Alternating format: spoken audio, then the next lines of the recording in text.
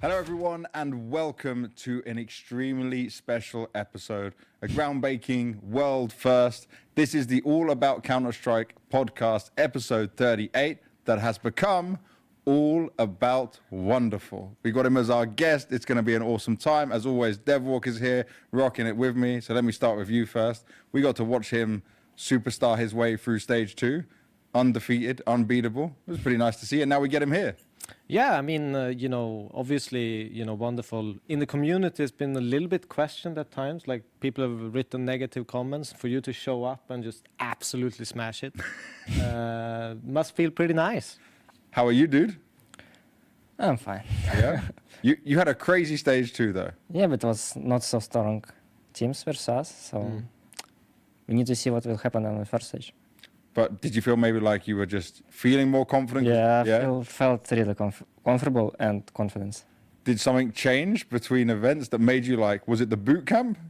I played the worst boot camp ever. Really? Yes. No! I was always playing good boot camps, but this boot camp was worst ever I played. I think so. Even in my life. It was really bad. Maybe this is the key to success. I don't know. Bad boot camp, great event. But I came here, I instantly feel comfortable and confidence. Like, I don't know. When coming on tournament, on major, it's some specific aura. Yeah. Yeah. Okay. And this I is 100% get that. Yeah, you get a different feeling, a different vibe at the major. Yeah, and imagine you're starting first game on the stage already Yeah. with fans. It's kind of crazy. So you haven't been a pro player for so long, but already you started very young. But I want to ask, when did you start Face It? How did you find Face It? How did you start this grind? Did you like grind to qualify for, what was it called? FPLC? No, Stuff like kind this, of. or? First of all, I was playing matchmaking. Yeah. I was 5th silver. First my rank was 5th silver. Yeah. Oh, wow. After I get this, I don't know how it called in English. Fuck. Under Supreme, how it called? The AK? Or the badge? The badge. Badge. The Yes. sheriff. Yes. I don't know what it's called, but Master Guardian? I think. it's just Master the Guardian? sheriff badge. Yeah, Yes. like the star, right? Yeah. Yeah. Yeah, Master Guardian. And I'm after sure. I started to play Face It because I thought, okay, I'm ready. Okay, before you hit global. Yeah. Did you ever hit global? It was unreal to global. Where like Global was massive cheating. people was literally, I think on 6th level Face It, people was playing lower than global. Global, like not even global, Supreme. First time I rank up my global when I was I was playing in tier 3 team. Tier 2 Okay. kinda. But it was the same, when we won the major 2013. Yeah. We went to play one matchmaking on Counter-Strike together, and we fucking lost. Yeah, it's You're like, how could I win a major? So, okay. It was like 2 weeks after we won the major. Oh. We played matchmaking, lost. Already washed. 16-14 Mirage, still remember it. it was crazy game, I guess. I like how you remember the game you lost after the major on match. I was like, okay, I guess. Guess I'm not good. Wow.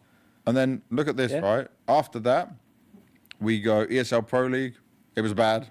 It was downfall. It was after. complete downfall. And then Dallas, I remember seeing them. I spoke to them for one interview and they were gone again and back home. That didn't work, right? But then after that, that's when things started to change again. And this is what was the most impressive. So you guys were being hit by the community, by the analysts, like fluke, not good team. It was just lucky. But then you went on this run. First place, second place spring final. Yeah. First place Esports World Cup. Second place Cologne. First place ESL Pro League. Second place full finals. First place Rio. That run, how do you explain it? It was like a joke of like second, first, final. Like this was wild. We could win more, but we get what we get. But I think with the game preparation, bootcamp, people are hungry to win. Mm-hmm. Because, when you're winning major, you understand you can win something. After the major, I think we were just tired of working, like, how much? It was 5 months from the start of the season till the major. Mm-hmm. We put every our energy on this major, we win it. And we need some time to rest because, for me, I remember it was really hard because I was 18 years old, I think, or 19. 19 years old now already, and it was so much pressure from a lot of sites everywhere, but we won major something, and I wanted to chill, just end up playing 24/7 this game. Just we played back 2 tournaments after we come back on the Blast. Kind of second place, we got smashed by Spirit in the final, but it was kind of hard to win this, I think. But do you also think like you get like almost emotionally exhausted by winning a major? Like there's so many people you talk to, like congratulating you, and you speaking to them, and It's just it's everything gets released at the same time when it happens in some weird way, right? So I wouldn't know. You two won majors. I didn't win a major, so I can't explain it. but for me it was just explosion of all emotions I ever felt at the same time. You know, I was sad, happy, like everything just came out in a weird way. And it's unexplainable feeling, but you get drained by it, like you do. How hard is it to go on that many runs of finals though? Deep run tournaments. You win one tournament, 2 days later you're playing another tournament. Like that's how some of your days were. It's, I don't know, it was good actually. Yeah. It was much easier for me. Kinda, I was tired last season. Of course. I was kind of tired, but I was happy. It was good atmosphere. We were enjoying, even if we took second place, we're going to next tournament, we're taking first place. Yeah. We are working a lot still. Kind of, it was a really good year. Kind of, it was my favorite, I think, year in my life. Of course, with that It's many like kind of, we won major, we won like other 3 tournaments. Good atmosphere. What do you need more? Then you end up joining Spirit. So before we get into the Spirit conversation, because this is where things get a lot bigger, who at this point in your career do you feel had maybe helped you the most become the player you were? Because you said you're very motivated, like in yourself, but like who was maybe most influential to you? Toxic. Yeah? He was, but he already went to Valorant at the time. He was just for 2 years helping me a lot. Does he play Valorant professionally now? No, he's back in CS when CS2 starts. Smart man. Smart man. When I was in Sprout, he come back. Do you still play some CS with him? Yeah, of course. Yeah, you just We play are some talking basic still, stuff. yeah. Good. All right. Can you explain to us and the viewers, right, like how good Blade is? Like, because we see structure, analytical, all this stuff, but like, how much has he helped you develop? How much does this Navi system revolve around all this stuff he's putting together and what he makes work? In CS, he's genius. Yeah. He analyzing, I don't know, like he knows what will happen, kind of. You know, like guy who see future, kind of. Yeah. It's like no one knows CS same good as him, because I think he's like really insane. So. Is that something that you know helps you? Obviously, you don't need to reveal like stuff, but it feels like for an AWPer, it's especially good to have a system where he can maybe tell, okay, we're gonna do this, and this guy will come in this area to push, and you get free frag, or is it more just understanding like how to hit them, force them to focus on different things? Like how do you view it? Do you feel like his system also gives you maybe free frags the way you are playing? Yeah, of course. If like we are discussing or reviewing some games, we see what I can like get some easy entries. Yeah. Of course, he will say. Who will not say? Like, it's but mostly like we just have structure what we are trying to improve our team play, add some new rounds, fix some old rounds, be in meta, kinda. That's what Andre is working. This is the perfect side. We gave you the best setup possible. You got that smiling, happy face on the Fucking screen. shit photo. I'm so ugly on this. Oh, nice. Oh, this one's good? It's Yeah, it's a trophy. Okay, keep this one up then, Mr. Producer. But yeah, wonderful. Thank you very much. I am happy to see that you're dealing with the tilt and everything. I'm proud of what you achieved so far.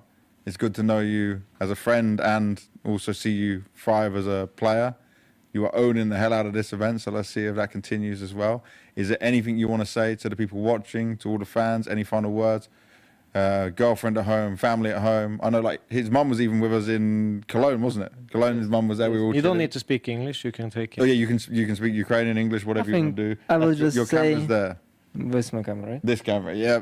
I just want to say thank you guys for supporting everyone who believes in me. That's all.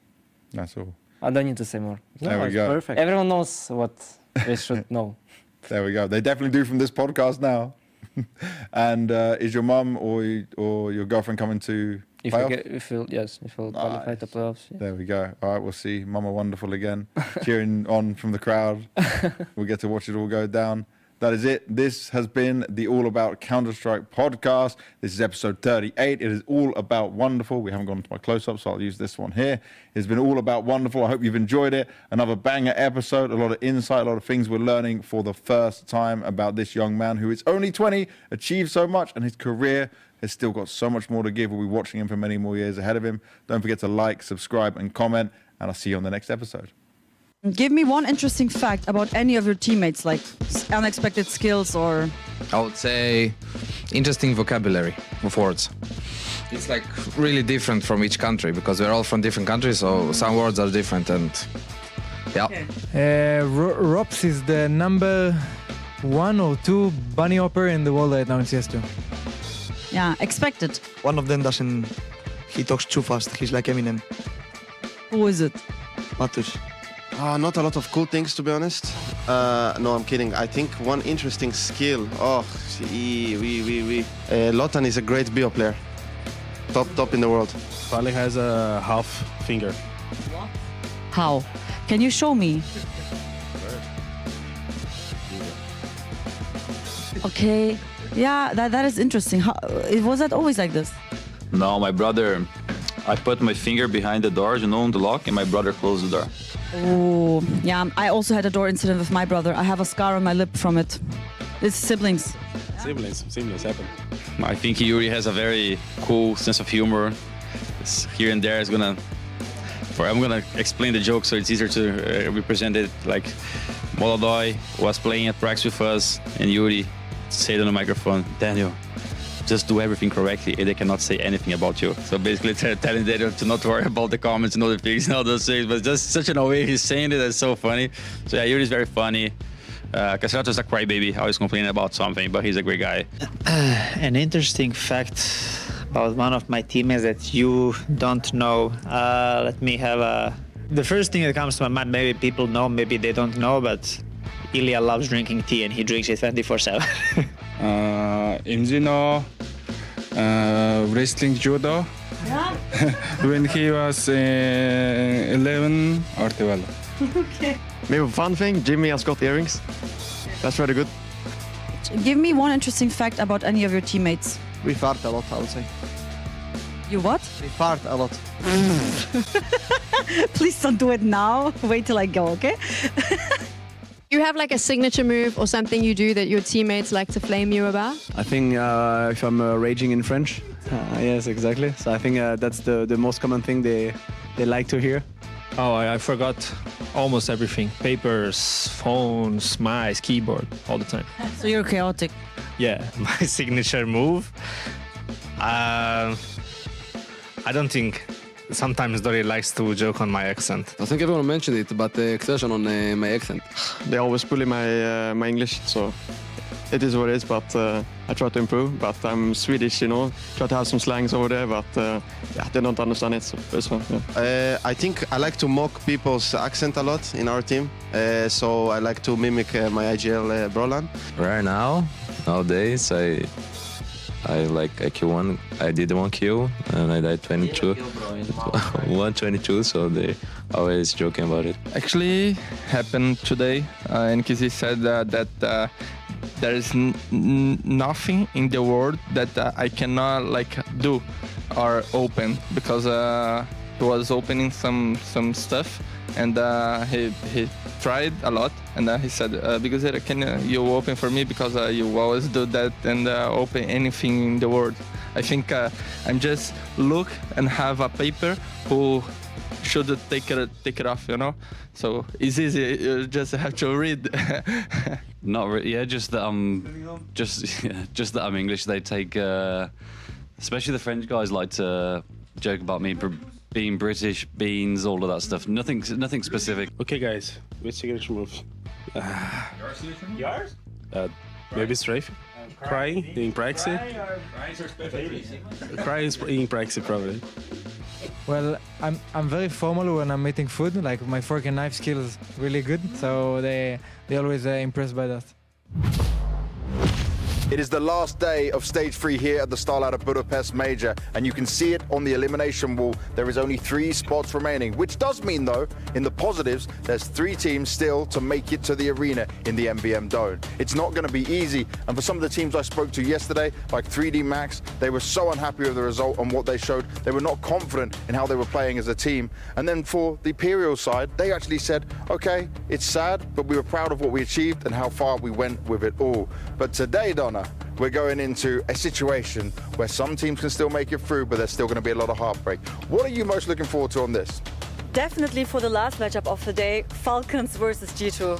For me, when I look at that, Hunter versus NiKo, we've got to talk a bit about maybe choking. Are you worried about that? Oh, I don't know what's going to happen. I think there's going to be so much pressure on both sides. But, you know, in the end, that's what TeSeS said, one Kovac will make it through. Okay, so there's still some positives in there. Yeah. And then after that, we'll be moving into FaZe taking on Passion. Now, FaZe are the favorites, right? But Passion have done well to get here. And I still worry that, like, FaZe at times might not be good enough. Are you a big fan for FaZe? Do you think they're going through? Obviously, they're the fan favorites. Everything can happen, but I think FaZe looked so locked in yesterday. There have been like some, I think Frozen and some of the others didn't feel so well, but they should be recovered by now. Okay. So I think it's going to be really hard for Passion. But first in today is going to be Bait against Na'Vi. What do you think about that? Well, I think it's a great matchup for Na'Vi to make it to the arena, but now they can't lose to themselves. It has to be handling the pressure, has to be now being able to keep that mentality strong, which we've seen an improvement for this game. It's obviously my favorite, and I'm siding with Na'Vi, but we'll have to see how it goes. That is it. That's the games coming your way. You won't want to miss any of the action. We're ready to rock and roll with the final day.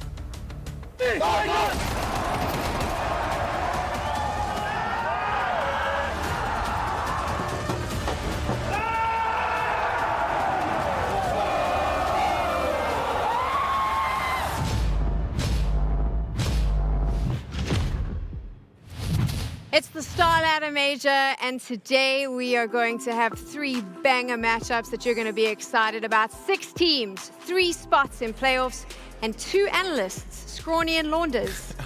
That did not roll off the tongue the way I thought it was going to do. A little bit of a role change here. Yeah. Scrawny, what do you think about your new desk? I like the, you know, I'm always standing when I cast usually, so it's nice to be here. I feel like we're slotting in pretty quickly. I just want to get the games going, to be honest with you. This is the last day, Sam. 2-2 matches.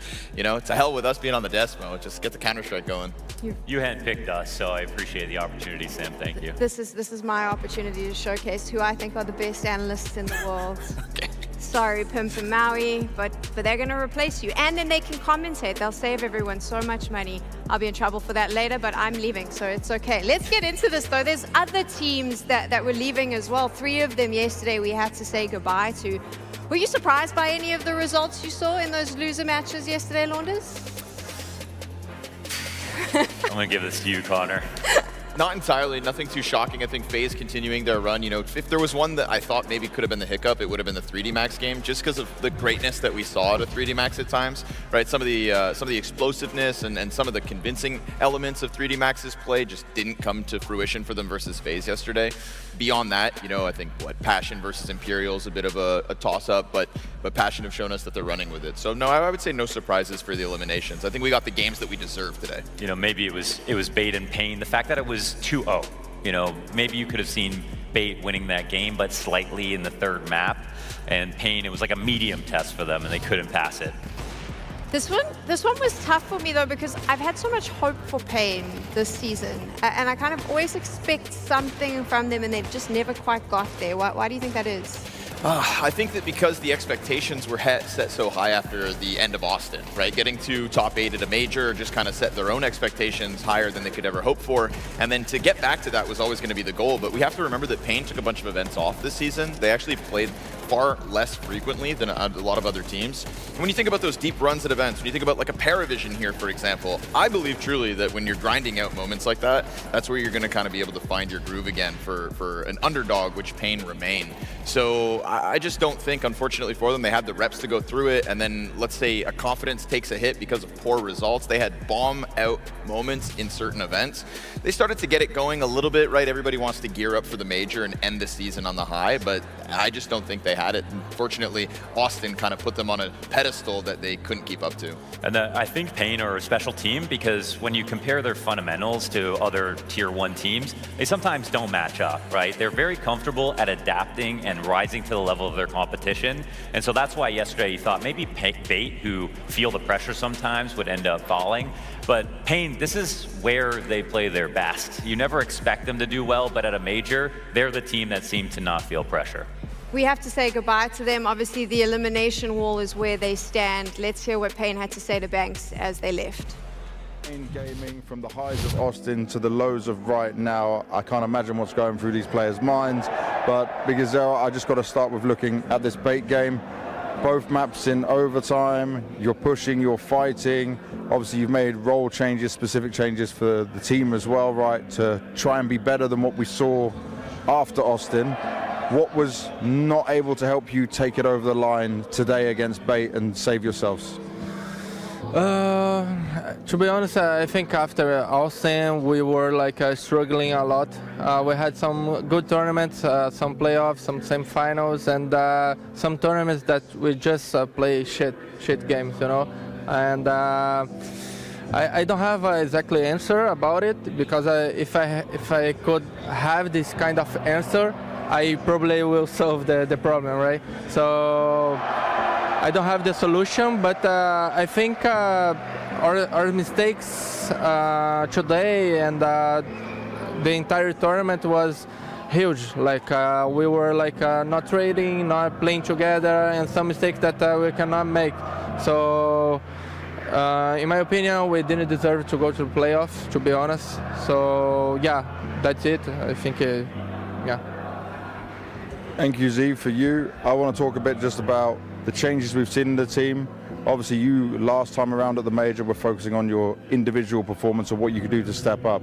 We're seeing that still at least play good. You were carrying on forward, but there's also a lot of role change, ideas changing in the team.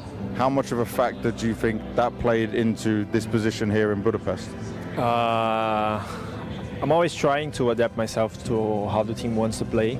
But as ZywOo said, I think we are struggling right now with being on the same page, having the same ideas inside the server and putting all together. So it's hard for everyone to perform when the team is not thinking well together and not doing stuff well together. So it's a tough process, but we have to go through it, and we didn't deserve it at all. When you look at the whole year, as what you were able to achieve at Austin, then how it slowed down a bit here, is there still moments you can take away as positive and things to be proud of that you can take into 2026? Yes, of course. I think this year we achieved stuff that we never achieved before in the last year. And of course, we have to be proud, but at the same time, I think we spent the whole year committing the same mistakes, the 12 months of the year committing the same mistakes. So we have to try to fix that for 2026. But overall, not a perfect year, but a year that's shown us that we have the potential to be at the top. And lastly, Bigger, I want to say one thing for you looking at 2026, kind of finishing off what he was saying there from NQZ.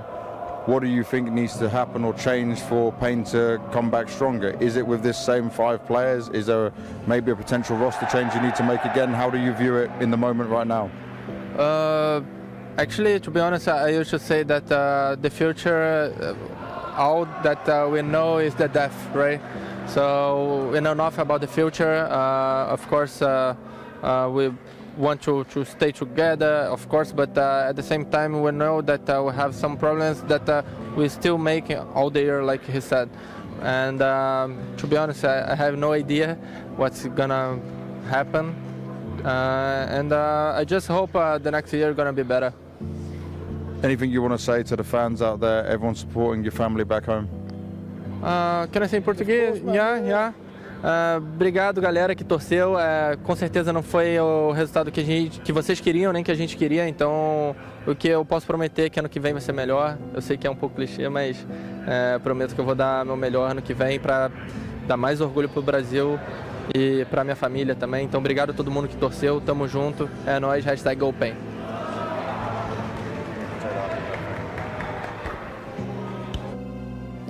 So we say goodbye to Pain. They weren't the only Brazilian team we were saying goodbye to. Obviously, Imperial yesterday as well finished their run. And is it fair to say, personally for me, I was pleasantly surprised by how far Imperial got. I'm sure they didn't feel that way. Everyone wants to get to playoffs, but I thought they batted way above their average. I always bring this up, that Imperial were one of the driving forces back at the Copenhagen major that allowed for more Brazilian teams to get into the majors themselves. They earned spots for South America, and in doing so, you know, I think they kind of earned themselves this runway continuously. Look at them do it again, right? We can write them off, we can look at their opponents and say they had an easier run, but Imperial put up fights when you don't expect it, and in doing so again, they're securing something for their region. So while, you know, we can sit back and still be timid with them, I think that within Brazil, Imperial are still favorites. You know, like they put them on a pedestal because they earn those slots for everybody else. They won a lot of best of threes. They didn't get to pick their opponents, so you can criticize the quality of their run. I think their average rank of the teams they beat was like 37 or something. It was quite high compared to other rosters, but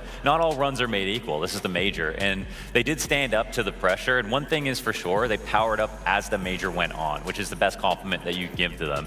I think if we saw them get eliminated in stage 1, we would have thought they were, totally fraudulent to be at this major. But by the end, we were wondering what's the best team that they could beat. They even took that best of 1 over Mongols, which after yesterday feels like, how did anyone beat Mongols? Right.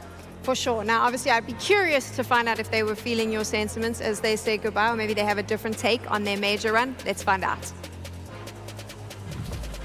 Imperial started their journey here in Budapest, 34th in the VRS rankings, and they grinded their way confidently all the way to stage 3. But the journey does end here as they lose out to Passion UA. And Vinny, I want to just talk about your initial thoughts after this loss, because you were going on this like almost Cinderella run and proving everyone wrong compared to what we had seen from you all year.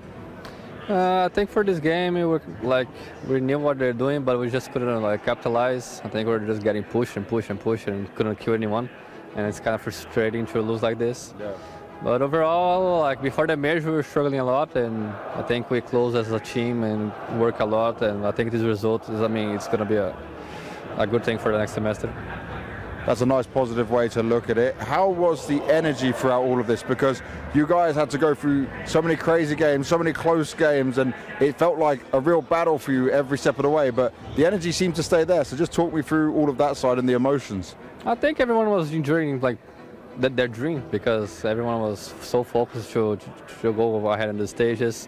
I think we kind of lost a little bit of energy playing like the big dogs like Falcons and the other teams for now. But I think we had a good chance. We played some great games. I think one was gonna hurt, like Navi, but they lost some equals, stuff like that. But overall, I think it was a good major.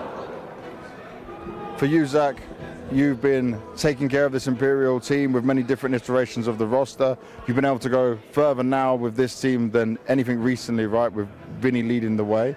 What has this journey been like for you and from your perspective for the growth and development of the team? I think it was very important. When we got here, at least when we got to the boot camp, we had zero confidence, and we worked our ass off to get where we got. Unfortunately, this was a match that we could win, different from the match against Falcons and Fury that we had no chance.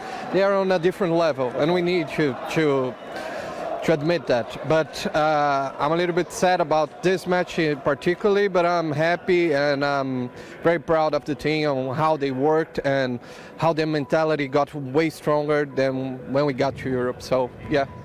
How much of a positive do you think this whole experience will be for them going into 2026? I think the break scares me a little bit. People are going to be in the beach, drinking beer. They cannot forget how much effort and how much hours they put to get to this level, and they need to keep grinding because they're still young and they can get to another level. We need to. And lastly, any words for all the fans out there? You can say it in Portuguese if you want as well. With which camera? Go for this guy here. This guy here? Yes, sir. Guys, muito obrigado para quem torceu pra gente, para quem nos apoiou do começo ao fim. From start to beginning, everyone, every fan that supported us, send messages, positive messages. Thank you very much. StarLadder, never do this again, okay? This sucks, but thank you.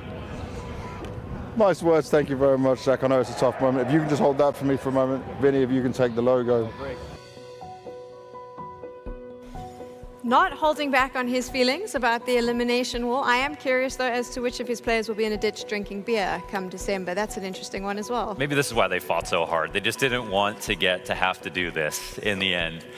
You know, one thing I'll say about this run, in all seriousness, starting in stage 1 is beneficial for a lot of the underdog teams. They got better. This is the best practice they've got all year. But surviving from stage 1 to playoffs is a whole different beast. Like we've heard from Jimpphat at Rio, just talking about how many games he had to prep for day in and day out, and playing them all the way to the 2-2 games as well. It's just extremely tiring. It's so much work, and for Imperial to get this far is pretty impressive. A lot of teams fell sooner because they couldn't keep up, even on the stamina front. On the other side, obviously, like you heard there from Imperial, they were happy with their run. I think 3D Max, the final team we say goodbye to, bitterly disappointed, I'm sure, with their run. So let's find out if they share those sentiments.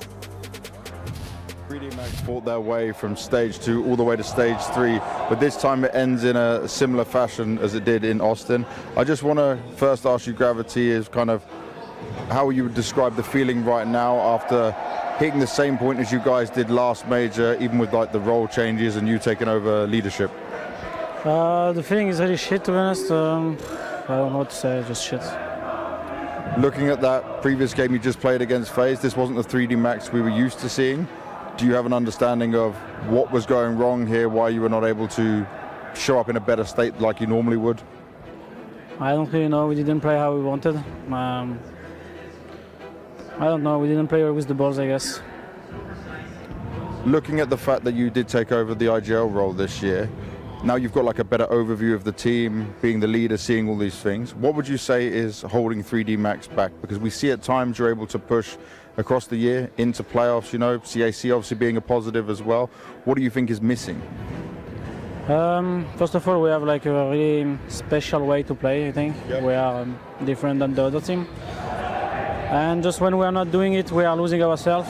And we didn't give us a chance to win, to be honest, today. So that's pretty sad. They play well on Inferno, but we didn't give us a chance to win. When you say like it's not giving you a chance to play you really wanted, people not following it, what exactly is that? Is that where you're just not on the same page? Yeah, we were not on the same page. We were not playing aggressive how we wanted. We didn't play with information. We just played like pussy, to be honest. Okay, let's try come away from the major. Let's look at the year overall for 3D Max. There was moments where we were saying you guys were always confident to try and make it to playoffs, right? We're seeing some deeper runs at, say, the PGLs, the Fissures, the second place at CAC. What can you learn? What can you take away from this whole year and maybe some positives and looking at it and saying what you can take into 2026? There is many positive things, to be honest. We're still finding ourselves how we want to play exactly. As we see today, we didn't, so we need to fix that for the next year. But yeah, there is many things positive, but at the end the season is not that great. We finish too far with low various points, let's say, and yeah, so it's not a good season for us. Lastly, anything you want to say to all the fans, the French fans? I know you guys are proudly flying the flag for your country. Thank you for the fan. We will bounce back next year, I promise you. We will give even more what we give this year. And for the next major, I promise you that we will go to the playoff.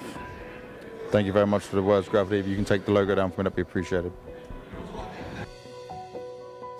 It's a big promise to make, commitment to the fans that you will make the playoffs next time.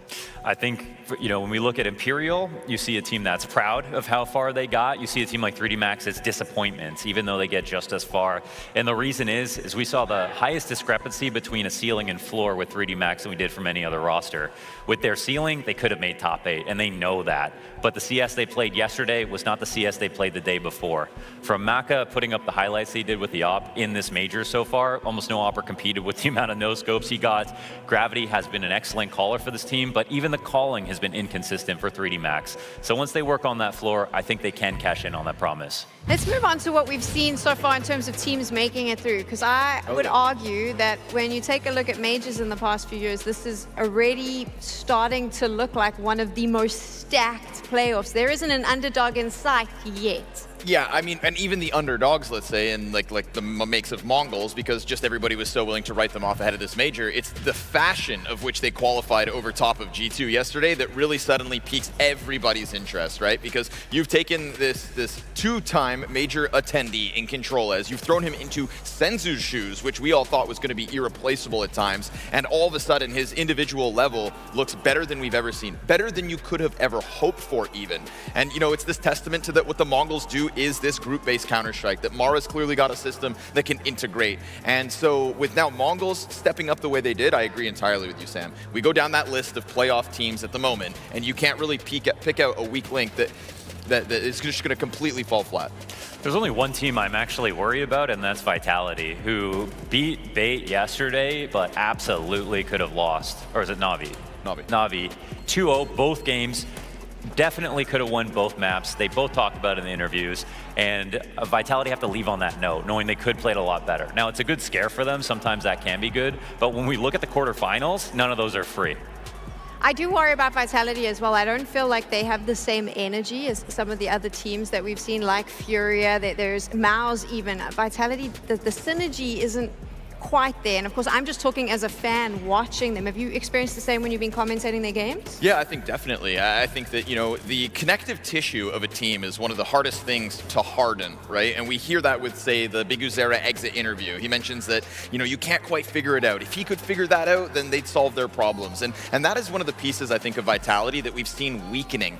You know, there's been moments in the past events running up to this major where Apex has been making calls and it just feels like the team can't keep up to him. And we know that Apex is a ball of energy, and we know that he can make the brilliant calls when you need to. He's got that pedigree proven in the past. But when that starts to weaken, I think that's exactly where competitors are starting to slip in between the cracks of Vitality. There's 3 more spots remaining, and if we take a look at the schedule now, I mean, the names in this mix, gents, I mean, obviously the G2 Falcons game, without a doubt, everyone's going to be tuning into that because there is the NiKo haters that are hoping for him to fall down, but obviously there's also the Manasi NiKo fans that are hoping that they'll make playoffs. That, to me, both of those teams should be in playoffs, so I'm interested to see how that one plays out. And then, of course, you got flameZ still in the mix. How the hell does Kerrigan do it? He's made a career on it, right? He's made a career on it. And we talk about fatigue and we talk about teams running out of gas going from stage 1 to the end of the major. flameZ are a team that are almost fueled by that in contrast. And they knew from the get-go. You know, we could talk about Imperial coming up short and being happy with that. flameZ have always believed that when they stepped foot here into Budapest alongside all those other teams, that this was the run, this was where they had to get to. They had to peak at the right moment. They were always going to have to be this, you know, enduring marathon of a run. And so I don't think they're about to gas out. I think flameZ know that they are right on course to achieve their goals of getting top 8 at another CS2 major. Obviously, the first game of the day, Na'Vi up against Bait. Are you surprised where Bait is? Because I'm just gonna say it. I don't think many of us thought that they would be here playing for a spot in playoffs when this major started. Na'Vi are a really tough opponent for them to get in this game because they've already lost to them 2-0. But when you look at the teams that Bait have played against, they have really gotten way better practice than, say, Imperial. You know, we're talking about an average team beat, 37 for Imperial, 27 for Bait, and that's including the Huns, who are 65, really kind of inflating that. So I feel like they've actually shown their best CS versus a lot of great teams. This is by far their hardest opponent to pick, and the only thing that can maybe change that is the veto. What do you think of this Bait lineup? What I think is this is a team that has always been on the tip of our tongue, but a team that was notorious for heartbreak. It's a team that, you know, was crushed in their chances to qualify for majors of the past. We would always watch them back when RMRs were a thing, get to that last step and fail. But now they've got 2 consecutive majors, and within those 2 majors, we're seeing them progress. To just find them on a 2-2 game again, there's parts of me that thinks about the scar tissue that has been what formed Bait's momentum, but this could be that moment they break through. So we have an opportunity now to hear from Bait and find out how they're feeling coming into this. Hi Alex, I've interviewed you so many times on the B stream. How are you feeling today? We will see. Okay. Alex, you guys have been here since stage 1. And it is incredible the path you have taken and how far you went. And you're 1 win away from making it to the playoffs and to the big arena. Can you please tell me honestly, what were your initial expectations before heading into the major compared to the results you have shown so far?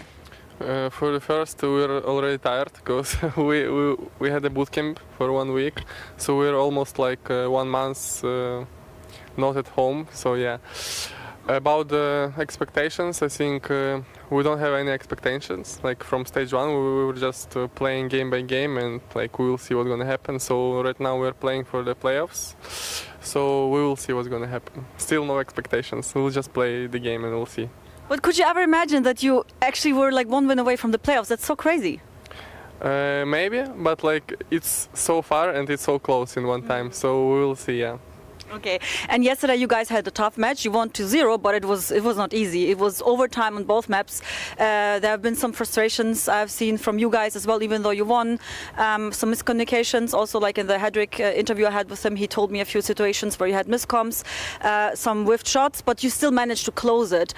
Did you have enough time to like fix the mistakes? I think yeah, we just need to be more like strong. Need to have. To be mentally like strong, so yeah, okay. And also maybe there is no coach, so maybe it affected us a bit. Okay. So yeah, we will see what we're gonna be today. Okay, how are you gonna handle it today against Navi? Because that's also another caliber compared to Pay, no? Yeah, stronger team. We already lost to them in stage 2, so we fixed our mistakes, maybe. so yeah, so we're just confident, and yeah, we'll see like what's gonna happen. Okay, Alex, thank you so much for the insights. I wish you best of luck, and I hope you're proud of yourself. Thank you. Thank you. I like that. Bate says they fixed their mistakes, maybe, but they are going up against Navi, a team that looks really good right now. I think that they've had difficult opposition in their run, but they look very strong, wonderful popping off.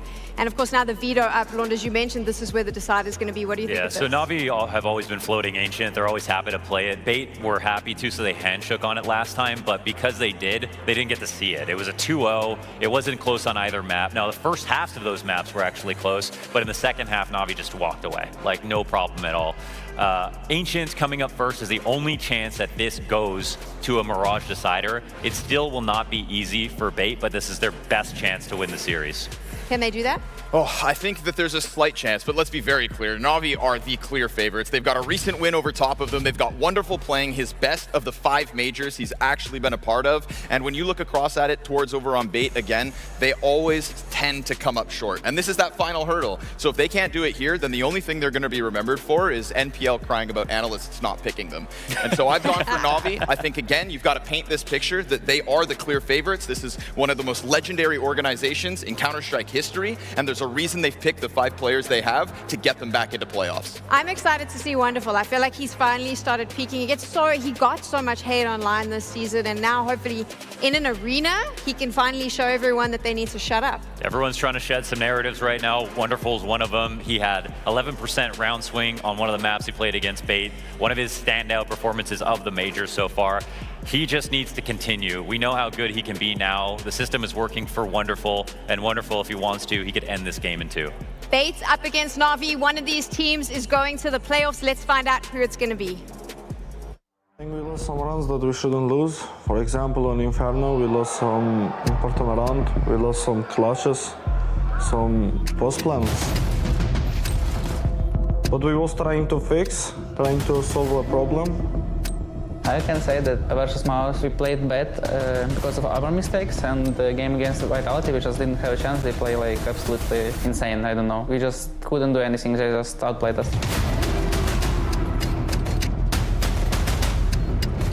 Obviously we played without coach, and it was hard a bit to call timeouts.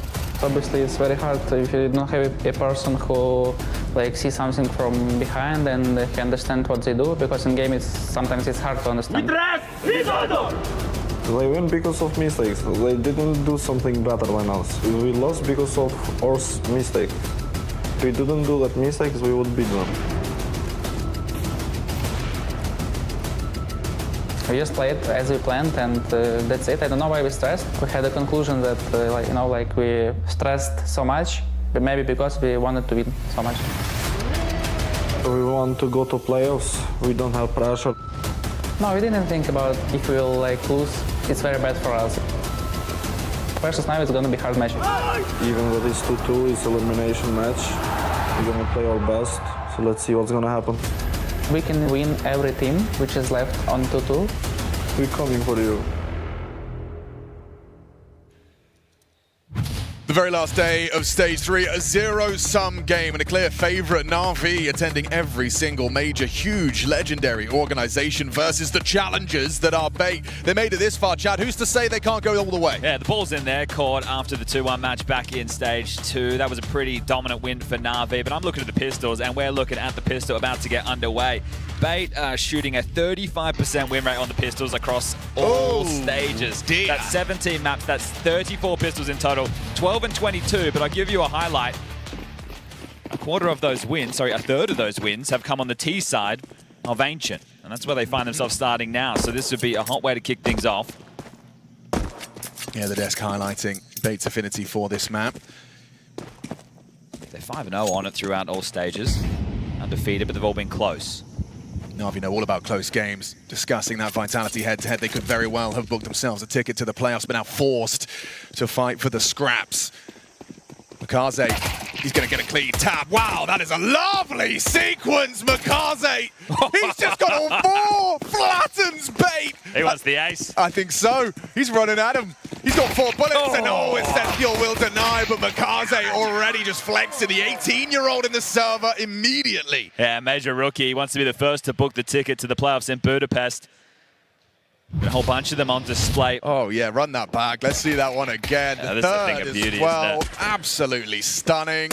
You're in a bit of trouble if this kid's starting hot. And continuing the pistol woes there for Bait. When they took on Na'Vi the other day, they didn't win a pistol over either of the 2 maps, so Na'Vi looking to keep that stat line in their favor. And the type of Counter-Strike that Na'Vi played yesterday, you could say they deserve to be in the playoffs, but this is the major, you've got to earn it. We've got a slow eco roll out of Bait right now. They will just be taking the light one, get the guns out into the next, and give us all an opportunity to talk through some of the CT side setups we can expect. Lexi B will be your caveman. Bit is going to be the B-long anchor. You're going to have a combination of Mikazi, Wonderful, and Emma playing over towards mid, depending on the setups called. And this is a map that Na'Vi like to play, but we've only seen them play it once so far throughout their major campaign against Paravision. So I think wherever this went in the veto, they were going to be feeling quite comfortable. And to get Train up next, so see if they can wipe away the loss from Vitality yesterday. Oh, it was supposed to be theirs, stolen by Tech9s in that final round. Yeah, a couple of moments that I'm sure that kept them up late last night in review. But Blade will have them focused today, whereas for poor Bates, Madden not behind them. I believe Visa expired, so no coach to assist. It is going to have to be these young men. Doing it on their own. I mean, we'll see how they fare, and we'll see if Wonderful can stop this bomb from being planted. Looks like he's done enough. Can tuck in, has support. The dual Beretta's not going to connect as Mikaze just finding himself another couple of frags. All good in the Na'Vi hood. All right, well, I want to pull attention to a couple of the key pieces of this Bait roster. You've got MPL, who once upon a time donned the Na'Vi jersey, playing back in Paris 2023. Was in a 2-2 game. They lost to FaZe. They didn't progress to the playoff. He's looking to do so now against his old organization. Yeah, 6 months in the Na'Vi jersey, thrown on the bench, and then just locking into Bait. Hops straight over to Bait. Over 2 years, well over 2 years. He's been representing this organization. That things have got better and better as time has gone on. It's been a grind to get this far. Could be some poetic irony in him picking it up against Na'Vi. Yeah, Kenzie's the other name. He's great in the aggressive moves, so he'll be going toe-to-toe with the likes of Mikaze in middle. But this one's a slow one. Started as a general default, no mid-space taken. MPL was trying to probe into B and see if he could catch any, but Bit is very passive. Alexi's just blocked out to Cave for the interim, so it looks like they are just going to gear up for a B plate. Late piece of head trick over towards main keeps the options open. Next link to the Cave, take the space. Nades for the finish, it's really just smokes. There's no flashes, no mollies. I tell a lie, one flash, so very, very light on in this first rifle round. Block now, you can't be throwing your smokes in just yet. 45 not too much seconds. movement from the CT side. Wonderful's not asking too many questions. Imma's even starting to dip back towards the A site as the lurk smoke's thrown by Head Trick. Yeah, Here comes their util wave. Alexi re-blocking the ramp. Does that mean they're going to have to run through the smoke into the loving embrace? Bits tucked in cubby. Alexi as well, trifling with trouble. This is kyxsan from the cave side. Alex opens up, keeping it level. kyxsan's opened up the site, access for the plant. kyxsan to do so. Retake now. Bomb has been planted. Uncomfortable for Na'Vi, no kits. Could be a good incendiary. Clears out the pillar, no one's home. Double cave setup. Looking good, looking promising. Not if kyxsan has empty hands, and a second for mykaze. That's just crumbled. You get into the site, you get that bomb down, but Na'Vi, a real nonchalant retake. Yeah, and that shows you the comms are flowing quite nicely there. Everybody peeking in off each other, not looking too stressed. You highlighted the fact there was no kit, so a 10-second defuse having to come through, and that's comfortable for the third. Looks a little bit dicey.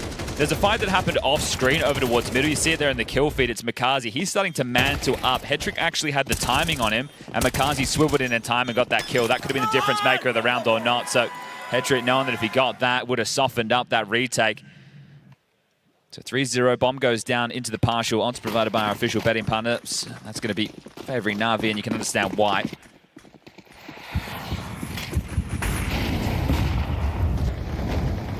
Going to line up for another B execute again.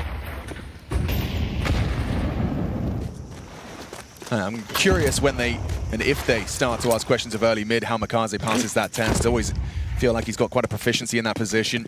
Going to be quick up the ramp. How does Bit react to this util? mykaze and Alexi have already done the damage necessary, and Bait won't get any steps in the right direction whatsoever. Some sloppy details there. The bomb was left in spawn. kyxsan had to go back. It's going to change the timing of when they can pounce. Right? You're hoping that the mid player mykaze isn't able to sweep up confidently to start clearing, and he was given that room. So looks like we do have a little bit of a tech here. Admin will be helping out in-game leader. Alex666 who's taken that over this year. But not the start you're looking for on your map choice, is it? And would you echo the sentiments of the desk, what with Ancient being this first map, Train being the second, that if Bait were to start the conversation of seeing Mirage, seeing that third map, they'd have to win here? Yeah, I don't see them winning on Train, right? Last time round, they started CT side and they got started late. This is going to happen when your pistol stats are so poor. Yes. Right? You're getting into the game after the first or second gun round, and by that point they've already built up a massive bunch of rounds. So that needed to shift as the first point of conversation. Hasn't done so far in Ancient, doesn't mean it can't. I think Bait have had a great tournament. They've shot at the VRS. I believe they started at 18th. They're now in the top 10 at number 10. So the tournament they've had with the best of one wins over Huns, Paravision, Liquid, Fnatic, and Falcons in the BO1s. And the BO3s, they beat Legacy, 3D Max, and Pain. None of those teams are slouches. Yeah, solid list. Yeah, but now you're in the tank with Sharks. And they're very hungry. And you also think about this, these kids, as mentioned, 21 years of age, Na'Vi would have been an org they looked up to, and we know last time round when they faced, they were fearful of Bit. Yes. And he hasn't necessarily been in the best form yesterday. He had a tough go in the office, but Wonderful was in great form. mykaze started this off strong. Imma's been looking good. Bit can be an absolute monster in the aim department, right? You go name for name. It is going to be tough for Bait, but you love to see the underdog give it a good go. Worst case, they get blown out, and that is really the way that you would hate things to go down. You've been here for 2 weeks. Oh, that's not what you want to be seeing immediately. I mean, we are, what, 4 rounds in? I will say, we don't have tone, and text is the worst way of conveying, right? If you're trying to lighten the mood, you're a little bit trolly. We don't know the tone within the team. He could just be throwing that away in quite a flippant fashion. Sure, absolutely. But we also saw MPL in the interview when they went down last time. I was like, no, we're going to get smashed, right? But so then they did. Well, that was against Vitality, I think it was, So, well, hopefully that's not the mindset here today. We'd love to get a game in a 2-2 matchup with playoffs on the line. Back underway. Okay. Pathing for early lane control. MPL and Essential. They're fighting for mid on a second timing. Okay, yeah, MPL's going to have a lot of trouble if mykaze goes down, though. How's he got away with that? Finally burst down! Not a flurry of frags in favor of Na'Vi. Essential pulls something back from the heaven. And now trying to maneuver forward into cave. It's held by Wonderful. There we go. Okay, clotheslined him. Just lackadaisical walking into the crosshair of Essential for a second. It's caught back, and hello, Essential! With 3 important kills, Imme could have the cross of this bomb, though. Gets uncomfortable for Hedrick. I think he's aware, he's cautious. There's the team play! Bait on the board, and it's the boy that was doubting, saying they're too strong, not too strong for him. See, I like my framing, him being flippant, because he comes out and he smashes him in the face there. Nice little scuffle over towards middle, and then they're able to convert with a number disadvantage. Some great shooting. Easy. Every player on this bait roster has had a moment throughout their campaign. That's going to happen when you played 17 maps and counting across 3 stages, and you've continued as these grinders to pick up speed. So Na'Vi are going to feel like they should have had that one in the bag, but they can get back with another buy. Damn. It's like a similar approach again. Yeah, 3 smokes invested. Donut, Red, and that lane cave smoke. mykaze thinking he's got a lot of action coming his way. NPL again jumping through. Alexi wants to bite. He wasn't ready for that one. Full charge from the Finn. He's pushing through the smoke. Ice catches flat, catches the flash. mykaze finds him comfortable. Oh, and he's perfect. So efficient. Yeah, mykaze's working up on the right side of the bed. 13-2 right now. I think the tell from bait that they want the mid control is the donut smoke, right? They throw the donut smoke, they go for the pool molly over there into the cubby, and that's telling, hey, they want to contend for this control. Loving that from Alexi as well. Like, that's what every cave player wants to do. Obviously, not always facilitated, but he just guns it. I think if he's looking at the radar, he sees mykaze's the only man forward. The others are playing behind the smokes, Red and Donut. He's like, I need to help out my boy. So he draws the attention of MPL, gets that opening incision, and then at that point, they're all just channeled through mid. So great start right now. Well, especially considering that was the first round on the board for bait. They start, trying to build momentum, trying to build some confidence, trying to build consecutive rounds. Something so quick. He's here in spirit. Yeah. I mean, the timeouts will be a bit quiet. Yeah, it does still give them time to get composed. It is just tough to not have that external perspective. 100%. And to have the authority figure to keep the individuals in check if they are getting a little bit lippy. Well, especially when you consider, the inexperience at this stage in competition against this kind of opposition. Those odds blowing even further out here as... All right, we're going to test the A site. No one's starting that way. Oh, well, MPL, last time we covered this off, he busted in the site, got 4 massive kills. I think that was against 3D Max. So let's see if he can do it again. It is a retake setup right now from Na'Vi. And Na'Vi are the ones who brought into vogue just this constant jarring retake where you're coming through Donut Smoke, coming through CT Smoke, leaking out of Temple, not giving them a chance to get set up. mykaze is here again, and he has been a monster so far. Well timed on the block smoke, but they can leer into that and pop through it. Yeah, this is the luxury of having full lane control. You know what's coming. mykaze does get caught by their flashes, but pathing into Wonderful Zorb Temple side. Ready for NPL. Double swing, and Wonderful somehow gets away with another 3 kills. Stunning work. Swaps out to the pistol for that third. And Essential, his pistol gets nothing done. Oh, jumping Tech 9. Excuse me, that was a Mac 10. kyxsan picks up the AWP and tries to make a case for another bait round. Cheeky reposition from mykaze. Last seen Donut, now joining up towards CT with Bit. Bomb retrieved in 40 seconds. Oh, looking the wrong way is Bit. That's a great start to kyxsan's clutch. May as well give it a good go. Why not? Oh, the crouch walk. Him is there in time. Yeah, kept them guessing, kept the pressure on. So that was just a partial. Guns will come out now. They tried their luck at the A plate.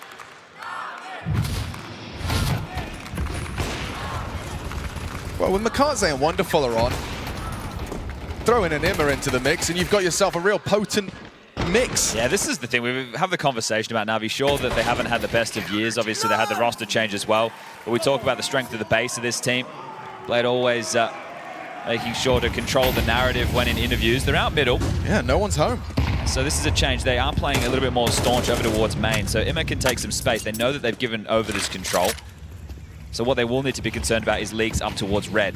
mykaze totals up towards B. He can monitor that from lane. Spam through. Chip damage done. Just harassment from Alexi as they are now starting to slink like a snake.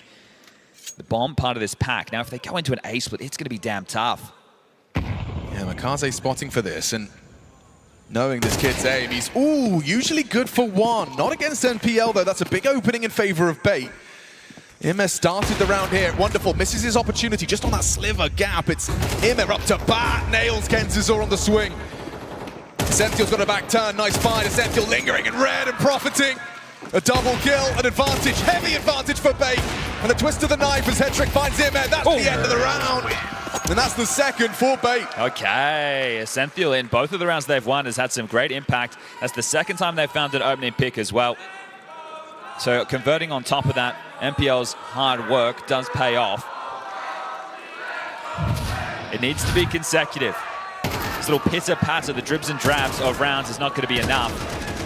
Clean. Yeah, we know these kids can shoot. Timeout taken by Blade. So wanting to get in before the finances are broken. Running out of cash quickly are Na'Vi. They know that if they lose this, it will have to be an eco. And Blade wants to get on the mic to avoid that. That was the first time we didn't see them go for the similar mid-play. Ramikaze not out towards that pocket, the support network not there. They gave over the mid-control and they were punished for it. So let's see how they adjust. I think you hear from these guys, oh, no pressure. It really depends on how you define the word, but there's still going to be stress. And the stress is the thing that could really come back to bite you. That's where you're going to deplete extra energy and energy leak. Sketchy comms is, okay, we got another tech right here, so excuse us as we get this one sorted. But yeah, the contrast between the two different sides of the stage is, it's apparent. He spoke about the fact that they've, Na'Vi as an organization has been at every single major, dating all the way back to Jimpphat Jönköping 2013. Well, how about this? If they win today, they will have an 80% major playoff success rate. Whoa! That'll be 18 out of 23 majors they've made the playoffs. I mean, it's already a good stat, Yeah. but that just makes it a good stat better. I mean, but that is the expectation, right? I mean, sure, maybe no one saw the Copenhagen trophy lift coming, but the playoffs for Na'Vi, it feels like, you know, it's kind of like, what would it be? Peanut butter and jelly. Yeah, the sun coming up in the morning. Yes. I think that the expectation is when you're a part of one of these organizations, right, a Na'Vi, a Vitality, a FaZe, right, the list can go on, a Spirit in the modern game, you need to be making playoffs, right? There's a level of expectation of results, and that's coming externally and internally, right? You're part of one of these prestige organizations, and that's why it's such a shame to see a Fnatic, an NIP, and Astralis with fall-offs. From once upon a time, legendary orgs within the early days of CSGO. Astralis, greatest Counter-Strike team of all time, and now they're just struggling to even get to the majors. So it's great that a legacy org like Na'Vi can keep it up. And towards the tail end of 1.6 there, they were an absolute beast, right? That's with the Zeuses, the Edwards, the Senyas, the Markelovs, the Starixes, right? Looks like we aren't ready to go as Alexei Al-Gaib there is staring blankly ahead.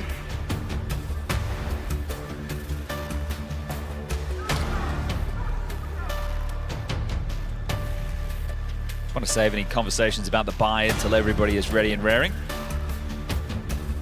Still smiles on the faces. A couple of these, we know they can't communicate during the technical timeout. Nothing can be said, nothing can be typed, no hand signals. Maybe some scissors, paper, rock. Maybe, yeah, maybe just a little bit of rock, paper, scissors. Yeah, that's fine. Some electrolytes are also okay.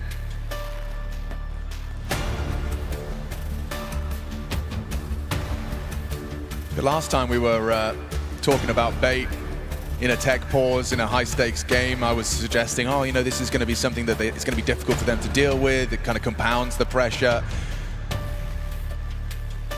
And they thrived. They turned it around after, what was it, like a 20-minute tech pause. I suspect it won't be as long here, but we're still waiting for that fifth man in the server for bait.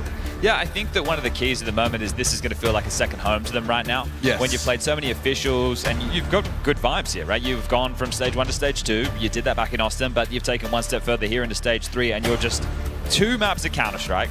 That's it. Away from the play. And how did Alex put it? So close, yet so far. Yeah, and that's how it's going to feel throughout this series.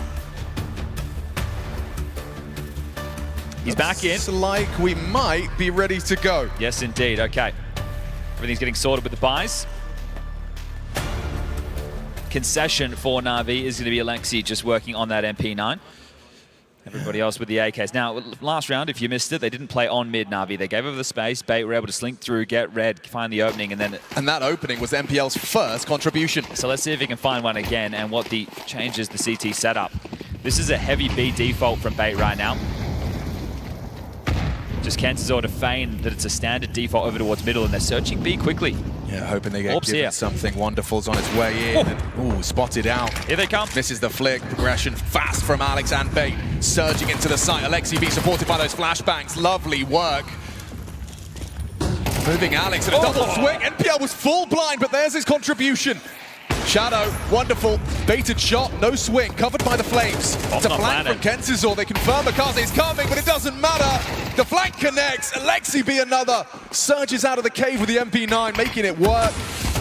And kyxsan brought down through that smoke. Well reacted to by Na'Vi. Yeah, that was tough, right? Because they wanted to take the space right there, but it meant the bomb didn't go down, so the clock never started ticking against Na'Vi, and they were just able to win out some of those key jewels. So they respond immediately. Consecutive rounds still evade bait. And aleksib gets good output. Yeah, you're bang on, right? He threw that himself. Just making sure that this is really tough on the way back in. aleksib gets himself an upgrade, and 7-2 now off the back of the tech and the tack. More standard default approach right now from bait. Alex has gone over towards A main early to throw some util. That's going to keep the comms flowing. Wonderful, feeling a little bit of pressure, but it's all a ruse. He dumps his util set. Emma and makaze rotate over. 3 smokes invested into this, so he's going to pull bodies. Yeah, but you need to be able to capitalize on the timing of the lengthy rotation right now, and they're blocked over towards B. Cave, oof. Yeah, okay, we've seen a couple of those sky balls. Suboptimal. aleksib wants the info. makaze and Emma starting to path through middle, so that means Bit has to play retake B. Smokes are fading now. Been impressed by aleksib's cave play. He concedes that first stage of cave. Emma's rotating over, so there'll be 3 strong on the B side. aleksib gets the info. A couple of bullets. Just narrowly missing out on his backpack. Ready for that fight. Bit to swing off. Emma's there on short side. aleksib. Oh, wow. How does he get his aim stabilized? That's the Bit swing. 2 down. And PL will pull him out, but he's not ready for a third. It's Emma that's overlooked and pulls it into an advantage for Na'Vi. Bomb in cave. Wonderful catches Alex going walkabout mid. An 8 for this CT side of Na'Vi. Bait, this is supposed to be a comfortable territory for you, and 2 rounds on T side is insufficient. Yeah, look, you say that. In all of their ancient games so far, sure, they're 5-0 throughout their major campaign, but every single one of those games was close. They had a 13-9, a 13-10, 2 13-11s, and an overtime win. Right. So none of them were easy. They were all labored wins. Now, I understand why they didn't want to go back into Mirage. That one didn't go too well, whereas they're hoping, let's change it up in the video. We may as well take a swing at the big brother of the region. Now, going to get into another partial. Don't you worry about that loss bonus. It is flowing. Probably the only positive note right now. In the 2 rounds, we have to take a nod of the hat, even, to Essential, who had some big impact within the ones they've converted. Who's going to step up and try and make it a third? Wonderful spin on one. It's great to see. This is direct. This is just a B-go. Could just be a rush right now. Yeah, okay. Only starting 2 strong on B. aleksib and his partner in crime, Bit. I know it's a rush now. They've already heard it. Wonderful's going to be kept at bay by the flames. A little cave pincer maneuver. aleksib. Gotta get it down. Gonna get caught if he doesn't tuck in. They're running at him. It's a Tech 9, hard to track. Big find from Essential. Bit around that short smoke, might have to concede the space. He's backing away, and Bait have managed to get that site. 4 players are so low, though. Half HP or less. Yeah, it's uncomfortable. kyxsan's trying to maintain that cave control. Here's the scope of Wonderful. He needs this kill. Finding it's clean. Looking good for number 3. makaze catches the late arrival of Alex. Reveals lane is under his control. It looks like they want to fight him from both sides. His back turn. Big find from kyxsan. That's 2 out of that Mac 10. Now scoops up Wonderful's AWP. And him a bit of a conversation. They should be saving right now if they want to do this by the book. Money's not there. They won't get a chance. Oh yeah, he's locked the door on him here. kyxsan makes it clear. You are trapped. There is no getting out of this one. You have to fight your way out. Nearly Bits going down to the wall bang. That's a big kyxsan round. He starts off with just a Mac 10, ends it 3 kills deep and an AWP. Good bit of fight, good bit of grit right there. And I love the fact they isolate the lane player once they know they have the man advantage. Worst case, they just sit back and wait for the fights to come their way. And because they're low, they just get picked apart one at a time. Interesting execute from Bait. They throw the deep cave smoke, which makes you think it's just a B-rat rush, but that subverts the expectation. They're able to find aleksib in cave. The B-bomb site becomes extremely weak. And now the money broken for Na'Vi. Final round, first half. 4 they could work with.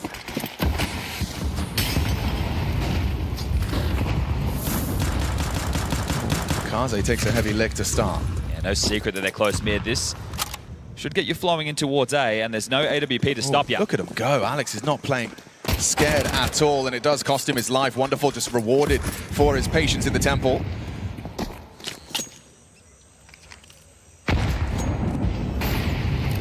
should be okay. Ooh, bit shallow. Yeah, Zemtil gets away with it. Cover from head trick, catches the swing of mykaze. Wonderful was last seen there too. Block smoke A main. It's going to make it uncomfortable. Kenzazor, he's going to be so susceptible to that running MP9. This high-low setup. Not if he hits the first bullet, though. This one's done.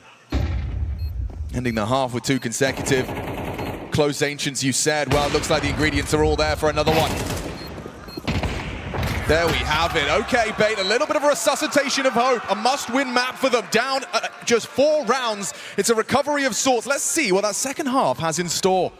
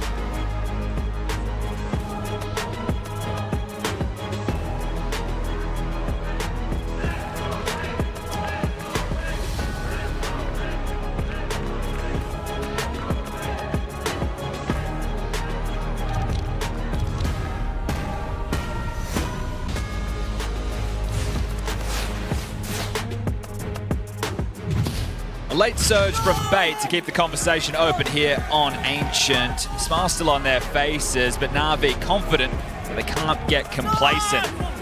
The Pistols, the main conversation around Bait and slow starts. And last time against Na'Vi, 0-4 in that department. They really need to convert this one now that they're on the CT side. Their map choice, 2-2 series, StarLadder Budapest Major. Winner goes to the playoffs. Yeah, mykaze managed to stun us with an impeccable pistol. Gets Na'Vi that first, but it cannot be both.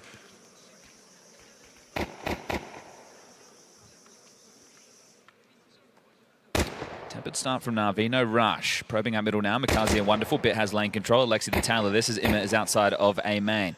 So options open for either side. You two are smoking a flash. And 2 in donut to deal with. Ooh, what a shot! Okay. That must have just been a pixel. And Wonderful! Oh, it gets better for Na'Vi. A flying one from mykaze. Surely Alex is going to be able to do something. Yeah, nice catch. Avenges his fallen comrade. Alex can flash. They can pipe out Temple. Yeah, it is going to have to be off the back of that flash. Imma's ready, primed and ready, with support as well. No flashbang, and it's a problem, because Alexi can just quickly click your 2 of your heads, and another Na'Vi pistol just 1 kill away. Alexi B tucked in, scavenged dual Berettas versus Alex to start. Another on the big box, doesn't even matter, Alexi's there. 3 kills from Na'Vi's captain, and no pistols for Bait. Yeah, show me that from Wonderful's perspective, please. I would love to see that. That was instantaneous, out middle, slow roll, and bang. Before you know it, your brain pressed the back wall. Boyski, boyski. And then the jump from mykaze. Lovely work there on the Glock. Alexi cleans up the rest. So Na'Vi steady now for the close. With the force buy for Bait. If they can't win this, the conversation does come to a close quite quickly. And you said they can't get complacent. That pistol speaks to them not.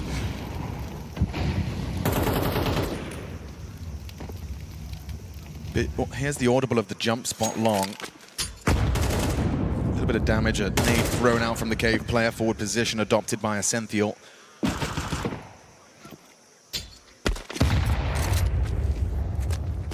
How long do you stand the B stand? That's the question. MPL's already cheated back over towards red. The 3 stay put, and Alex has the main space. So at least they know that there's not going to be an A maneuver just yet. Lots of options available with lots of time on the clock and starting to pivot back. Imma will need to clear Alex, so he will wait for Alexi before he paths in. He can't go on his own. When Alexi's going to go through middle, so Imma will just be quite... Okay, back and forth. Excuse me. Juggling U-tilt push comes in. Oh, this is what Imma's waiting for, and he's absolutely nailed it. There's the problem now. I think if you bait, you just retain. There's no point heading over and giving this over because the bomb will be planted in a moment's time. Wonderful's going to spring forward. Makazi's covering him. Imma now clearing out main. Alexi's just lobbed out a CT smoke. MPL trying to dissuade, puff up his chest, seem bigger than he is. Heads over towards Temple. Yeah. Really want to give this a look. I think he hoped that smoke would have bought more time, but it's just starting to sink in as he hears the bomb being planted that is, it's not really a bait round, not realistically. I think you just need to hold on to this and go again with another gamble stack or something more aggressive next time. Yeah. At this time, take the fight to Na'Vi, see if he can stifle them in middle or B lane. Back comfortable for Na'Vi. Frustrating death for Alex as well. He was in 2 mines. You can see hesitance in his push. And Imma with patience in his play.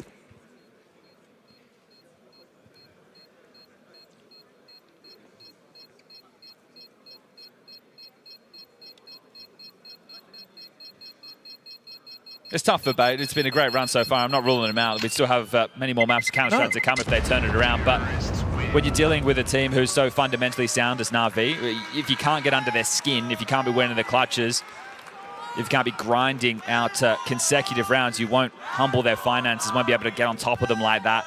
And Na'Vi have come alive for this final event of the season, final event of the year.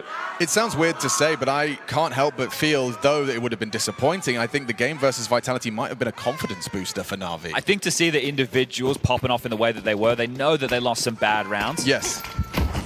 But the individuals were strong, and we've got a fight in mid. Talking of strong individuals, Kentazor has stood out, but Imma puts him down. More opportunities for MPL's pistol. Quickly met by Makaze and the Kalash. It's bit! Oh, and he is that headhunter. Quick flick into Alex has secured the site, trapped behind the smoke cave. Wonderful will be able to get up into B, and then Makaze can deal with the leak out the other side. So you just need to watch either side of this cave exit, and it should be all good in the hood.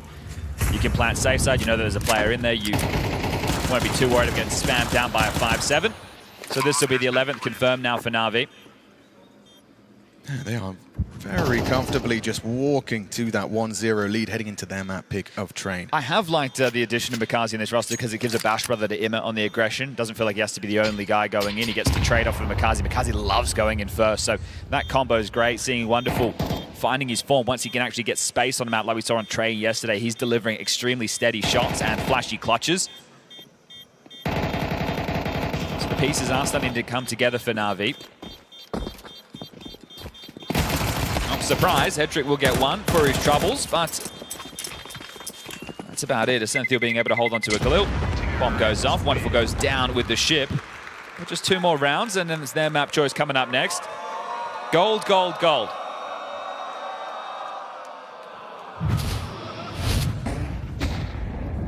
You miss 100% of the shots you don't take. That was Lenny Kravitz. I think so. All right, guns are out. Fill yourself with some confidence here, Bate. Win the first rifle round. Keep this conversation flowing. Look at him. Look at Makaze go. This is just a one-man mission. Sure, there's some flashbangs coming over the top. Sure, Imma's ready for a potential swing. A crossfire establishes. He makes it across to the big box. MPL throwing bullets down range. Smoke Bray could have exposed him. Doesn't quite hit the mark. You can actually... Oh, is Kent still going to fight? If he wants to. Yeah, they just mollied out the box, so... Looking for a duel now. Okay, re-smoke. It's a bit scuffed. Able to walk out behind that, but deeper nade. He's done well there. 50 damage over that. So you know you've lost mid-control if you're Na'Vi, but you know you've forced out some key pieces of utility there. So at the moment, Alexi can pull the strings and pull them into an execute. Makaze and Imma taking space again. Looking for fights. They just want a duel. Yeah, understandably so. It's been going well for them a bit. I mean, this is not a one-man mission. He just gets to go in first. Silent contact, creep, and crawl. NPL could really get caught. Yeah, he is. NPL's days are numbered. Oh, he just pulled out the nade. It couldn't get worse. A perfect entry from Bit. Molotov for Sentinel's going to have to swing. That's the Galil gone as well. Really not looking good. And it's looking spectacular from Na'Vi. Ready for another one here. Here comes Bit. Yeah, picks it up. Dropping like flies. Na'Vi just swatting them away. A great understanding there, right? So they molly off towards CT. Nobody can rotate in. They're like, well, the only way that Wonderful can die planning is cave. They all turn around, address that. Just understanding the flow as Headtrick gets a double. Excuse me, just one there. It was Alex who grabbed one of the two. And it's just going to be Alex looking to hold on to this. So that's 12. This is the appetizer for the day. We've got some big matches coming up. Yeah, which one is your highlight? It has to be Falcons versus G2. How could it not be? Of course. I mean, okay, sure, but I think FaZe Passion has got some juice to it. Well, considering Carrigan is the greatest entertainer. Yeah, you just know that game's going to have some twists. There'll be fireworks for sure. Yeah. But the storyline, it's like a drama, isn't it? It is. NiKo up against his old team, up against his cousin. Same conversation there for Mondesi as far as jerseys go. The hate watchers of Falcons to be out in full force.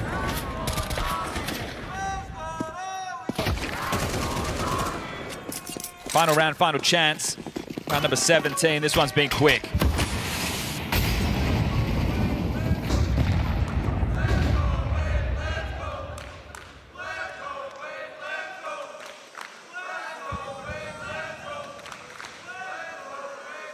Makaze's doing more on mid. Quick walk this time. They've got full lane control, so Headtrick is on high alert. He suspects actions coming his way. How are those Na'Vi fundamentals? Oh, it's a missed shot. He wasn't flashed, and a re-peek into Imma's AK, a death sentence, a double from Imma into the site. More and more looking like a certainty. It ends in round 17. The site is lost. Your advantage too.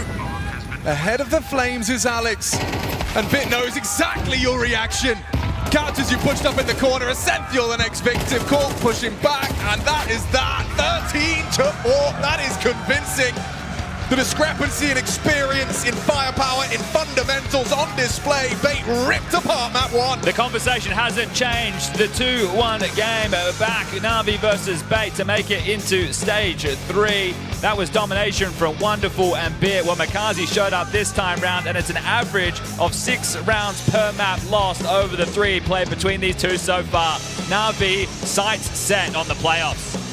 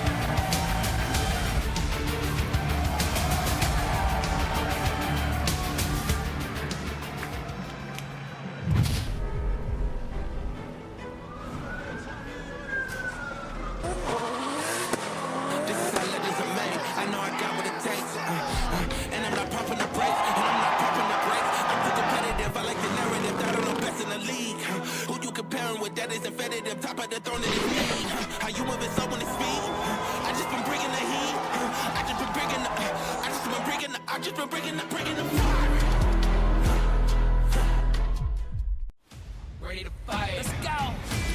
That tick tock go. That click clack go. That tick tock go. That click clack go. Ready to fight, yo. Ready to win. Ready to fight, yo. Feel it within. Ready to fight, yo. Ready to win. Ready to fight.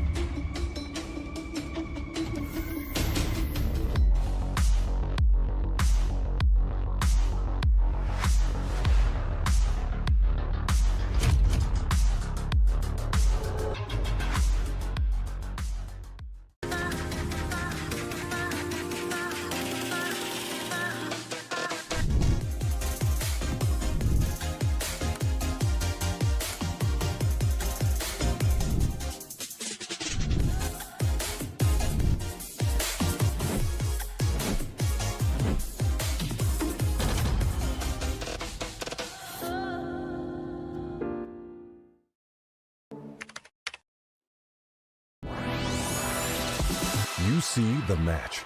We see every restart behind it.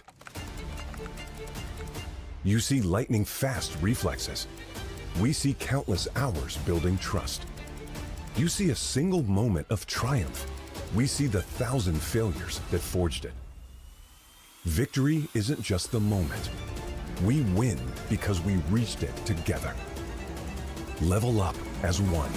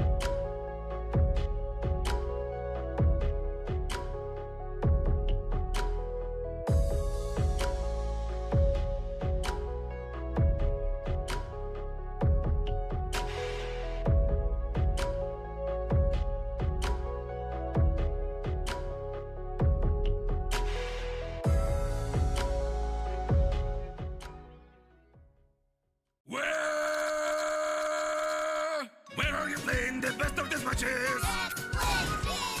Where in retake will you pull out that clutch? Where you'll be testing your deadliest thing? Where are we perfectly training all day? Ready? X-play, X-play, X-play, X-play, X-play, X-play, X-play, GG!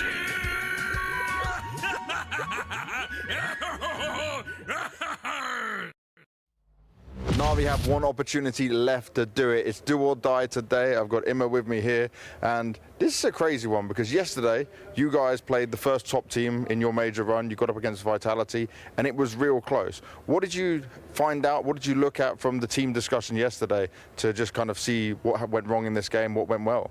I mean, you said very good because it was first thing because Frigga didn't count. But yeah, I think we put up a good fight. We kind of lost on ourselves, I would say that, because we lost, at least for my perspective, after that game, it felt like we lost more against Pistol than than Bice. And yeah, it's something that we need to work on, obviously. But obviously we played good, and I think we're gonna play with the same energy or the same game that we played yesterday. We should go through today, but still we cannot underestimate them. You definitely should not underestimate them, but I got to ask, did you work on your pistols at all? Because you're probably going to need to win a few. Well, we are working every time. It's not like, okay, we're not like giving away pistol. You can take it and play after. But yeah, we will try to see if it's going to be better today. You're definitely going to want it to be better today. And I have to ask you about a little bit of the teamwork, a little bit of the communication. We've spoken about this many times. It does seem to have improved, but do you think that's also a factor why you are playing better as well? Maybe not. But on our bootcamp previously, we worked on this aspect to have better communication, to have better understanding, to be like a whole unit, I would say. Okay. Then picking one by one and so on, trying to have fights, and then mostly I think it's because of this. And it looks like people are not tilting as much anymore. Is the atmosphere actually better, even in these close and crazy games? Yeah, it is. It is. Like, I think people can say it, but nowadays we are not tilting that much on some mistake, which is, like I said I think in the other days in the interview with you, that it's very good to have this mentality that you just, well, what the fuck, you lose 1v4 and you still don't think about that round, you just go next round, and then obviously you're going to discuss for that round in the discussion afterwards. Now, you're playing Bait again. It's a rematch, which makes this crazy. You faced them when it was the 2-0 game to qualify. Obviously, they've proven themselves still here at this level of the major. Do you expect them to make some significant changes? Do you think this game is all in your hands? Is there more pressure on you than them? Talk to me. Don't think it's like about pressure. Obviously, it can be the last game for both teams. today. But I think the difficulty that we'll have is that we play them already in this tournament, which is not that good to play the same team kind of in the same tournament. But like I said, if you want to be the better team today, we need to adapt and then to play, like I said, at least how we played yesterday. All right, well, good luck in doing that, man. Thank you very much. Thank you. Wow. Heaven, close mid one. I'm watching. I'm holding mid. Heaven dead. Dead mid. Banana, guys. I got one more heaven, I think. Heaven, Misha. He can go cave, Igor, again. He went cave. Go back. I'm blind. Out mid, that one more mid and heaven. Mid and heaven. I'm with you. Wait. Lost heaven. I'm with you. Nice! What the fuck? Nice! Careful, long. I have set. Demoli pillar. I can flash long in 3 seconds. Flash. Flashing long behind you. I'm thinking. Igor, come. I'm behind coming. Could be idiot. I'm ramp. Too long. I'm only long. Come to me long. I'm coming. Okay, be sure. I'm waiting for the Peek long. Peeking long. Coming back to you. Can you swing? Yes, swing now. That side. That long. One ramp. Ramp. I pick on you. I smoke. He's close. He's through. Holding. Nice! Sorry, Valer. Just scored up hat trick before they left after the first map. It was quite one-sided, so I asked him what's the situation, atmosphere like in the team, and he actually mentioned that things are obviously going rough for them, but mostly they're not hitting shots, and Navi on the other hand is just killing everything. On pistol rounds they had multiple highlights, and it's kind of rough to play against that. They also mentioned that they are kind of running out of ideas and they did a lot of bad rounds on T side. So I asked them what has to change for Train to come back a little bit, but he said simply, we just need to start hitting shots. That's the main and key point what Bait needs to do to bring this to the decider. A little bit more than hit shots. I think what I take from there is that comment about we don't really know what to do, and this is the difference, right? When you start facing off against teams of the caliber of Navi, you got to be able to adapt, you got to be able to think on the fly, and they're just not capable of doing that right now, or weren't capable of doing it on Ancient. Yeah, not only do you have to do it now, but you also have to do it in their last head-to-head. So you see it right there when Ima identifies that playing the same team twice at the same event, this can kind of play against you. And sometimes we say it's because that the team that loses is going to evolve the most. I would say the contrast in what we see with this first game, it just feels like Navi have this team figured out. They put a lot of gaps between them and Bait in their first outing in the previous stage, and they come into this game just off the chain, right? Flying at their opponents. Like Stiko said, highlights in the pistol rounds as well. Something else that Ima identified that they needed to kind of get the ball rolling with. And so you can just look from top to bottom at this head-to-head and say that Navi have this opponent pinned. That's what it felt like to me. Yeah, I mean, the prep coming into Ancients must have been really high for Navi because it's the only place Bait had left to go. At least if in their last series they showed some strength and maybe would have scared them, then there was a chance that it wasn't going to be Ancient, but it seemed too obvious to everybody. And we know that Navi are so good at the map. So that's the first time Bait end up losing on a map they've shown incredible strength on, like really good wins overall. But unfortunately, we saw what we expected, which is always the most disappointing result. For sure, and obviously there's a lot of pressure now on the shoulders of Bait, right? They lose this map, they know that they're going to Train. You heard there with Stiko the concern that they have about missing their shots. I feel like it is still a young team and a somewhat inexperienced team. Not only do they have to play well in the server, but they got to deal with those mind games as well. In the last two stages, they did go through 3-1. So it's not like they did end up on the last day like they are here. And so they're trying to kill the narrative that it's like pressure, that's their biggest enemy. But I do think there is some kind of mental block going up a team like Navi, which they probably look up to directly. And also, it's hard enough with a tier 1 coach to play against Blade. When you don't even have one, I don't know. Yeah, I mean, it's a real David versus Goliath, right? We talk about Navi as an organization that puts so much emphasis on the staff around the team. They understand that Counter-Strike games are won in the periphery, right? And so all the tools that Alexi B has at his disposal to make sure that these 5 players hit the server and hit it at full speed, that all goes into effect versus a Bait that was already fighting this uphill battle. So, we tried to paint the picture at the start of the day as this being an underdog moment, and we want to give Bait that credit because they keep progressing further and further, and we want to see them grow. But growing into playoffs would have taken a giant growth, and unfortunately, we just don't get that at all on the map that we thought we'd have the most faith in them. So now, I don't want to give Banks credit for this, but I do know that he said to Makaze before the game, you know what, if you guys play well today, I won't make you do interviews for a little while, because Makaze really doesn't like doing the interviews. And then the rookie pops off. So maybe there's something to play there, but for the most part, like, he just looks so good on Ancient. From the start, 4K in the pistol round absolutely dominates Bait as they try to come flying out into that A-bomb site, you know, and then second pistol was just as convincing. So makaze, I think, is just this massive driving force out of the gate for this team of Na'Vi. You know, they're looking for somebody to be that step up. And again, it was wonderful previous in the event. Ima's had his moments. Those are the 2 highest rated players. The 2 higher rated players than all 5 of Bait's members, in fact, coming into this game.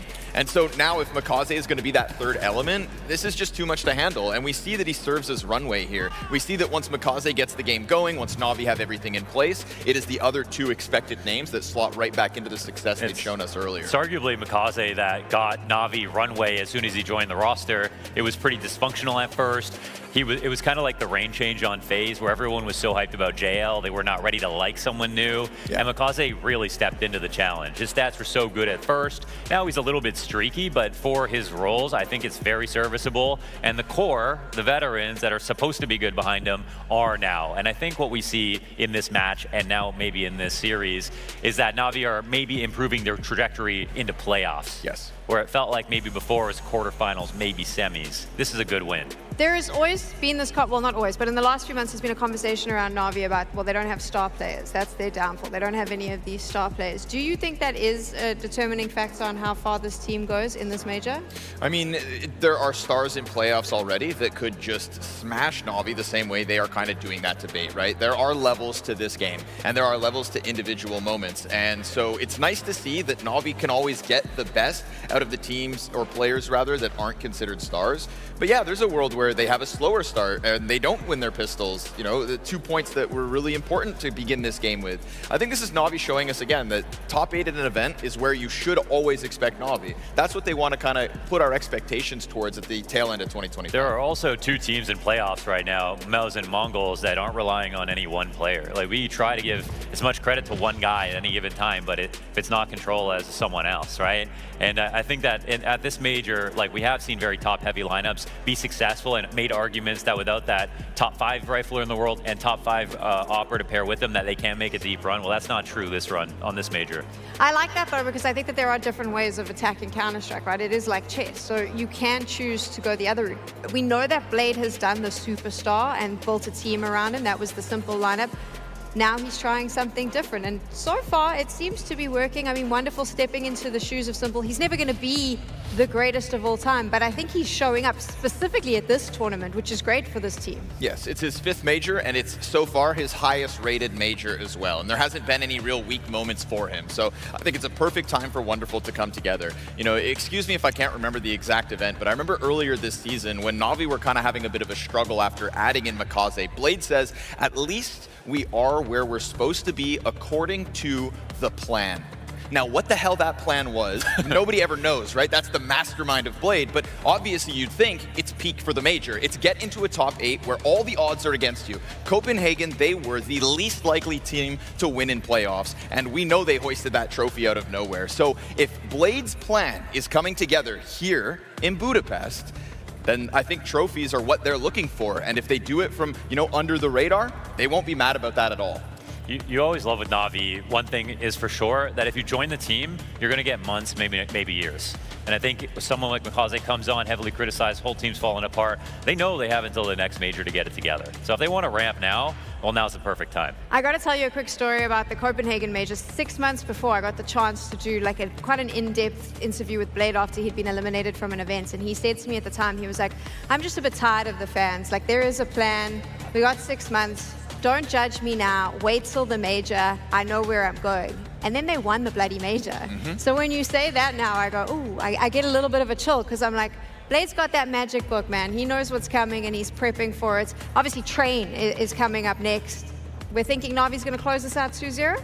I think Na'Vi closed this out 2-0. You know, there's a reason that when all the players were asked at this event who is the greatest coach of all time, that a lot of the answers were Zonic, and then there was Blade. And Zonic had that era with Astralis. Nobody can take that away from him. But Blade is somebody who has been to the top and fallen off and come back again, and does it with lesser pieces. So I think that when we talk about game plan, when we talk about the importance of strong starts, and all of that is coming together here for this one, I believe that Na'Vi are about to put gaps between between them and Bait and prove that there is another challenger stepping into top 8. Let's see if they can close this out 2-0 and guarantee their spot in the playoffs. We're going into game. Train looked very comfortable, a wonderful T-side impact, 6 rounds versus Vitality. They definitely demonstrated an affinity for the map and its fundamentals. And for Bait, Hedrick just saying, we got to shoot him, which is probably where you should start. It didn't look like there was much of that on Ancient. Des thinks it ends here on Train. I can't be any clearer about this. They need pistols and they need them now. Okay, well, more sarcasm in the ranks as here we go. Okay, let's see if that pistol can come through. It would have been, it's a necessary stepping stone, and they fall back perfectly. kyxsan, that bloodlust costs him, and Essential looks like he's about to walk straight into the Glock bullet of Alexi. Messy tracking, and Essential nails it. Low HP for Alex, a quick one from Imet. No, NPL, it looks like he's going to suffer the same fate as kyxsan there. Same rounding in the corner with the dual Berettas. Imet's got another one in his sights. Ooh, doesn't hit it. Swings on into NPL though anyway. Well, consolation prize. Yeah, if you can't take that one, you'll definitely scoop up the pop kill. Number advantage now. Essential low, Hedrick floating close in Z. So Bit is just chilling with the bomb while Wonderful and Imet try and take a bit of space. Now, Wonderful has this smoke. Could be camera, could be connector. Could be Hedrick. Yeah, an opportunity if he gets this cleanly. Oh, he hasn't. Now position noted, he's getting closed in on. This is going to be really hard to track. Yeah, well played by Na'Vi. Now that smoke goes into Con. Essential can't really come through this. You'll hear them start to plant. Oh, they're not going to pivot again, are they? 35 seconds, clearing the flank. They know this is the B defender. A fake, hoping that he was going to try a smoke walk. Ime is going to housekeep that and reposition. Essential dismounting silently. Smoke's fading now. And it's a tough crossfire to break. Ime and Wonderful, they'd both have to miss their shots or overlook his walk, catch a timing maybe. Essential's coming through. And Ime, he's already for it. Massive impact on the pistol. Another pistol does not go Bait's way. Yeah, so the 3 pistols so far. Makazi got a 4K, Lex got a 3K, Ime got a 4K. Yeah. So they're just handling them right now. Quadra kill. Oh dear. Well, give it a go on the force spy, I suppose. Scout for Hedrick. MP9s for 3 and MPL with a 5-7. Damn. Just adding multi-kills to the highlight reels of their major campaign so far, and the woes continue for Bait. I think it is even worse if you look at the head-to-head last time round, because the comebacks for Bait happened late within the first halves, and then they slathered on a couple of rounds, almost exactly what we saw in Ancient. It was like, okay, they're getting owned, and then they make it look like it's a reasonable half with 8-4, but it's still all about Na'Vi. And I'm most interested in the SMG purchase of Bit, and MP5 makes a reappearance. Feels like they hit have a bit of fun as well as take that playoff spot. Scout in the backtracks of B, Essential up close and personal. Smoke towards camera position in deep Z. Hedrick, you have to hit this first one. Unable to connect that first bullet, now slipping out, losing teammates. Essential just the one. Long range cover from Wonderful, even without the AWP, he's there to provide it. This time the Galil secures the site for Na'Vi. Okay, hold on to your upgrades. Maybe see if you can find something as Na'Vi leave the site, but that's 2-0. Now, they dominated in the opening kill department last map. Na'Vi was 14-3. They'd have got one early on the board here, but this one doesn't result within a round. So tough. You didn't cause a skirmish, you didn't have the stack against the set piece over towards the B-bomb side, and you're down 2-0 now. You will get the double dip with these saves. MP9, the 5-7, and unless Makazi can rip them away. Now, it looks like he's been given a liberty to search on the MAC-10. Always a player's favorite moment. This is a tough crossfire to break. If he gets anything right now, I'd be impressed. Yeah, I'm not sure how he's supposed to. It's trying to wallbang through the floor there. And, well, the line drawn in the sand, Makazi knows. Blade trained in well. Doesn't give anything over. And everybody holds on to their guns, so Na'Vi off to the desired start for the desired result.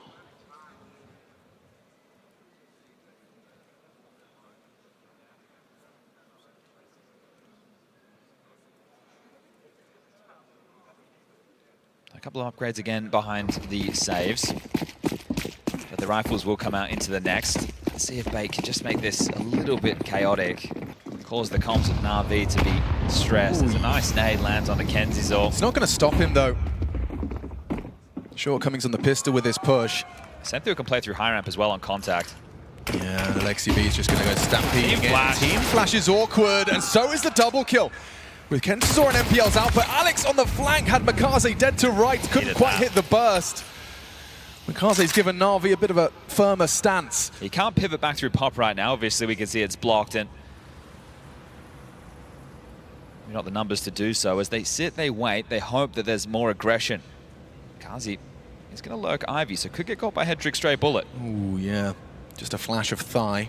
And Hedrick's going to try and chase him down here, so slowly waltzing after him. mykaze will not be out of the line of fire.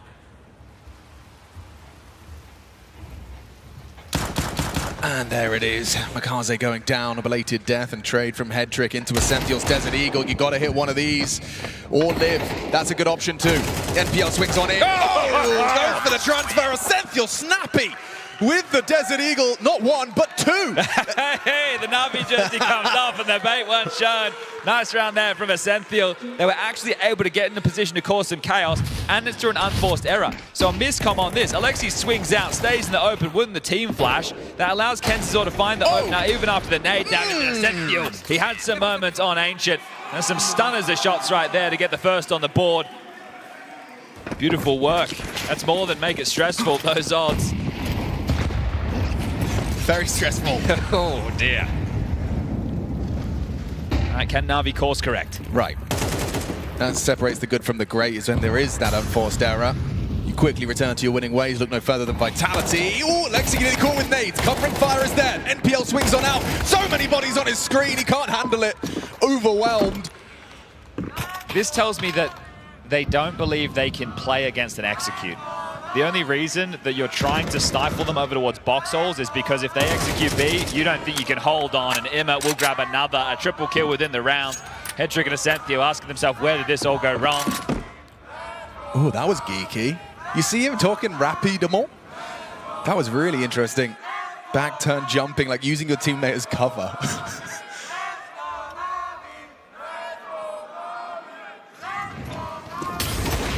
Oh, that's a nice one back, Hedrick. Just go B now. Senthil, oh, he's been caught out completely there. Is Imma on for 4? And immediately they're starting to hunt. They know where Hedrick was. They think that he should be saving the AWP. Give it a go into the next. So immediately, Imma, Wonderful, and Bits spring to action. Crowd wants the A, so I don't think if we continue in this direction, Imma's going to be the closest to it. Hedrick in the backtracks for now. Alexi has to stay relatively close to the bomb just in case. So maybe, just maybe, Imma will be on for the ace. Oh, he could be. I think his back is turned. Hedrick does deny the ace. A victory in its own right. Yeah, but he still might lose this ult. Wonderful's over towards Ivy now. Oh, you're absolutely right, Chad. Yeah, that's the orb gone. See ya later. Mihai's in the server. Quick quad. Ready up to 9. So the multi-kill already. 2 rounds from Imma. So over on Ancient, they only managed to get consecutive rounds at the tail end of that first map. I'm going to go back and reflect as well on what happened in their previous head-to-head, the 2-0 game in stage 2. I think not only your summation of being scared to be executed on and so wanting to bring the fight forward, combined with what we heard from, Stiko, that they just need, they're trying to tell themselves that it's about Angels, it's about winning fights. It's led to this kind of aggressive stance, but for Na'Vi, what a luxury, right? Like, you're on the T side. The fight's coming to you. And you don't even have to put that plan into motion. It's, oh, we've got a man advantage, we've got a 2-man advantage. And I feel like they probably got a bit of confirmation bias from how it went on the lighter buy because of the team flash. And Alexa's like, well, it worked that time, let's do it again. Yeah. Right, oh, here we go.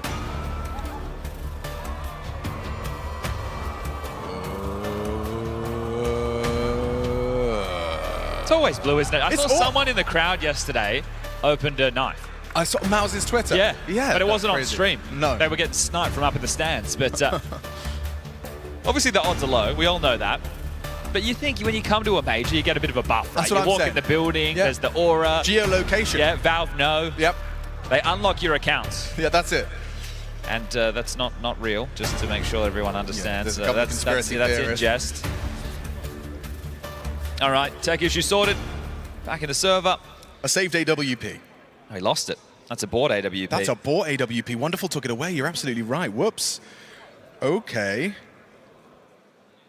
Interesting choice. Well, with 2,400, he'd be able to buy again into the next, right? So giving himself something to give it a crack with. How much of a crack out main is there? Double molly E-box just facilitates him up. Lots of pistols behind that sandwich smoke, and he's not scared to take that brawl. Spamming away at him. He's low. He is low, very susceptible to spray, but so are they. Vic gets 2 through the smoke, leaping out, looking for him. Cover is there, and it is just a brawl. Save simulator for Hedrick. Let's see if he does better this time. Yeah, this is where the investment feels like it's a bit of a waste, doesn't it? So at least they don't know that it's in play. There's always that. Hasn't fired a bullet within this round. If you're Alex as well, you want to stay alive for as long as you can to just make sure you act as a bit of a buffer as a bodyguard. So the bomb's down now. We'll start counting down from 40. Maybe that's what the crowd could do. When the bomb gets planted, they all just start counting down. I mean, why not? I didn't mean like right now. But, like a Sesame Street type thing, you know? 1, 2. Hedrick, have you got this AW? Oh no, come on, mate. What's up? Ah, dear. Alex finding wonderful something. Is Hedrick getting away with this? Haven't sprung after him. He needs to head for the hills right now. Okay, he's escaped. There is a way out. But already 4 T rounds. Yeah.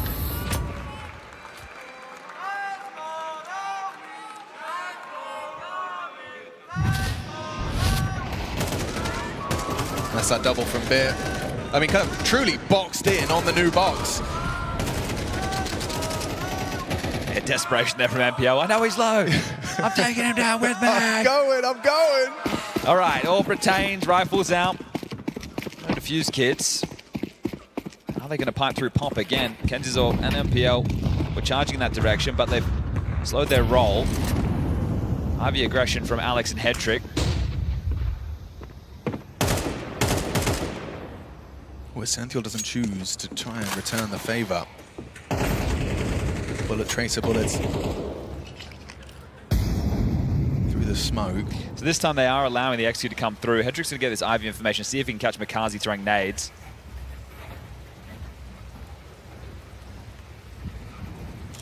And there it is. More than that, catches him just crab walking off. That'll force you into the BXQ or a B fake, and then to pipe through Pop. Opening kill. Hasn't always indicated a bait finish and a bait round. Santhiel hears that dismount. You two being lined up. Remember, if you can get wonderful in the space. Oh, he did such a good shift yesterday.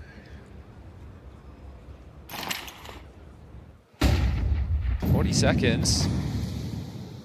Hoping for an over-rotational reaction right now, but they will have to hit B. A little bit more util for a second wave. Blocked on low ramp for now. Juggling the nades. Oh, throwing the AWP by accident there, so another sound cue. There's still only 2 players on the site. Yeah, where's that rotation? They think it's a fake. Santhiel is going to have an opportunity here. alexiB not looking. Traded out by Bit. Oh, it's that double again. Bit this time up against the gunfights too. Need that. Gets Kenzizor as well. Sharp shots. Take the site.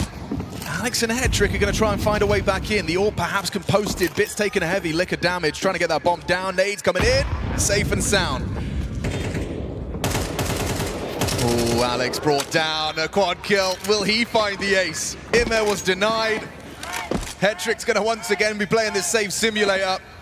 An elimination match. A spot in the playoffs for the victor, and Bait just looking for silver linings at this point. Yeah, it doesn't look good at all to be an understatement of the century right now. Hedrick looking to get away again. Great shooting there for a bit. Santhiel just loses track as they come out high ramp, don't they? You know, he gets the first, can be a different situation altogether, but unable to correct into more. And 5-1, so obviously we talk about this being a CT dominant map, but Na'Vi have already gotten what they're looking for. Now it's just about how quick and easy can they make it. Another player to get a multi-kill. Yeah, they're so just take your turn. Yeah, so crosshair gets drawn, then Bid just swings out, and they're essentially lined up for the double. Doesn't have to adjust his crosshair too far. That's some sharp shooting from the 2-time major champ.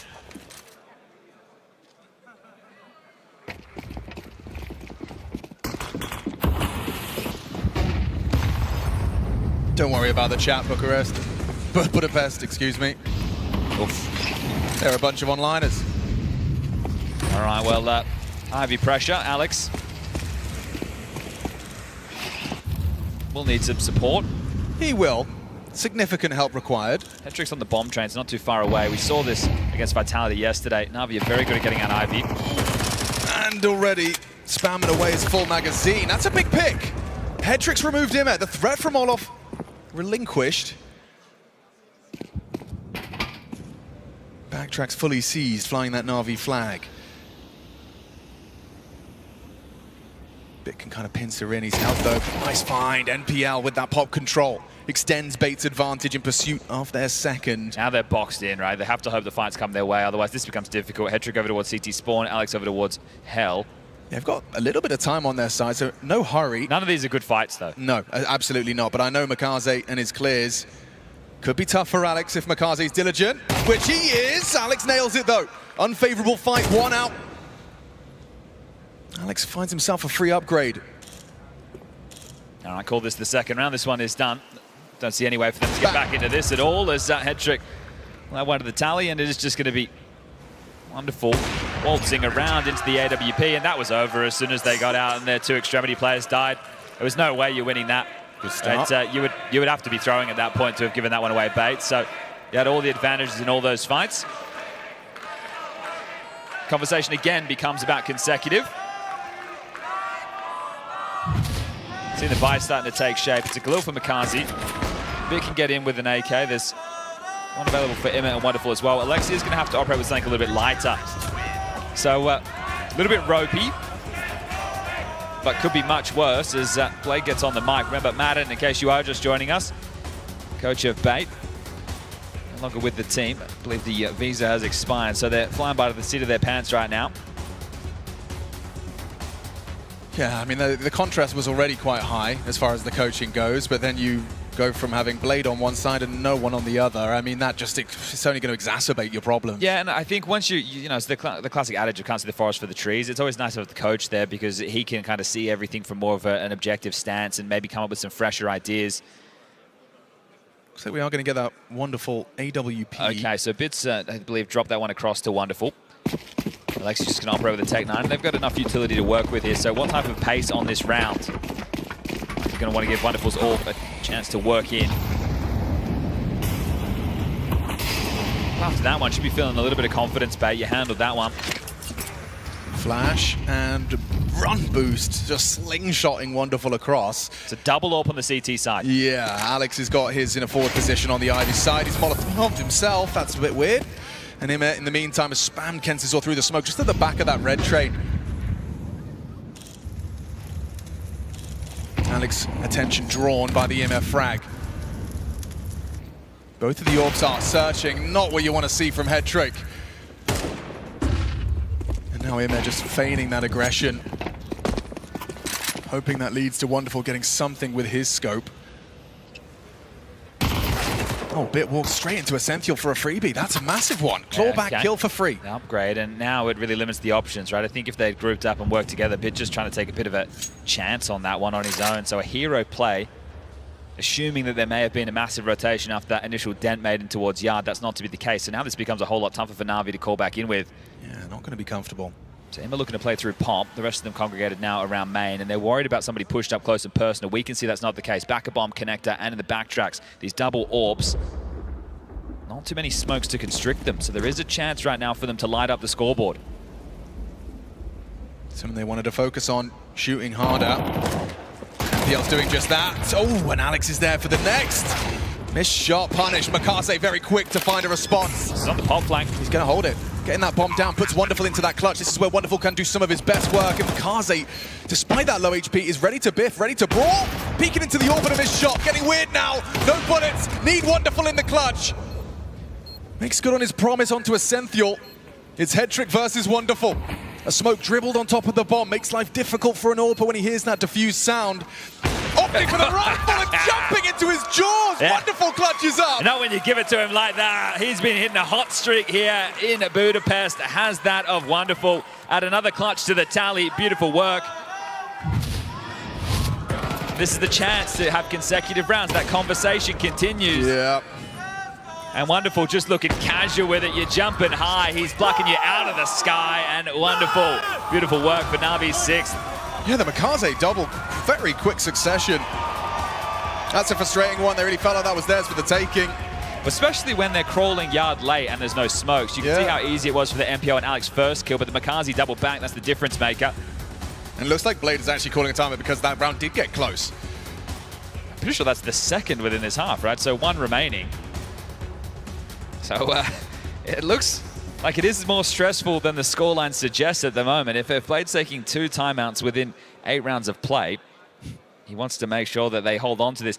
And understandably so. This was a conversation we had about Vitality when they were owning in their best of ones. You don't want to get too many steps ahead of yourself, especially in a 2-2 game, right? Because if you start giving away some rounds, players start getting tilted. Blade's job is to mitigate that, is to make sure that doesn't creep in. Boys, eye on the prize, right? If this is an easy game, let's make it look like one. Don't take those chances. Go through what we practiced.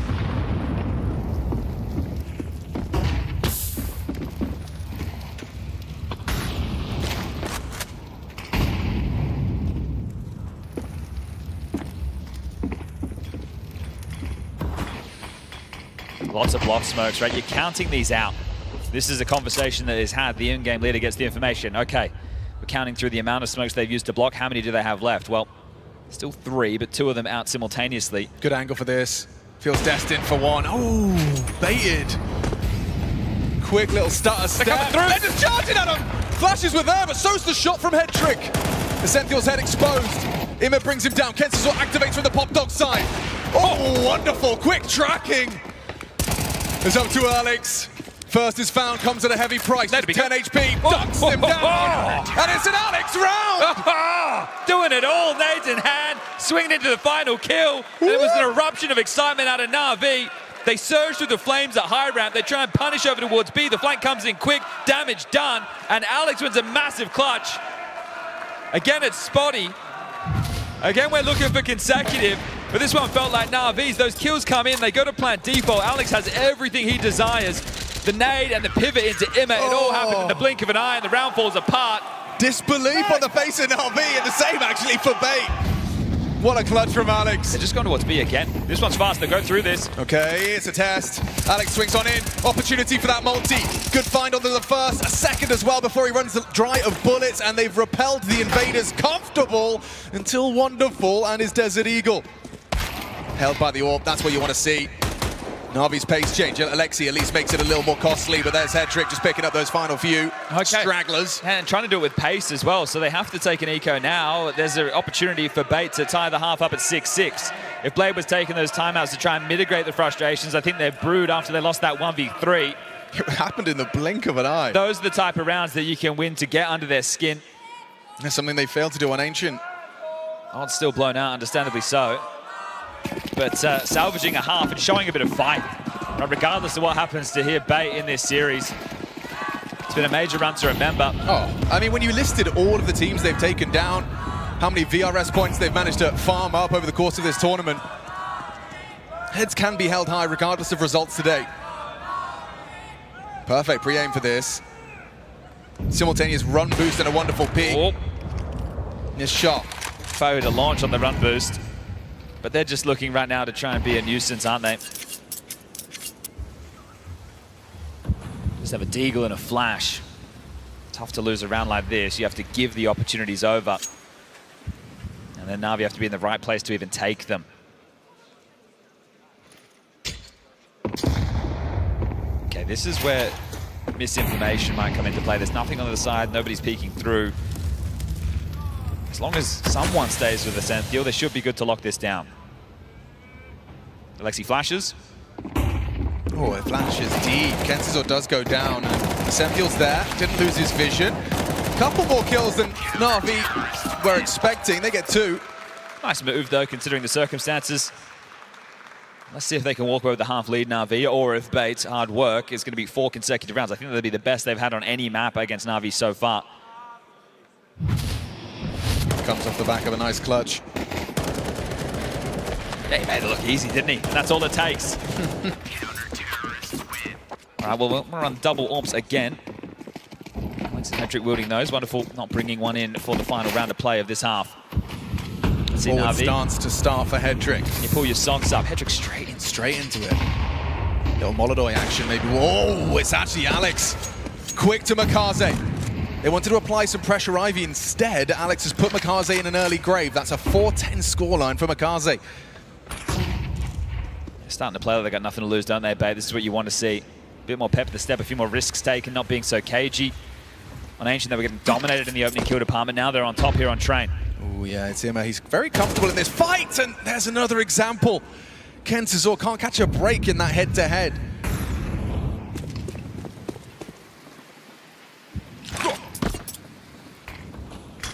Deep main smoke. Yeah, but because of the lurk, it's okay.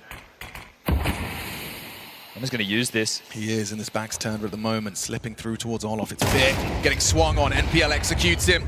Alex over the top of the smoke. He's brought down by Imma, but he needs a whole lot more where that came from. And Hedrick just happy to biff, happy to brawl. It's wonderful in the clutch. And he's got NPL in his sights. Hedrick doesn't reveal his position. He was up close and personal. Wonderful and audible. Where are you going, Hedrick? What's going on? And now he knows where Essential is too. Oh, just takes the jewel. Happy to fight. Essential securing a tied game. 4 consecutive from Bait.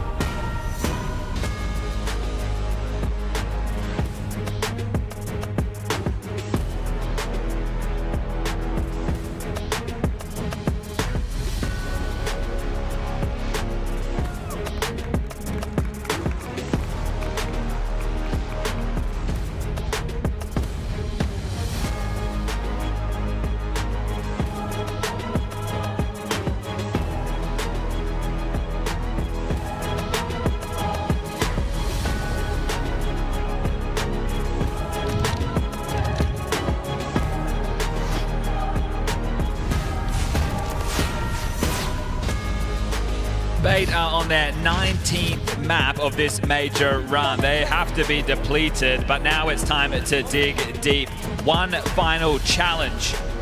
Sure, you're up against a big name, some names you respect, but if you're ever going to leave it all out there, now's the time to do it. Alex inspiring the team to a 6-6 half. The pistols still elude them. Now would be the perfect time to pick one up and restore some confidence. Can you take this the distance? Can you push Na'Vi to a third? Can you make them work for a spot in the playoffs?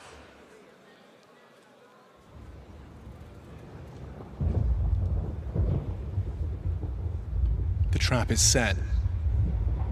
Imma the contact piece. Senthia was caught. Oh, he sees the whole team. They're out in the corner. There's Wonderful doing what he couldn't. Unloads his mag, swaps one out, has bullets. 12 to work with, forced away by the flame. It was Bit, pulls back from the high ramp, not interested in that fight, but it's actually Alexi catching dinks on the low ramp. Good tracking from Bit, double kill.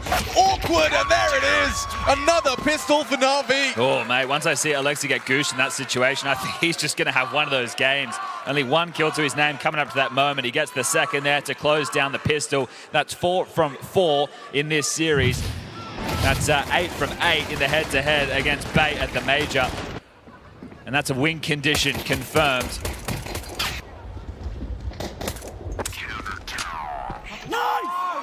Well, kyxsan wants to go out with some fun, doesn't he? Brings in the revolver. They're going 5 Ivy. Alexi's having a tough time. Let's see if we can find him, shall we?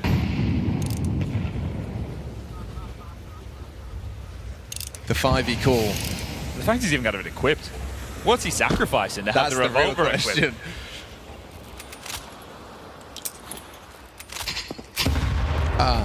That's a lot of damage. That's not ideal, head trick.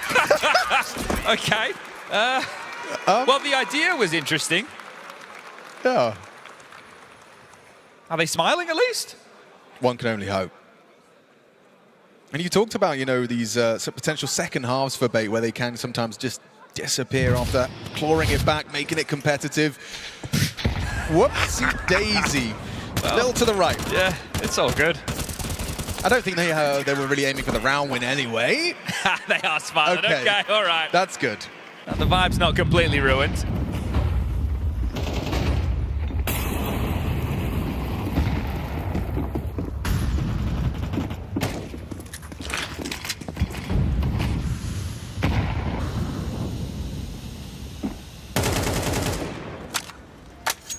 T-side train, huh?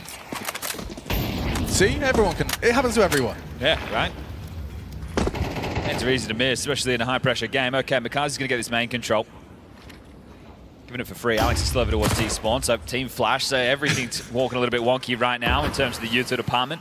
Bit and Imma playing retake B, but now that Imma's rotated over, they might want to entrench themselves. Wonderful's also coming, so they're reading the play. They've got them booked right now. McCarthy's just taken down Alex there on the lurk towards main, so 4v5. They have to go to the B site. Yeah, and already they've managed to batten down the hatches here. Another misnade. Another wonky smoke. Pathing in, clean headshot, kyxsan. Essential doing everything they need to. Double entry from kyxsan and a clean headshot from NPL. That's going to be a super frustrating round just because of all those missed pieces of utility, and especially that over towards B. That smoke's destined to block low ramp, and he gets blocked by his teammate. The smoke doesn't get thrown properly. It spills forward, and then he dies like that. So Navi just showing a little bit of stress in this moment, is trying to blend in. Here's Alexi, just this MP9 to hold on to, and for Bait, they break through in the first rifle round. So thank you, says Alexi. Essential delivers him an AK upgrade.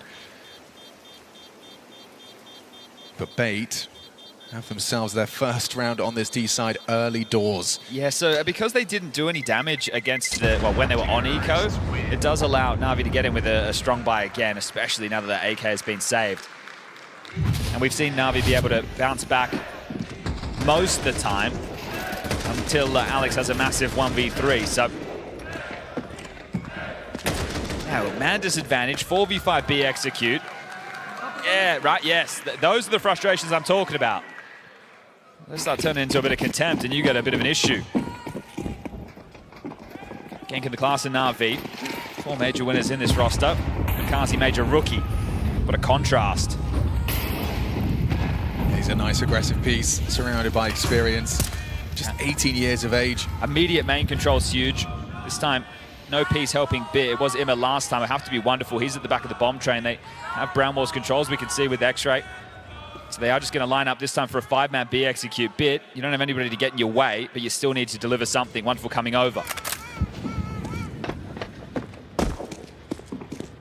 Different setup this time. They're looking for that same result. They're giving them the space. Yeah, let them have it. Acting bigger than they are. Block util up. And angled around that edge of the smoke. It's tantalizingly close. There's NPL onto Wonderful. Bit goes down. And Bait take another round. Na'Vi disintegrate right there. They were playing retake. They even stalled them out, pushing up street. But still, the shots are found. And Bait, this is great. We're going to tie things up 8-8.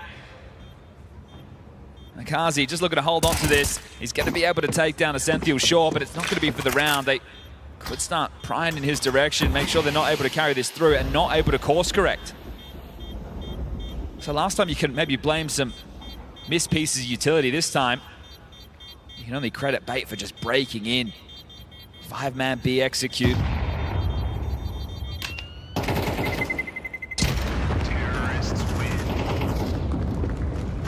I mean, we saw those frustrations from Bait in the previous round. I imagine they're only going to compound now. How quickly this goes wrong. Wonderful, just owned by NPL, and Ascenthiel managing to find some really nice composure just around the edge of that smoke. Second one's beautiful, isn't it? Okay. It's going to be the eco now behind this save, then 4. Remember, Blade took 2 tactical timeouts in the first half. Yeah, so he's going to show restraint with the last. I think use the last into the next CT rival round and say, boys, what's going on? Let's just pull up our socks right now. Absolutely. Odds are getting a little bit closer, sure, but we need a whole lot more convincing. This is Na'Vi's map to lose. And they are showing some speed wobbles right now. Bit of lurky pressure, some flashes from the CTs to get some space and information. It's all just part of the early pressure out of Bait. Alex is hanging around. The rest of the team has left him as they start to pivot. And as they walk forward, Alex. How many is he getting? Well, Alexi should be free. Yeah, there's a bit of spacing, though, between him and the last. They will group up, go together. Oh, Messi on the track. Didn't find that first bullet, so yeah, he will go down. The rifle's here. The rifle's here. Makaze 1. Dips away, still alive and kicking. Ima trying to chip in, keep trying to distract, trying to pull attention, but it's NPL. Does enough. Running up street, finding Makaze. Both in through high ramp, still giving this a look. Oh, he had the angle, just falls away to throw it and replenish the smoke. Wonderful a bit, get in. Further forward, but then perhaps they anticipate. They're not ready for this. They're not. Wonderful, we're gonna have a back turned here. KenCySor a free frag. Getting really weird now. KenCySor and NPL have to be able to pull this across the line. Don't forget, it's a 10-second defuse. I think NPL's done enough with this round-the-world maneuver. Oh, not if Bit hits that. Weird for KenCySor. How does he pull this one off? A nade and swing with the smoke, covering fire from Bit. A 10-second defuse, big stab. And down his ass.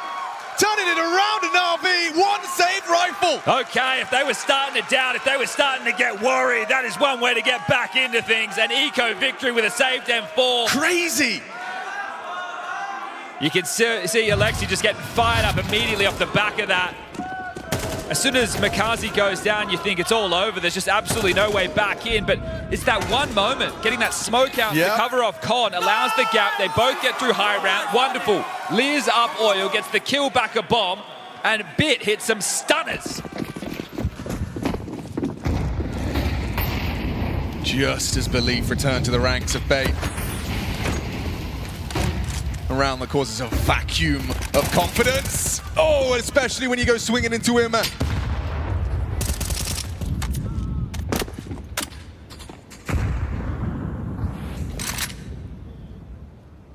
Surely they just group up and go for a B execute again. Worked twice before, why not? One more crack of it. You've got the nades to do so. Molly, smokes, flashes, all posted at range, but will there be a lurk smoke? Ascenthiel doesn't have one. Would love to get donated by one of his teammates, so this is going to be heavy down low ramp here with the way this is all posturing forward. It'll be ahead of the Flames. Very offensive position from Bit. He's going to get flashed off the line. An audible dismount and a nice shot hit. Orb finds the first. Quick back from KenCySor. Wonderful, dips down. Makaze's flank's the key. You're right. He is locking the door behind them. Wonderful gets flashed off. It's surely going to get hook booked, but there's that Makaze trade. Reveals his position. Hedrick goes looking, finds nothing but misery at the hands of Makaze. Alexi B goes down, but RV, they step up. 10 rounds, 2 consecutive back-to-back after Bait's response. That's going to hurt.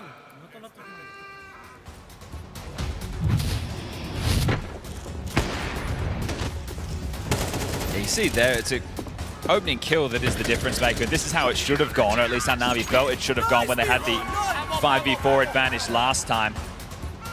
Makaze well-timed on the flank. You're still getting some great output of the likes of Wonderful and Ima. Wonderful with 19, Ima with 18. So fragging up a Storm. And they've got their eyes set on those playoffs.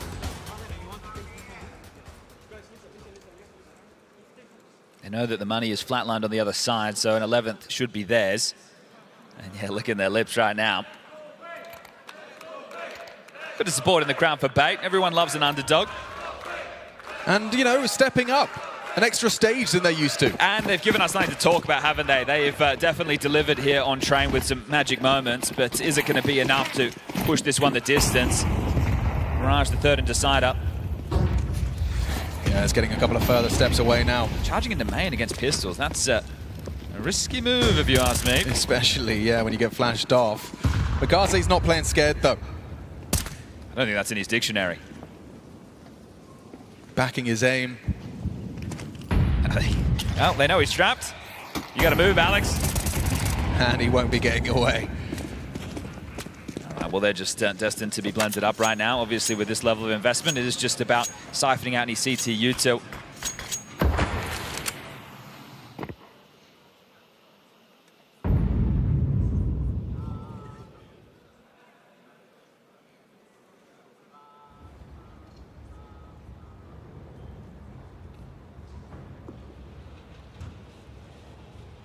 Seeing if they can stifle in towards this B bomb site. Bit Emma would love a couple more eeks. Who's going to get him? Setup looks strong for Bit to profit. Imma's the one to steal away the double, maybe a triple. Caught on the ladder. Bit awkward. P250 from Hedrick's getting run at. He's trying to chase him down. Imma gets himself a 3K.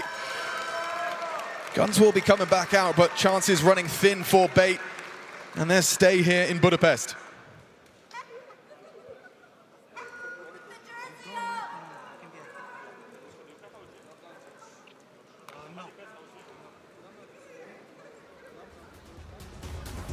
Back-to-back timeouts called by the T side. Obviously no coach on the mic. It is just a moment to catch your breath, right? Reflect. Compose yourselves. The 3 consecutive just to tie things up. You need 2 consecutive to break the money. So there's the bar that's been set. It's going to be difficult to get into this when the only thing that's worked for you have been B executes, and I'm sure that Na'Vi have started to work out how they can solve the issues on that side of the map. Now, is there a change there? Do they want to try and use the AWP to lock down brown walls? Do they want to push up through pop? They've been doing a lot of main plays, right? They've been going in there, grabbing all that control very early, whether it's Imma, whether it's mykaze. That's been a consistent force. And then Debate go for a change. They think, okay, well, they are going to be expecting that player over towards B. Do we want to try and put pressure elsewhere? Do we want to have a gear shift? Right, we know that they're coming close E-box. They want to fight. If we pop out, we might be able to catch them off guard.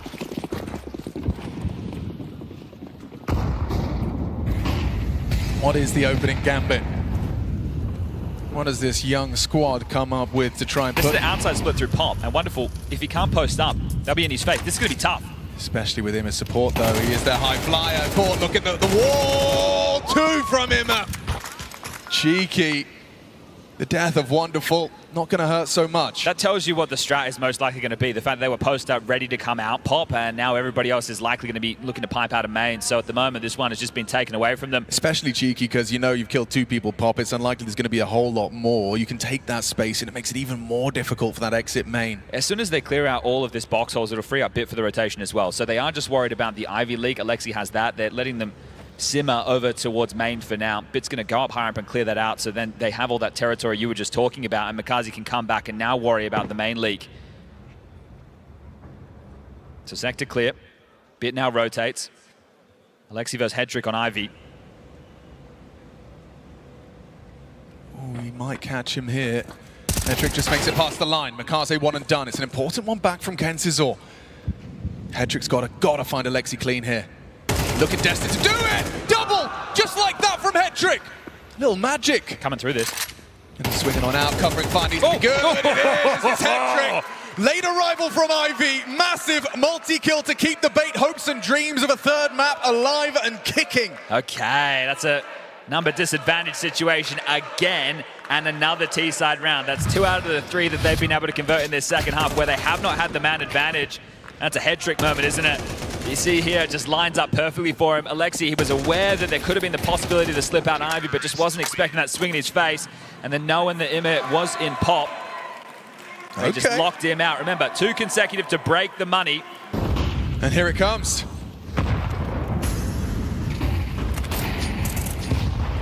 Early fight, yeah, mykaze. Oh, this is going to get chaotic. Just gets owned by Alex. 666. That number of the beast. Nade back. He catches that. Big spread of bullets from the FAMAS of Bit. Is aleksib got 2 on his screen, and he takes them both down. Awkward now. NPL position noted. Wonderful spotted towards the camera. aleksib is going to feast. Look how much it means to him. A quad kill to put 12 on the board. Na'Vi are 1 round away from the major playoffs. Okay, letting out a roar right there. aleksib with his biggest moment yet of this map, up to 9 kills now. God, that was such a brawl. That one's over before Bait can even like, screw their heads back on. And this time they start with the number advantage, right? We'll get the double out of Alex to start off towards main. Nate comes in, Bit gets one. aleksib plays around the smoke on the fade, perfect. And then MPL stuck in a tough situation here between 2 fights, and aleksib just creeps on down. Well, this is likely the final round that Bait will play at the major.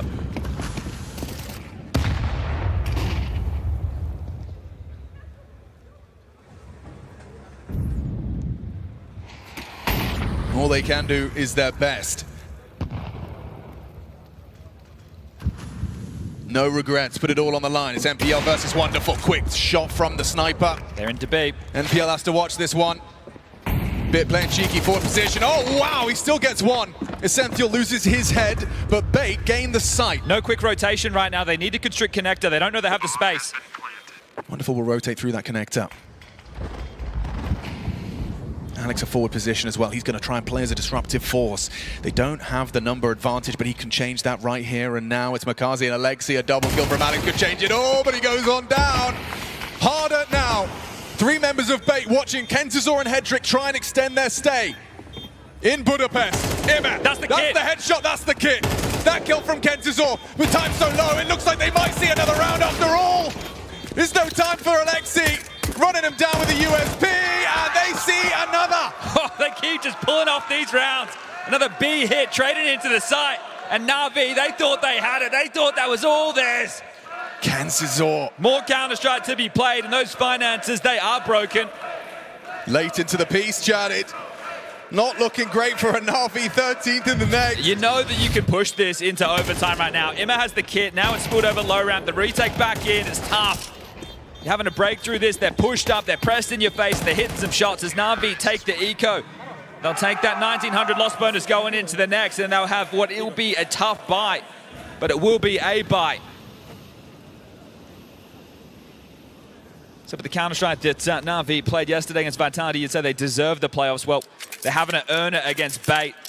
Not going down without a fight. This is what you want to see from the youngest team at the major.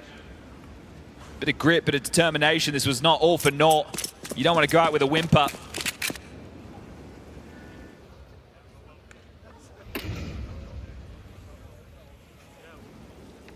You don't want to go down to an eco. Yeah, it can't be like that. Always threatening with Wonderful's Desert Eagle. Couple of bits of nades. It's going to be the flashbang from Bit. Makazi only a USP walking up close. In there, the P250. And that's the flurry of frags Bait needed. Beautiful. They were prepared for that type of a play.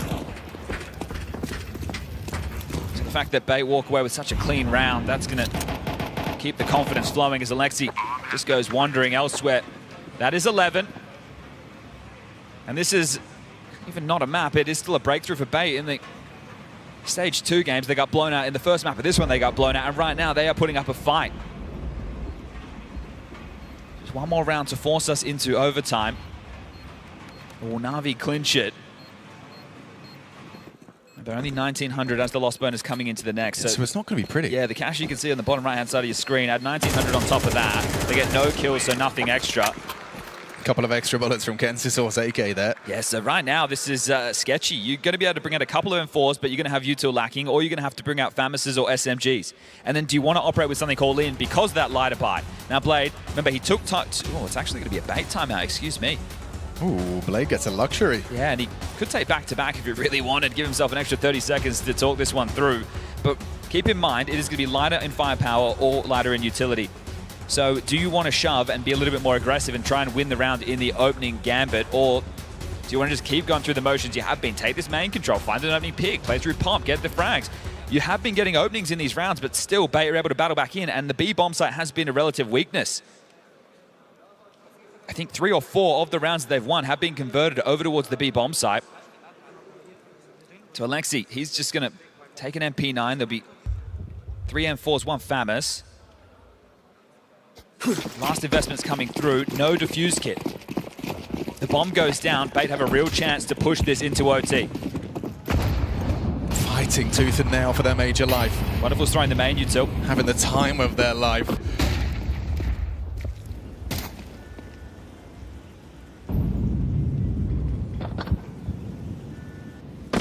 Same strat they tried earlier. Okay, this time they're walking out though. Wonderful. He needs the headshot. He provides the first and the second. Scared for mykaze. Tucked on Olof. It's Alex on the warpath. But mykaze's a problem. Alex doing his best. He doesn't want to go home just yet. It's kyxsan partnered up with him. A big find onto Olof position. Hell, and Bit needed that. kyxsan claws them back into a level playing field. Never mind, that is just Alexi. It's just Alexi. How's he done that? A long-range MP9 headshot. Captain versus captain. The in-game leaders locking horns. This one, a minute on the clock. Bomb picked up. So much at stake. He doesn't know where Alex's gotten off to. Alex's been loud about this. Maybe his teammates heard it. Alex is making the move right now, straight over towards B. Remember, no kit. Once the bomb goes down, Alex could be anywhere. This gets harder and harder for Alexi. Alex not to know. It's a bit slower now. Alexi's parked the bus though. How do you not succumb to the pressure?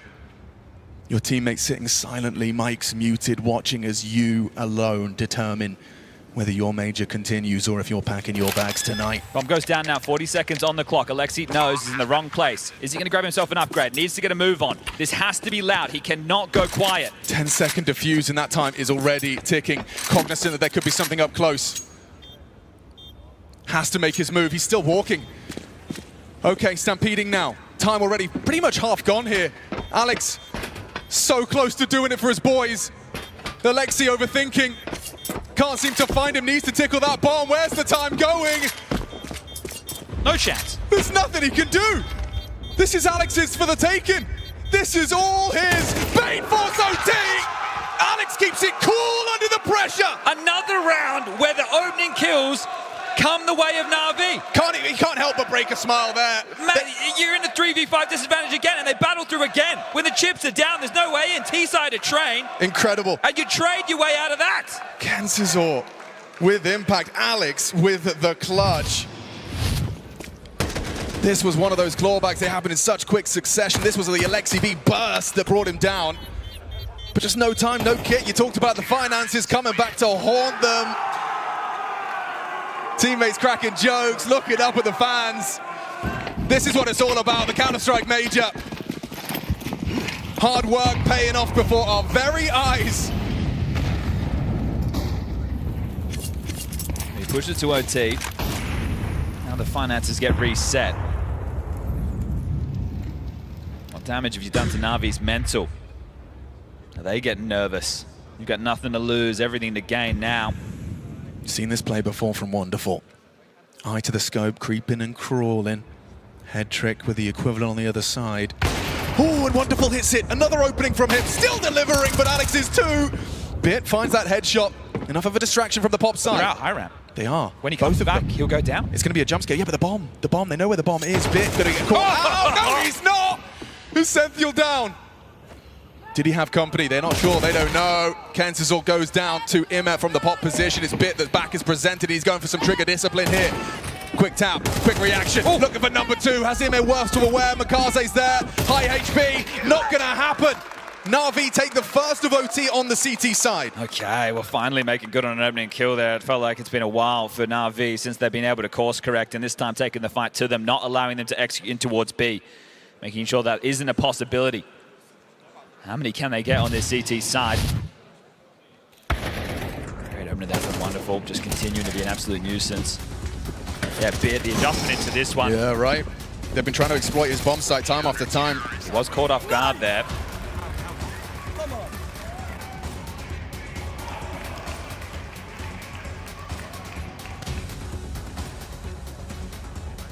Blade making full use of Bait's timeouts. Yeah, and I like that they continue to take them, right? MPL was in-game leading this team up until recently. Alex has taken over. Yeah, so you can see the brain trust. Yeah, and they play some key positions on this map, so just talking through the options, getting this one done by committee, and when you're deep in a game like this, just keep the ideas flowing.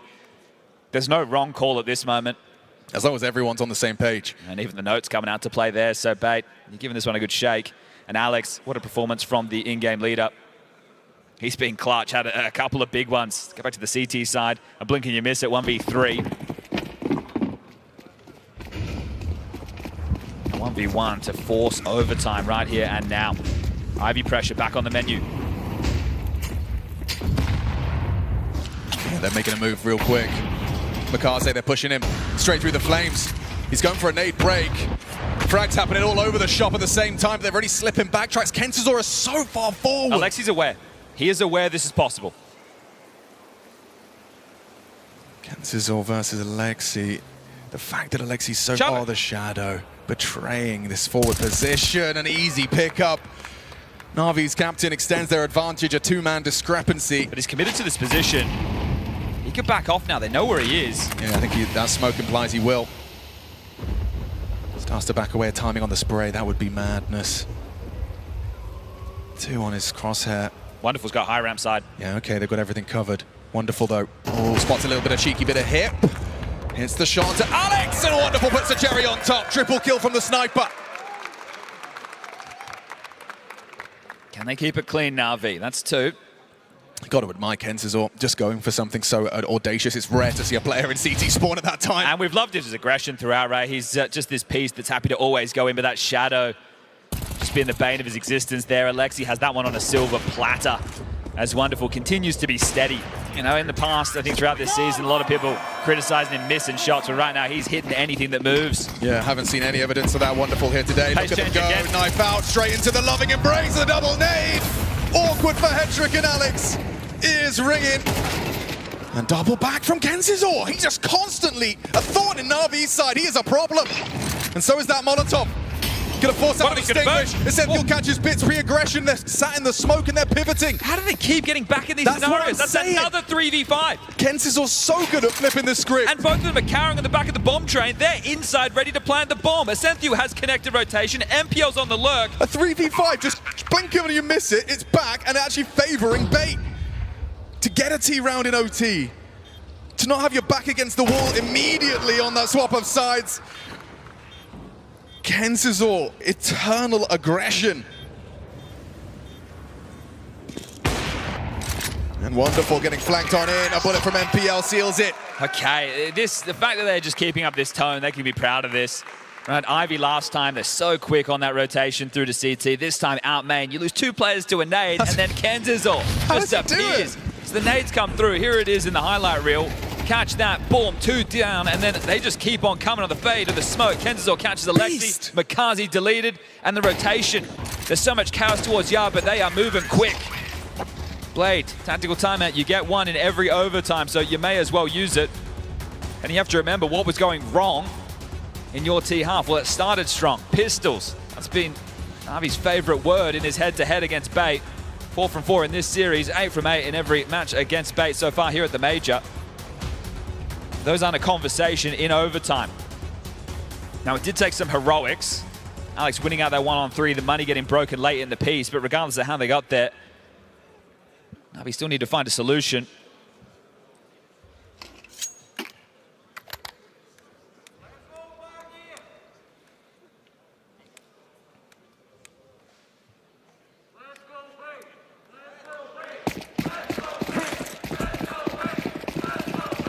What's the call? Old fans are new when you're playing Counter-Strike like this. Bait converting members of the crowd during this trade game. Quick from Alex. They're just taking. But he's not scared, is he? They're taking risk after risk. You may as well in this moment. Play outside the box. Hedrick gets flashed off the line. It's him out. Quick to kyxsan this time. So just constantly trying their hand at aggressions. They want to be unpredictable. And this one from him is exactly that. Not looking the right way. NPL goes down. 15th on a silver platter for Na'Vi now. 5 members, full health. Space to stretch their legs. Hedrick trying to take little glances from the camera position. It's essential. Finds one back. Na'Vi, they needed that one from Bid. It was essential having a look. Trying to react to the smoke. Yeah, just Hedrick now in this 1v4. May as well give it a go, right? This is overtime. You've got money. No point saving right now. Hero moments of what have gotten you to this point. By the sword, die by it is he's given it a look. He was given it a look. You hate to see this. I know he has absolutely no chance in this 1v4, but you'd love to see him go down swinging. He looks to just back off. Can't just lose it all. He is pinned in right now. Wonderful. He's got one way out, McCarthy the other. They are going to take the MVP away from him. It's wonderful adjust into that, and that is going to be 15 found for Na'Vi. I swear, from his POV, he was looking 90 degrees the other way and then died.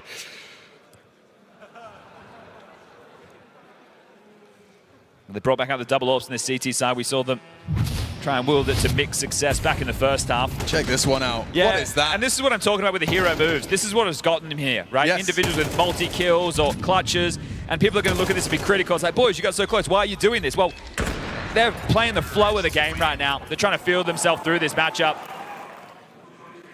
You have to play on instinct. No coach behind you.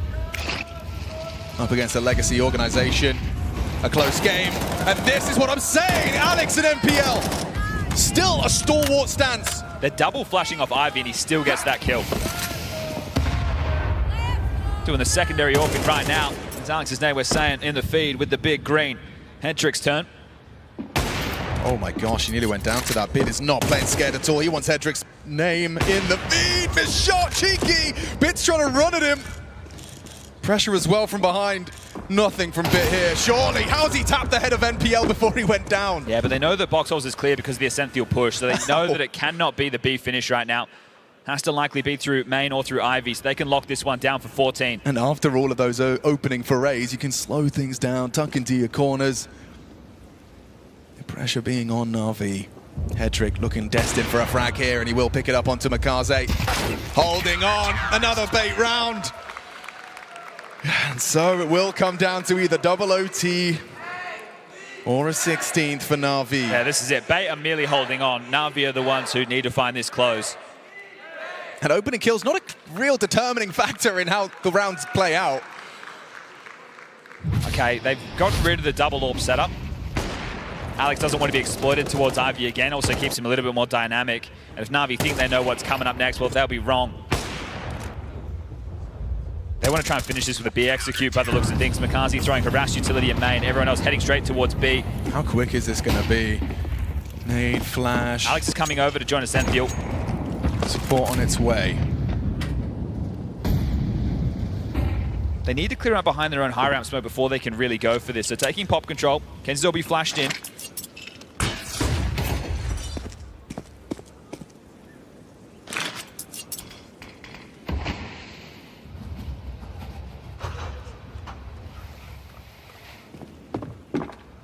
They don't want to secure pop. Now this means that they can execute B and not be harassed from behind. But Alex rotated over here early to join that Ascential. He's got some block utility. Smoke and a molly. Ascential also has a smoke. So depending on the timing of the B execute, ooh, hold up. Yeah, Lexi got flashed off. Kenzie was set up to play the fade. They've called off the B execute. They drop him back. Makazi now starting to activate Ivy. There's the AWP, but Hedrick still on the line. Here we go. Third time's the charm for Kensizor. Alexi confirms he's ahead of that smoke, getting that info. Hedrick feeling pressure from Makaze late Ivy. Hedrick's position noted. Still NPL, Kensizor, and that sniper here. Sandwich smoke late. Camera on top. 30 seconds for Na'Vi. Kensizor's forward. Everyone else is running passive. this very light on time. Coming out. Testing the defense. What have you got, Bait? We need an opening frag. It's Alexi V that puts it in the V. Double kill. Up to Alex. Pressure applied. Looking problematic. Bait hanging on by a thread. Hedrick hits his. Ascential now and Hedrick. Can they do it once more? Bomb goes down with a couple of seconds to spare. Man advantage. Wonderful's got you locked in. Takes Hedrick down. Puts him in the coffin. And there it is. Na'Vi sail to the playoffs. Put through their paces by Bait, who should be holding those heads up high. Yeah, made to work for it, but Na'Vi, the legacy org, 23 majors and the 18th playoff booked. Makazi will become the first rookie in Budapest to be stepping into the arena. More to come today, but the battle for Budapest awaits Na'Vi. They weren't in the conversation coming into the major. They were just outside of the bubble. Now there's a dialogue. The type of Counter-Strike that this team has played, the fundamental base is there, and the individuals are delivering.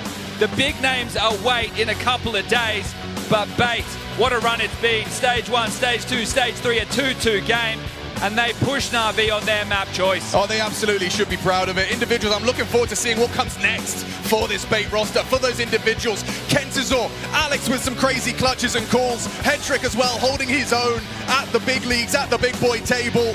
Bait eliminated.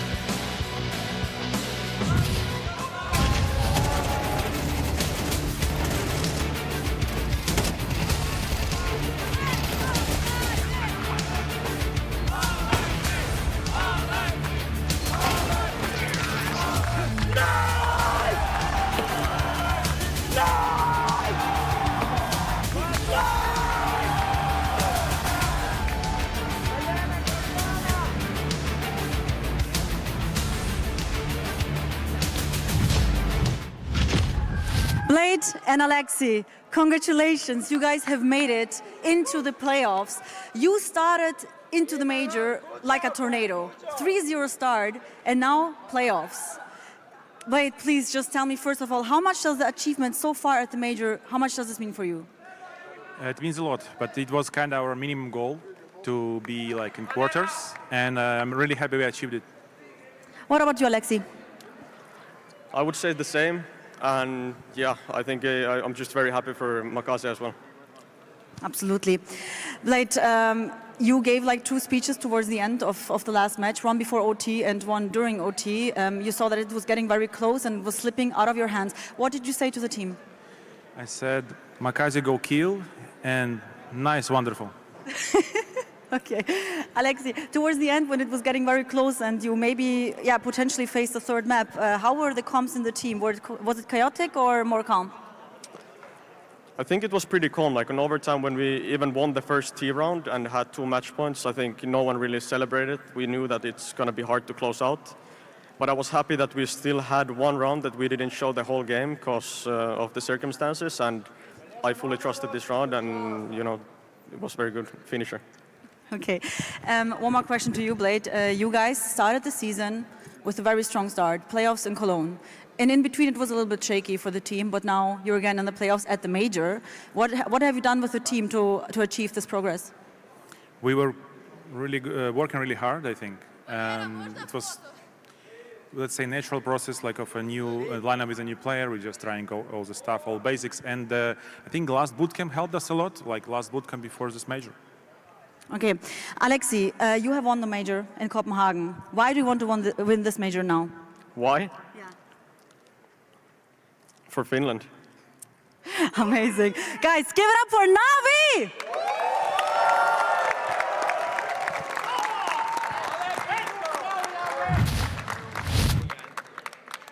And here we are on the other side of things with a bait that fought so strong. They pushed Navi just now on train, a different looking bait for sure compared to where we saw on the rest of this year. And I just want to start with you, Alex, just coming so close, almost making it to a major playoffs, especially as you just take over the IGL role. Is this a painful loss to take? Is this more devastating because you became so close, or are you still proud and impressed with what the team was able to show? I think I'm still proud because on train it's like tough map right now for us, but we was fighting to the end, and like it was 6-6-half and we was playing good on T side, so yeah, we just need to improve our city side and it will be better. Overall, it's not that hard loss because we know it was so close, and in other time it was so far away. Yeah, it was hard game, so we knew it like that. There is no expectations. One thing I'll say is, okay, you've struggled against more of the elite teams, but you are beating all the teams below them right now. Do you feel like you're getting closer to being able to challenge some of the bigger teams, and is that why you can see the progress in the team? Yeah, we just we saw like how we play versus tier 1 teams. Like we just need this experience, and also it was hard to play against Vitality and Mouse because they have like a different map pool like that we have. So at best of ones, we just always choosing their map instead of ours.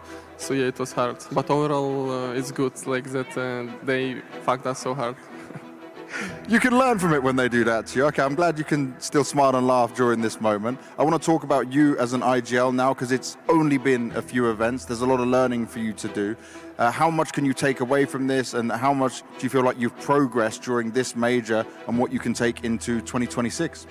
I think there is like it was the good decision to like me being IGL like before the like start of the new season, because like we just how to say it we came like from online CS to line CS, so now we're just a bit now we're experienced, like I can say. So at the other season we will just improve like every fails we did, and we will just start a new like season with me being AGL with that mistakes I did these tournaments. So yeah, I think it will be better. And I want to ask, because we know the rest of this team very well, but kyxsan, he came in just before the Austin Major, right? You started to get some experience with him, but he looks like a much more confident, a much more experienced player learning every game. How good can he be for the future for you guys? He can be really, really good. He just need to be like confident in himself, and if he'll do it, like if he'll work on it. So yeah, we will just, he'll be best rifler maybe. Okay, I like the confidence now. We can see how sharp he can be. And you've got your dad in the crowd, you've got the team and the people behind Bait supporting you, the fans back home, all of Ukraine as well. Anything you want to say to them, you can say it in Ukrainian if you wish. Всім дякую, хто нас підтримував на такій поразці. Ми летимо додому відпочивати, тому так, всім дякую, слідкуйте на слідуючих турнірах. Thank you very much, Alex. If you can take down the logo for me as the final moment. I think it must be so much harder, and they touched on it a bit there, to be so close to getting to a third map, and then for you to fall in that overtime and end up at the elimination wall. That can't be easy. It can't be easy, but I think the one thing that's going to maybe hopefully make this a bit easier is that there is no denying Bait are on the brink of a breakthrough moment, right? There is no shame in their major run whatsoever. Opening loss versus M80 Shore, 13-11. We all talk about those, you know, shaky nerves of a first best of one. But the only other teams to beat them beyond that are Vitality, MOUZ, and Na'Vi. 3 strong contenders for playoffs as they move into top 8 at this major. So again, 2026 is on the other side of this player break. And again, you know, the formula here for Bait is clearly working. Alex is a fresh in-game leader. There's a lot to be proud of, no matter how much this loss stings. We've talked about the difference between disappointment and pride when it comes to losing in this position, and I think that Bait are on the side of pride. The fact that they bring it to overtime on Train, this was supposed to be a wash entirely, and they almost did to Na'Vi what happened to them again yesterday, but it would have been an even more stark upset. So they have a lot to be impressed with themselves with, especially when Hope is gone after map 1. But I think they pulled out the correct veto. They tried really hard on a map they're not that serviceable on. They go up against their bitter rivals in their last series who have given them the biggest beatdown in this major, and they answer back. And I think with this lineup, you look at the composition, they have 5 players that are all in the right roles, lots of potential left to show, lots of good wins in a deep major run. And yeah, getting into top 8 would be a storyline that we'd bring up for all the future, but getting this close is good for their personal confidence. Now on the other side, we have a playoffs team, Na'Vi. We're going to celebrate. McCarthy go shoots. He did. And look where we are, boys. Yeah. I mean, look at Wonderful as well, ending on such a high note. I think, you know, we're talking about an organization, the one and only Counter-Strike organization that has attended every single major in history. Na'Vi is history when it comes to this game.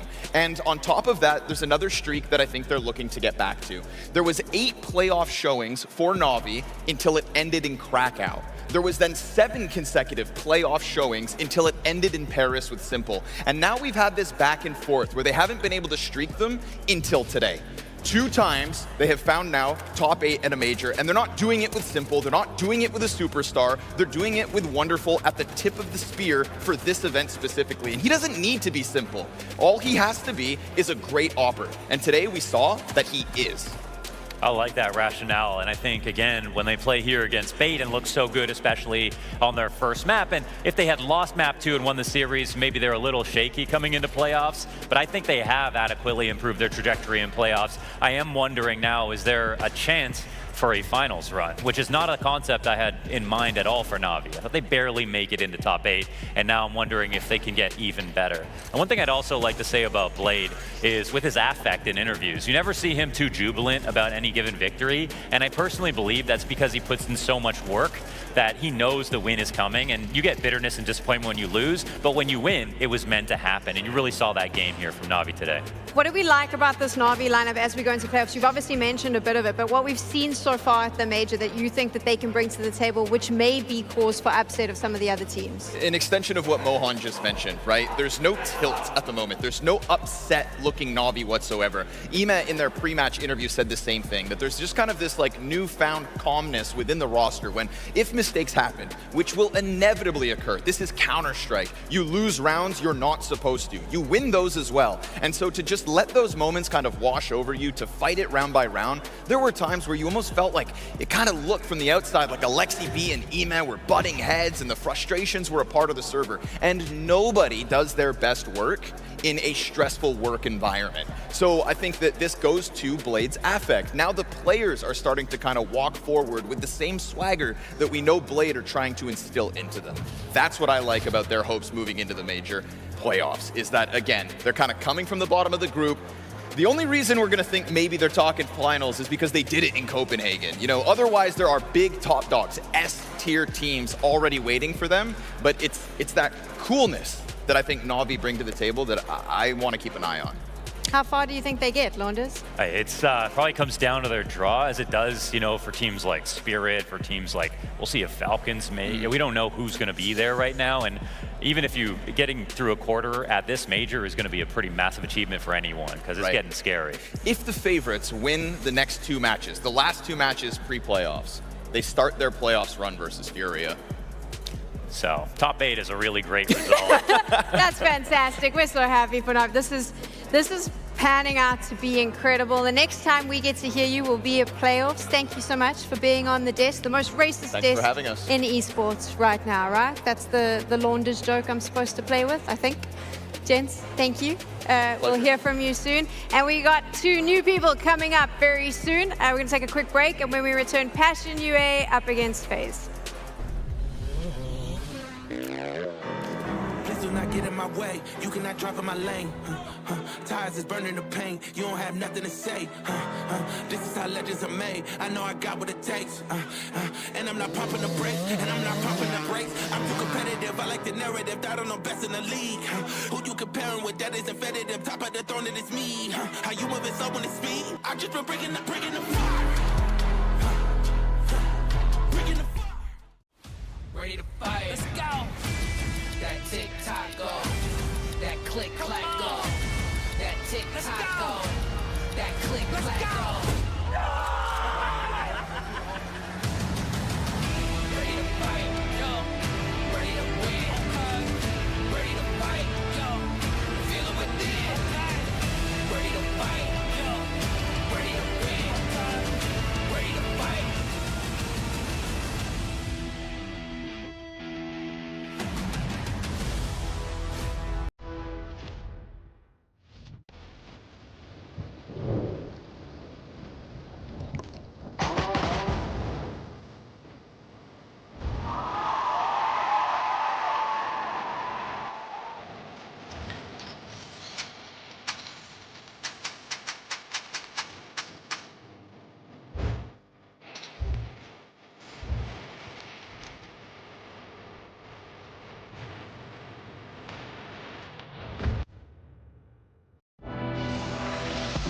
You see the match. We see every restart behind it. You see lightning-fast reflexes. We see countless hours building trust. You see a single moment of triumph. We see the 1,000 failures that forged it. Victory isn't just the moment. We win because we reached it together. Level up as one.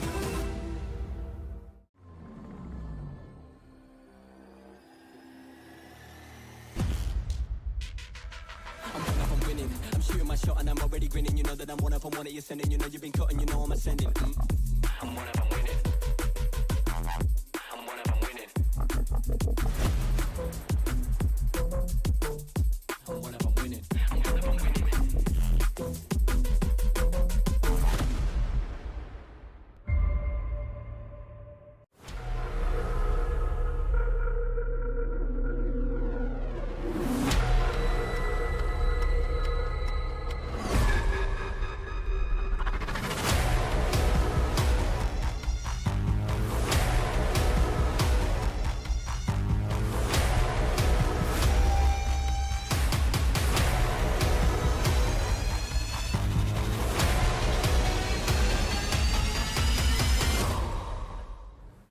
often ask ourselves, bigger or smaller?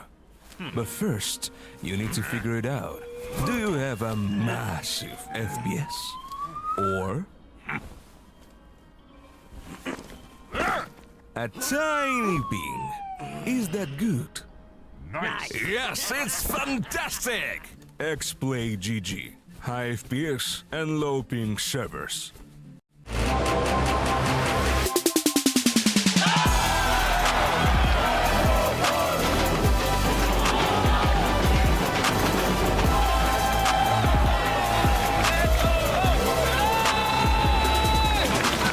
Show your support for your favorite team. Post on socials with hashtag MajorFans, tag Corsair, get featured, and win a Corsair gear bundle.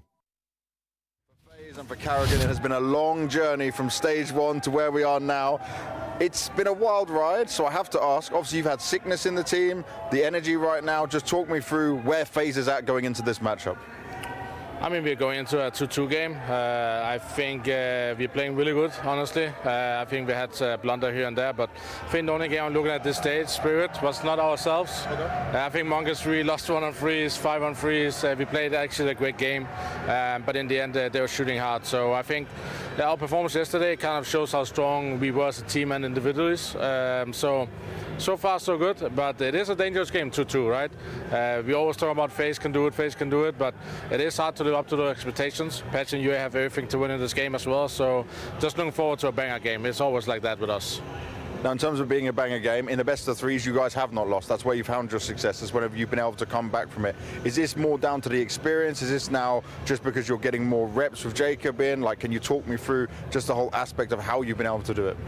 Yeah, I think with the best of threes, I don't think we are a one map pick wonder.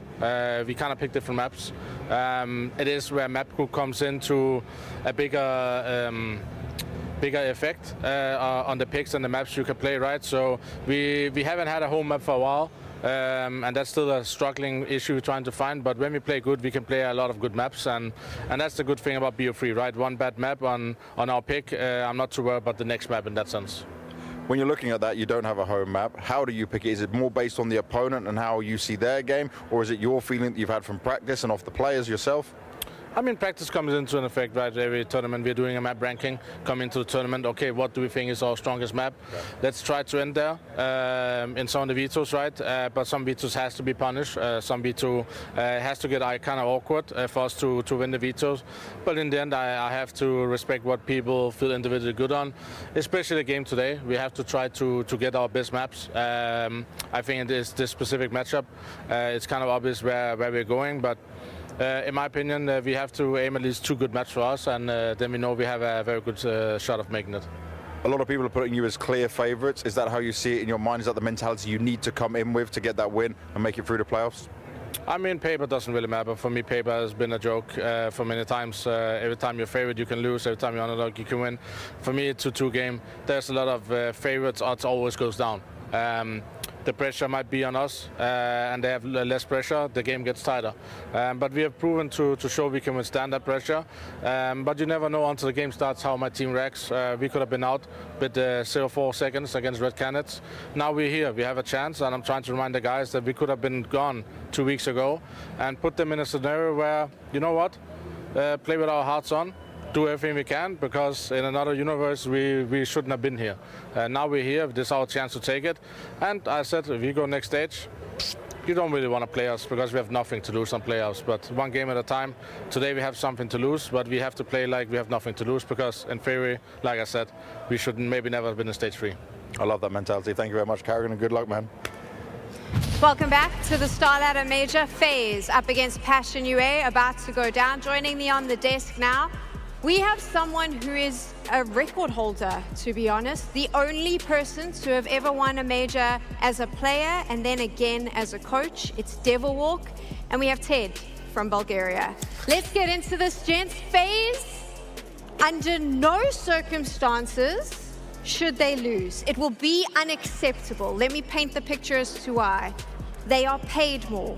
They are part of the bigger organization. They are the better players. They have more trophies to their name. Zero excuses. But ZywOo, you are someone who has coached teams, underdogs, that have been able to go toe-to-toe with FaZe. So tell me, how do you beat them? I think it's... Devil's mic has been switched. All right. Ted, did you do that on purpose because of the intro? I thought his intro was good, but I kind of missed out the bullying part in his. You're going to have to break that one down for me. But yeah, I'm sure he's going to join us in a little while. But as you were saying, Sam, this game here, FaZe versus Passion UA, there should be no way that FaZe is not the big favorite coming into a matchup like this. We've got a Passion UA dream coming in from the 0-2 into the 2-2. JT going for his first progression ever so far at a major. And now he's looking to go into the playoffs, but for FaZe, the story is even more beautiful, right? They started from stage 1, went through stage 2 cleanly, and they had a bit of a lackluster, let's say, couple games throughout stage 3, but you nailed it. You've got Carrigan playing his 21st major, you've got an organization that is so well titled and has lifted so many trophies, they have no right to lose today. Obviously, from my side, coming from South Africa, I would love to see JT in the playoffs. It'll be the first time we see a South African player do that, and I'll just say it, based on the level of our Counter-Strike in my country, which is dismal, probably the only time. However, I think it would be highly improbable. And of course, Devil Walk, I do believe we've now fixed you, so let's find out what you have to say about FaZe. Back. You're back. Welcome. Set the stage. You know, yes, I've been in that situation just like Passion UA is in right now. And one of the key things about FaZe is just identifying what they're good at. You need to find a way to make FaZe respect you when you're going into a game against them. They are great at being reactive, at taking map control. Even every player on the roster has the knowledge and know-how how to reactively take map control. They're also masters of kind of breaking structure. They're individuals, they're really, really good. They understand how setups work. They reactively can kind of shut them down.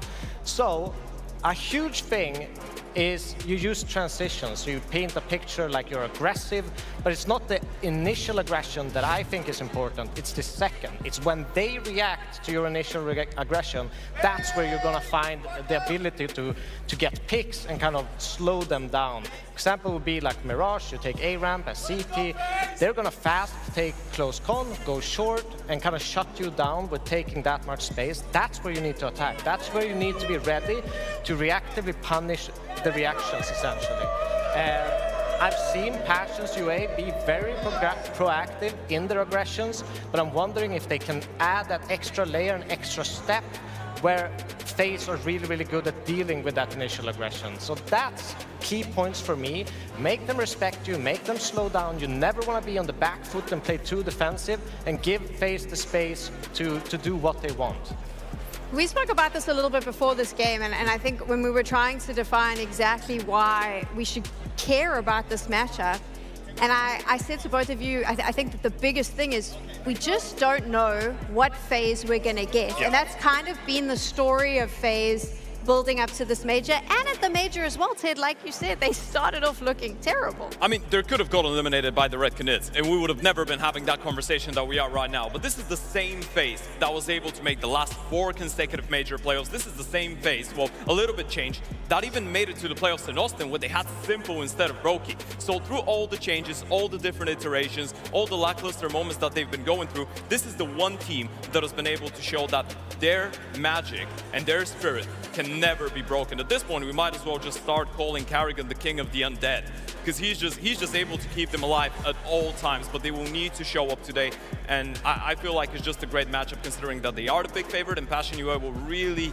have to try and surpass their own limits if they want to make them uncomfortable. And as Devilwalk pointed out, not let them play the FaZe Counter-Strike, not let them play with the space, not let them provide those individuals with opportunities, and just try and make them suffocate. Yeah, that's something that 3D Max even suffered from yesterday. They let them take Dust 2 space completely for free almost, and they got demolished in that series. So the one key thing for Passions, they do have a great map pool against FaZe specifically. All 3 maps that you see here, they are comfortable on them, they play it on a pretty high level. The only one that they have maybe been a little bit lackluster on recently is that Mirage, which came as a pick from FaZe. But overall, it's a good map pool for Passion. Also, it's a very interesting topic, and I feel like this is one of the few advantages that Passion actually have going into this game. The fact that they play all 7 maps, and you can remove that engine against FaZe. Overpass is just a punishment pick, right? FaZe throughout the last couple of months have had issues when it comes down to train and overpass. Most of the time they get away with it. This is not one of those scenarios. And even if you're going into Mirage, this is the map that Passion just introduced into their map pool a couple weeks ago on the back of picking up kyxsan a couple months ago, and he's been playing very well, particularly in this stage alongside JT on Mirage. Obviously, there's been a lot of conversation around Jacob and whether or not this was an upgrade or a downgrade for FaZe. Is it fair to say, Devilwalk, it doesn't matter if Jacob shows up today? There are 4 other players in the server, and by rights, again, no excuse. They should still be able to qualify. And they're huge favorites, especially looking at Brokey at a slow kind of catch-up to his form. He's back now. He's one of the top performers for FaZe.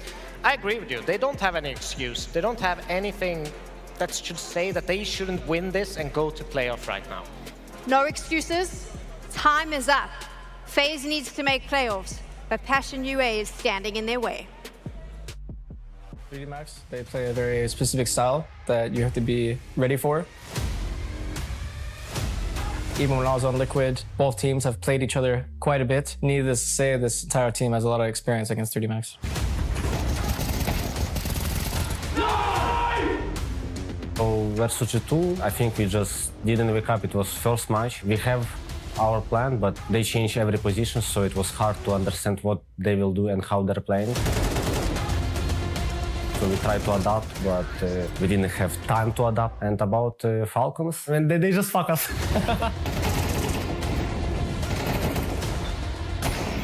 I think the Spirit game, we just got actually destroyed. The Mongols game was more about they played good, but I would not say it was good CS by them. I feel like we had the right reads, we had a lot of advantages, and we just couldn't close them out. Doesn't matter what score we have, we just need to be focused on next round until we're out and just keep believing that we can win. We just need to show our best and just play our game. I know that we can be so good, we can beat anyone. I will say people are feeling maybe slight fatigue from being here for so long. I think when it comes to match days, we're ready no matter what. Like the win major, of course, is good, but to reach the playoff, it will be like the best. I will be just happy. Passion is, beating some good teams in their run. They're playing good CS, so definitely cannot underestimate them. We just need to beat anyone, and doesn't matter who it will be. May the best team win. But don't be upset after the match. Next major will come.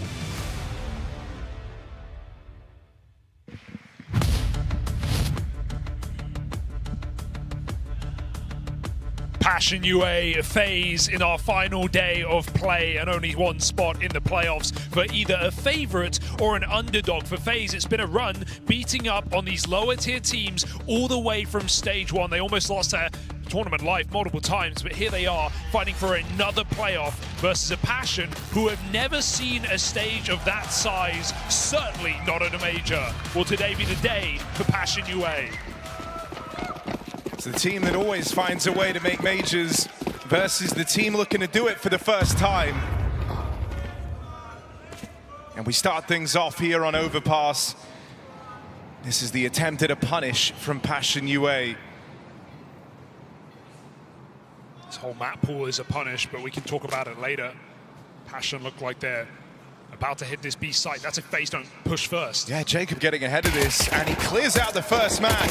There's a lot more where that came from, and so a chance to overwhelm here. Frozen holds the line in his pistol round, slows the roll of Passion. Now lost, and they lose their armored players as well. It's down to the util guys. JT and Halzerg meant to be at the back of the pack, now throwing very much into the round. Gonna look towards kyxsan, one of the 2 major rookies in the server. Him and Jacob, one for each team. kyxsan might have some heavy lifting to do here in this pistol. That's a nice way to start. There's the opening. Starting to get slowed down here. FaZe have had ample time to rotate in. One more back from kyxsan. Oh, tag down range. Halzerg's in with another. Now it's just twists, and he's going to get cleaned up as well. kyxsan and Halzerg saved the day in that pistol round. Yeah, not what FaZe have been used to so far in this stage. The first couple of stages were shaky. FaZe were warming in. They were only winning half of their pistol rounds. In this stage, they're the best team at pistols. Jacob, individually, is the highest rated player in those pistol rounds. It's led FaZe to win 80% of them so far. Passion shut it down. A great sign of them building into this matchup early. Putting Jacob down after only a single kill.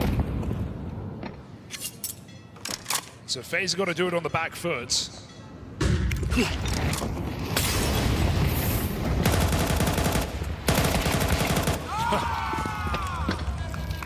Not a bad mow down for Grim versus the Pistols. Chance of the ace here out in top mid. JT's going to take it away. But a clean sweep for Passion. Something that's been cool to watch across this major is the performances of the captain on the side of Passion UA, currently sitting as their highest rated player. JT has been hitting very, very hard. I think he's gained a lot of attention. A lot of eyeballs have been on this guy. It's polar opposites between Passion and FaZe in that sense. JT kind of embodying what it means to be a fragging IGL. He's also slotted in, feeling like a bit of a star at times inside of this team. Yeah, we know he was always clutch, right? It's weird that on one side he attempted a lot of opening kills for this team back in the day, but he's also such a great guy to have alive in those 1vx's. Pulled off some insane clutches even on this map. That's a crazy way to start. But JT looking to punch up today against a clear favorite. And that's why this veto is also so interesting, because Overpass, Punish Pig, a map FaZe have yet to find their comfort on with this roster. Even Mirage, FaZe goaded into picking it. Liquid made that mistake yesterday.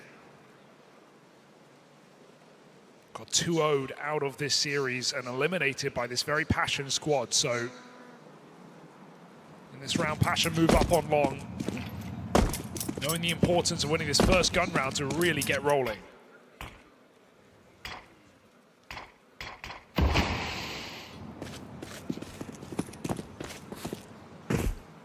Set their sights on this A play.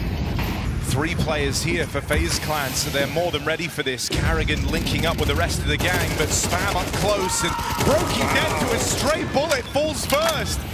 Not even the target kyxsan was aiming for. He's broken through this stack with ease. And kyxsan went from some real rough starts in the beginning of this major run to really starting to find his form, find his comfort. He did this so quickly. Are some similarities we could look to draw between these two teams, right? We're going to be keeping a watchful eyes on these major rookies, the guys who did have slow starts and started finding their form, finding their confidence as the games continued. But even as you look down the line, Grim and Twists, at one point in time, would have fought for the same side, now turned against each other. More reliable rifle pieces with high potential. Already talked about JT versus Carrigan, fragging going the way of JT, but Carrigan always good for a call. And then I think when you look at the AWPers as well, Brokey versus Halzerg, 2 players who have very, very high ceilings, but have had struggle tapping into that on a really consistent level. Streaky AWPs, I'd call them, right? When they're feeling it can take over a game, but can also be absolute liabilities to their team. And Brokey has had his fair share of poor maps, but is looking to improve. You mentioned kyxsan's improvements. They've been huge in these BO3s in this stage. He showed up in both games to 2-0 Imperial and Liquid in these quote-unquote more domestic games. kyxsan has been a driving force behind this team. That wasn't the case coming into this major, nor was it back at Rivals, where he was shaking on the stage as well. The big question around kyxsan is if he could find his usual form, right? Because outside of these highly important LAN matches where you're in front of a crowd, there's so much riding on it, he is usually the top performer for this team. But he had a notable drop-off, and so the big question was, could he kind of tap in to his usual ability and kind of get comfortable with the stakes, what's on the line? Well, for Passion, they've had to go on the reverse sweep to get to this position. It's also funny just to hear the term like usual form, because this was a very different tier of competition. You know, at least for kyxsan, this is his second big event ever. Rivals was his first. That was a couple of weeks ago. Even Jacob had more experience at top lands, right, in that Apogee team. So safe to say, close to no experience at the top level. But he's 5-0 right now. Big triple entry into that A site, put Passion back on the board and force FaZe onto a save with just this single M4 on twists. It's a really nice sequence for kyxsan as well, letting kyxsan or Frozen reveal his position by spraying before he swings. His kills just come for free. They line up. Passion just look to play together and hit this A side again. How do you hold this? Running on through is Passion UA. Pistols up close. Will deal with the first. Brokey extends that lead for FaZe. 4-on-3 now. It's starting to get a little hot under the collar of Passion, but a big grouping of players out in front of Nyx. It's kyxsan closing the distance. Another multi-kill. This time, will it be enough? As it comes down to the AWPers clashing. Brokey v halzerk for this 1v1. And Brokey's got a great round under his belt. 3 kills already. Very much trying to be that guy. He wouldn't, would he? I mean, this is a very Brokey play, and halzerk doesn't look ready for it. Walk in the smoke is the right move for Brokey. And Brokey with his confidence back is a terrifying factor for Passion to consider in this game. They've had Brokey looking absolutely feeble in this tournament, delivering nothing, missing easy AWP shots. Like I said, liability. But in these last couple of games here in this stage, Brokey has showed what he's made of, what we come to expect from the Latvian laser. Pushes the smoke, puts FaZe's first round on the board. That was an eco as well. FaZe get the bump. Brokey's AWP is out.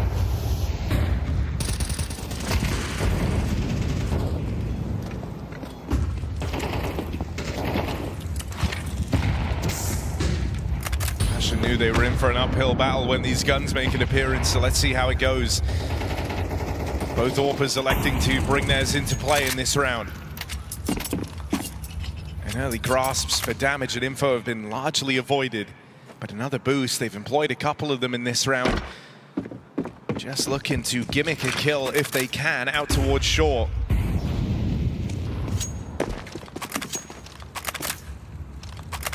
kyxsan has rotated to a common position for the captain, but it's also one where you're going to get a lot of fights on both sides, so he needs to be locked in on this CT side. If FaZe are to stand a chance, those little calls, that little decision, akin to Inferno, do we have that third player in the right place when the site hit comes in? It's kyxsan's duty in this game. Passion UA setting up outside. Nade's being rallied, but only 2 players looking to commit right now. 30 seconds, not very grouped. Kill comes to Grim, but Twist takes it first. Oh, didn't get the spot on halzerk. That is an awkward miss by extension. And while kyxsan has their back, holding on to that monster walkout, this round looks to get away from Passion. Bit of a sloppy hit for Passion, right? They don't get the util out in time. The fight comes to them. They wait a little bit too long where FaZe just have to make a play and go for information. And they do it together. So FaZe able to set themselves up very well in that round. Passion, a bit too much patience on this T side. Counter-terrorists win. 5 alive is huge for FaZe.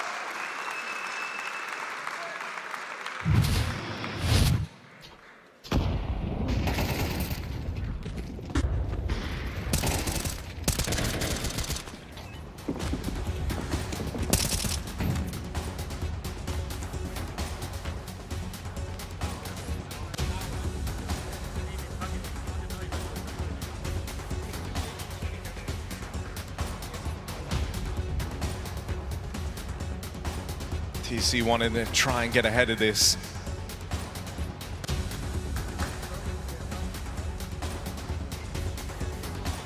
FaZe getting that early leg up. It's felt like smooth sailing. Bolstering their money, giving them a chance to leap ahead on this CT half. Right now, I think kyxsan taking a lot of intrigue for the side of Passion, man. He's been instrumental right off the rip of this game. 7-1, multi-kills in every round they went on to win. Tier is one thing, but pressure is another, and kyxsan is certainly playing with a lot of it on his shoulders in this game, knowing that he has to perform if Passion is to stand a chance. Nice to see him not crumbling under it. He's already put rounds on the board for this squad. AK, 1 of 2 in this round for Passion.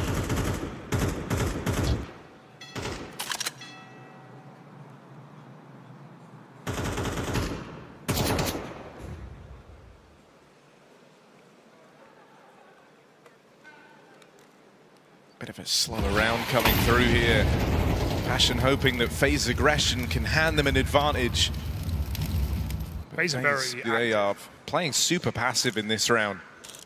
Backing towards their bomb sites over here at the top site. Bit of freedom because of the Brokey AWP to do so.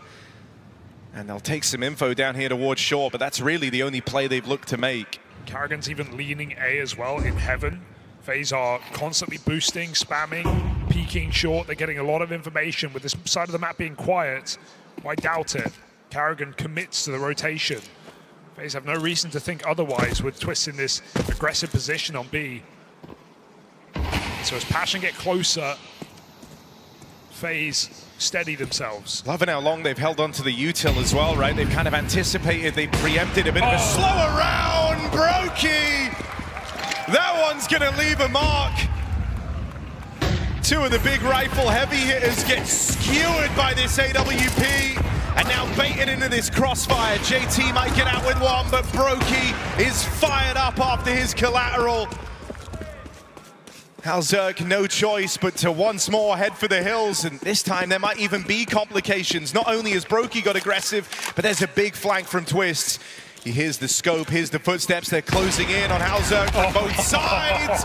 Brokey finishes what he started. Wouldn't it be so FaZe, right when you're calling for a player's head in this team, that's when they give you their best event. You remember Antwerp, people were saying cut Rain, get this guy off the roster, he goes in, they win the major, he MVPs. Brokey has been the biggest source of doubt in FaZe coming into this stage.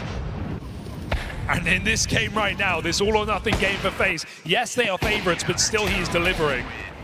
Winning that important 1v1 clutch, 4K round here, denies the save as well. Passion have nothing on this T side but pistols. I mean, there is, you know, really it's all the time the majors come around. You get this feeling that FaZe might just be the main characters of Counter-Strike. Because it doesn't really matter what state they're in, it doesn't even matter who they're fielding, as long as you have a couple of the same faces pulling up, they can be in horrible form on the run up to the majors, and they'll still find a way to make it happen. This is a team who haven't missed a major in CS2. They've secured playoff run after playoff run, surprising us in Austin when they had Simple in the squad. Shanghai, where their stock was super low heading into the event, they make it all the way to the final. They could have won it, they were a round away. And you know, the time in Copenhagen was arguably FaZe at their very best. They were the favorites to win that, and sure, it ended up getting away from them, but it's just been an insane track record for this team. Yeah, all majors in CS2, 5 in a row in playoffs, if you count back to Paris. Oh, and Brokey again with this AWP. It's scary, right? The prospect of Brokey really feeling warmed up at the start of this game, I think if you let him get off to a heater, if you let him get off to a hot start, he's going to make more and more of these Brokey-esque plays where they're very aggressive, they're very unpredictable. One back for kyxsan, sure, but how much more exciting can he really make this? Not very. Karrigan on the line. And so, to me, on this T side, if they want to hit the A side, Passion, we're going to need to see better util, right? Something that Furia, who are a really strong overpass team right now, are using a lot is this close sight smoke, right? Blocking off the AWP. It lands in front of the dice. It gives you a lot of room to scale up. We saw Malz and Spirit have the same issues with getting T side rounds on overpass the other day. It was, again, no use of that smoke. It's feeling like Furia are the ones who are making it or showing how valuable it can be. The Passion have that in their repertoire on these A hits. It's going to be important to stifle the AWP on this CT side.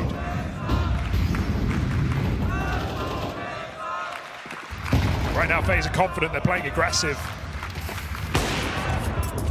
Brokey with a swing and a miss. Ooh. And it's kyxsan, the guy to open. It takes a lot of damage on this play out towards long. In that clash versus Frozen. Room taken here for Nyx. Okay. Gonna get out in towards B, and Jacob's so blind. How's he done that? Can't deal with the second player in. Even one feels like a shock. The Karrigan and Brokey really want to weigh up going for this. I mean, FaZe not a team that go down easy, but they know their limits here. Karrigan plays through the molly, splits the push in two. What's Brokey up to, man? Hanging around here on the AWP. Feeling devilish. Feeling cheeky, perhaps, but they're above him. There's no escaping here. Brokey's going to have to go down with the round. Can he take some with him? Gonna battle forward. One for Brokey, but there's a man up close. HeavyGoD finally gonna deal with his AWPing counterpart. Brokey was certainly down a clown there. I think part of it is they're hunting, right? Yeah. When it's such an unwinnable round like that, immediately what the Passion do. They go back up connector, they go to long, they cut off your rotate. So Brokey realizing maybe I have a weak bomb site here, only 1 or 2 players. But quick trade for Passion and good trades across the board. They even fake that bomb out when they realize karrigan pushes the Molotov. So they were ready to trade on every step there for Passion. 4 rounds is already a great campaign on this T side. How sweet can they make it? Flash too good. Brokey knocked off the line. Nyx tries to repeat these entries in towards B. Once more, karrigan's going to stop that B hit. The nade will reclaim the kill. Nice one tossed in over the wall. And so a 4v4 doesn't let flameZ get too comfortable for too long in this round, and Passion might just want to follow through with this hit. I don't know about Brokey. Easy shot, but missed for Brokey. He's mollied out. Got to commit, got to make up his mind. Down to 27. Passion use a lurk smoke on Monster. They're going to come through this. Pressure's on for Jacob. Twist might get hung out to dry here if the cover isn't there. And kyxsan cracks through this B hold with support from JT. Now if Brokey can land a shot, might take attention away from Frozen on this flank, but if Frozen plays first, it's being held, or at least it was till moments ago. Both players in through the short side. Another swing and a miss. Frozen gets his on the wraparound. This is flameZ trying to maintain that advantage. They put the pressure on, but the pressure's not gone yet. JT, the clutch man, dead to the heavens. Brokey on that reposition, keeping you on your toes. And flameZ do not give up this lead. Very surprising reposition for JT. He's not ready for that. Thinks Brokey's going to scale with the smoke down, but low health from the Molotov, chooses to play it safe, wait for the mistake. Brokey gets it, and a couple of misses in that round, but he delivers on the victory. flameZ up to 5. Big double from Frozen. flameZ not short of firepower. Passion still not short of rounds. They've got another buy in them. I think it's why when Brokey's actually firing off, hitting shots, right, and kind of building into a game, he becomes so scary to play against, because you never really know how he's going to play those type of rounds, right, those 1v1s. You saw what JT was worried about. He's thinking it's Brokey, he's going to walk the smoke, he's playing close, looking for the flashy combat or play. All right, all in, down towards B. Seen this site getting tested a lot to open up this game. Jacob extends the smoke. It's Twist to take him away. There's support from karrigan. Rotates now arriving. And so quickly this is going to get away from Passion. It's down to HeavyGoD, caught with nades in hand. Clean B holds from flameZ. Yeah. And this is starting to feel like a very tall order if you want to find more T-side rounds. Jacob and Twist delivering with a double each, and I got to say, karrigan, I asked how he's going to perform coming into this game, right, in a very important position on the CT side. He's delivering. He's offered opening kills. He's been a safe pair of hands. He's rotated A in the A hits. He has not been a problem for flameZ at all. Passion can't find the exploitable piece of this flameZ defense right now. They try with a fast B hit, but now running out of room on the half. And while 4 is always enough, it's the momentum shift from 3 of those rounds being conversions off pistol.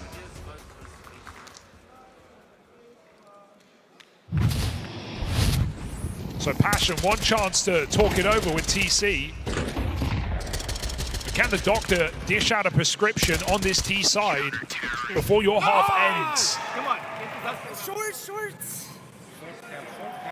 I mean, we also, we described both AWPers for either side as streaky coming into this game. With that comes the chance of a big mismatch, right? If one of them gets going, which Brokey very much has, and HeavyGoD is never in a position to succeed, you're going to really start to feel that your AWPer is not hitting as hard as theirs. Oh, Brokey!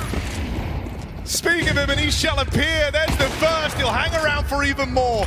Yeah, just fire off here. Knowing when to quit is not this guy's strong suit. Brokey right up at the front will get overran. And so now an AWP retrieved. Closing in on this top site. And a chance at a breakthrough for Passion UA. flameZ have not overcommitted to the rotate here. They can feel the pace has been taken out of this round. Well, you just called out HeavyGoD. It's nice to see him get a chance here in a very low econ round to be the hero, to be the main character of Passion. A chance to reset. I love the call. They were almost committed into that A hit. They've been given a weapon and a chance. FaZe takes space. Do they really go all the way? Twist flanking. Jacob needs to be considerate of late short to B. So back out monster goes him. Twist ready for anything, but also playing for nothing right now. Yeah, it's a really Passion recommit. He's going to be away from the play. Really, really big commitment from Twist here to go for this when there's so little time left. There's a world where he just gets left out of the picture altogether. You would love some type of early info, but you're not going to get it. Frozen won't know until they're already too close. Grim in with his second of the round, and now Carrigan caught out in the open at the hands of that HeavyGoD AWP. Here he goes.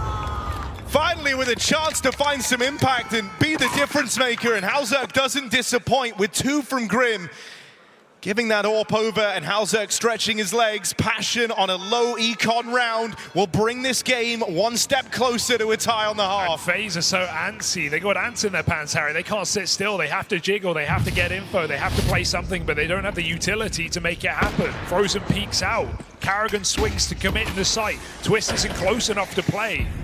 And so Passion punish the impatience of FaZe and puncture this T side with an eco win near the end of the half. That makes all the difference. We were talking about an 8-4, which is still fine for Passion.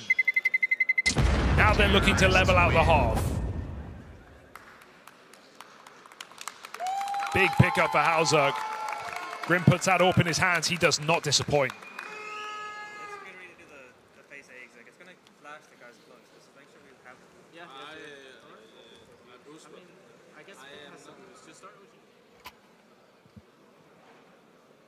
Saw a bit of frustration for FaZe at the end of that round, especially from Carrigan. I mean, he knows better than most how mistakes compound. You give away a round like that and it can make all the difference, especially if this goes on to be a close game. I mean, you had a chance to, run away with this half 8-4. That would have been a very competitive CT side. Now you're scrapping for a 2-round lead. Passion, no one towards B here. This is going to be a faster round. Look like they want to commit pretty early. Brokey rotates round. Twist again takes his space, gets that info, but do FaZe believe it is the question. Only 2 strong on this site. Frozen, careful, as a smoke fades, he still nails the headshot. Brokey in the sight in time. Passion's final ditch. AWP in the right place. They're going to try and deal with Frozen first, back in the toilets. Util reins in towards his top site. So FaZe have a lot of angles to bear in mind right now. Brokey posted on the long side.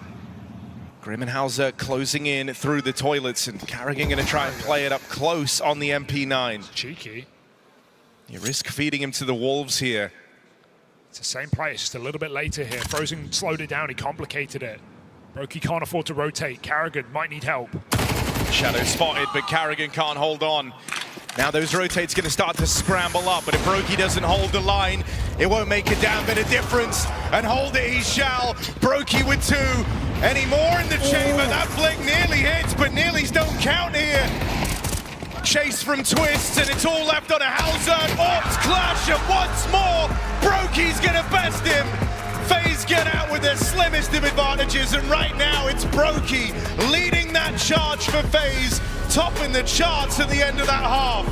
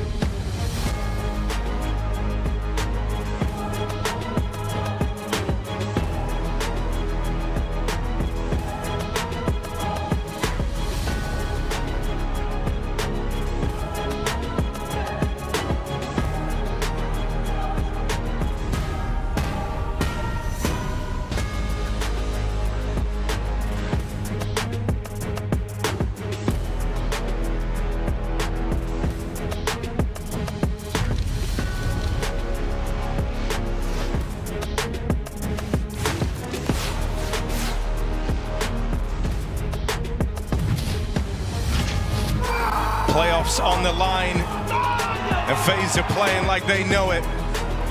They made every single playoff in CS2 at Majors, and they want to keep that streak going. That's been regardless of form, regardless of squad. Right now, it's Passion standing in their way. And we're on Passion's map pick, competitive half. Passion moving into the CT side on overpass. Yeah, they need to hit hard, coming straight in. Can't do things together when we want to do things. Play as a team, live and die by it. Passion, an unlikely progression for a squad that's never able to do it. What's one more match? FaZe creep through the toilets. kyxsan puncture with his pistol. HeavyGoD overwhelmed, and karrigan's P250 comes for heads. Yeah, there to open up. Now just got to deal with these remaining two players flooding in towards the toilet, so you're playing right into the stack. They catch kyxsan on the reload. Find this 2v2. JT still trying to offer up resistance, just buying time for Grim, who now arrives on the backstab. Dual Beretta's in the right place. Grim closing the distance as JT gives them the sight. FaZe might feel like they're getting an awful lot for free right now. You wonder if they're suspicious. They certainly should be. Grim here to try and kickstart this retake, but Twistzz is going to get away from him, hidden in that smoke. It's going to fall onto Twistzz in this clutch. They know, they should know. Still looking truck, but turning around. JT realizes tap on the bomb, puts pressure on, and Twistzz will fall to the pistol of JT. 3-piece in the round. Grim gets all the info. All the while, he's low on health, right? The entire time. He's there trying to set up Grim to be the hero, but it ends up being their captain, JT, keeping up his strong performances. And so that's a huge sigh of relief for Passion UA. And top-rated pistol player of this event coming into this game, Jacob. He's had 1 kill on both pistols, so FaZe needed him. They absolutely did. This guy's rated higher than Donk, who found an ace against Liquid in his first pistol. And Passion take both. FaZe look to win out on the force.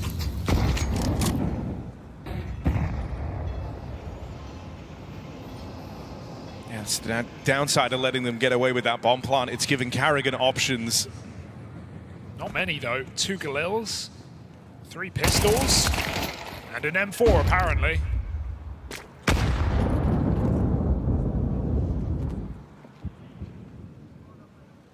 Oh, HeavyGoD getting aggressive here.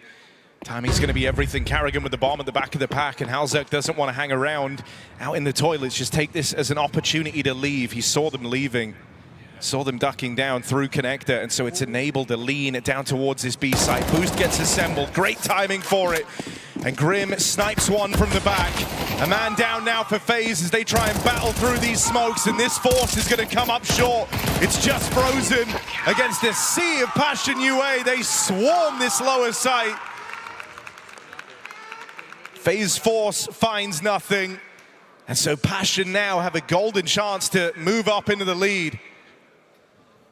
Offered up almost for free. There's going to be no investment here for FaZe other than a couple of upgrades, so Passion in a great position here on their map pick in the series. And Mirage hangs so much in the balance in this game. It's FaZe's pick. Where were they meant to go? But it's a map that Passion have only recently pulled into their repertoire. A team that didn't even play this map in CS2 until a couple of weeks ago. And to mixed results, yes, but decent CT sides against top teams. I think Passion are probably feeling very confident from where they are in the series right now at the chance of an upset.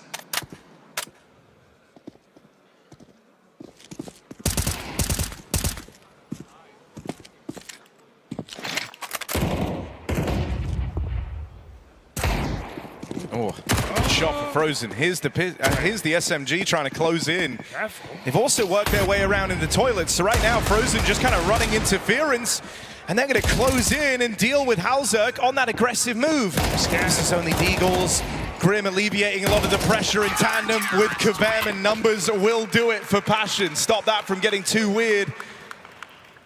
Now the guns make another appearance for FaZe Clan.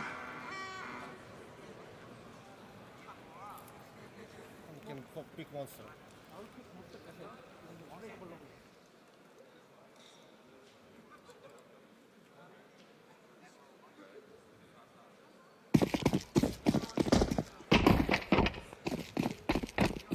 Grim's signature gun on the field. Didn't wait long. One gun round. He doesn't scope in much, but he is on long. You would assume you would here. Peak of monster from HeavyGoD and spotting Karrigan. I mean, look, we said from the moment he started bringing the AUG out, we said this is normally a gun used by IGL struggling to get into the flow of the game. And really, when we were making comments like that, the guy you're thinking of is Karrigan. Sure.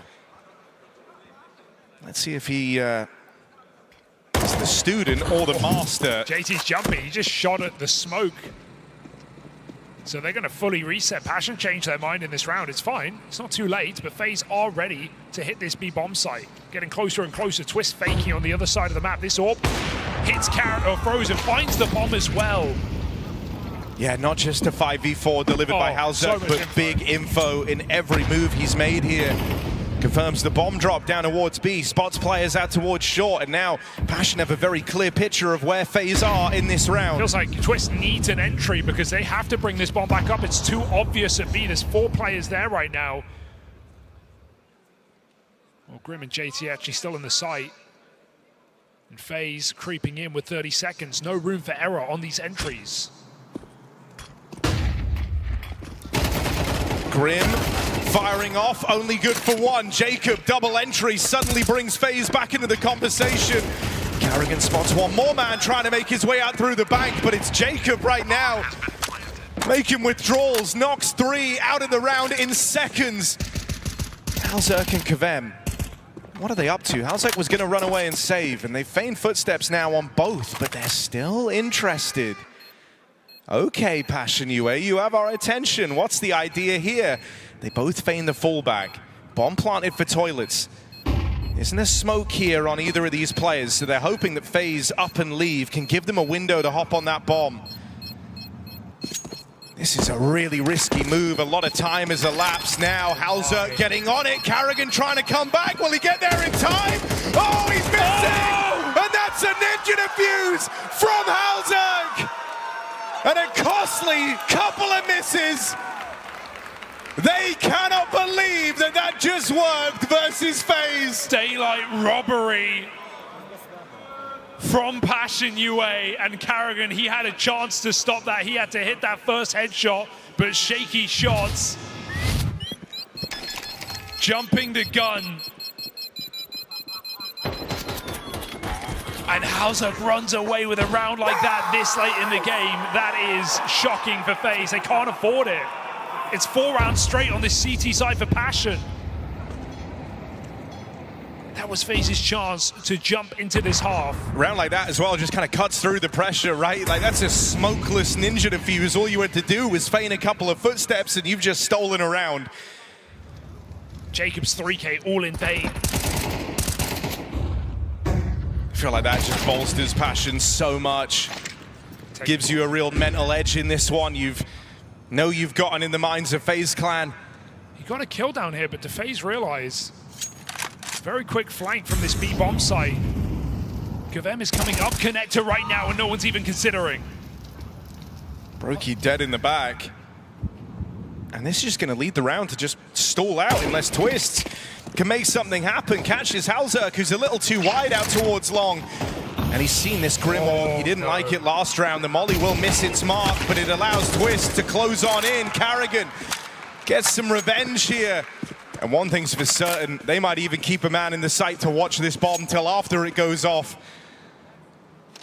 Nick's closing in over at long. They don't know about him. He hasn't been seen all round. They're not even considering this yet.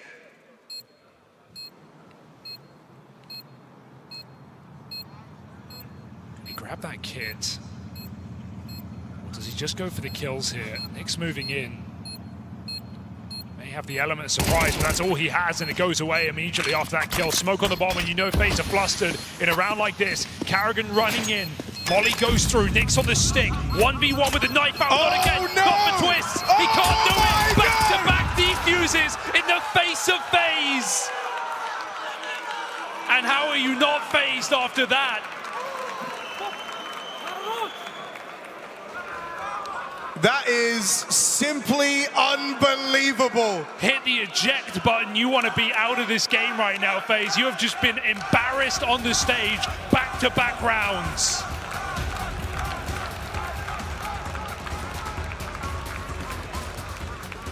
I don't believe what we've just seen. Dude. I really do not believe it. How do you not let that get to you if you're FaZe? How do you stay in this game? That's back-to-back rounds. Passion have walked in rounds that are done, in rounds that are over, and just taken them away with a defuse. Thank you very much. You might need a new notch for this. It's over. Because Overpass now is really called into question. You get smoke defused after the Halzerk Ninja. Dude, 5 rounds in a row for Passion on the CT side. FaZe haven't broken in despite ample opportunity. And now what? JT crashes and you have to sit there in silence. You can't even talk to your teammates after a round like that, after 2 rounds like that FaZe throw away, taken right under their nose, and you can't even talk about it. You can't even break the silence.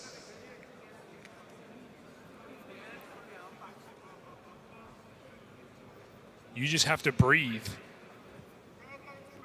Will Neo punctuate this with a timeout? It almost feels necessary. Or is it going to be the FaZe way, hunker down and just keep going?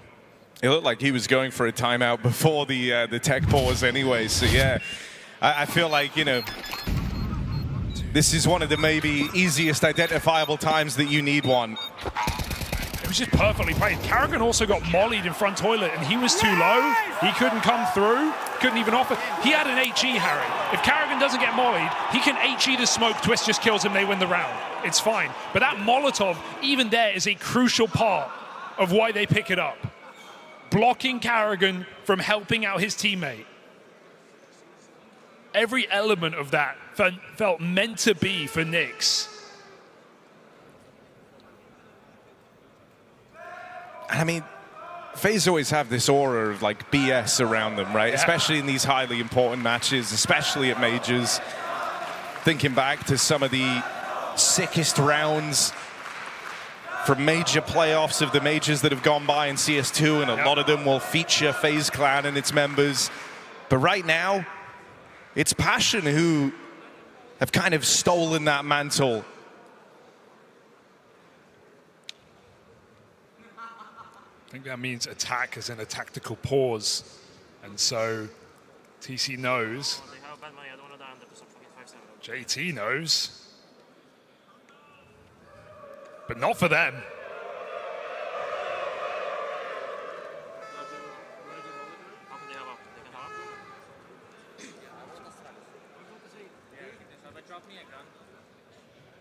So we go back in and we have to see if FaZe can somehow stay in this map. They're 5 rounds down on this T side. They have not found a way in from huge advantages. And these rounds aren't easy to come by, right? Entries like that on the A side from Jacob, not even at all. in the round prior, those are not gimmies on the T side of Overpass. So the fact that you bungle it not once but twice, it doesn't give much hope here for FaZe. I don't think anyone's gotten over the 2 smoke diffuses or the 2 defused stolen rounds from Passion yet, especially not FaZe. Well, you don't have time to think about it. As FaZe go back to the same thing because, hey, it worked. They got the entries, they got the plant, they got everything they'd ever want. So can they find a 3rd hit on this site? 3 players strong. Passion bring the AWP around. Grim, he did make noise there, maybe feeling paranoid about the position now. He's going to have to give it up. JT delivering on the kill count in this map. 2nd top performer in the server. When the team on the smoke finds him nothing, but a bit of spam could take out the AWP. And FaZe just can't catch a break. No, Brokey's been dying very early on in these rounds, right? Very rarely able to put the AWP to work, and this one's no exception. He got shot in the back the last time they tried to head in towards this A site. This time it's a smoke spam.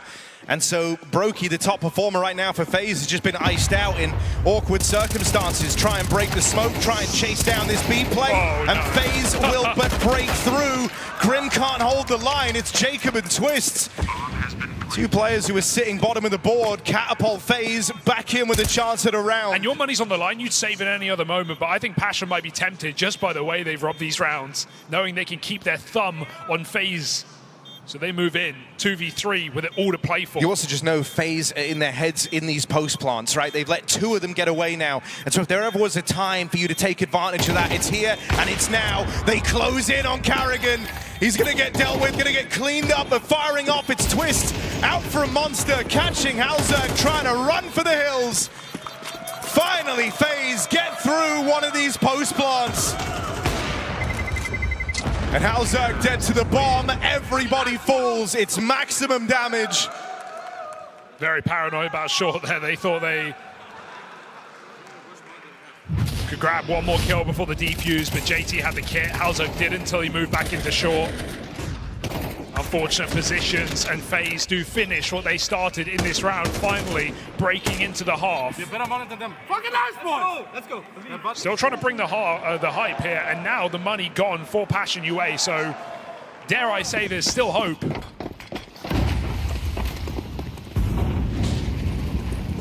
As long as FaZe still believe we're still here. So back to a scrap in middle. Passion clearing down lower, Frozen in position, and you wouldn't want to take this fight v Frozen. So Passion are boxed in right now, nowhere to go.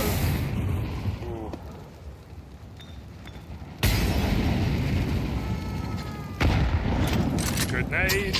Yeah, no, they are players trapped. They're just getting bullied right now by the util, and so Frozen playing a contain. There is some aggression out here towards short. Frozen remains tempered out towards connector. Are they ready for a second player down here, right? Because you see one in the feed, you've dealt with Grim, you might overlook JT, and that could be a huge error. Second nade goes in, deals with JT back in the connector. halbsMd gonna get overran in the toilets. Brokey going back, this is the bomb with him as he looks for this fight on a kyxsan. Deagle, tight line. kyxsan looking switched on in this match. Is this a fight worth taking? NiKo has even dealt with Twists over towards the A site, and so suddenly they have to battle forward. kyxsan might have slowed the roll for a moment, but now he's going to try and get tricky with it. Plays out towards the monster side. He's got NiKo moving in over towards Heaven. FaZe, they will deal with him, but it's lent time to NiKo to get set up. Has a 1v3 under his belt already. This was exactly that, but cut down on the approach. If there's one thing FaZe have and that they've shown in this major explicitly, it's resilience, right? This is a team that came through stage one. This is a team that was seconds away on a defuse against the Red Canids from being eliminated in their worst major placing since Rio. And FaZe battled through that, through BO3s, where yes, they were favored, but they were still put to the limits. Stomped through stage two. Somehow took down one of the top dogs in Vitality here in the third stage. And of course, go to the final day of play in the FaZe way. So the fact that they are still in this game, while a surprise, is also so FaZe. Yeah, and you know, the other thing is, one of the monikers you always attach to this FaZe Clan squad was the idea that they're the most entertaining team in Counter-Strike. And sometimes they give you entertainment at their own expense. Right, those two ninja diffusers might just be a prime example of that if they can go on to recover anyway. Check up close and they'll deal with both the pistols. This one looking to get brushed aside quickly and cleanly by FaZe Clan. They have forgotten the bomb, but I can assure you, with how the rounds have gone, probably good. They will go back to get it. Well, maybe just try and win off of kills, forget the objective. While Passion run away like torzsi from Donk, evading these FaZe players on the A site. Grim taking that AK for later.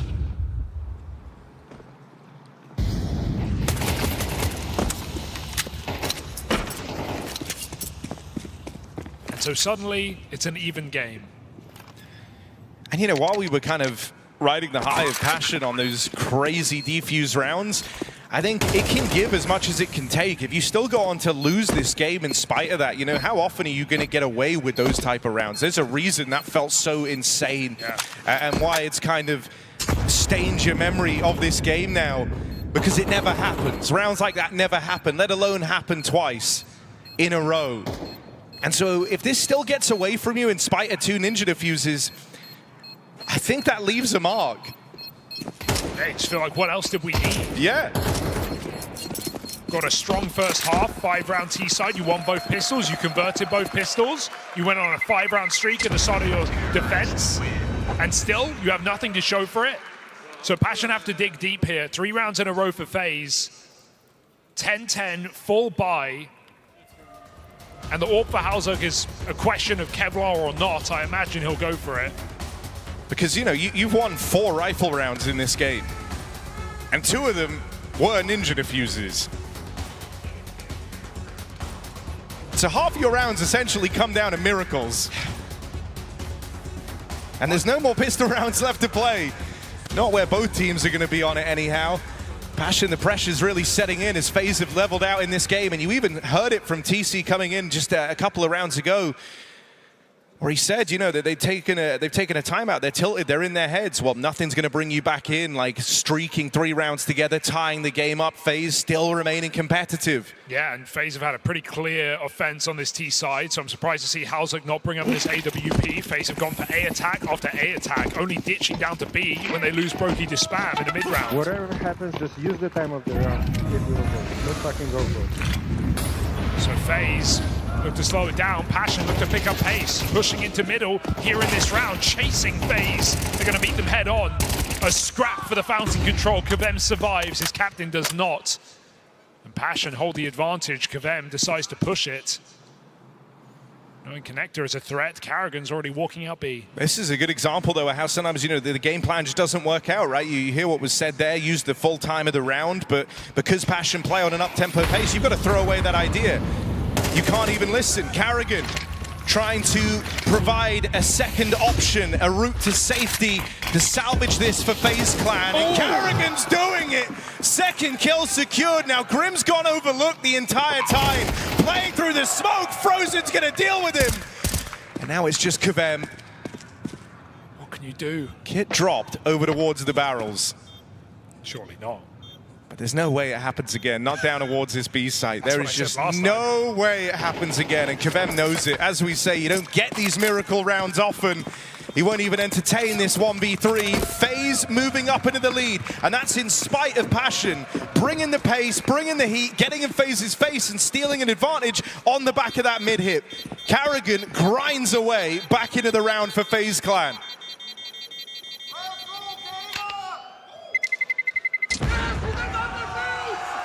Still believing right now, and you got to respect it. Karrigan putting up some very important kills in this round. You guys are quick. Even with Miss Heaven Smoke, things go wrong for FaZe, they always do, but Karrigan bails them out with 2 clinical kills. And FaZe take the lead back. We got the bomb, he didn't defuse! Yes, he did not defuse! Let's go! Oh. Being able to laugh at yourself, it's a very good skill to have after rounds like that. Well, luckily you're laughing now. FaZe in full control of this game. As Passion put their money where their mouth is. Some investments. JT buying down, others saving for later. Passion just trying to be a threat in this round.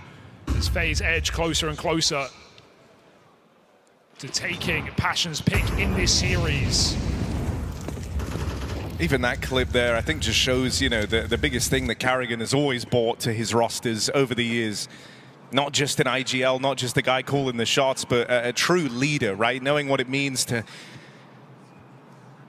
kind of be in full control over your teammates' emotional state, to try and stop the tilt, to try and keep them focused. That's what would go missing, you know, if Karrigan were to ever leave this team. Because that's been one of the dialogues around FaZe Clan after the slow start in stage 1, looking like it was all going to fall apart. This one gets awkward very, very quickly. They go into a B stack up against a low econ round from Passion. It's only Twists and Frozen left, and Frozen's basically dead in the round already. Twists has been largely quiet in this game for FaZe, a far cry from some of the games we've seen from him across the stages. They still want to go for it. FaZe with a bit of money, so why not spread it out? Twists and turns in this map still as Passion look to pull it back off of a low econ. Frozen impossible. kyxsan stops him in his tracks at 19 kills deep. kyxsan makes his statement in this map and puts a round on the board for Passion, 11 apiece.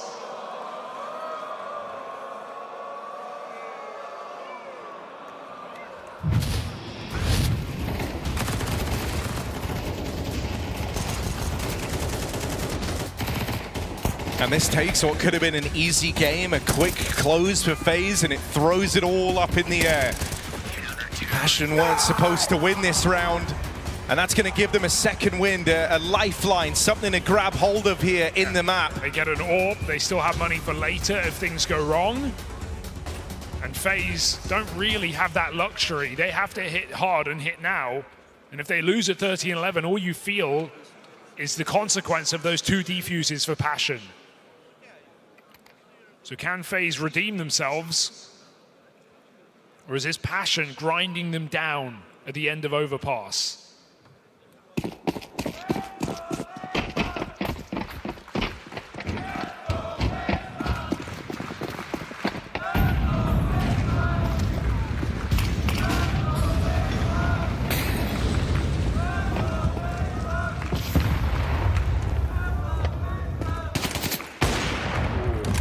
Close for both on that smoke spam. He was out there, Hauser. He was in deep. That gives you info alone. Knowing that FaZe are that slow to take mid control.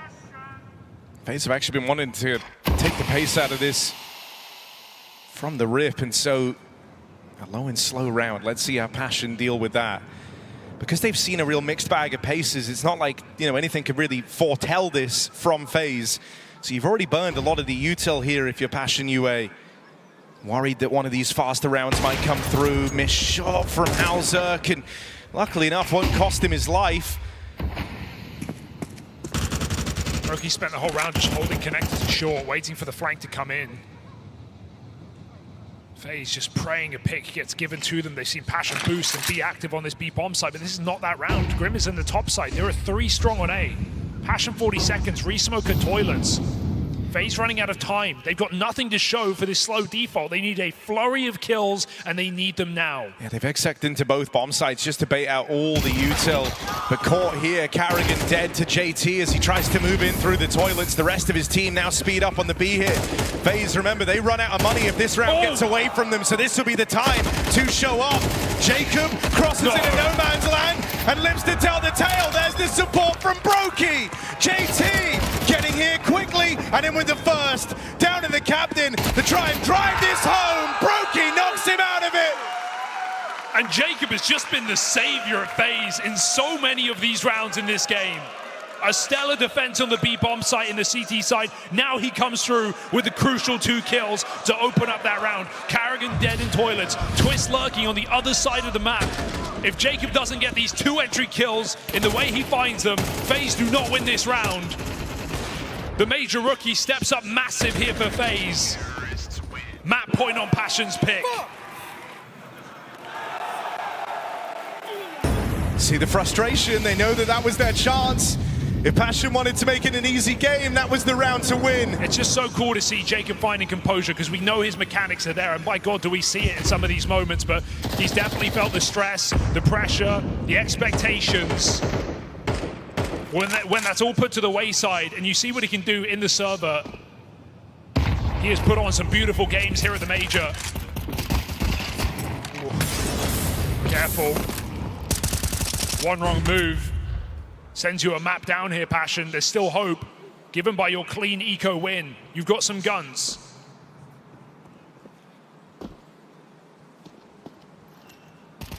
Very clearable position from Grim, a very spammable position from Grim.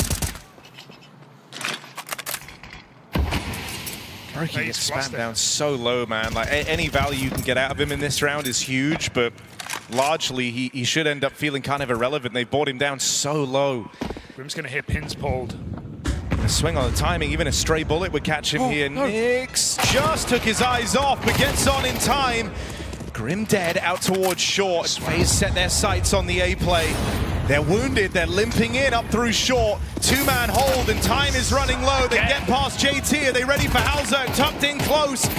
Gets the first shot off. Can't contain it for a second. Carrigan with the cover. And FaZe, the undying, on overpass. They refuse to go down. In spite of everything, the back-to-back ninjas, they don't let it get to them. Carrigan keeps the troops in it, and that's why he's your favorite IGL's favorite IGL.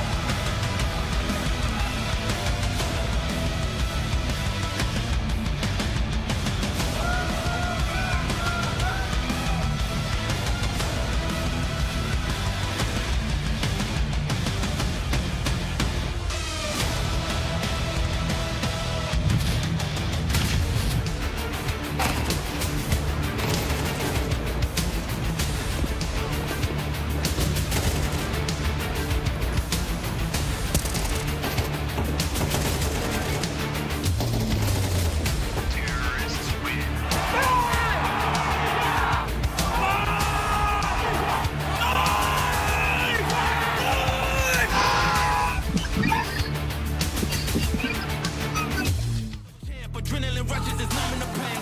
Too competitive, I like the narrative. I don't know best in the league. Who you comparing with that is definitive. Top of the throne of the speed. Are you moving slow on the speed? I just been bringing the heat.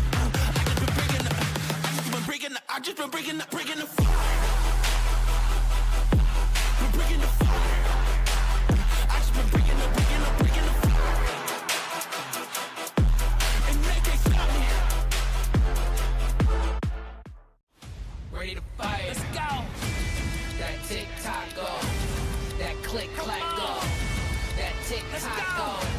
That click clack go. Ready to fight, yo. Ready to win. Ready to fight, yo. Feel it within. Ready to fight, yo. Ready to win. Ready to fight.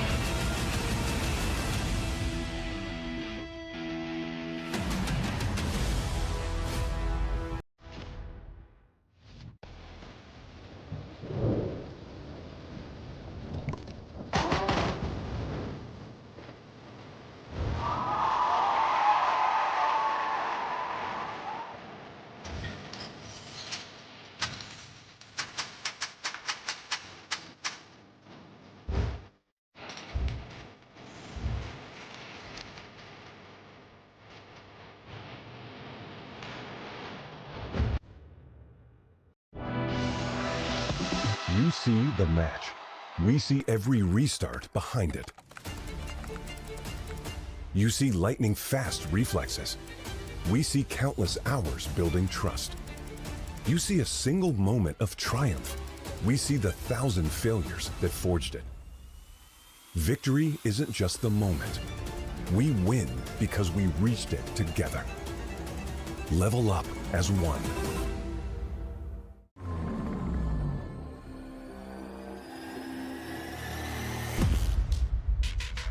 I'm winning. I'm shooting my shot and I'm already grinning. You know that I'm one up on one of you sending. You know you've been cutting, you know I'm ascending. I'm one up, I'm winning. I'm one up, I'm winning. I'm one up, I'm winning. I'm one up, I'm winning.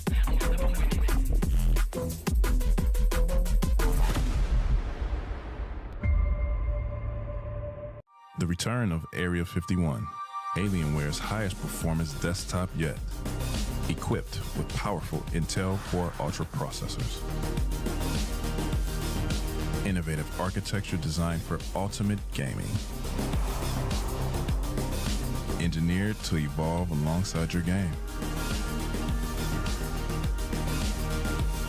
Encounter the legendary Area 51 at Alienware.com.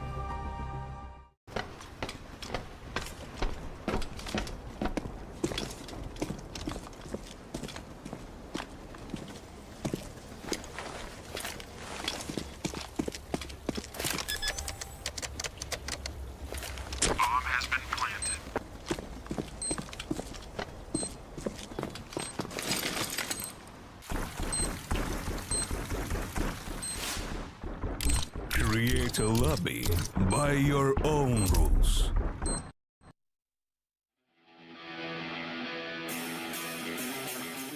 Just had a little vibe check with Passion UA's coach, and yeah, they're on the way obviously to talk about what just happened and prepare for the next map. I asked like how the vibe is and how he's feeling. He said that it was a bit frustrating because his players, they got a lot of like opening kills, but yeah, just couldn't close the rounds, and that was very frustrating. They should have it, he said, and he felt like they could have like won, but yeah, now heading into the second map and losing the first so close is obviously frustrating. So he's gonna talk to the boys now, try to cheer them up. Regarding Mirage, I asked him if he can give me any insight. He said that they have just added it recently to the map pool, and he's gonna see what Kerrigan prepared for them.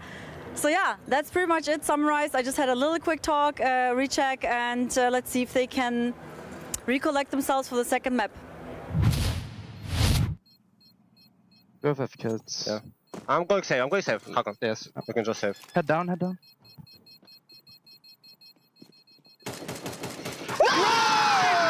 What? I think they're all shit, man. Don't get low. I think they're all like just.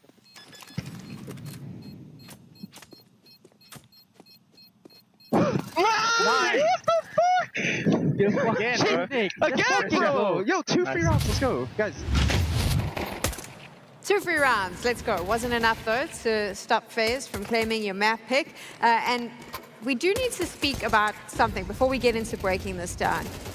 A lot of people who watch this game, who watch FaZe, have been highly critical of the rookie that they brought in. They have been downright derogatory, actually, about the way that he plays Counter-Strike. And yet, I do believe, since this major started, we've just seen Jacob step up time and time again when he has to.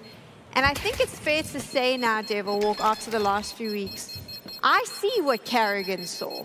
And I think a lot of people do as well. Yeah, I mean, he's also not put in the easiest of positions. He's playing anchor roles, he's playing entry roles on T side, and he's done a phenomenal job. Like, the amount of multi-kills that Jacob is going to give you, especially now that he's kind of grown into his comfort zone, is immense. Like, he is constantly finding rounds and situations for FaZe that are really difficult to kind of pull off. So that, I mean, over past T side, to get like double entries into the A side, that's a free round. It's a free round right there, and it is so impressive to see him actually do this. Yeah, and I mean, it's not only on the A bomb side as well, right? There was a couple examples towards that B bomb side too, especially towards the end, round number 23. I believe Jacob just goes in towards being a man disadvantaged situation for FaZe and is able to deliver. It has been very impressive seeing him thrive, right? And it kind of, I think you hit the nail on the head there, Sam. I feel like now a lot of people are starting to realize that there actually is a lot of potential, because at the start there was everyone, I kind of think, from FaZe just saying, well, he's got insane mechanics, and in practice he's very good, but we didn't get to really see that in officials. Now it feels like he's a lot more comfortable. It feels like he's been put into the positions that he's a lot more familiar with, and he's delivering on the biggest stage. I remember that a lot of people were saying, well, he's got great aim. Yeah. And obviously that was a little bit of a meme. Well, turns out it's not so much of a meme. He's got it. Yeah, it does in fact Who work knew? in his favor. Let's get into the rounds itself though, because obviously there was a point, I would say, where it did look like Passion UA could claim this back, but it's the superiority of FaZe that stops them from doing that. Yeah, absolutely. That was one of the best D-sides we've seen all tournament long out of Passion UA. And the fact that they could have gotten the 6th kill. One of the things they were struggling with was getting opening kills, but they were very good at the refrags. And you can see it here. Those slow walks in towards A were a problem to deal with, and FaZe needed a solution. Thankfully, Brokey was just the medicine to that play again towards A. Massive play, going over the smoke, able to get a double kill, misses out on the final one, but that buys so much more time for the rotation of FaZe clan. They get in time, and Hauserk, unfortunately, just falls short in the clutch, and is Brokey once again to close it out. So what we wanted to focus on throughout that first half was the fact that Passion was able to make life uncomfortable for FaZe. At times, FaZe themselves were doing a very good job at that, but Brokey was the savior for FaZe on that CT side, and this is kind of what you want to see out of your Over on the CT side of Overpass. No, he was incredible. I think he was constantly, he put them in the good foot, like to turn the early game around, because Passion started off with converting that pistol, got into some pretty good areas where they got bomb plants, they got after plant situations, but Roki, once again, he got 3K, 4Ks, clutches, and he was everywhere for FaZe in this match, and a big reason why they could hold on to that CT side and get the grip of the game. There were those 2 ninja diffusers, right? Yes. 2 free rounds. Then you start, 2 free rounds. You start seeing Passion UA claw themselves back. It starts looking like it's going to even out, like they have that opportunity. Yeah. And then it's gone. One of the reasons why I touched on FaZe being a master, so kind of reactively take map control, they hear that open monster, they just walk up underground and almost get too close to the A site before Passions could even set up, and just completely punishes them. And obviously they did a great job, but here, not so much. Kerrigan kind of misses this defuse, and again, next round, they do a similar thing, they kind of crawl back into that A site, and NiKo just ninja defuse. Twist misses the knife, and you couldn't possibly have had a better scenario for Passions to close this game out. Both pistols, conversions, and 2 ninja diffuses in important gun rounds. I don't know how much you're gonna need to actually break FaZe there. Yeah, it felt like Passion just missed an opportunity in Overpass. I feel like Donna just kind of lingered towards the idea that TC was a little bit frustrated that they couldn't close the map, right? Saying that they should have had it, they should have. And that's the way to put it. I mean, you heard it from JT as well. 2 free rounds, you win the pistols. This is not the type of a map that you can let slip, especially when it's your map pick. You're the underdog, you're playing against FaZe Clan. You need to be able to close out an Overpass, which is one of the 2 weak sides in the veto of FaZe and has been for such a long time. I still want to be a little bit critical to Passions because they had good openings. They were good in the start of rounds. They were aggressive. They put the pace into that fountains area around, but they were slow on the transitions. That was what I wanted to see from Passions. Have the plan B, have the plan C already set in motion. They could have defended a few rounds if they actually pulled the knife out, got there in position and be there at the right time. They didn't, because Kerrigan, he was really fast at making the calls, making sure they found the solutions and executed on it. And even from the player cam reactions, we saw them being frustrated after a couple of the rounds. I believe you were just saying that they were a little bit hesitant. We saw a couple examples of Hauser just wanting to make sure that kyxsan gets back in towards the A bomb side, delaying the rotation, then the B players a little bit late on their timing when it comes down to deploying that counter utility. And the moment that Passion lose a round like this, you could just see it on their faces. They knew this was our round. We had them all figured out. We knew exactly what was going on. We were just a little bit slow. We were just not taking some minor details and timings into considerations. But the truth is, when you're playing against FaZe Clan and it's qualification for playoffs on the line, you will get punished for these situations. We're going to Mirage. Is there a way Passion UA can equalize this series? I mean, if you look at this overpass and you move into Mirage, how likely is it going to happen that you're going to get both pistols, going to get some rounds that you probably, in some sense, didn't even deserve in the first place? I seem it very, very unlikely. This looks like a 2-0 phase for me. It's just too many small details, small chances for them to kind of get lumped together for them to have a chance in this map. I can't build that case. I think it's easy peasy, lemon squeezy for FaZe. Yeah, I think the responsibility... Such a dad line, Devil. That's like... Sorry, continue, Sid. Yeah, no, cheeky, isn't it? Yeah. But in the end of the day, I feel like if you're Passion going into Mirage, at this point you know you have nothing to lose, right? You should have won map 1. It's frustrating. The good thing is you were able to go toe-to-toe with FaZe in a lot of these situations. So I guess going into Mirage is pretty simple. You need kyxsan, you need Hauser, who was not up to par with Brokey on map 1 especially, and you need to hope that JT is going to keep having those good performances, because like it or not, believe it or not, going into today's matchup, out of those 10 players in the server, JT was the highest rated one in stage 3. He's got a higher rating than all of FaZe Clan. He's been playing a great event, but you will need those individuals, and if you're Passionate, as ZywOo pointed out, pistol rounds, stars of halves have not necessarily been going great for them so far in the event. So if you're Passion, you're kind of hoping for another miracle, but this time you need to take advantage of it. How does FaZe play Mirage? I mean, simple. I think they're just very, very good. They have simplified their Mirage a little bit. Usually they would go for the mid-fight, crawl up, get that short control, really, really important for them. But overall, I just hope Passion doesn't back off, doesn't let FaZe get all that control, and actually just you know, show some aggressive, show some pacing, put themselves onto the server, and don't let FaZe just rule the world, you know?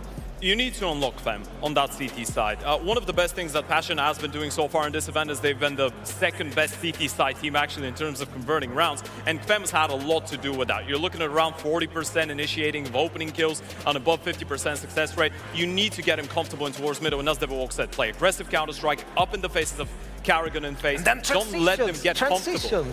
Yeah. I have to just set the scene here. ZywOo shouting at the screen while he was watching the last map, being, transition now, move, Holzok, move. Like you were full on coach screaming in the background. Yeah, I went into full coach mode. I think they just need to be a little bit pacier because every second matters, especially when you go against some of these very, very experienced players like Karrigan. His calls is going to be instantaneous, and yours need to almost be 2 seconds faster than his. You need to predict where he want to go and be there in place in time. And if you're 1 second late, they have the players to punish that.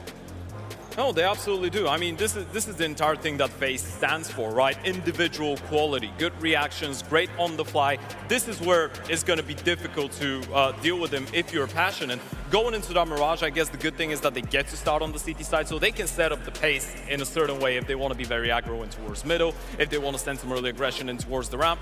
Passion do have a pretty deep playbook for a team of their caliber when it comes down to CT sides on a lot of the maps. It's just whether FaZe are going to let them get away with a good start, but this is what they need right now. After that frustrating way that they let Overpass slip after winning those ninjas and all of those unfavorable situations, Passion need a little bit of comfort and stability going into Mirage. I don't see a world in which FaZe gets a 4-0, 5-0 start and then Passion crawled their way back in. Is this the last opportunity for an upset for the playoffs? Would we say that?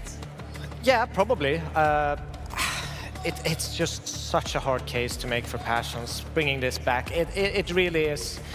You have Brokey playing, you know, lights out on the AWP. You have Jacob finding the entries. You always have the stability of Frozen and Twists. And Karrigan, he's been making moves. He's been actually being an aggressor, picking up entries, making sure they finish the round off. There's very little on the side of Passions that tells me that they could match that.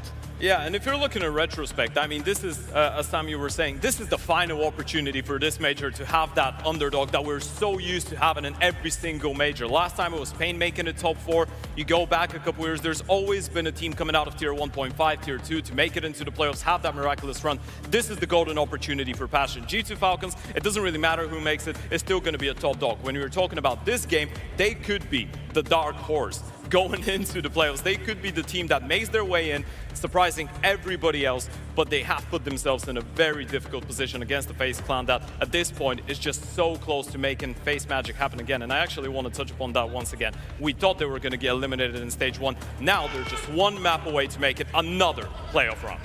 FaZe in the playoffs. It wouldn't be a major without them, and it looks like you said one map away from doing it. Let's get into this now. Mirage will decide if we see a third one or if FaZe makes it through. FaZe just a map away. They've got a playoff streak to keep in check, and after stealing Overpass 13-11 out from under Passion UA, they are on the verge of continuing their streak. Top dog. When we were talking about 1 minute to life, boys. I want you guys to fucking locked in now, okay? Gonna be important here at the beginning of the fucking map. It was so over, now they're so back. Mirage up and FaZe comes storming into this site in the pistol round. It's Jacob, top pistol player of the event, to seize the first kill. He goes further. FaZe put that bomb down. Passion don't have a kit for once.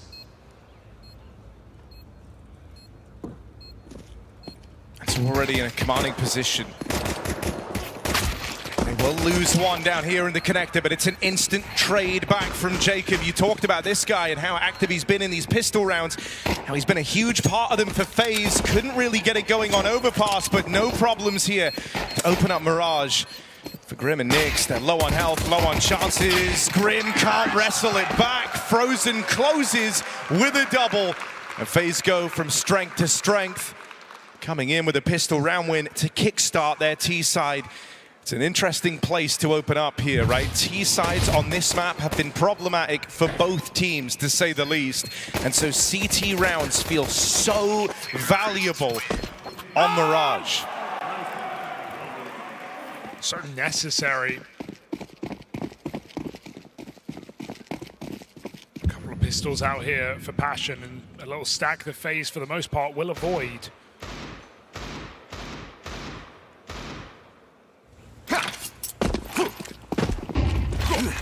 FaZe just execute the site. Going to be no resistance here. Passion to save and go again.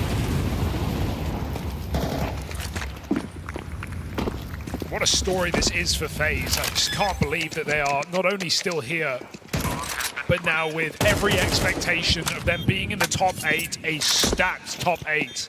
And even as Ades said, despite form for FaZe maybe not being at an all-time high, it almost doesn't feel like a major playoff without FaZe in there. Even from the most likely scenarios, FaZe ending up in finals, made 2 of the 3 finals in CS2. 5 playoffs in a row. All on the line here, and FaZe just always good for him. You said it earlier, despite form, despite roster, it's still an expectation for a team like this.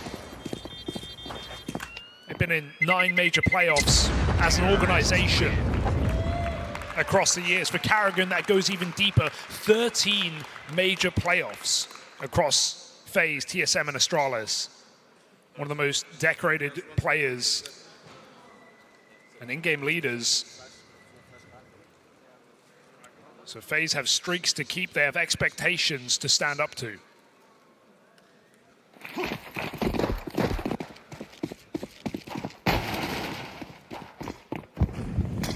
We got this first gun round now for Passion UA. Said it already, but CT rounds so valuable on this second map. You really don't want to start slow. You want to try and find something here up against this partial, or bonus round rather, from FaZe Clan. Jacob brings us back into a 4v4, but JT keeps up his strong form. In with the double. Frozen and Brokey wrestle it back, and this retake coming in quickly. Bomb not even planted yet. They'll get caught out in no man's land. Passion don't disappoint, putting themselves within touching distance of a tie game to open things up. Yeah, JT runs so kyxsan can sprint. I just can't believe that the in-game leader of this squad is the highest rated player for the team here at stage 3, and he has just had some commanding games, has JT, with kyxsan right behind him.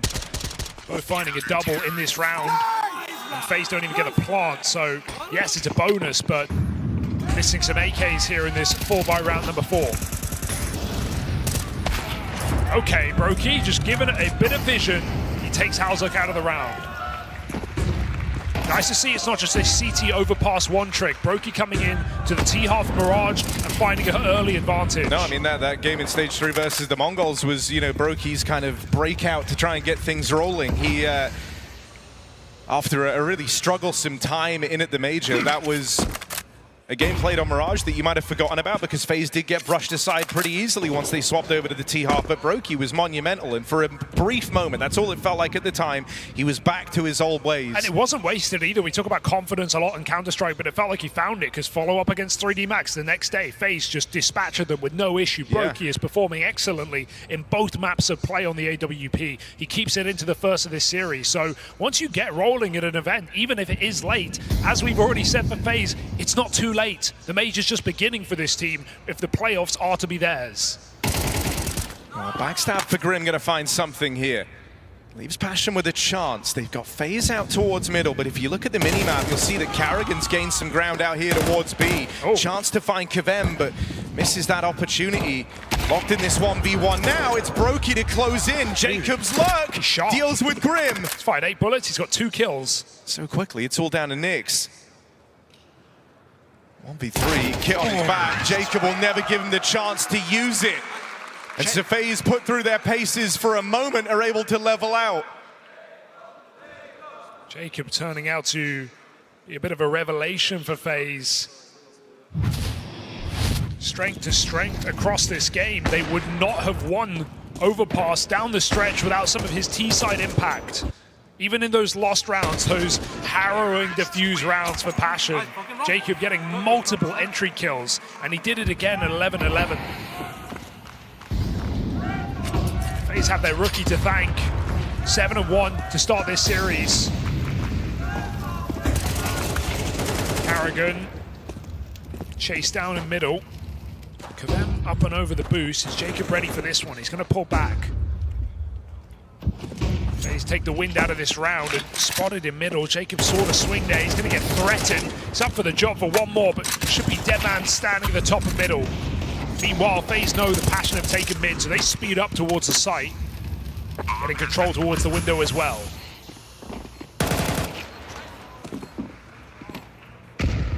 kyxsan trying to move in.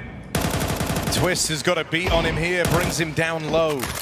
Nyx has played through this smoke out towards the connector, but that's when the Brokey Orb's going to shut him down and out of the round.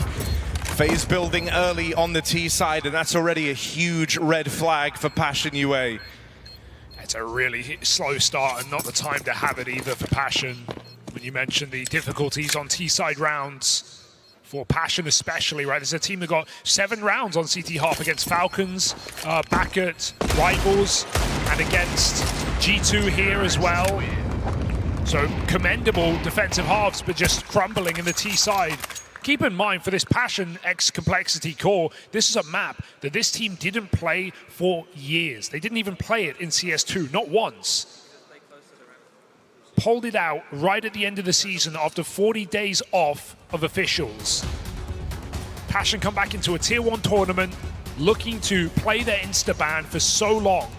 And so they don't have the experience, right? FaZe have had highs and lows and years on this map. And maybe it's a honeymoon for Passion, but it's swiftly coming to an end. 4-1 down. And just in the unknown right now. Do they have that depth on such a new addition to their map pool? Yeah, when you look at the roster, you know, the only guy who kind of had reps on it was kyxsan, and so you're assuming that's the big reason as to why they look to bring it in. And so Passion are going to look to their major rookie and hope that he can save the day, he can turn things around by offering up a big performance here. And hey, you know, Liquid picked this map into them 2 days ago thinking, hey, we can exploit them on this map, right? This is a comfortable map for us, and Passion can't say the same. And Passion punished them.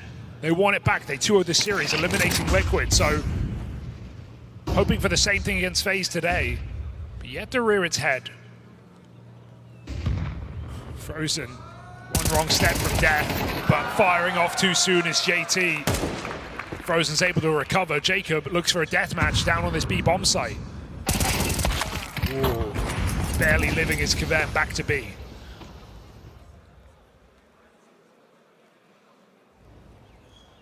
Oh, Baxter. Hello. Frozen closing in. Suspicious of the second man. Grim still floating around out here. Sure, he's dealt with Carrigan, but that's where Frozen just gets teed up for that trade. This guy's watching ropz demos. And kyxsan is so wounded here. In a 3v2, you're hoping the Nyx could offer up some heroics, but it looks like Passion have already decided this round is simply too far gone. No health, no kit. No chance here for Passion UA.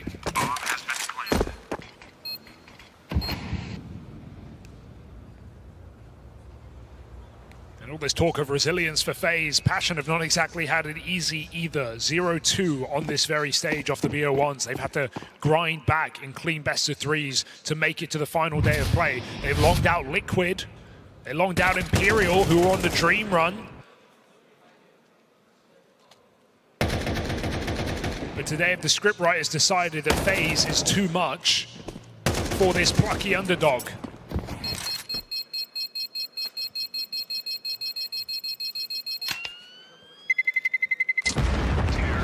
The longer this game goes on, the more you feel how important Overpass was to win for Passion today.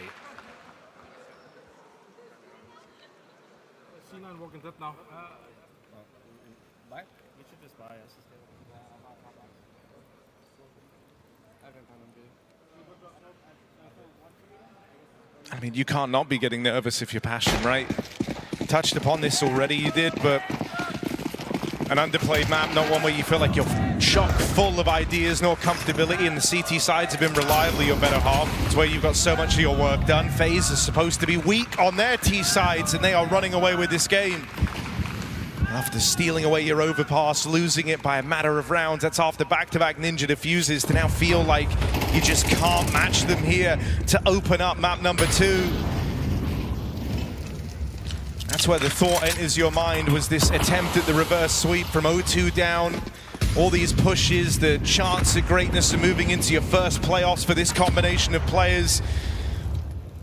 Was it all for nothing? This B split is building here for FaZe, even Frozen moving through the apartments. Carrigan's going to come to join him. Twists in ladder. They set him up for later. Can he keep his head down, or will he take theirs off?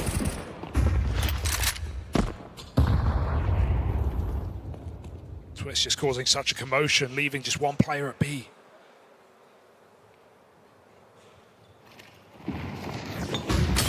Nyx has to go huge, and the util wrecks him, it shreds him.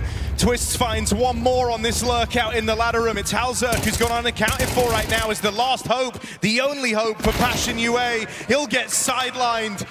And Twist continues to run interference. He's denied every available rotate that Passion had. Round gets teed up for FaZe, and the gap continues to grow. The repos as well. He was looking to go round the world to deny that save. kyxsan comes to him. Says, we're not going to give away a clutch anymore. We're not going to give you these rounds. FaZe punishing absolutely everything right now. One solid B hold for JT and kyxsan in this CT side. Nothing since. 6-1 up. The punish pick punishing indeed from FaZe.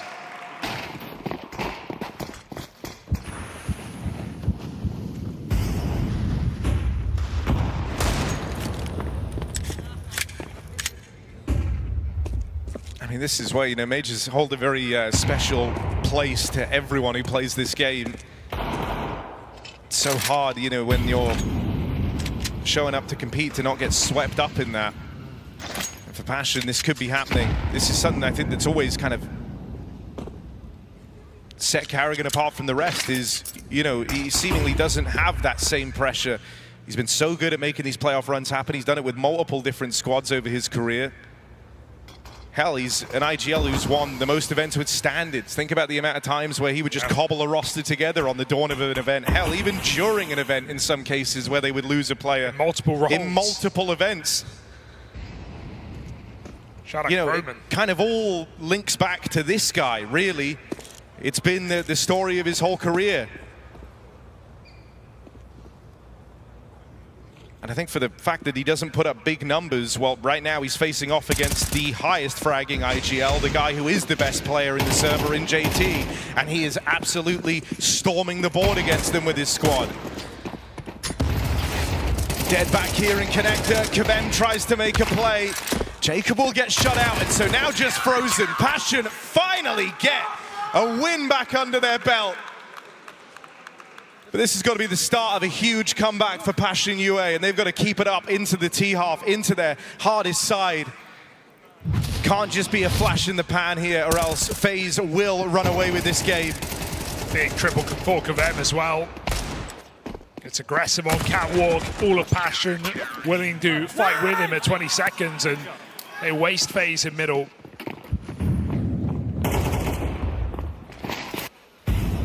Only 2 rounds with man advantages for Passion in this game, and even though it feels funny to say with the clutches of Passion won last map, FaZe in this stage not only strong on pistols, but the best team at closing 5v4 advantages, winning it 84% of the time. Able to play very well in these 5v4s when they're grouped.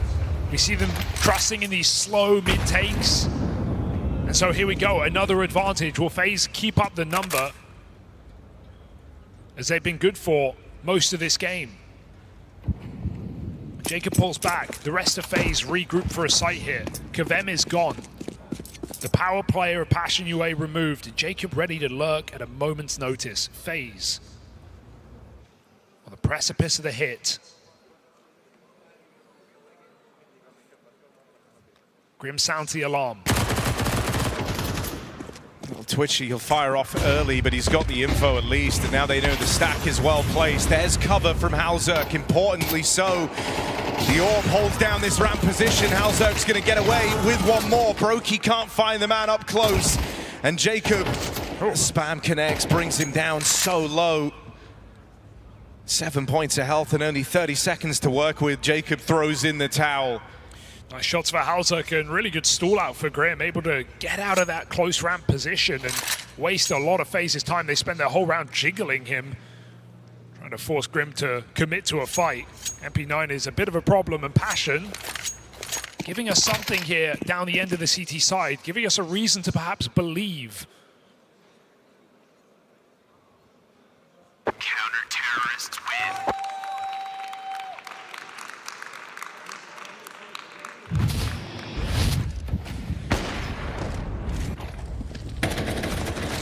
What is only their 7th match of Mirage in CS2.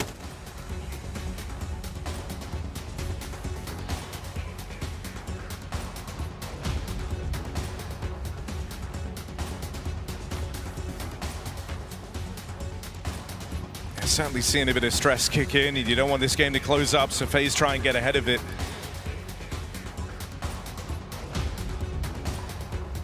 karrigan doing a lot of the talking in this timeout.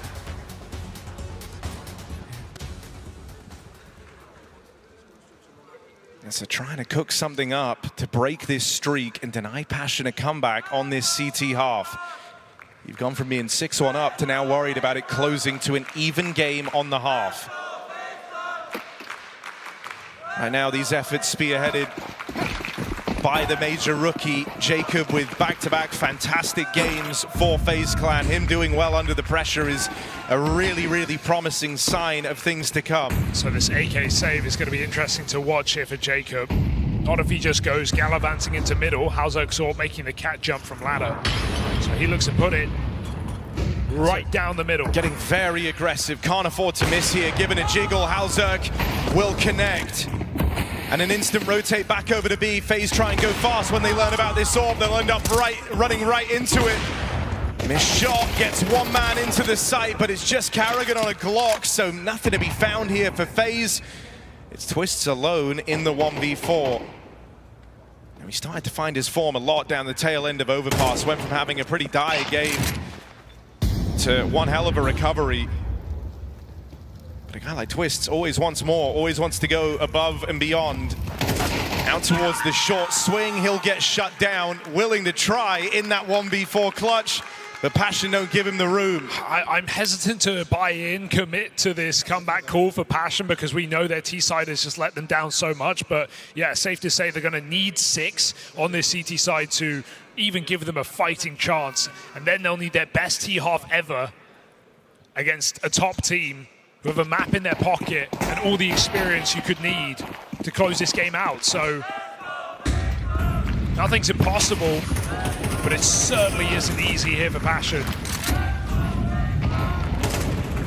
FaZe have liked these B hits. This round coming in under. A fake thrown in by Frozen to keep the attention, and maybe they can get up connected quickly. Ooh, whoa, what a shot. Twist with the cover. Saves Jacob's life, and now he's going to ask for the boost up in a window. That's your payment. Oh, nice. And Twists knocked out straight away. kyxsan actually plays it aggressive. Jacob with a hell of a catch. It's a crazy push. And now they look into the apartments. Again, they're going to come to Nyx over on his B-bomb site. Here all alone and rotates very far away. If he falls getting nothing done, this round comes unraveled for Passion. Instead, it's the lineup. Nyx has kept it very much alive. Rotates make their way over. halzerk's looked good to open up this map. Orb takes the market. Orb holds the line, and that allows Grim a far safer route as he makes his way in. Gonna link up with the Norwegian back here. They've got Frozen and karrigan to worry about. And this is karrigan's hand-picked right-hand man, all the way from the Mouse days. Time's ticking real low. karrigan swings out, gets his one. Frozen plays in tandem. And that is a gut punch to Passion, right as they felt like they were building back into this one. FaZe break through at a bare minimum. They're going to win out this half. Anything else now just serves to sweeten the deal for FaZe Clan. Oh, I see kyxsan feeling the pressure to get involved and to be the difference maker for Passion in this round. He gets that really sick kill, pre-aiming twist jump up, but then he just feels like he has to go for more, wanting to be the hero. Throwing away the advantage, opening up a B-bomb site. A site Nyx tries so hard to hold, but FaZe look to bash their way into this T site by the end of the half. A brief string of rounds for Passion will it come to an end. In a deadly way, FaZe lose 2 in middle. They've forgotten the bomb as well. This has gone very wrong for FaZe, and they're just going to push forward, push into their demise. 2v5. Bomb comes in, and round goes quiet. JT holds from afar. And as Passion reclear middle, looking for a lurker, they'll find nothing. FaZe find a plant. Just something to play around with here. The Hour growing desperate in a 2v5. They've spotted one out towards the spawn. They know about players trapped behind this jungle smoke as well. No matter where you turn here, you need a multi-kill. So as Frozen plays it forward, no flash, no help, missed shot, only gets out with one. It falls on a Brokey to do it with the rifle, far from his weapon of choice. First kill connects. They know where he is now. Passion all closing in, and they come in fours. They will get out with 5 rounds on this CT side. It's not much of a lifeline, it's all they've got. FaZe leveling up and looking to keep their playoff streak intact. The next few rounds decide everything.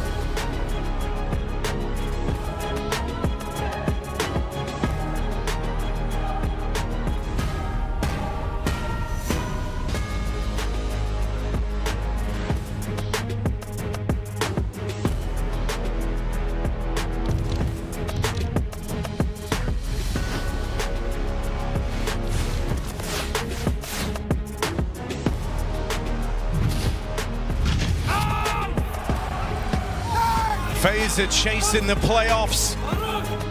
And for Passion, the hour grows dark and desperate. They've got to turn it around on their T side of Mirage, a map they've only taken to this year. Haven't played it in CS2 until they linked up in this variation of Passion UA. The future's uncertain. It's going to be a real uphill battle for Passion now. Pistol round would be a massive boost to this comeback chance. If FaZe keep up their very good track record in pistols, they are well on their way to another playoff in CS2. Passion have threatened them in this series on pistol rounds, though. Here on Mirage is a different story. A 1-for-1 in middle. Passion keep the pressure on. Grim's crept in, and TeSeS has no idea. Grim can't follow up, and Jacob, the man of the hour here for FaZe, who has delivered so much impact in this series, Called to rotate. Carrigan needs support. He's alone at the back of the site. Flash does nothing, so into the dualies they go. And Passion nowhere here, no one here, nowhere to trade. Just HeavyGoD 1v3, or FaZe find both pistols in this map.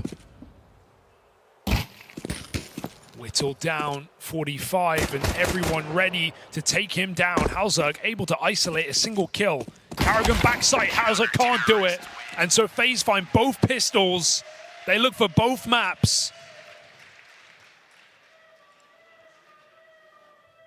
Passion have nothing to show for it. 2K per player. And so this dream run from 0-2 into the domestic BO3s. The furthest this court has ever gone at a major. The first time any of these players have ever progressed through a stage at a major. And it might all still be heartbreak at the end of the day. Passion force up, final risky last-ditch attempt to try and break FaZe's money.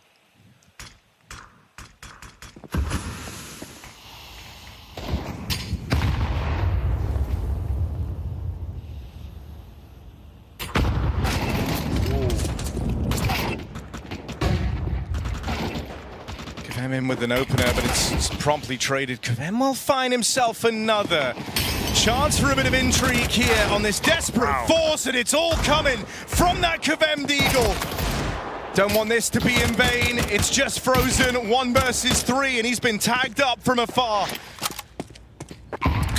Okay. It finds JT, and now you get a little bit more scared. They tuck on in. HeavyGoD might attempt the swing, but doesn't want to risk overextending. Tries to play in tandem with Kvem. Frozen closing in! Oh God, there's HeavyGoD to stop it! Passion were getting nervous. That 3v1 nearly gets away from them. HeavyGoD able to keep FaZe on a leash. And Kvem's openers not in vain. Chance for Passion to close this up after all. What a nice try for Frozen. Realizes they're playing contact. Able to isolate the jungle player and get the chance to swing into HeavyGoD, but it is a quick headshot from the Norwegian sniper to win an absolutely necessary round for Passion in this map. Put FaZe on the back foot on their CT side.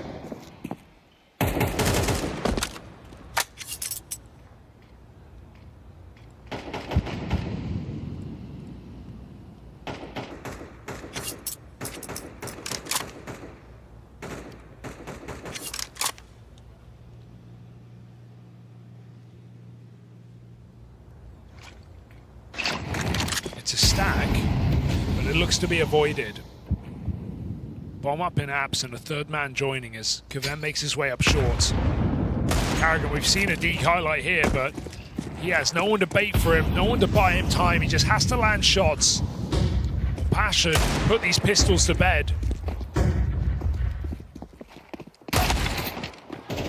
Vincey shut down, and really it should go no further than this. FaZe aren't even bringing bodies over. It's just Brokey over at this B site.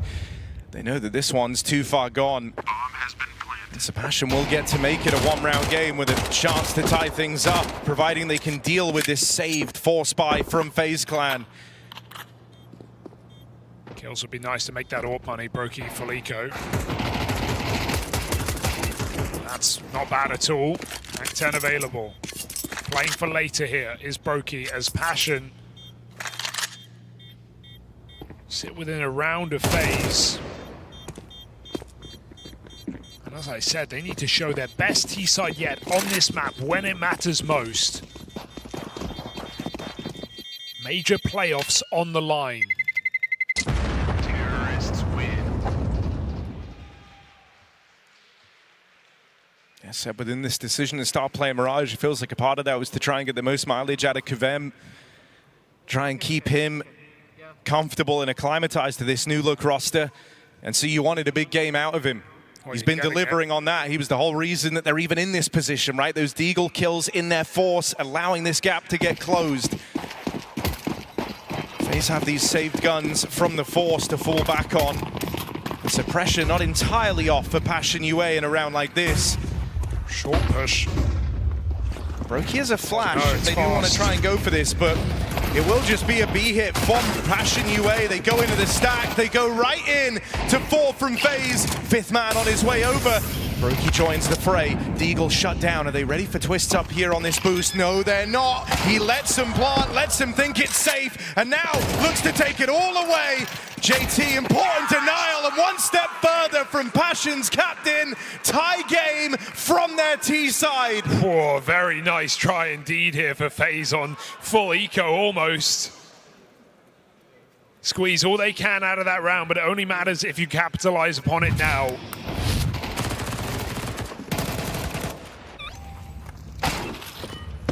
Brokey with a little fake was throwing flashes down in ramp. I think that partly sped up the play from Passion into the stack. It's exactly what FaZe wanted.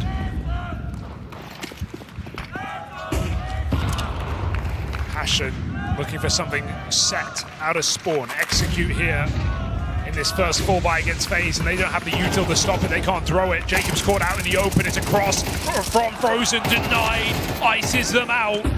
3 and then some. They come through the smoke, but that is an ugly whip from Twist. It has put the round in jeopardy for FaZe. That could have just been an open and shut case. They push back into spawn, missed shot. Brokey follows up, and they do it with ease. Passion whiff harder than Twists.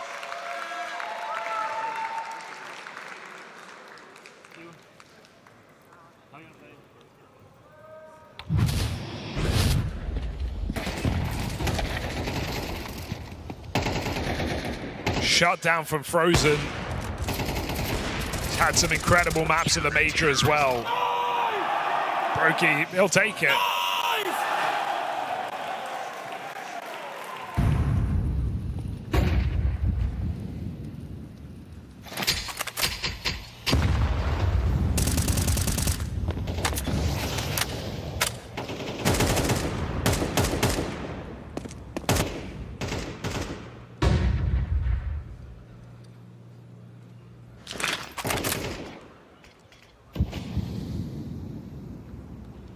Slowing at the pace here from Passion UA.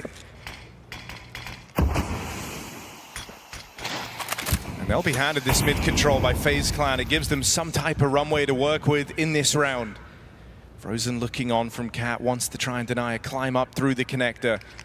But quite soon we'll have to worry about players aggroing his way through that short smoke. kyxsan looks to do exactly that.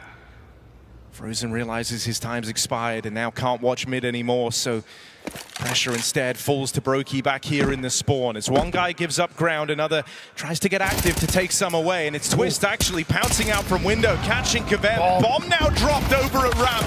Nyx gets one on the backstab, an important trade back for Grim. And arm with this AWP. This is the shot you've got to hit. Twist is scaling all on his lonesome. It just sails past. That would have made this a very easy round. And now Nyx feels tunnel vision to complete on this kill. And he will get it at the 3rd time of asking. Orp out in the open. Grim follows up with another. And once more, it's Frozen left in the clutch. A near identical position. Now through the connector, looking for a way back in. He's missed the timing on Grim crossing out ramp side, and so thinks someone is hidden in behind the site. Gets pincered both sides. Passion keep this competitive. Oh, it's the jump spot timing for Brokey. He misses all that information and loses FaZe a 5v3. They find the first couple of kills, but players creep up connector, walk all the way to jungle, overwhelming the ramp, finding that bomb that FaZe dropped early and picking up the orb that puts FaZe in the grave. That is an awkward 5-on-3 fall for FaZe. Passion, massive round. Breaking FaZe money while they do. To do it on T side would be such a statement for a squad that don't play this map, who chose a 7-map pool.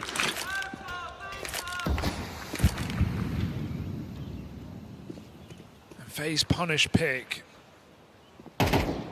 Passion are still here.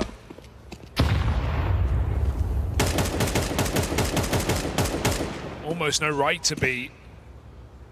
With how one-sided this map started as well. 6-1.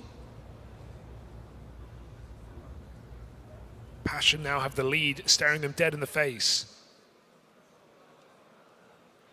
Again, the contact play. FaZe won't know till it's too late. It's been so stripped back, a little awkward there for halzerk because some team damage comes in, but it won't come to matter. This was the round you just couldn't afford to mess up, and so they don't. They take it low and slow and never telegraph the approach, never allow a stack to take shape. Nice. JT there to finish off the remainders, and Passion move into the lead this late in the game. Puts a lot of pressure on this next buy from FaZe Clan. It's just a battle of resilience, not just inside of this map, but inside of this tournament for both teams. And Passion, who had low expectation perhaps coming in from the outside, coming back from 0-2 in this third stage. A FaZe who should have been eliminated in stage 1 and have leveled up stage after stage, taking down Vitality in a BO1, and they're still here fighting on the final day for playoffs. Yeah, I mean, we went from celebrating the first time that the complexity core at the heart of Passion had just graduated through a stage of the major, and now to think that they could make the full reverse sweep happen. That was the challenge leveled against them in stage 3. Into a playoff that they've never touched as well, not of this size. The last time they were even close was Copenhagen at the major, where they played a 2-2 game against FaZe. Let's breathe, like you said, everything's fine, let's react as a team. If something's happening on the map, and let's get these rounds. Let's fucking go. That Complexity squad lost to FaZe in this exact place just a year and a half ago. FaZe went on to the grand final of that major. And so they're looking for revenge on a playoff arc of their own.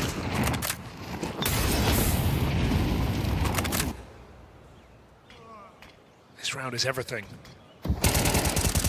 Playing through the smoke down here in Con, an awkward TK for frozen. But you might just be able to contain this here and now. They know where Nyx is. They saw him heading in towards the window. Good moves to get himself out onto the catwalk, and karrigan just peels away. For now, Nyx is given room out here in mid, but he really is on a timer. A minute left to work with. Safe from Brokey. And FaZe just aren't overextending. They don't want to give him the kill to make this clutch easy. Hop over the scope of the AWP. But now he's got a 1v1 rolled out in front of him. Frozen out in the side, fires off, gives up his position. karrigan closes in from short.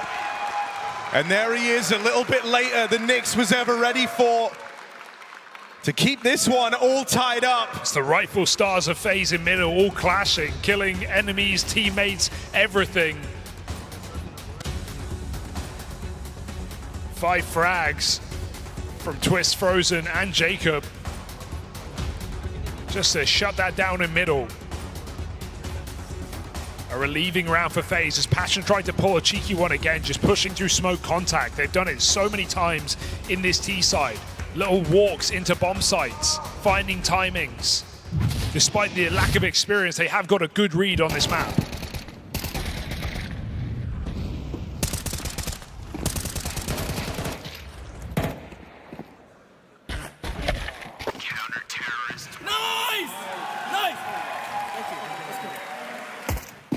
Now we arrive at the most stressful point of this game. It's 10-10, neither team has money set up, and so this really is the round of all rounds. If you fall down here, you're left with nothing to stop your opponent running over you.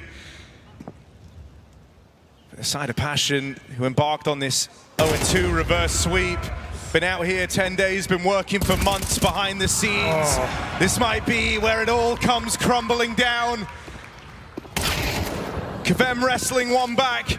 That's their rookie doing what he does best on this play out, and a missed shot from Brokey could cost FaZe dearly.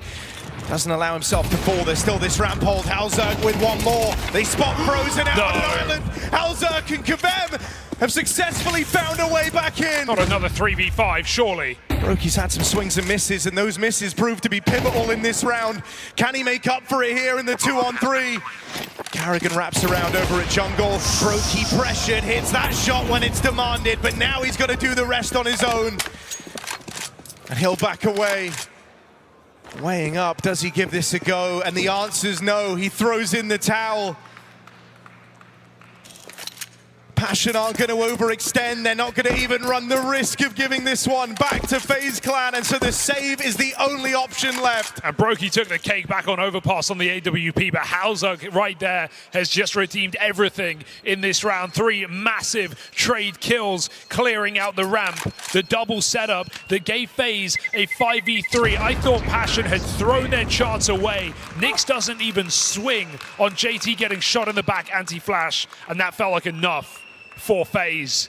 But they don't take the space back, and they live to regret it. Passion fight forward, 3v5, their second one in this T half.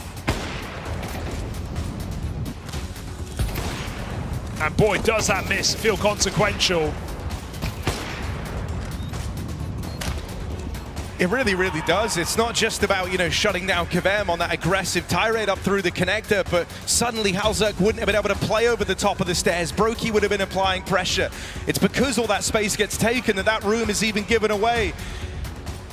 It's an example of just how much one miss can cost you. And the 3 rounds FaZe have found in this CT side have immediately been punctuated by T rounds, right? They've just been one and done, so they've just never had a chance to build money in this half, and they have to force here. It's Brokey saved orb, it's some guns behind it, is a last try for FaZe, because Passion look to put on their best T side yet on Mirage and take down FaZe to make this a 3-mapper.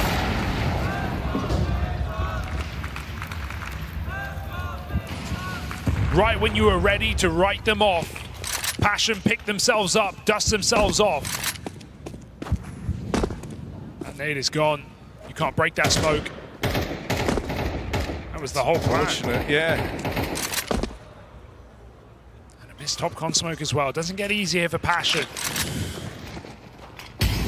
Awkward sequences, all the utils missing. You can't let fear and all that creep in now at 11-10 scoreline. Just multiple misses, mistakes, none of them punished here. FaZe feeling the pressure even more so. But you know, one of the things we credit Passion for are having great round openers, and this is certainly hamstrung whatever you wanted to do off the top of the round. You now have to change the plan on the fly. Well, HeavyGoD goes back to T-spawn to re-smoke the window. It gives room for kyxsan to work late in the round. Twist has been tucked in this connector the entire time. If anyone clears this, Twist is dead. You're gambling on a lazy check. It is advantage T-side if kyxsan has his eyes on it. So what have Passion got? 40 seconds to make the play. Twist forces the fight. He can hold on. That would be huge, but kyxsan gets away with the trade, and so now these A-site players feel very claustrophobic. That molly doesn't help. Double. Jacob won't get tagged, but as he fans out over towards Dark, they go for the clear. Frozen gets checked because of it, but Jacob just refuses to go down. Missed shot from HeavyGoD and closing in. Carrigan and Jacob get it done. And you see Frozen die for Jacob, you think, uh-oh, but he delivers his double. Makes up for that joker in the site, and FaZe go on to keep it going on a broken money round. They buy a double orb or pick it up even. FaZe are playing with fire right now, and it's Passion who have been burned. Nothing to show in the economy. All these traded rounds back and forth, and you're going to tell me it breaks Passion first?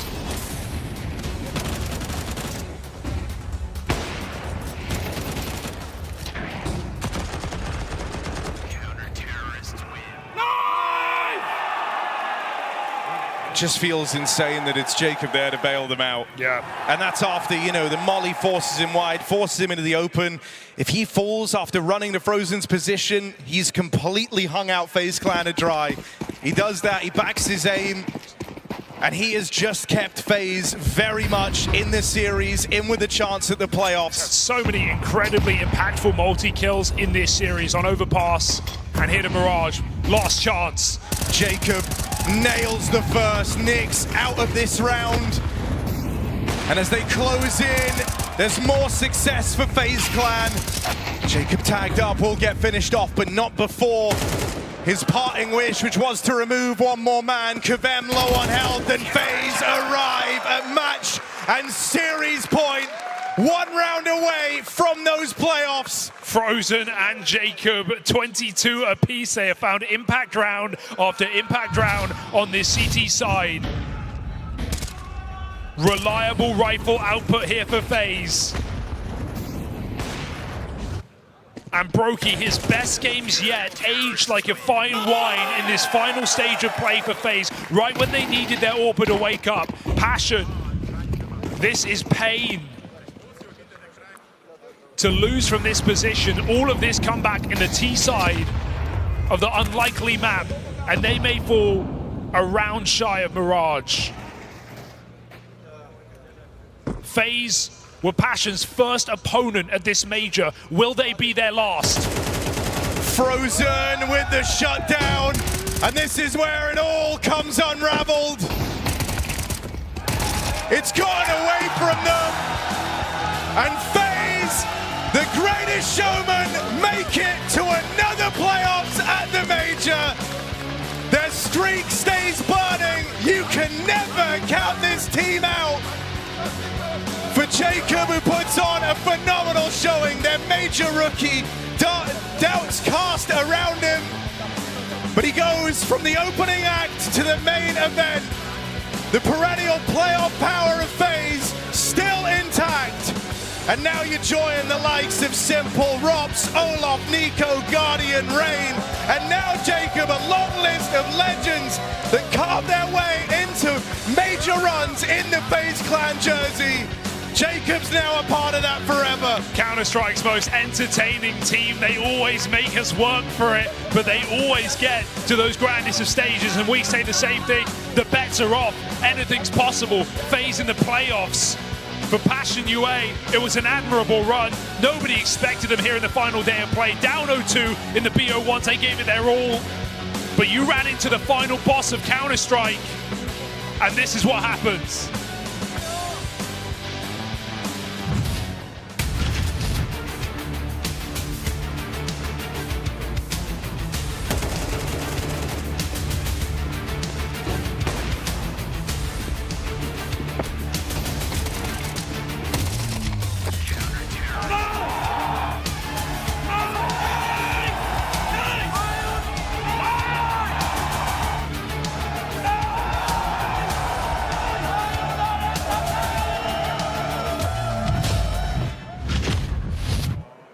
They were 0.4 seconds away from elimination. They were hated by many, yet they're here. Kerrigan, share this feeling with us. I mean, 0.4 seconds away for a 1 month vacation on major playoff. So those seconds were important, and now we're major playoff. So proud of the boys. But what a long 3 weeks with boot camp and all these stages. And I'm just happy. I need a massage tomorrow. I'm so tired.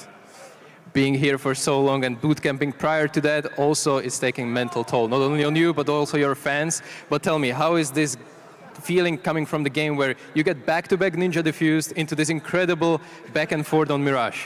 What do you say about that? I mean, when we were not outside, I was thinking we lost both pistols, we lost 2 force buys, we lost 2 Ninja diffusers, and somehow we won T-side overpass. And so proud. I mean, we showed really mental fortitude today. I knew the game was not going to be easy. They have a lot to play for. They're playing super good. Going 0-2 to 2-2, you have a chance, you know. On Mirage, I think we lost a little bit of focus on the T side. I got a little bit upset. And then we stressed a bit on the CT side, which for me was very important to calm down the guys, because some of these things we were doing cannot happen, and it's just going to be more stressful now in the arena, but that's the pressure, you know. You have to embrace the moment when it's chaotic. I always tell myself, you can't fix it in the moment. Embrace the way the game is played for us right now, but we could have played better today, but I think they gave everything they have. You are heading into the playoff as a team that probably no one wants to face because of your aura and the resilience. Is this something that can play as an advantage for potential deep run in the playoff as well? I mean, if you ask me in China when we lost to Foot and lost to other teams, see you in major playoff, I would be laughing, right? Everything was looking really bad. Now we're here.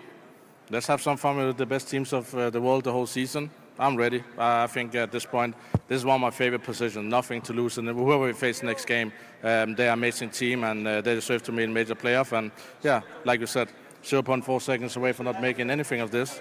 I'm going to live and breathe Counter's next 4 days and push everything I have to go ruins people's dream of winning the major. And maybe we put ourselves there in a good position. Before I let you go and celebrate with the rest of your team, anything you would like to say to the crowd? Call the ambulance, but not for FaZe. They're heading into the playoffs. Give it up for Kerrigan and FaZe. Thank you. And congratulations.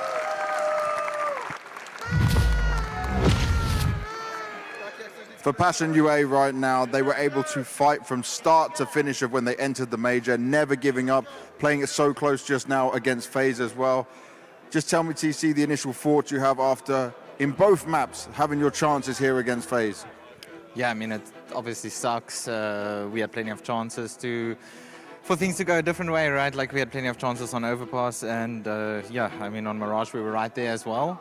So obviously right now it feels bad that we didn't close out the opportunity, but I think we also got to look at the positives, and we've shown a lot of like growth and improvement throughout the course of the major. I mean, coming into even stage 2, people were riding us off already. Yeah. And, you know, so you got to look at the positives, you got to look at the growth that we had here, and we just have to go and review what went wrong here for us, especially against the better teams, like when we played G2, when we played Falcons, when we played flameZ today. And, yeah, we just have to fix those mistakes heading into 2026, right?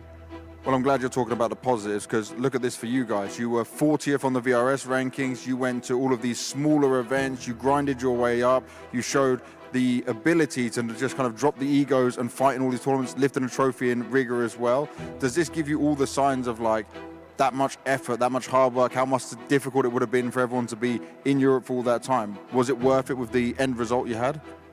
I mean, I hope the guys feel like it was worth it. You know, I think at the moment Nick spent about like 8 weeks in Europe, away from home, maybe even longer than that, especially now at this point of the major. But you know, that's what you have to do. It's the grind. That's what we signed up for.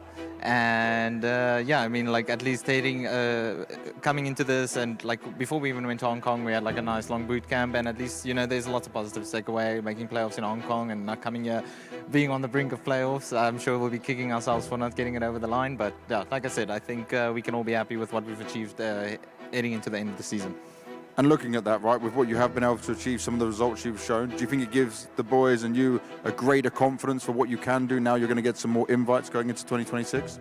Yeah, 100%, but at the end of the day, the work and the grind never stops, right? And we've now shown that we can hang with some of these teams, but we need to keep going, we need to keep improving if we want to be reaching playoffs of the big tournaments, right? Because it's always going to be tough against the top teams.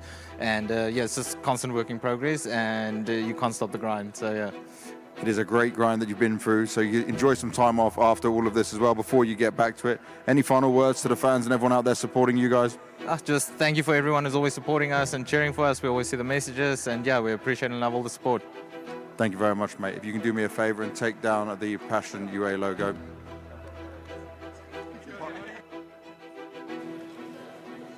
I'm being a little bit selfish here, boys. I've known JT and TC for a very long time, and you can probably tell we don't have a lot of South Africans on the international Counter-Strike scene. I don't think people truly realize what those two gents did. They gave up their lives with their families. Hell, TC's a qualified doctor. He gave up a very successful career. They moved to the States, and they have worked so hard for so long. Obviously, Complexity was coming to an end. TC moved to Passion UA, convinced them to pick up this call. JT's probably going to have to buy TC a house at some point because TC keeps him in Counter-Strike. But they've worked so hard, and I think this is such a big moment for them, which maybe they won't celebrate today. But getting through to stage 3, being so close, is a huge step for them in the right direction. And I think JT has shown during the course of this major the quality of Counter-Strike and the quality of calling he can bring.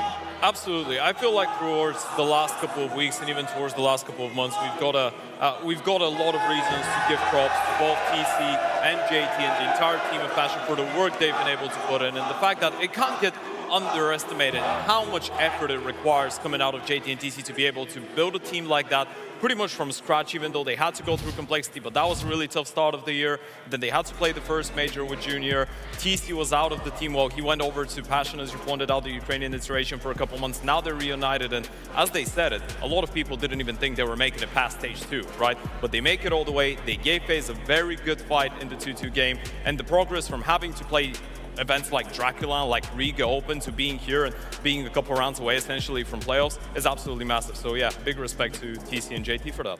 Yeah, I mean, I can only agree because it's been a tough journey. Not a lot of people have believed in them going through this major, and to make it and make it so close to making the playoff is a huge achievement for this squad. I think it's, you know, as TeSeS was saying, it's putting them on the right track. It's all about, you know, continuing the grind and continuing to develop this team, because they're on to something. Because you can definitely see, like you said, like their T sides have been going great. JT, I think, has stepped up as an individual player as well. So there are a lot of positives for them going into 2026, and you know, it's all up to them from this point onward. But they should keep their heads held high. Let's move on though to talk about our newest finalists going into the playoffs, FaZe. And Carrigan said it himself. He's got no pressure. They're just coming to, I was going to swear, but I'm not going to do it, to basically just destroy the dreams of anyone else who's in that bracket. I mean, that's the most FaZe thing to do, isn't it? You just come out of nowhere, you struggle to make it out of stage 1, Red Canids were 0.4 seconds away from eliminating you, and then you fly past stage 2, you go into stage 3, and then you just make it into the playoffs. And at this point, as Carrigan put it, there's no easy draw for them going into the playoffs, but this is where FaZe are the most dangerous, when they're underrated, when we don't think they're going to do that well. They come into it. It wasn't a clean affair today by any means. They still lost a lot of rounds that they probably shouldn't have, and they might have gotten punished against a better opponent. But in the end of the day, it is just FaZe magic, baby, and they're into the playoffs again. Yeah, I think they're definitely comfortable in this underdog position. They've had very close games when they've been the heavy favorites, and that's an advantage going into the playoff. It's also huge kind of unknown factor for the other team. What FaZe are we playing today? What FaZe are actually going to show up? And I think that question marks that makes FaZe a very scary opponent, because everyone who plays them is going to have all the pressure on them to make this a clean win. But that's not really the FaZe's way, you know? They actually always make it close, always make it competitive, and always makes it exciting. Here's a fun fact. If you take a look at all of these playoff teams that we've got now, obviously the big conversation is how it's like the top-ranked teams. But something else I want to draw your attention to, other than MOUZ and Vitality, every single one of these playoff teams so far has a major rookie in their midst. And for the most part, it's the rookies that have been standing up and being noticed. We saw it with Jacob in this match. No, he was getting a lot of multi-kills in positions where he should have gotten punished, right? Especially in towards that A-bomb side. And this is the conversation we've been having for a while. It kind of feels like he's doing a very good job being put in those anchor spots. And it's a bit weird, because those are the positions where you get a lot of responsibility. And a lot of the times you're just getting punished by the good executes, especially against the top teams. Jacob has been outstanding. And it is quite refreshing that we see rookies in all of these teams. Interesting that you point out Vitality and MOUZ, by the way, because depending on what happens in the Falcons G2 game, those are the two teams that FaZe could be playing in the playoffs. And I also think that for Jacob, it's almost lucky that he was at this major where he can play against a crowd, you know, in a kind of group stage setting and kind of warm himself up for that.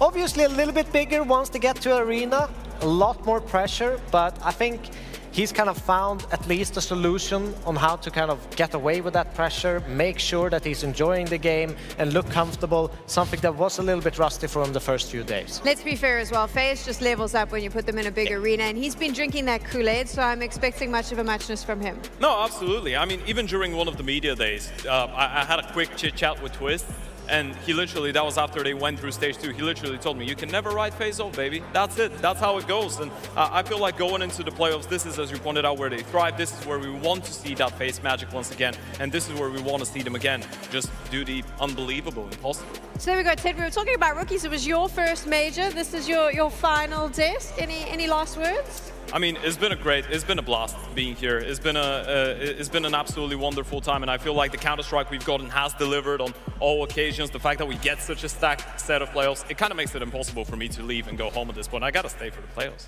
They're not getting rid of him, but you're getting rid of us, because we are going to leave. Freya's coming in. There is one more spot remaining in our playoffs. Who is going to join the remaining 7 teams? It's G2 or Falcons, cousin versus cousin. So many other stories you get to watch. That's coming up after the break. Don't go anywhere.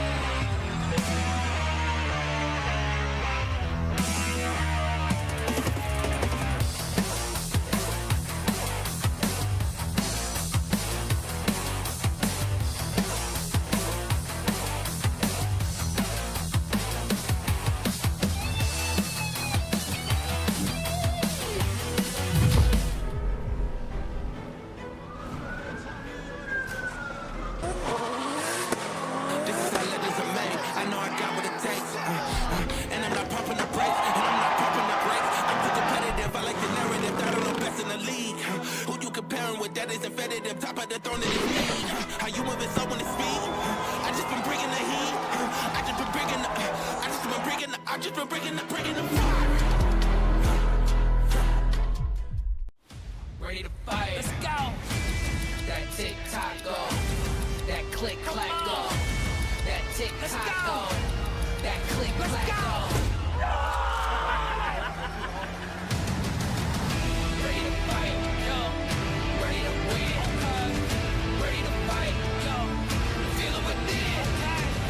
Ready to fight, yo. Ready to win. Ready to fight.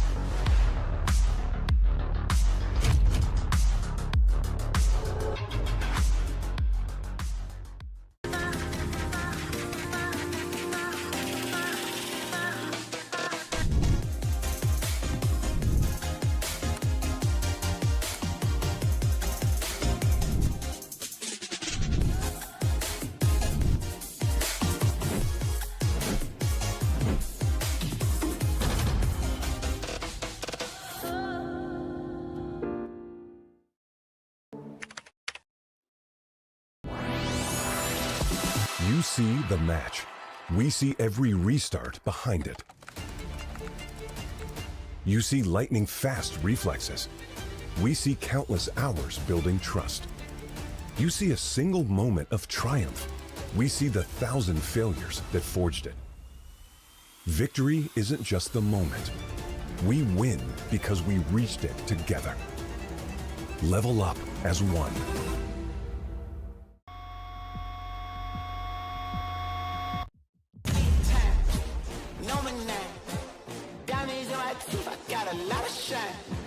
Running up the number, that's a lot of crime. Try to take it from me, must be out your mind.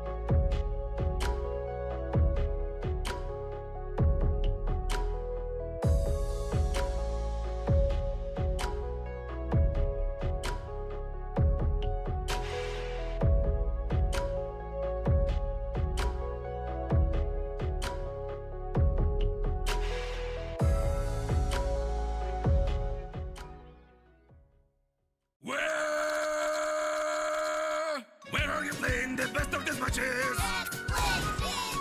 Where in retake will you pull out the clutch? Where you'll be testing your deadliest thing?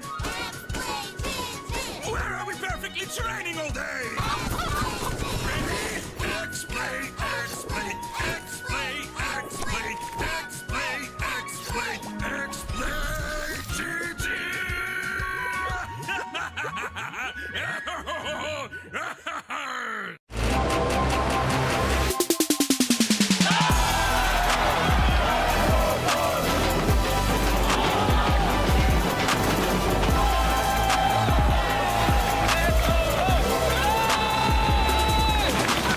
Show your support for your favorite team. Post on socials with hashtag Major Fans, tag Corsair, get featured, and win a Corsair gear bundle.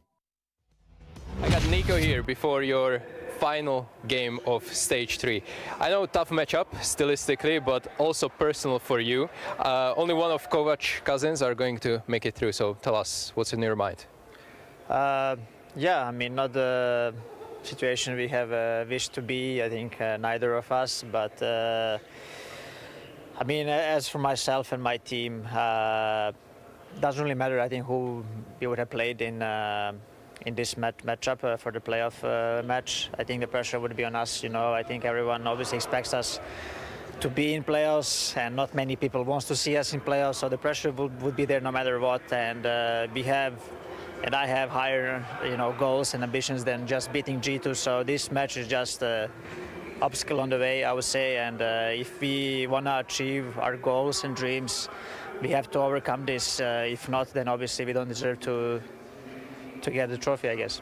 Speaking about yesterday, MOUZ once again revealed or kind of exposed one of your weaknesses, which is Inferno. For Maxim, Kyosuke, your newest member, is not a very good map so far.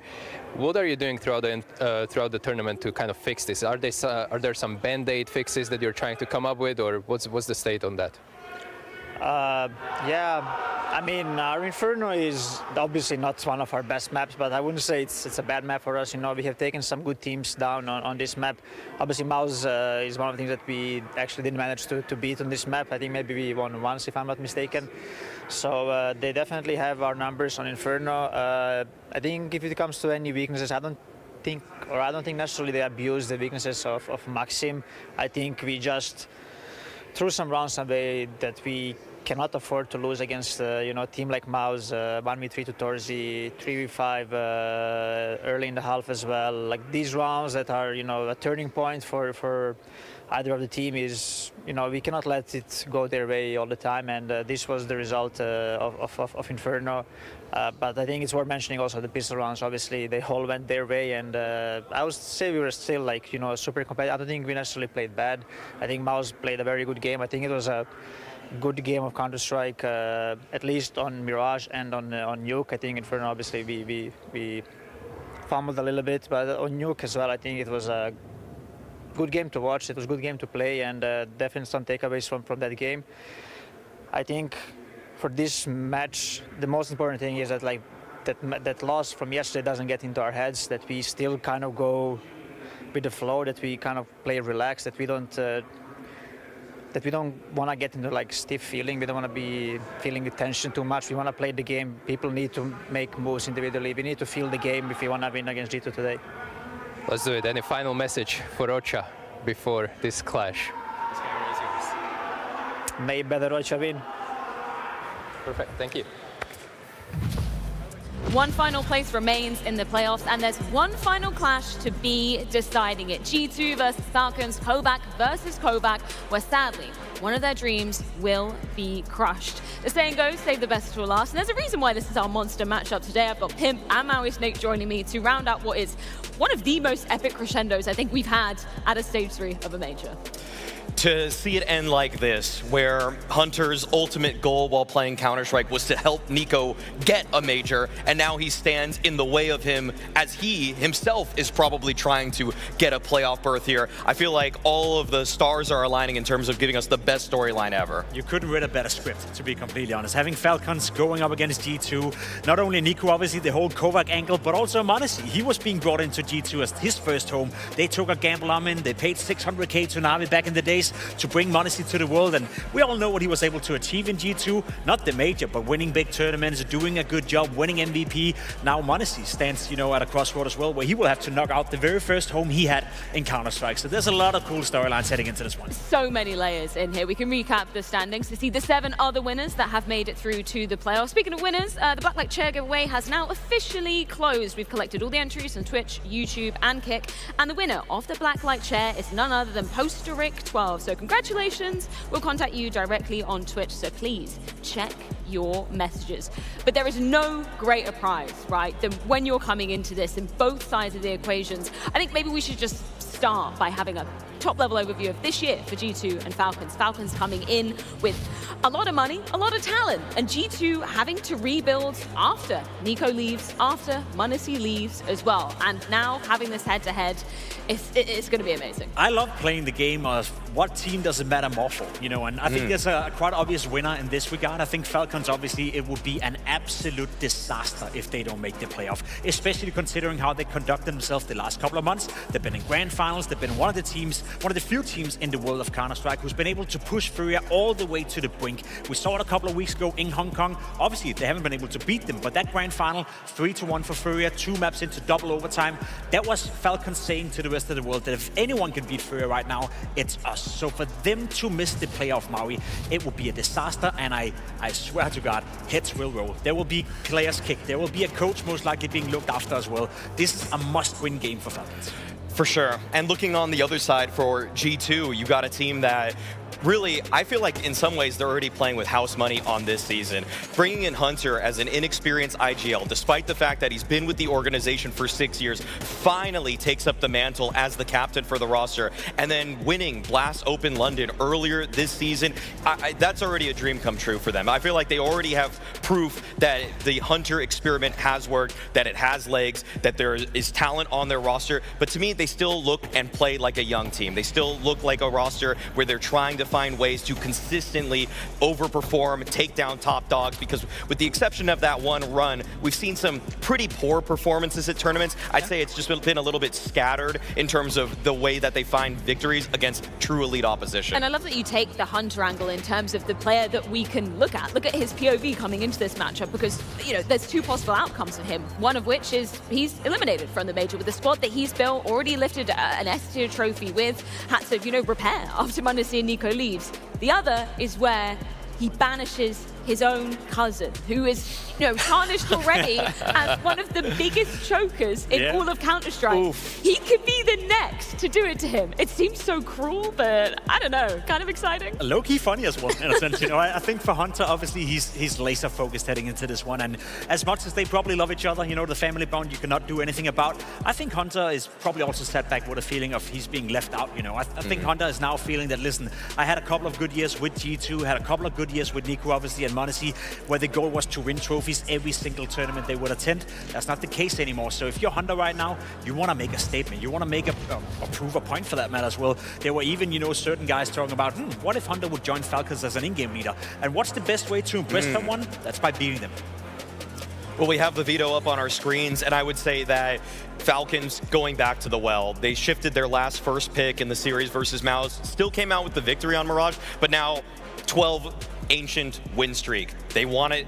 They want to make it again, or they want to restart it. Obviously, they lost the game earlier to Bait, and I would say G2, they're going for the punish pick. This is something Stiko talked to NiKo about in the pregame interview, the fact that they've spotted some weaknesses there, that kyxsan has had a really difficult time on that map in particular. So overall, I'd say both teams clearly going for their favorite maps to kick the series off. It's not often that we get two teams who have a punish pick against each other, because as you said, Falcons right now playing incredible good on Ancient. G2 have lost 5 times in a row. They haven't won the map in forever. So you're coming into a game where Ancient is very heavily sided towards Falcons, and you would argue that Inferno is sided towards G2. But that also gives us an opportunity of figuring out whether or not normality is going to be restored in this game. Because if somehow, some way, G2 finds a way to win Ancient, then throw everything you know out of the books. Then we're talking pressure, we're talking major, we're talking the fact that it's a 2-2 game, we're talking the fact that NiKo may or may not be a choker, we're talking the fact that Manasi haven't really been stepping up.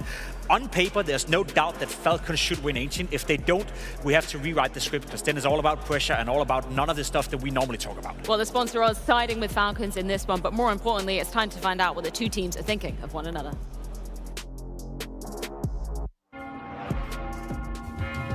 Mirage started out really rough.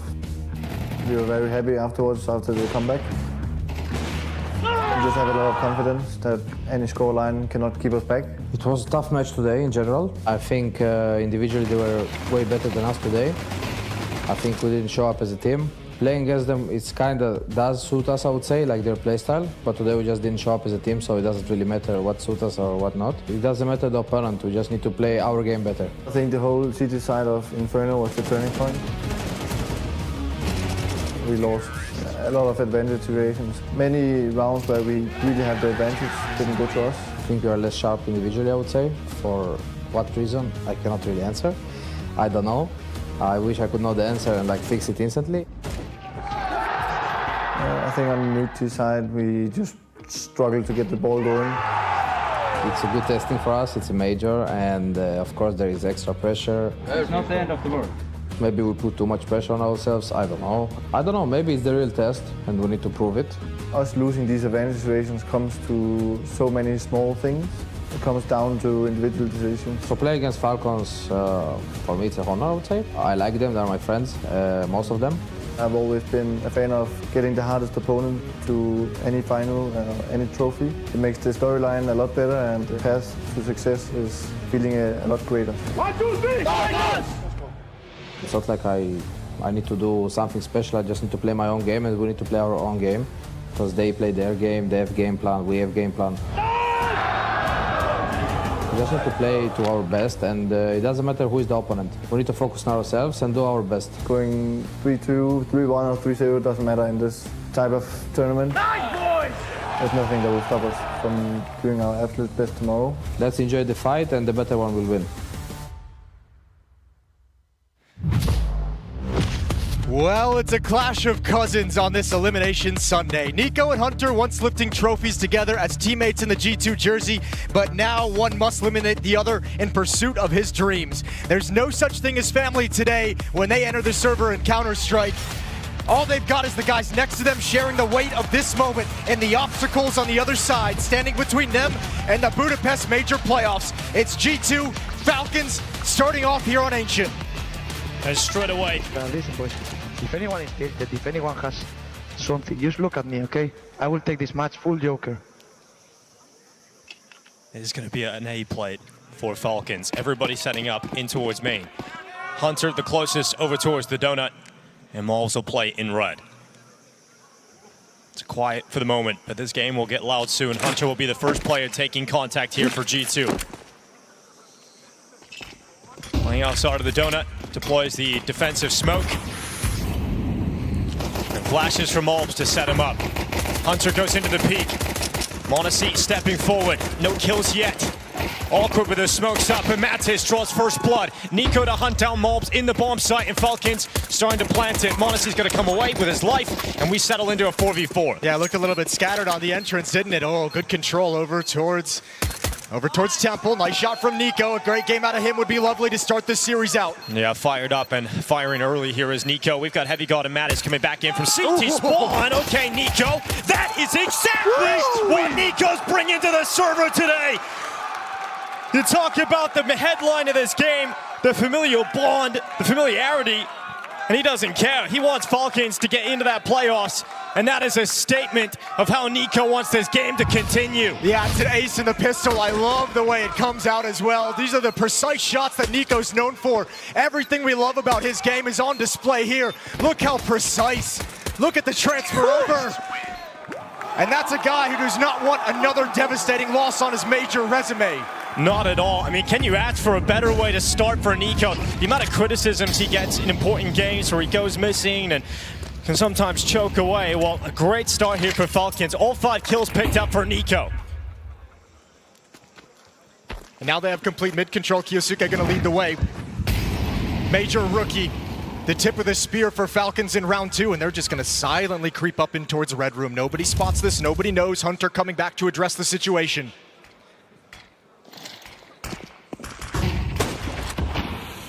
Already through. Hunter waiting with the MP9 towards CT. Clears out the first. kyxsan's gone. kyxsan able to come in with a response in a 4v4.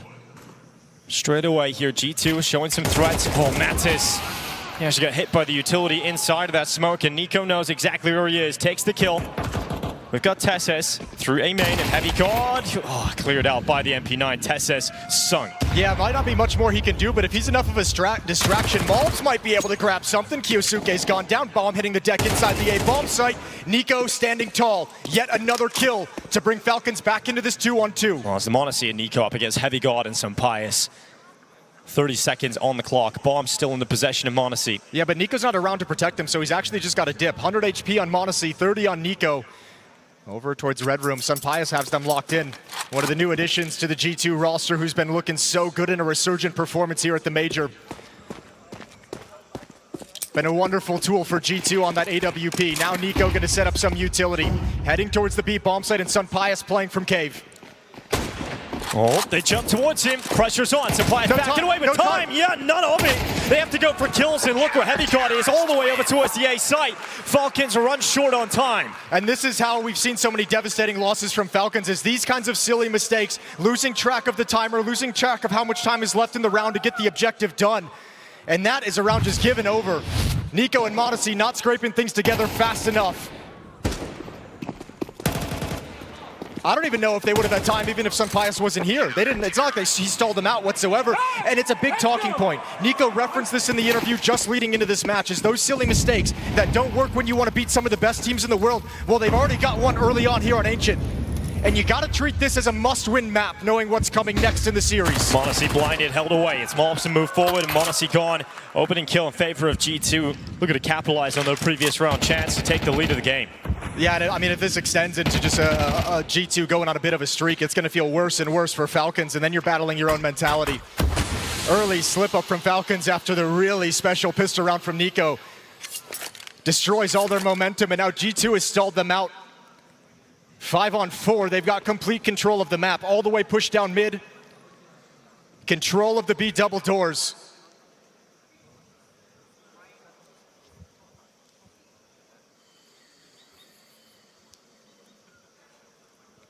Mattis waits his great flash here. kyxsan going through. NiKo trades it out. 9-0 start here on the map, and NiKo makes it 10.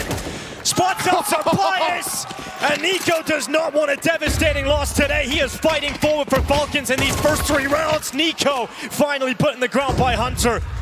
kyxsan and TeSeS, a 2v2 left, but Hunter, look at the amount of damage he sustains as well. He's down to 12 HP. This is very doable for Falcons, thanks to NiKo again. Yeah, I don't even mind that he went for that. A little bit of a heat check from NiKo, but he's up to something special today. Got to be feeling good about it. Bomb planted, Falcons back off. They're going to play with the bomb as a teammate. It's up to malbs and Hunter to put this together. There's 1 kit available on malbs, but no utility.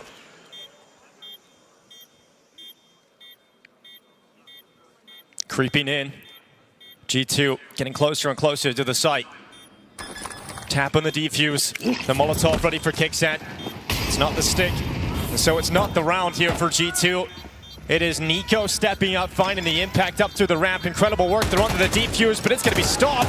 TeSeS makes sure of it, and then he swings to close it out. And NiKo lets out a celebration because his hard work wasn't for nothing. Yeah, he's got Falcons there 2 rounds. The ace and the pistol. Now these entrances, these fantastic trades.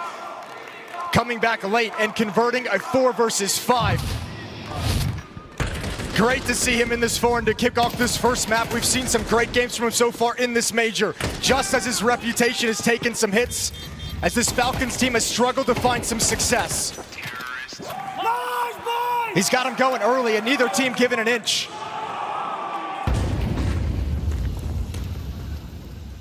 You come into every major cycle if you're NiKo, and each one gets more and more heartbreaking. Watch him leave in Paris without making it to the playoffs, missing out on a CSGO title. Yeah, ending his CSGO career saying, I never deserved to win a major in CSGO, which are just heartbreaking words. Makes a big move to Falcons, and CS2 has brought m0NESY over from the G2 organization to join him. They've got a new talent in kyxsan, building a team around him. Some even questioning, is NiKo still the main character in this team? You know, now we look at the youngsters coming up as well. Certainly the headline story is, will NiKo get his world championship? And coming into another major, a heartbreak in Austin, and down to the final day of play here in stage 3, and he has to go up against his former organization, his former teammates, and own cousin. It is a story that NiKo wants to be a success one for him. You know, he's had too many heartbreaks, too many frustrations, and great start here. Let's see if he can keep it up. He's 11-1 so far, so things are looking good, and I like the confidence we're seeing out of him, the swagger to just put your chest out and challenge up the ramp. Opening kill from NiKo, can't find the second, and then he gets too many targets. Yeah, but m0NESY's right back with that MP5, gets himself a double kill in response, but Mattis drops him, so it's on kyxsan. The new kid for the Falcons here at the major, looking to step up with a clutch early on. Look at the time though, 22 seconds. Smoke still hasn't faded, and another one comes down, but it's way too deep. He'll step in front, 18 seconds as he makes his move. Yeah, walks into the site. Everybody talking about kyxsan's potential coming into this year. Finally got his break to get into a tier 1 roster. Hasn't picked that bomb up though, and I think he's realized now there's no way to win it. Not finding the bomb in the site, not finding any kill opportunities. He's going to slip away, save the AK, and that is a great round for G2 all of a sudden coming out of nowhere. Yeah, I mean, no one able to win 2 in a row quite yet. You could see what it means to him, and both teams playing very smart in these situations. G2 not over-peaking, not overextending, able to find NiKo in a 2-on-1 fight, never giving him those 1-on-1s.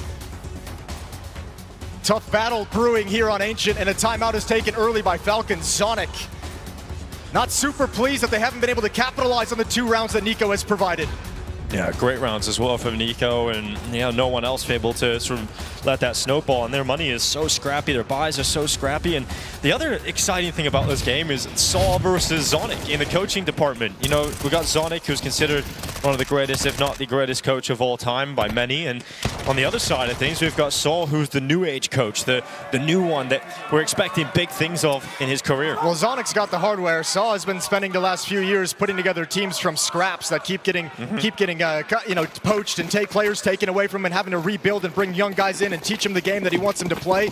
He's done a phenomenal job, and he's earned his spot behind the G2 squad here at the Major. And thinking of it that way, Falcons, the checkbook is open. Zonic has been able to go out and get the talent that he wants. The NiKos, the monacies, the kyxsans. Saul, throughout his career, has had to build it from scratch, and we'll see if he's able to do it again with G2 here. Utility dropping down into the A site. Here come Falcons right at Hunter. It's TeSeS, the first victim of the round. malbs racing back over to the donut, and Hunter again, more impact. This time catching NiKo through the smoke. That plant is a tap, not a commitment. And Hunter walks in. HeavyGoD malbs, kills come through, leaving monacy in an impossible situation. A 1v4 left in front of him. Yeah, Hunter did his job exactly. There's really no chance they even take significant damage from this. A couple kills would be great for monacy if he can find him, but it's going to be really hard to manage with this Galil. There's the peak, immediate gush. Just 31 HP, sounded worse than it was. Only gets the one kill on a Sampaius.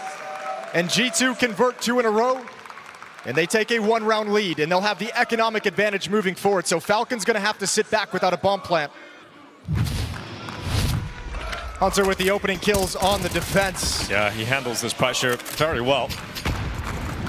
Uses his own utility so effectively. Flash off the box into the kill on TeSeS. Smoke break with the HE into the second kill.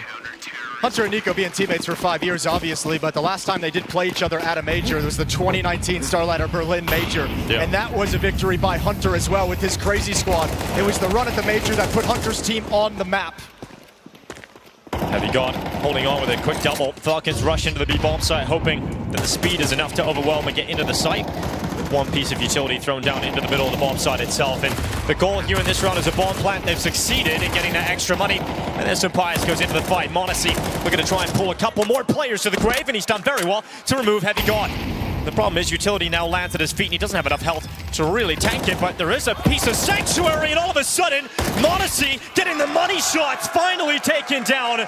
He was doing some incredible work down there in the pit, and that round was all about money for Falcons. Getting the bomb plant, they did not expect all those kills. Yeah, that's the exact round you'd love to have. I mean, wonderful performance from monacy. 4 kills, a bomb plant, plenty of money for you, taking a lot of cash out of the G2 hands. But none of that matters if Falcons can't come out on top and actually convert it. They bruised the economy of G2, but they haven't broken it yet. Nice. Close win. We head into round 7. 3 in a row now for G2 on defense here on Ancient. Quick up the B lane. Here is NiKo. Strong position to get this early in the round. There's kyxsan. Important fight for him going out and challenging. He has malbs, and kyxsan doubles up. It's Hunter also gone. Mattis on the swivel, turns back. kyxsan dead in middle. At least one response here from G2, and there's more fight still to come. A very convincing call from kyxsan as well. Moving to the B bomb, so we got 2 kills in middle. You know the defense is going to have to shift over, so wide open. Oh, timing, look at that. HeavyGoD able to catch kyxsan, looking away. The bomb plant is coming through, but once again, it'll be a retake scenario for G2, one that they certainly can still win. Oh, absolutely. Have control of Cube. NiKo's kind of out in the open, a little bit awkward. No one's actually got the flank wrapping around towards B ramp, but thankfully nobody from G2 heading into that situation. Yeah, flash into the play. It's NiKo looking for that fight. He's got the control and not really catching the favorable timing here. He's worried about getting pushed from Mattis, but NiKo's so aware of the situation. Hunts down Mattis, gets a strong area for this post plant, and even TeSeS on the retreat. HeavyGoD had called it off. He went for the save, and there's no mercy on the round here, as Falcons will just let Sampaius get away. NiKo's got an attitude tonight. You can see him hunting down a kill. He was probably so confused. It's a very passive retake, right? Hanging back for a very long time, not even showing presence, no noise. And NiKo wanted to go find a fight. 4-3 now. kyxsan with the lovely entries. The major rookie, his first major that he's attended. And that's exactly what they brought him in for, to open up some rounds for him. Go use that skill out in middle in all the chaos to find a couple frags and make things easier. Hunter wipes the round off his mind, and we reset. Yeah, it's quick, real fast. Again from kyxsan, running out towards middle. Good strong position to gain. Oh my god, the flash has caught him. And malbs is able to stop him from getting any further, but it's kyxsan, a response to avenge his fallen leader. And now kyxsan plants his feet, goes out for the peek again. This time Hunter ready to punish, and no one wants to support through that elbow smoke. So Falcons, they have to play with a player deficit. Oh, nice sidestep from TeSeS. He actually dodged the spam through the smoke. Now steps forward. Sunpias caught off guard, and he swings wide. TeSeS can't handle it. Yeah, so Pius comes out on top of the heroics, and that's TeSeS gone. We've now got monassi and NiKo left at a 2v4, and they're split up. They're not together here, so it has to be massive moments from both of these individual players, and this could line up. Oh yeah, it will. You've seen it coming, and NiKo knocks him down. Bomb is so far away though, so NiKo can't commit. He's at least applying some pressure, making sure G2 knows he has the B bomb site. Hunter rotating over. That bomb is going to come in late, but there is a chance to cut it off. NiKo looks up, senses Hunter. The grenade comes. It catches a little bit of damage onto monassi and NiKo, but it's Sunpias waiting to strike, moving in tandem with Hunter inside of the cave. It is on NiKo for the clutch. Can he keep up this stellar beginning to the game? The answer is no, as Hunter's able to stop him in that site. A great 2v2 falling in favor there of G2. They had to recover that as well, because it started to look like it was Falcons somehow winning a 2v4 situation. Might have been a miscommunication. The bomb plant isn't in the default spot. He didn't want to get spammed over from cave where there was no chance for a rebuttal, but NiKo equally wasn't really covering out towards long. I think he was caught off guard by where monassi's putting the bomb down, and then it just gets chaotic. But I love the response from G2 in that round. kyxsan just gives you a double entry if you're Falcons. G2 in the next says, we're not going to let you take mid like this ever again. We're going to come back and fight for it. It's not going to be that easy. And Sunpias is the man to do it. 5-3, G2 with the 2-round lead. Let's talk about Ancient in the context of the series as well. Up next is Inferno. It's been a map that we have seen the Falcons consistently struggle on. The heartbreaking moment at the Austin Major where we watched Falcons fall out early happened on Inferno. It's the map that kyxsan has most struggled with coming to the Tier 1 level. You do not want to rely upon Inferno as the map to keep you alive at the Major if you're the Falcons. Yeah, Falcons is, Ancient is a very important map for Falcons. I appreciate it in this veto. I don't know if they were going to go anywhere else in an elimination game like this, but going back to it, despite the fact that they lost a debate in the opening map of this series, of this stage 3, you could lose some confidence in something like that. They ended the win streak of Falcons. Yeah. I mean, it's all great having NiKo step up and have a great start to the game, but you need the rest of the team to show up as well. You need your monassis, your kyxsan. kyxsan is the fragging in-game leader, sitting at 0-7. Yeah, that's he's a little quiet so far. But in a game like this, your attention as the IGL is very much going to be on the strategy. So it's understandable something has dropped off and he hasn't gotten going yet. It's kyxsan who's the top-rated player for Falcons so far in this stage, who's been quiet below his level that we've seen. Outside of those double entries, haven't had to say his name too much.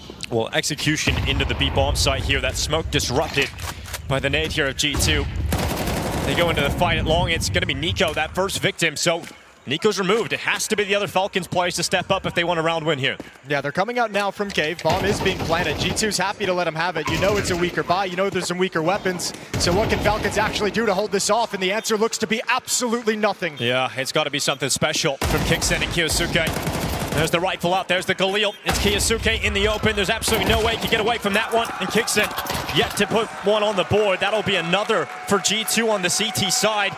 Falcons starting to get to a point where it looks like they're going to waste this great start from NiKo. This is G2 starting strong as a team, as a unit, and that is what they've been talking about. This is a team that had to move away from the identity of having some of the world's biggest superstars on the team. They have to do it as a roster, and currently that's exactly what they're outputting on the server. Widely criticized moves at the time as well, letting NiKo go, then letting monassi go, and everyone kind of scratching their heads like, what the hell? These are some of the best players in the world, but you got to give them credit. G2 has stuck the landing. Hunter as an IGL has taken it up very, very seamlessly, and the other piece that's made them stick this landing is HeavyGoD, a guy who's been so adaptable in the teams that he's been on, and HeavyGoD has been an absolute rock for G2 during his time in the jersey. Yeah, waiting a long time to get a stable roster to play for HeavyGoD. It's not time to panic yet if you're Falcons, but it's certainly time to worry. They've also burned 2 timeouts in this situation to try and recover what's happening, and they haven't been able to pick up the slack, haven't been able to find any kind of tactical edge to give them a round. And I think also, ooh, there we go, monassi taking down malbs early. Yeah, we talk about Falcons and we always think individuals. It's star power and you got to wait for that to come online. Well, monassi's got a great shot on the deagle. Another one here, and that is exactly what monassi has provided. Goes forward, Mattis overrun by TeSeS as deagle, and all of a sudden, these hand cannons blasting through the G2 defense. Yeah, just as we get done with the conversation, monassi's trying to make G2 miss that star power.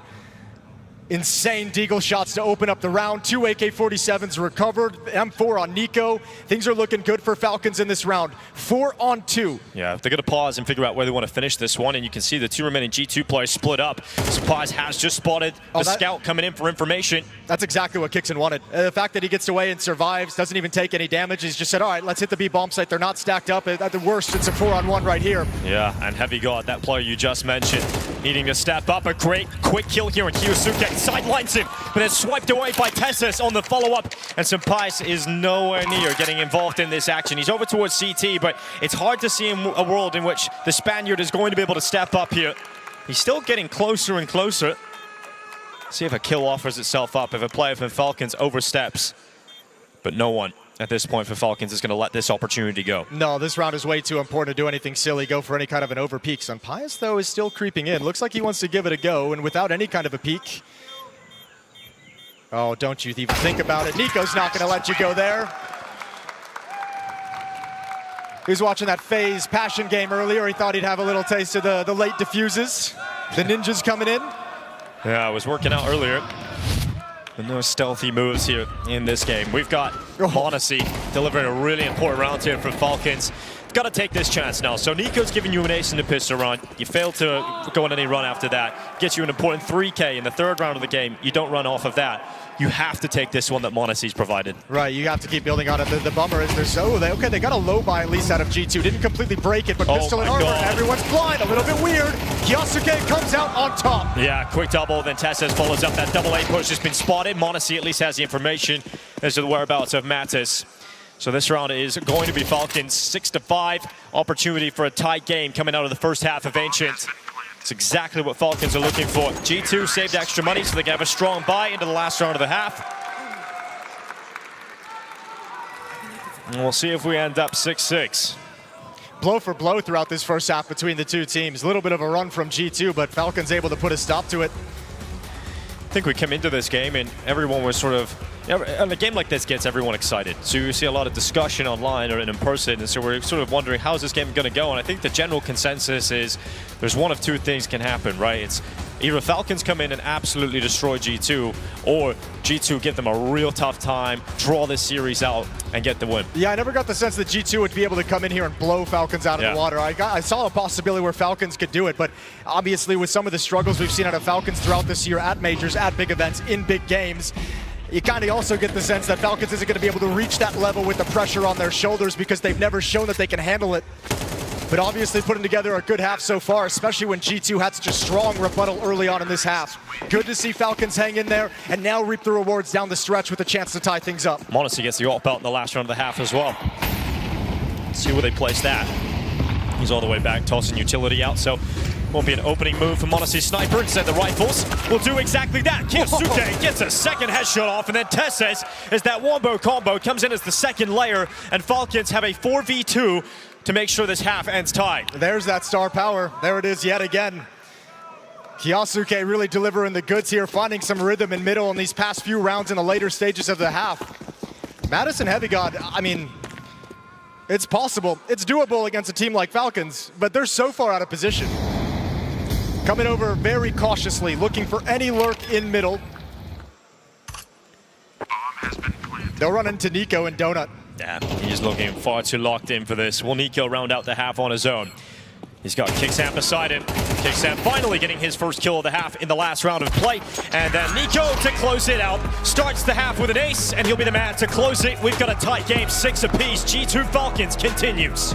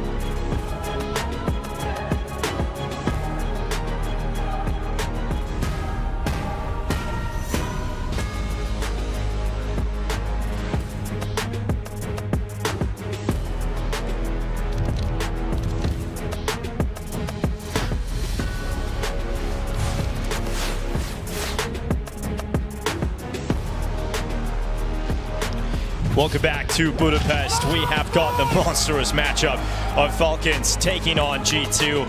The first map is Ancient. We've got a 6-6 half. We've had highlight moments already with NiKo starting the first round of the game with a pistol ace. We had the mono-C deagle and a strong team effort from G2. And it's still anybody's game to open up this series. Yeah, well, NiKo did all the heavy lifting of keeping Falcons in it early, keep giving them chances and opportunities. But then you saw some of the other guys step up and fill the gaps. mono-C with his deco round, but the big one is kyxsan with a couple stellar opening kills in middle. Now we switch over to the defensive side. Fast play towards the B-bomb site. Oh, we got quick pistols all day long here. G2 into the B-bomb site. mono-C with the dual Berettas. Can it be 2 pistols here for Falcons? Plant is secured. It's got to be a retake here. And mono-C, good start. Traded by Mattis, not allowing any multi-kill potential. Yeah, but now control of Cave goes over to the G2 side of things, and that's going to make this very difficult to retake. There's no kits in play, no smoke to block off the choke point. So Falcons have a really, really tough task ahead of them. And HeavyGoD waiting with the Molotov. Yeah. I think this pistol round's already lost. Well, Mob still fighting on, cleared out by TeSeS. The tap on the defuse, it's not the stick, but that Molotov, as you mentioned, comes in, and Mattis mauling them inside of the cave. It's TeSeS and NiKo fired away, and G2 fired up as they take the pistol to start the second half. All the big names on the Falcon side of the server. One of the greatest revelations we found this year is Mattis stepping into this G2 jersey as a role player when he comes in, but the impact he's been having for this team is incredible. I think he's been exceeding any expectations anyone on G2 could have had for him. And these are some fantastic shots to secure the pistol round. The Molotov was the insurance policy, but Mattis hitting these really secured it for him.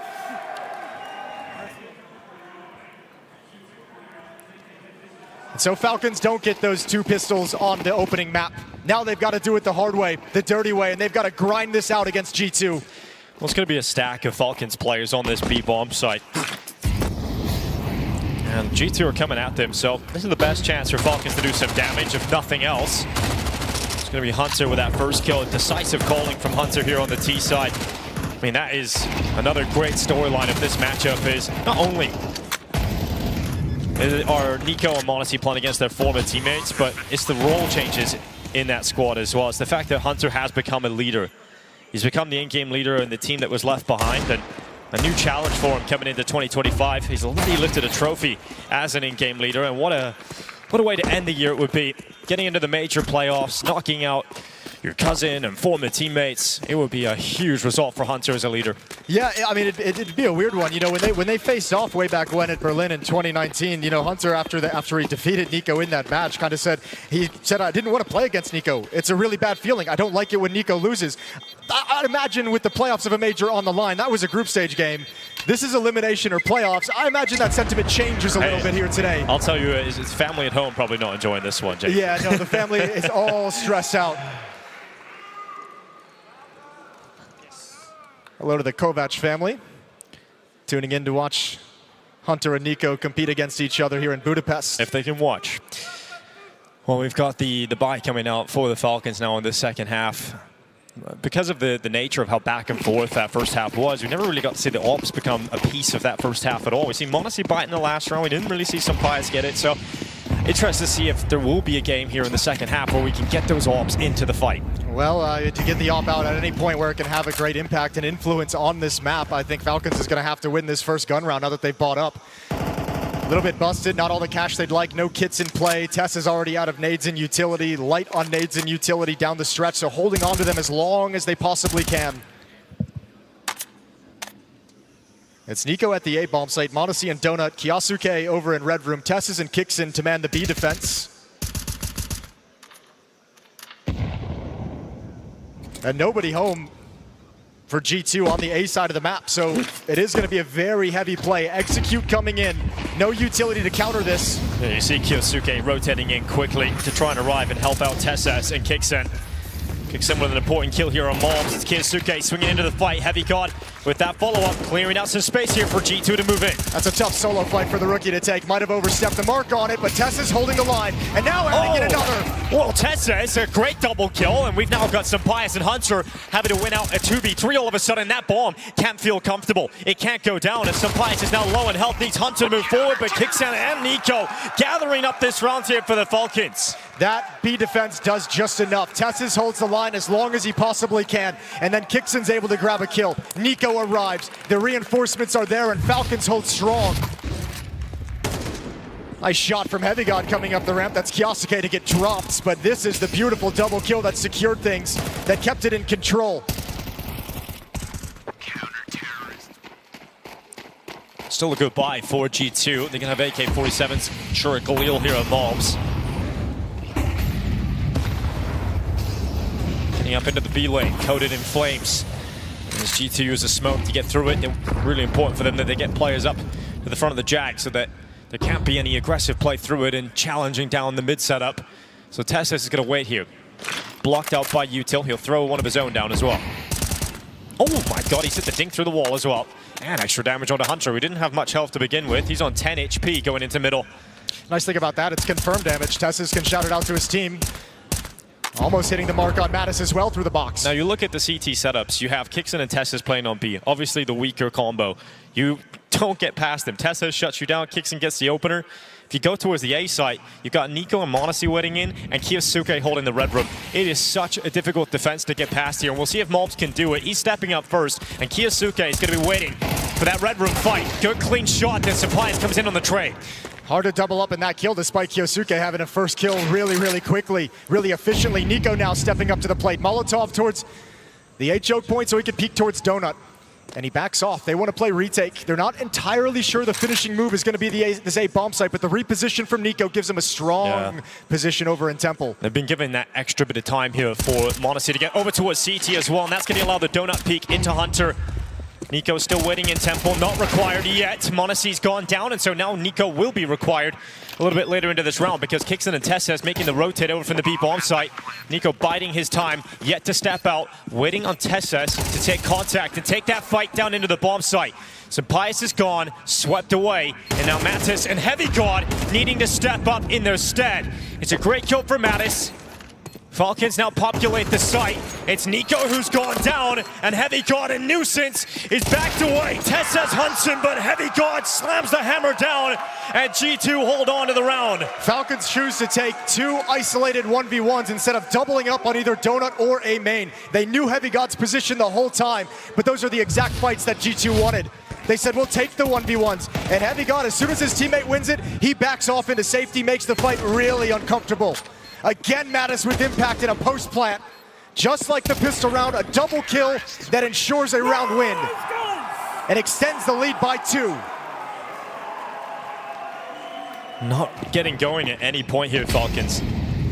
Not finding any success in terms of stringing rounds together and building momentum on their map pick. And not able to build up any money. You were wondering about the AWP, but losing that round ensures it's going to take a lot longer to get it out and play. You can see 3 M4s, 2 pistols. Well, they're coming at NiKo with the rifle. He's going to play behind the big box and needs a big round. Util going to come in towards him. He's got a Molotov to delay it if he can or make it disjointed, but doesn't want to give away the position. He's so alone as well. All of his teammates are stacking that B bomb site, and the Molotov forces NiKo into the open. And malbs would descend upon him and the A bomb site. It's going to be G2 up to 10 rounds here. Double figures collected on Ancient. And you want to talk about the pressure that Falcons feel. They're a team that have a unique pressure because it feels like there was a lot of people against them because there are, right? You get a lot of pressure just with the amount of big names you've signed. Obviously, the monetary factor of this team. And so Falcons, they require results. They're expected to get results. And at the major, if you go out to G2 and you feel the pressure of all those failures that have piled up on you throughout the year, when do you start to crack at this point with all the pressure on you? There's nothing left in the year. That's the thing. Most of that pressure from the outside is ones that, you know, they feel just barely, but nothing matches the pressure they put on themselves. And all those disappointments certainly going to be mounting. 10-7 now, and you have a rookie IGL in his second major in Hunter calling a fantastic T-side for G2. 4 out of 5 rounds to open up this half. And working Falcons across this map, finding the weak point in the defense. Utility is spectacular, and Falcons can't get a grip on this game. And just reminding you of Inferno as well. Like that map coming up next is definitely not the failsafe for Falcons. If anything, it has been the bane of their existence. They got smashed by Mouse on it the other day as well. Not a whole lot of good memories on the map of Inferno when the third timeout is used by Zonic. trying to get the guys fired up. A 3-round deficit for them to overcome. In a round where they don't really have money to spend. 2 M4 saved in the previous is the best they'll have. A little bit of utility to flesh things out. But Falcons certainly got to be feeling increasingly like their back is against the wall here on Ancient. And look at this round as well. I mean, coming into it battered and bruised. A couple of rifles in play, the rest on pistols. This isn't where they do their best work. It's where they're going to struggle. In G2, 11 rounds, very likely. Again, it's a 4-man setup for G2 early outside of A. Going to be coming into with m0NESY and NiKo yet again. Usually you would imagine a winning recipe isn't just continuously hitting into the m0NESY NiKo setup, but they've been getting through, they've been breaking through it. Well, the problem is the m0NESY and NiKo defense hasn't really had all the bells and whistles that they like to have. The weapons. Even in this round, look at what they got to work with. 1 flashbang to counter things. m0NESY's just got to play dry with the M4. There's a smoke down, and that's actually perfectly timed. G2, I don't think you challenge this. Yeah, it looked like they just wanted to move through, and the only hope here for Falcons is that 5-7 getting going early, and the fact that kyxsan's rotation is so early in the round. He's got 2, Jimpphat, the most recent victim. We've got malbsMd having to back away. Caught him completely off guard. A great 5-7 kill from NiKo takes the first point of danger away, and then kyxsan's there at the perfect moment. 2 on 4. Still only 2 rifles to contend with. This is doable for malbsMd. TeSeS would be the first player to go down here. He won't expect this angle, though. malbsMd is going to be close. Oh, TeSeS, here's the explosion, and he's able to step up with a 5-7. Still back into the action here. Hunter 1v4, limited time. He's got the bomb in his back, and TeSeS will go down. Hunter making the play over towards the B-bomb site, where he does have a 1v1. He has to be immediate on this kill. kyxsan dropping utility, making things a little hot and heavy here for Hunter. But he jumps out, realizing there's no time to waste, and kyxsan eventually getting that kill, dropping him, and Falcons have a new hope. That was the only option that Hunter had, and especially I think when he hears the deagle, he realizes if he can make it through off a couple misses from kyxsan, he might have a chance at it. So Falcons not done yet with a scattered bye. Hey man, that's a big round for kyxsan as well. Really important for him to get his moments on this map, and taking 2 with the rifle, stopping that A play, forcing G2 to search for other options. NiKo's cooled off in the second half, partially because G2's been playing it so well. He hasn't had a lot of clean advantage looks and rounds. Ended the first half with 17, now he's got 19, so only 2 kills thus far in the first 6 rounds of play. Again, all rifles on the server. This has not been a game of ops. If Falcons win this round, surely it comes out in the next. They've got the cash for it, it'll build up, and I think m0NESY is probably aching to get on the AWP and see if he can have a deeper influence, a bigger influence on how this half plays out, how this map ends. That could be the difference. He's had a tough stage 3 as well, m0NESY. Had a tough season in general. He's got back to form as of late. Second best player of 2024, but hasn't been able to replicate that kind of success.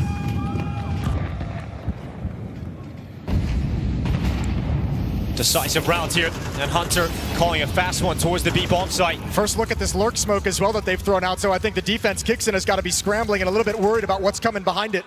Yeah, it's all about the timing as well for kyxsan to get back. He managed to arrive at the A-bomb site in time in the last round to have impact. He's over here again, but his teammate at kyxsan's already gone down, and it's a clean start here for G2, and it only gets better as TeSeS is gone. And now if you're Falcons, you're starting to worry because there's absolutely no way you're feeling good about this B-bomb site in terms of a retake. You haven't really got anything going for you. You've got to have kyxsan pop off and get a quick kill here. Otherwise, it should be just called off, surely. Oh, it takes the risk to stay blind and out in the open, but yeah, you desperately need a double kill from kyxsan again. Well, there's one. Close to it on the snap over towards default. The util coming in here for Falcons, staying pressured, staying in this round, committed to the retake. Oh my God, it is huge. HeavyGoD finds sanctuary inside of the site. That Molotov does not expand towards him, and Falcons do not get the opportunity. They do not get the break back into the retake, and they're forced away. They don't reset G2's money. G2 keep 4 players up, and their money's back into the late stages here of Ancient. Hunter calls his own number in a critical round, probably because he had the best spawn to exploit that lurk smoke. Gets close up, and it's a break from kyxsan to take the fight, see what's behind it, clear the idea of that staging area created by the lurk smoke, but Hunter just comes out on top and builds it with a second kill onto m0NESY. G2 playing spectacularly. With some saved weapons, however, there was plenty of money in the bank to get m0NESY as op. The last-ditch effort, bring it out here at 8-11 and see if it can give you the spark necessary to come back. TeSeS waits aside Jag and Hunter, back-to-back rounds, relying upon himself to break open the defenses of the Falcons, and they're not stopping. It is malbs the second layer, and the impact is being felt as G2. It is looking like 12 rounds will be on the board in just a moment. Well, NiKo had the hot start, but NiKo's cousin is having the hot finish. Hunter directly responsible for all the advantages given to G2 in these 2 ensuing rounds. Now, 1 kill did come back from NiKo. It keeps this round within touching distance.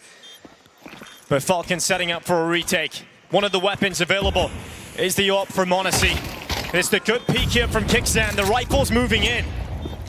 There's still a Molotov, a lit piece. Given over to HeavyGoD as he runs for the lineup. In the meantime, Hunter continues to frag out. Dropped by kyxsan, but Molotov lands onto the site. Smoke deployed, and that gets them back into it, but there's the wall bang of all things. He's got a kit. And m0NESY just gets onto it. He's going to hold it. He's going to stick it, and stopped. Stopped by HeavyGoD. And G2, this is unbelievable today. What they are able to pull off, what they are doing to the Falcons. 6-2 run for G2 in this second half. This offense has been unstoppable. Nothing that Falcons have been able to do. It's been simple. A lot of grouped up hits towards the extremities, directly onto the bomb sites, and the initial defenders not able to slow anything down consistently enough to make this a half. Fired up with 4 chances to win Ancient. That is incredible. Down to the second. How many times, how many denials of that defuse do you require? G2 find it in different ways. Molotov into the wall bang, into the last second kill. G2 looking to deal the first blow. Mattis, first kill. TeSeS response.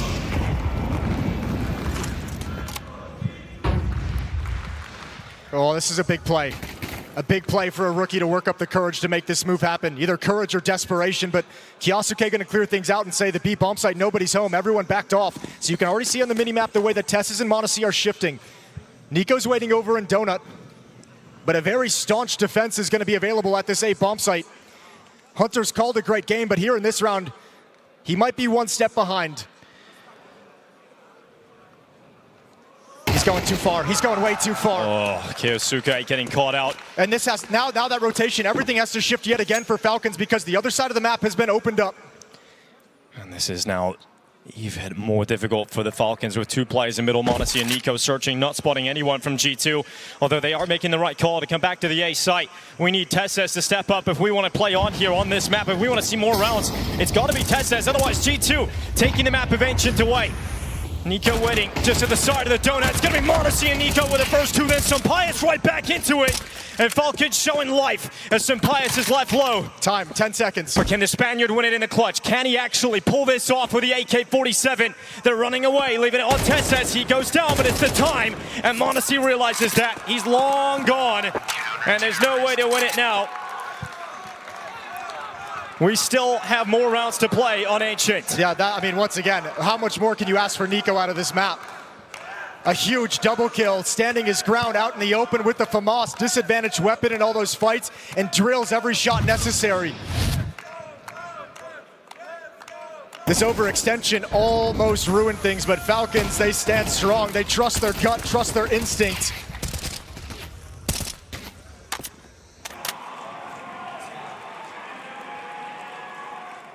(12-9). And we get a little bit of a tech issue, so we'll calm down in the action as teams have to take a break. No communication allowed as issues get fixed inside the server, and then we'll get things back.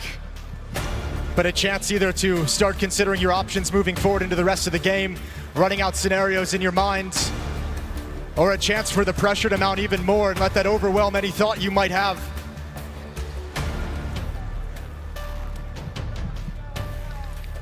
Hunter trying to keep building upon this offensive half that has kept Falcons reeling every step of the way. Falcons have yet to win 2 rounds in a row in this half. Doesn't bode well for the upcoming round at 12-9.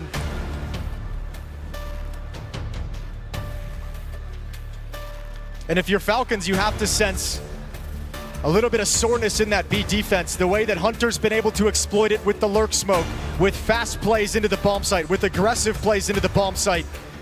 If you're TeSeS and kyxsan right now, you know this might be your moment. The thing that worries me is the sheer lack of ability of Falcons to win consecutive rounds, Jason. They haven't been able to show us anything in terms of getting something going consistently. And that's why you see these like really scattered buys. Look at what they've got here in another desperate round that they just can't lose. flameZ on NiKo, flameZ on kyxsan, MP9 on kyxsan. You can't flesh things out. m0NESY was able to have the op for what, 2 rounds, had to save it once, didn't have an impact in the next. This is the last timeout available to either squad here in regulation. The coaches will only be allowed to have their say if we get into overtime. NiKo versus Hunter in the head-to-head. And what a game both of them are having. Neither of the co-matches slipping up in this opening map. Both of them delivering incredible games. But it looks like G2 are going to get the result. Falcons have to be perfect to get this one into overtime. And you didn't have that m0NESY off for long. Once again, you're back down to a weakened buy. You've got rifles, SMGs in the mix. A great opportunity here for G2 to win the map. It's a slower round though. A change of pace out of the tech pause, out of the timeout from G2. It was high-octane Counter-Strike before that, with G2 aggressively hitting bomb sites, but a very chill opening here in round 22. Looking to see if there's going to be any aggression, and actually Falcons as well. This almost looks like this round's going to get reset. Everyone backing off, back towards maybe their that spawns. tech issue not fixed after all. No damage has been, I don't know. Damage has been done on Jimpphat, so they've got to play. They I can't guess that actually conversation reset is it. coming in. Well, this is now a little bit of a curveball, isn't it? So G2, let's see if they can stay composed, keep their head in the game in this round, in round 22. Tough situation for a rookie in-game leader to handle as well. But it's the experience of Hunter outside of that role that should allow him to stay composed in this kind of environment. Well, we've got some Pius coming up on top of the boost. This timing is perfect. Everyone from Falcons has actually shifted over towards Cave. They've actually given up some advanced positions. Now kyxsan out in the open, gonna handle nothing.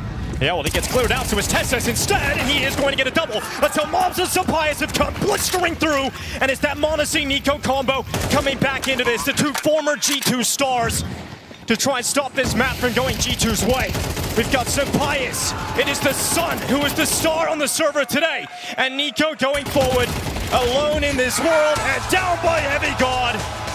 G2 will draw first blood. And the Falcons here on Ancient, they lose their map pick. G2, 1 map up in the series.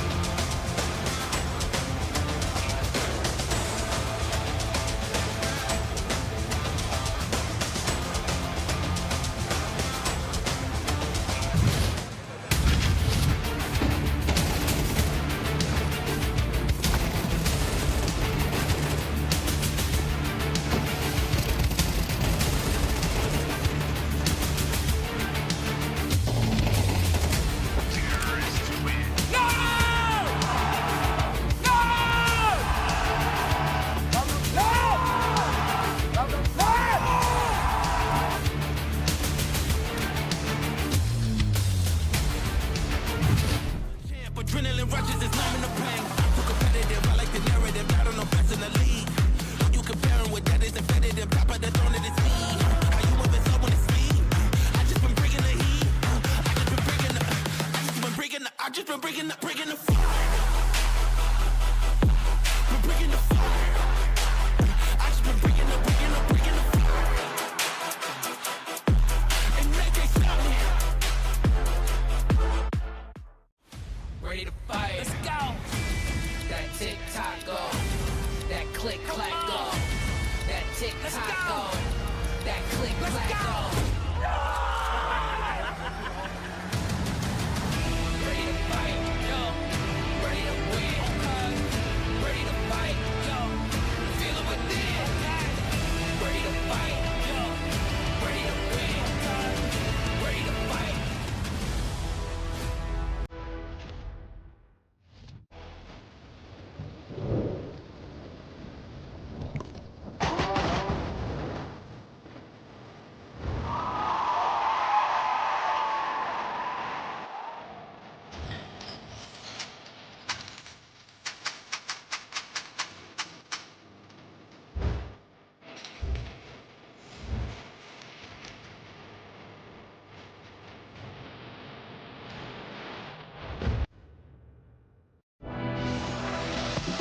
You see the match. We see every restart behind it. You see lightning-fast reflexes. We see countless hours building trust. You see a single moment of triumph. We see the 1,000 failures that forged it. Victory isn't just the moment. We win because we reached it together. Level up as one.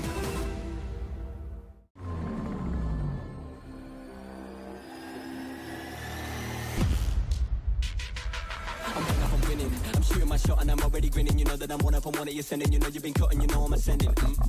I'm one of them winning. I'm one of them winning. I'm one of them winning. I'm one of them winning.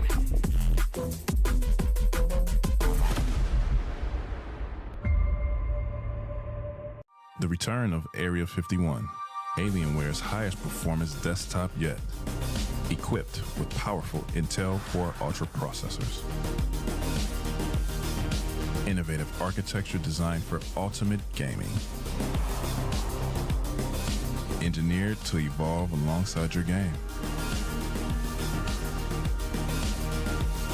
Encounter the legendary Area 51 at Alienware.com.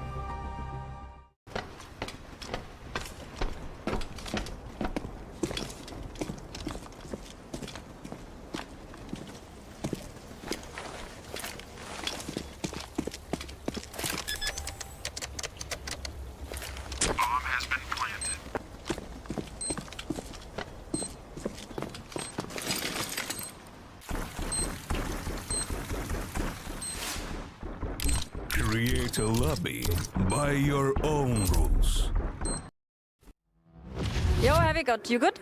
Yeah, I'm good, yeah. Okay, how high are the nerves right now for you and the team?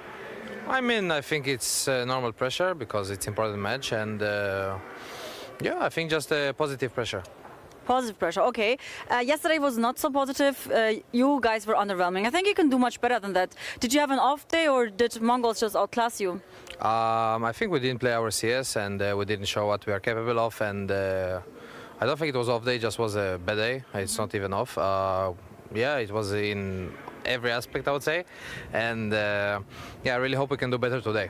Okay, you actually played pretty decent, even though you lost quite in a dominant way. You think your teammates will step up today as well? Yeah, I mean, I trust them, I believe in them, and the most important thing that we stay united as a team. And it doesn't matter who play good, who play bad. We should cover up on each other, and yeah, just trust each other and believe. Okay, and do you believe in Hunter? Because he's gonna play against his cousin. It's a tough matchup. How is he feeling? How is he? I mean, obviously it's a tough matchup for both of the cousins, yeah, and it's a competitive game in the end, and they're in different teams. Of course, they share also a beautiful past together, and also their family. So, of course, I think on the mental side, I think it's going to be a bit tough for both, I would say. But I think he's handling it pretty well, and he just focused on the goal and on the game, and I think that's the main thing. Okay, and how well prepared you feel you are against Falcons, looking at the map pool and also the game plan preparation?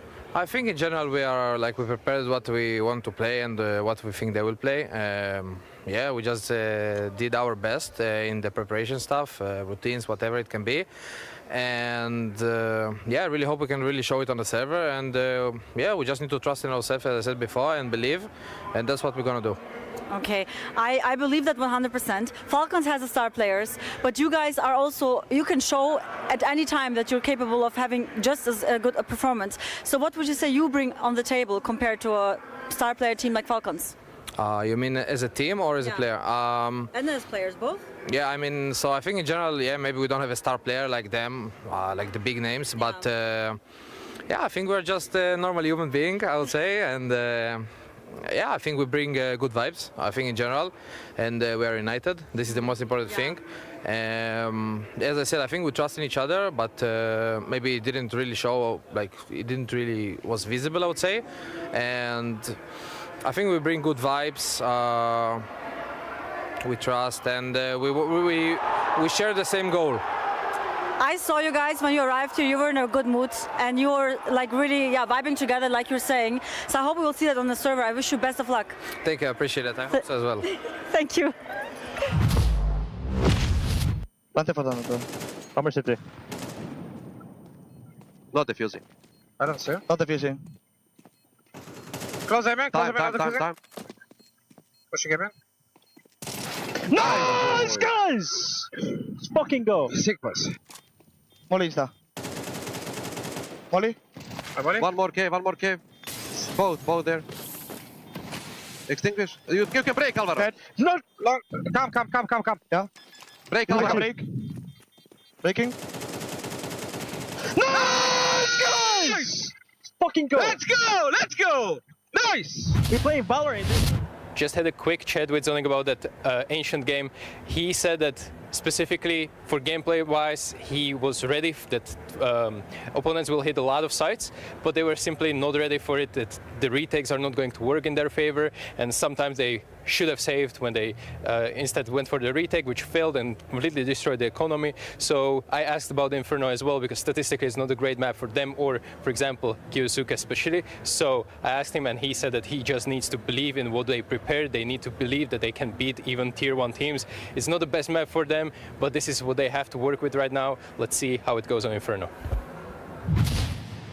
The supposed star players no match for G2 on map 1. Despite this being Falcons map pick, G2 able to piece that puzzle together and now putting the Falcons on the brink of elimination. A true team effort from G2, who are now just one map away against all the odds from making it to the top 8 and cementing themselves in the playoffs. Before we dive into all the details, before we dive into what happened, imagine this. If I told you heading into this game that one team have won the map 10 out of the last 11 times they played, the other team would have lost it 5 times in a row. If I told you one team won the first 2 BO1 opening games at the major and then proceeded to lose 4 maps in a row without making any of them competitive, who would you side with in that regard? Would you side with a team that is confident, that has been playing Ancient against the best of the best teams in the world, Falcons? Or would you side with G2, who's yet to win on Ancient 5 times in a row? It doesn't make any sense whatsoever on paper, but when you saw the game, there was clearly one team better than the other, so they made it make sense, Mark.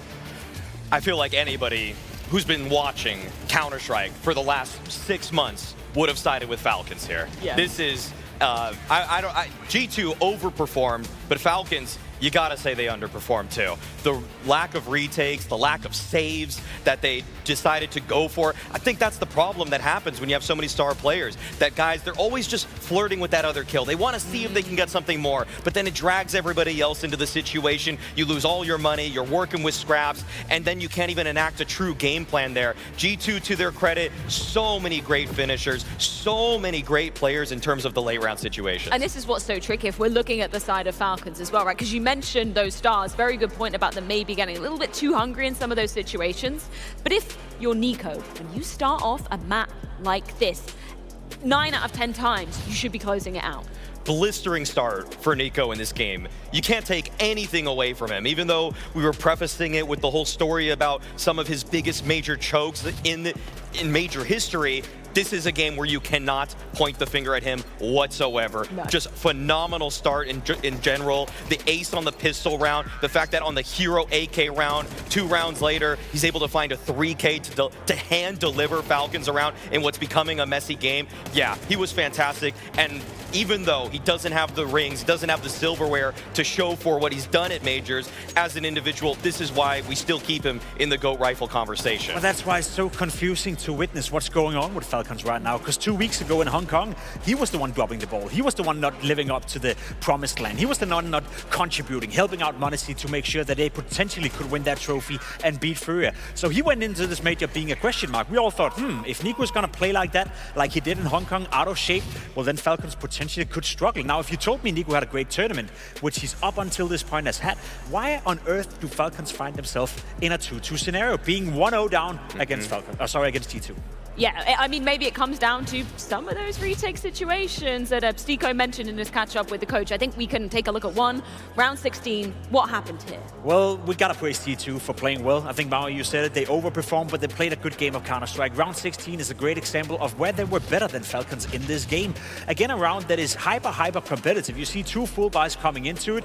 G2 is taking a lot of map space. They're getting the nice trade here in towards middle, some payers, and then you slowly but surely see them entering in towards the bomb side. And for G2, even though they're losing every single entry duel and have to play it 4v5, they have to play it 3v4, they will still refrag their way out of it. They will still get control over the bomb side. You see one more time here from TeSeS. Again, you have another situation where they're up one man, bomb is down. The problem for Falcons is the money throughout this half, they didn't have any utility whatsoever. They can't do a retake with no smoke. You can't do a retake with no Molotov. And at this point, it's just G2 holding the aim, holding the angles, and winning the round.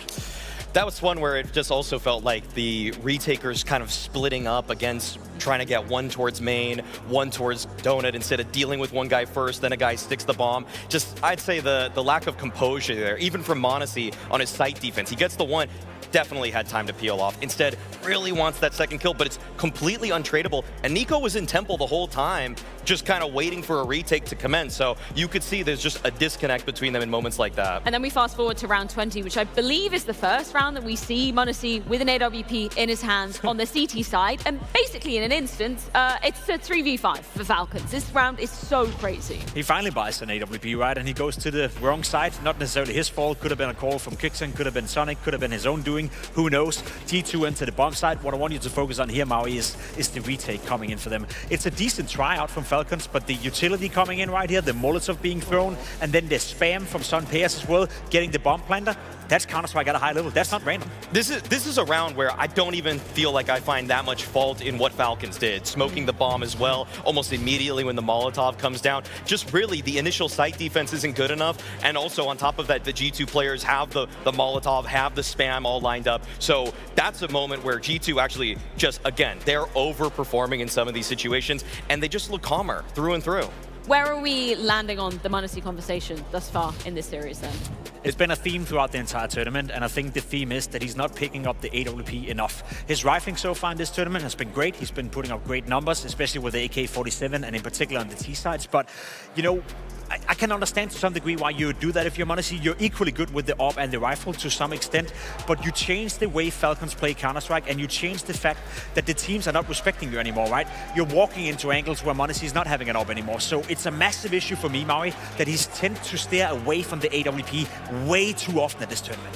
He just doesn't look confident at all with the weapon. In the opening matches that they played at this event, his AWP has just been his worst aspect. Even when he's in position to hit the shots, sometimes he's flicking a little bit too fast, sometimes he's over-peaking after he gets the one. Yesterday versus Mouse, he had really only one good round, I would say, on that Mirage map after a slew of just disappointments with the weapon. So m0NESY, unfortunately, for this year for him, he's been such a fantastic player. Yeah. But again, Katowice, Cologne, Austin Major, all by his metrics, failures. If this is gonna go out in this fashion again, I have a really hard time including him as my third best player of the year when it's just every prestige event, he is just playing so far beneath himself. It's such a valid point, and things looking incredibly tricky as we do move on to Inferno. Now, why are we regarding this as a punish pick from G2 onto Falcons? I mean, if you look in towards the results for Falcons as of late, you could see there was a clear trend that Inferno wasn't a great map for them. 2 weeks ago in Hong Kong, they were able to beat Furia, they were able to beat Vitality. We think to ourselves, maybe they slayed their demons, maybe they've been working on their weaknesses. Now coming into this tournament, it seems like the other teams still don't respect them on Inferno, and what we saw yesterday was another poor performance from Falcons. So when you look at the results, Maui, it doesn't really make sense. It's kyxsan. kyxsan is such a weak link on this map, unfortunately. Yeah. He's so phenomenal on every other map across the board for Falcons. But here's the craziest stat ever regarding kyxsan on this map. This guy has 7,000 Face-It games. Do you want to know how many he has on Inferno? Go on. 16. No. He doesn't play the map. On Spirit Academy, he didn't play the map. He has more officials on HLTV playing Inferno than he does on Face-It. And this is a guy that eats, breathes, just digests Face-It matches for a living. So for him, on Banana, he just looks lost sometimes. There's no nuance in his play, no discretion when there's utility. When he's sending it usually to his death. Very quickly, Maui, you were going through some of the matches we've seen G2 play on this Inferno. What have you picked out for us? They always have a great idea of how they want to start a round, but it's one of those maps where they actually have great plan Bs too. In this round 10 versus Furia, they lose 2 opening picks, but they keep filling the map out. Fallen overperforms with the FAMAS, sure, but then there's still some pressure on the other side of the map. And this is something that may look like a mistake. Sure, Yuri gets into halls, doesn't quite finish this kill. People on Falcons will do something similar, okay? They're gonna go for little prods, but then the pressure. HeavyGoD, he's so aware of what's likely to come, and he doesn't give it up right here. Doesn't give up the chase, understands that there's a player on the bomb site, and they're able to converge. Even with Fury's massive advantage, they slowly break down the map, they slowly constrict it, and it's just by far the map where they look the most comfortable, even when playing from behind. And I'm going to be honest, they don't even have to play it from behind that often, because their starters towards Banana are quite strong for malbs. And that's why we look at the flip side of things, and we talk about Falcons, and they've spoken about it themselves. They feel like this Inferno is a clear punish pick. Okay, yeah, they've had a couple of fleeting good results, but is this it? Is this the end of the line for Falcons here in Budapest? The pressure, is currently getting to Falcons. There's no way they should have lost Ancient. There's no way they should have played that poor. I think the pressure right now is what's holding them back. And I also do think there's a great chance that G2 will win on Inferno. You can even see right now, G2 are the favorites to knock home Falcons. And let me just reiterate one more time how crazy that would be. Falcons who's been in a couple of grand finals. Falcons who is safely the 3rd best team in the world heading into the tournament. Safely have some of the most star power out there. If they are not winning Inferno, that would be a massive disaster for Falcons. We throw out the phrase do or die a lot, but it truly is right now for Falcons. Inferno could determine their destiny here in Budapest. Destiny is one word. Every major we come in asking the same question. Is this the one that NiKo finally wins? From Boston to Paris, he has experienced nothing but major heartbreak, but today in Budapest, NiKo's major pursuit could come to the end at the hand of his own family, Jason. I'll tell you what, they'll never admit it, they'll never tell you, but I guarantee Falcons feel a little bit afraid right now coming into this. Between the maps, knowing the weakness on Inferno, there's a sense of dread within the team. They need a hot start here. They need that belief to return and come back quickly, establish itself early on here on Inferno. 4-man stack in brackets. The G2 playing it slow and quiet. Traversing across the map, now headed towards the B bomb site. It's NiKo playing retake, and now Falcons looks like, they might go for a little bit of information. How long do they stay here without knowing what's happening on the map? Well, the first pistol round of the game, NiKo on his own was enough to win the round. He is on his own once again, but on the B bomb site of Inferno, and they're all coming in from Banana. NiKo looking to take the first shot, and then it's going to be clean. So Simpias, there's a warning. Peek your head around, and NiKo is going to take it off. HeavyGoD getting traded out by m0NESY, and Falcons actually putting a pause on this for G2. NiKo trying to subvert some expectations here. He just showed that he's playing retake at the B bomb site, but he steps in towards new box. I don't think G2 would expect this. Molotov is going to come in regardless. Yeah, NiKo wants to stand and fight. Here comes his teammates swinging out of the smoke. It's kyxsan bringing the fight to malbs, digging deep in this pistol round as Hunter's still fighting on, but he's cleared out by NiKo and kyxsan. A great pistol yet again from NiKo.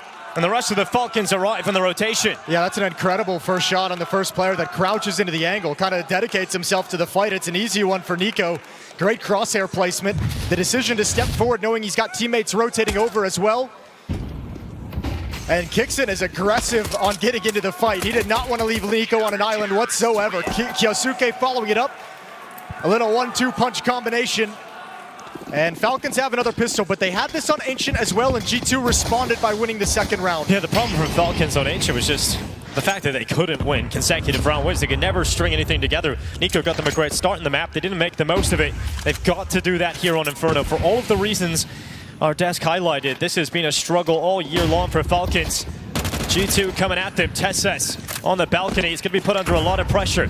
Drops into the mini pit. He's got his teammate in the ball side. m0NESY mowing them down in the first two, but he's out of bullets, and it's NiKo instead quickly nipping him behind.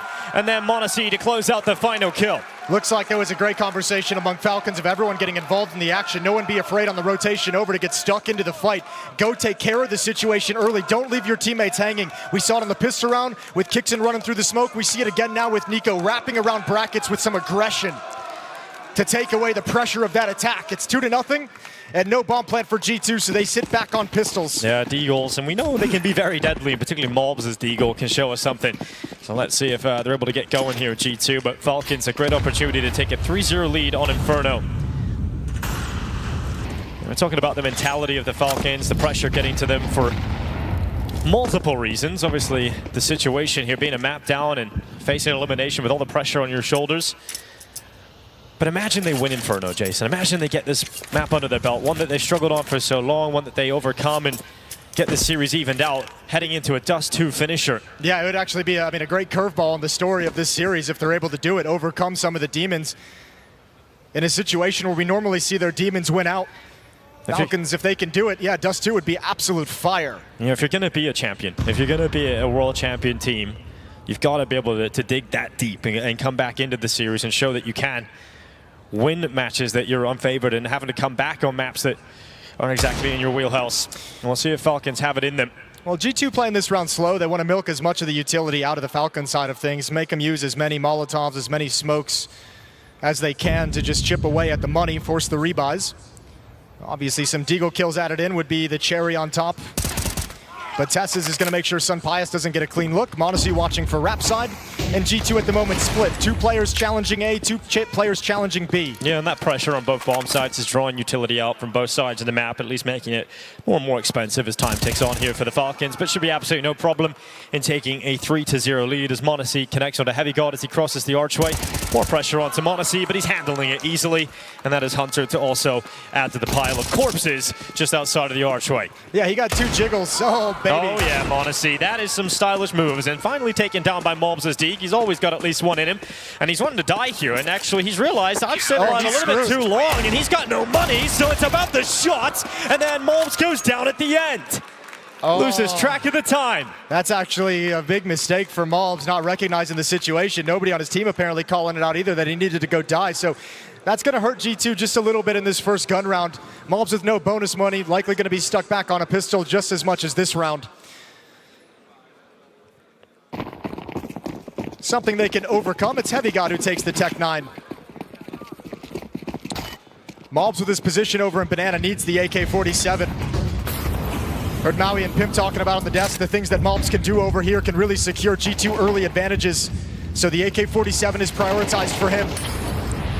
kyxsan pushes out. It's going to be malbs to just take him down. And we heard Maui's highlighting the fact that kyxsan has certainly struggled on Inferno. Well, he goes down first. It's kyxsan trying to make up for it, but they go in to a second kill for G2 and a 5v3 kicking things off, putting NiKo on his own in the B bomb site. Oh, that's a bad first glimpse at this B defense. NiKo's got to stand up here. Needs a double kill. Good flashbang, can't convert. First one took too long. And m0NESY, he never got the up on Ancient. It might be time to back away so you can keep this weapon moving forward. It's going to be critical here on Inferno. Yeah, lands a light shot to the smoke there towards Hunter, but yeah, you're right, m0NESY having to back away, save that weapon, and worrying first sign here for that B bomb site defense. We see kyxsan go down too easily. kyxsan comes into the peak, no trade, no kill comes back from his side. And not enough done from NiKo, who was asked to do everything after his 2 teammates go down. It's been a never-ending conversation, this Inferno and Falcons interaction, them being unable to be effective on it and figure out how to make things work. kyxsan has been the obvious weakness with his unfamiliarity of how to play different situations and scenarios over at that B bomb site. He's been exploited all throughout his time in this Falcons jersey. It's been a pick against them as a weakness. It's a map that every team knows they can take against Falcons and have an advantage, and they just haven't been able to change that discourse ever. HeavyGoD started the round on the Tech 9, but he's ran over to grab an AK-47. And G2 get their first round on the board with ease off the back of 2 opening kills in Banana. Yeah, just to put it in context, back in Boston when we seen NiKo obviously have that heartbreaking loss on Inferno in the FaZe jersey, kyxsan was 10 years old. You know, it's like, that's the scenario we're looking at. I got to do him like that. That just shows you how long the other players on his team have been playing Inferno in comparison to how little he's played it, you know, in terms of just his life experience. It's an extremely young player, and obviously a huge amount of expectations placed upon his shoulders this year. We've got m0NESY looking down towards the bottom of the T-stairs off of that boost. They haven't been given the chance from G2 to open up the round, and so m0NESY will dismount the boost and reset. G2 does them a favor as well in round 5 of not maintaining that aggression, changing the pace of how they want to attack that part of the map. So kyxsan gets to relax a little bit in the early stages in a way that he didn't get to in the previous round. Tons of utility down Banana, double nade. Molotov as well, it doesn't do a whole lot. Chips malbs down barely, what a flick over from m0NESY. And now the Banana take comes in late. This time, there we go! That's more like it for kyxsan here on the B-bomb site. Goes out and shreds G2 and leaves Jimpphat and Banana all on his own. All right, finally getting some production now. And that's got to feel good.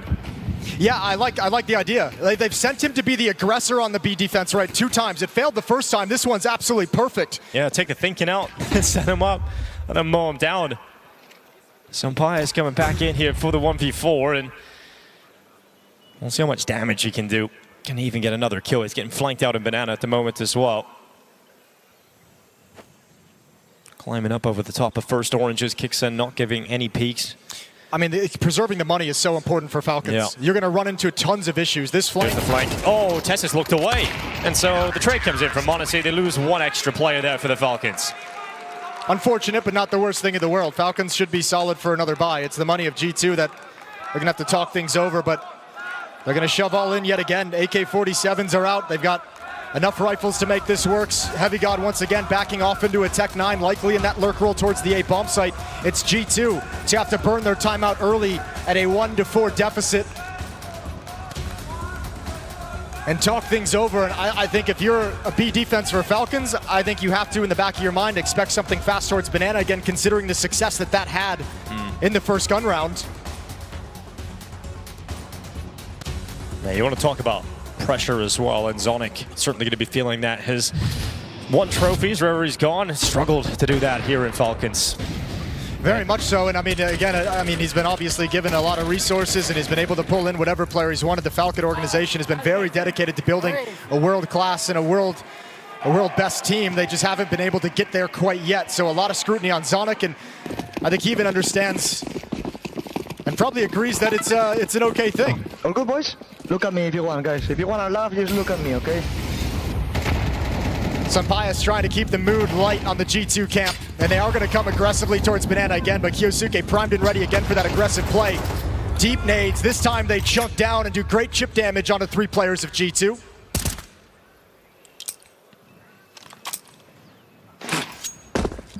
kyxsan eats a little bit of nade damage in response as well.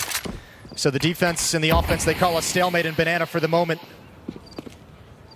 Smoke doesn't have to make Falcons too nervous because NiKo's playing over in the cubby on ramp side. Gonna peek for information, but mistimes it, is completely blind.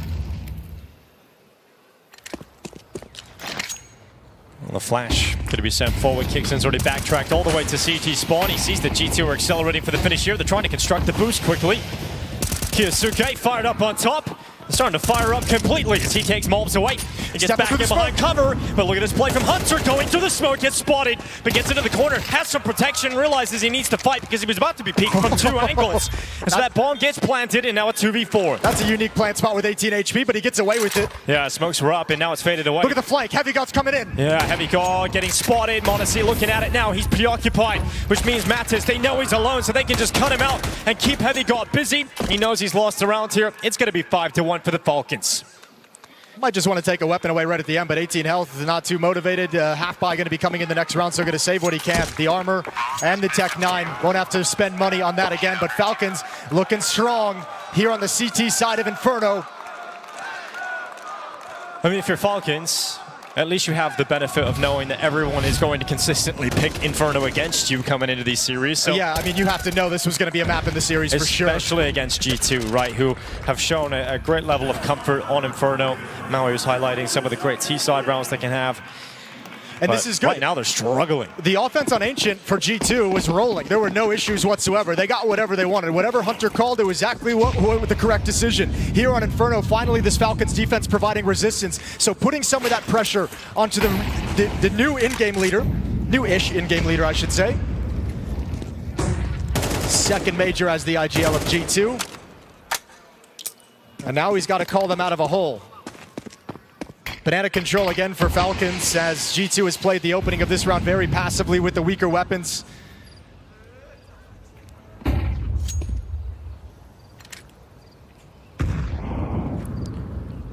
Well, feeling like they've conditioned G2 to think about a different option. The B bomb site has been quite difficult to get through. And so they feel like they can stack 4 players over on this A bomb site for the Falcons, allowing kyxsan to gather information on the jumps, but he actually gets flashed away, and now he doesn't have that information. His flow has been severed, and he'll block them with a smoke instead. Yeah, buys time for kyxsan to run back. He's going to be rotating. NiKo's shifting as well, but HeavyGoD has already got a foothold up in mid. Honestly has no idea. Well, you need to rely upon m0NESY now because they've also rotated NiKo over towards B. Two-man defense, and m0NESY might be blocked off when he rotates back. 35 seconds on the clock as well as m0NESY moves off the angle. Here comes the utility. m0NESY decides he wants to play from the site. See if he can combine with TeSeS, who waits in the pit. It's going to be a great first kill from the Dane. HeavyGoD's rapping right now. They're Here he waiting for him. That's m0NESY toppled, and then the follow-up kill from malbsMd. Goodbye to TeSeS, and now comes the rotation. kyxsan caught. kyxsan coming back up through short, but all of his teammates have crumbled away, and this round has fallen out of the hands of the Falcons. G2 surely don't let this one slip, and they won't. NiKo is here on short. Just stay composed, G2. Keep those players planted in the pit. One in the sight, and HeavyGoD with the AWP has got the job done. That's such a good amount of faith and trust in your team if you're on G2. You could see the pause as they come up short and counter TeSeS, he gets the first kill. And then Hunter just says, slow it down. Or HeavyGoD says, I'm rapping, wait for me. That is such a great opening kill to find, but it's only activated by the fact that his teammate trusts his call for them to pause in the action, and I'll give him the time to work. Is that the round? It'll act as the catalyst to get this T site going here for G2. It very well could. They've primed it. They've teed it up. Look at the money on Falcons as they rebuy into this. kyxsan's going to go down a little bit lower on cash once he fills up on utility and nades. TeSeS already pretty much out of funds. m0NESY bought up with the AWP, has nothing. Same with NiKo. So that round tees things up. If they break Falcons here, G2's right back in this game, and that offense can get cooking.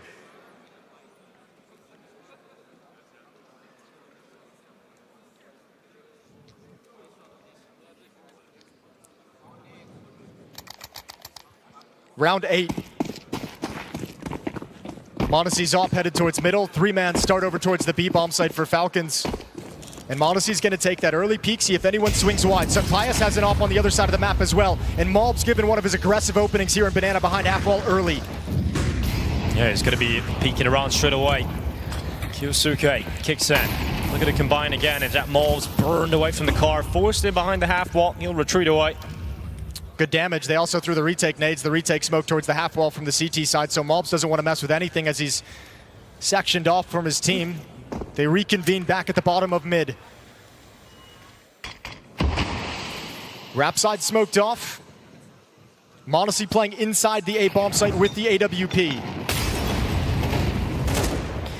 Well, TeSeS and m0NESY weren't enough to hold on to the A site in the previous round. This is dangerous, though. Falcons isn't doing anything on the defense. They've got 3 players at the B bomb site. They either need to get aggressive and find out what's coming or rotate back, and I think this might just be too late. They realize they have to sprint forward, and TeSeS, all he has is an MP9. Is it going to be enough? It doesn't feel like it should be.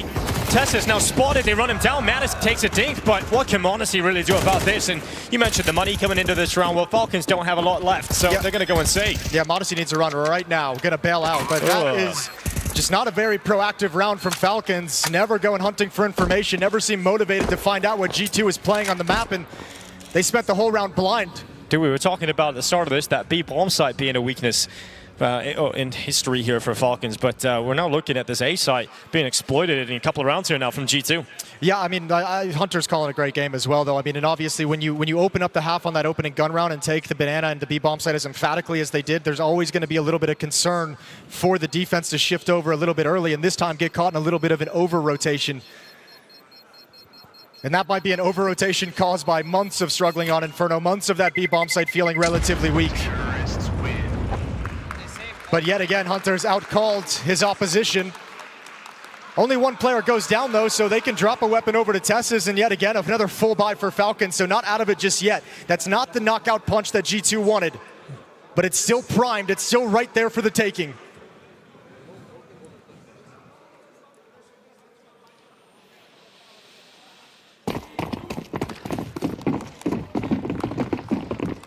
Yeah, staying in this fight as Falcons began to build a beautiful CT side. G2 have found a way to weasel their way back into it. And we've got malbs winning down already, getting a lot of damage thrown towards his head. 55 HP. I like that they're looking at ways to get m0NESY involved early with the AWP, because you didn't get many chances with it on Ancient. Now on Inferno, especially the CT side, as this half comes to a close, that AWP still hasn't had any impact whatsoever yet. Well, malbs over the top of the car. That smoke is fading away. Now malbs is going to fall to kyxsan. So doing a good job in this game, kyxsan. Another kill added towards his tally at B. We've got m0NESY waiting alongside with his AWP, and they're coming right back towards him. Is this where he strikes? He's got NiKo taking the contact out from the cubby, but NiKo's gone. So at least m0NESY was able to frag. But the pressure towards the A-bomb side again is that m0NESY and TeSeS combo. Yeah, but I think they've lost too many players. I mean, they've been thinned out by 2. I mean, Midas is very low. I don't think they have a whole lot of motivation to try and force this over at the A-bomb side at the moment. I think they want to work the map. They want to see if Falcons are going to give them a mistake in this kind of a scenario. 45 seconds to work with. You could see kyxsan and kyxsan trying to get the up on that A plate. We saw in the clip from the desk as well in a similar situation like this against Furia G2. HeavyGoD was able to work calls as a solo man and let the other 2 players come up short in tandem with him. They're in the positions to pull off something like that yet again. And both players inside the bomb site.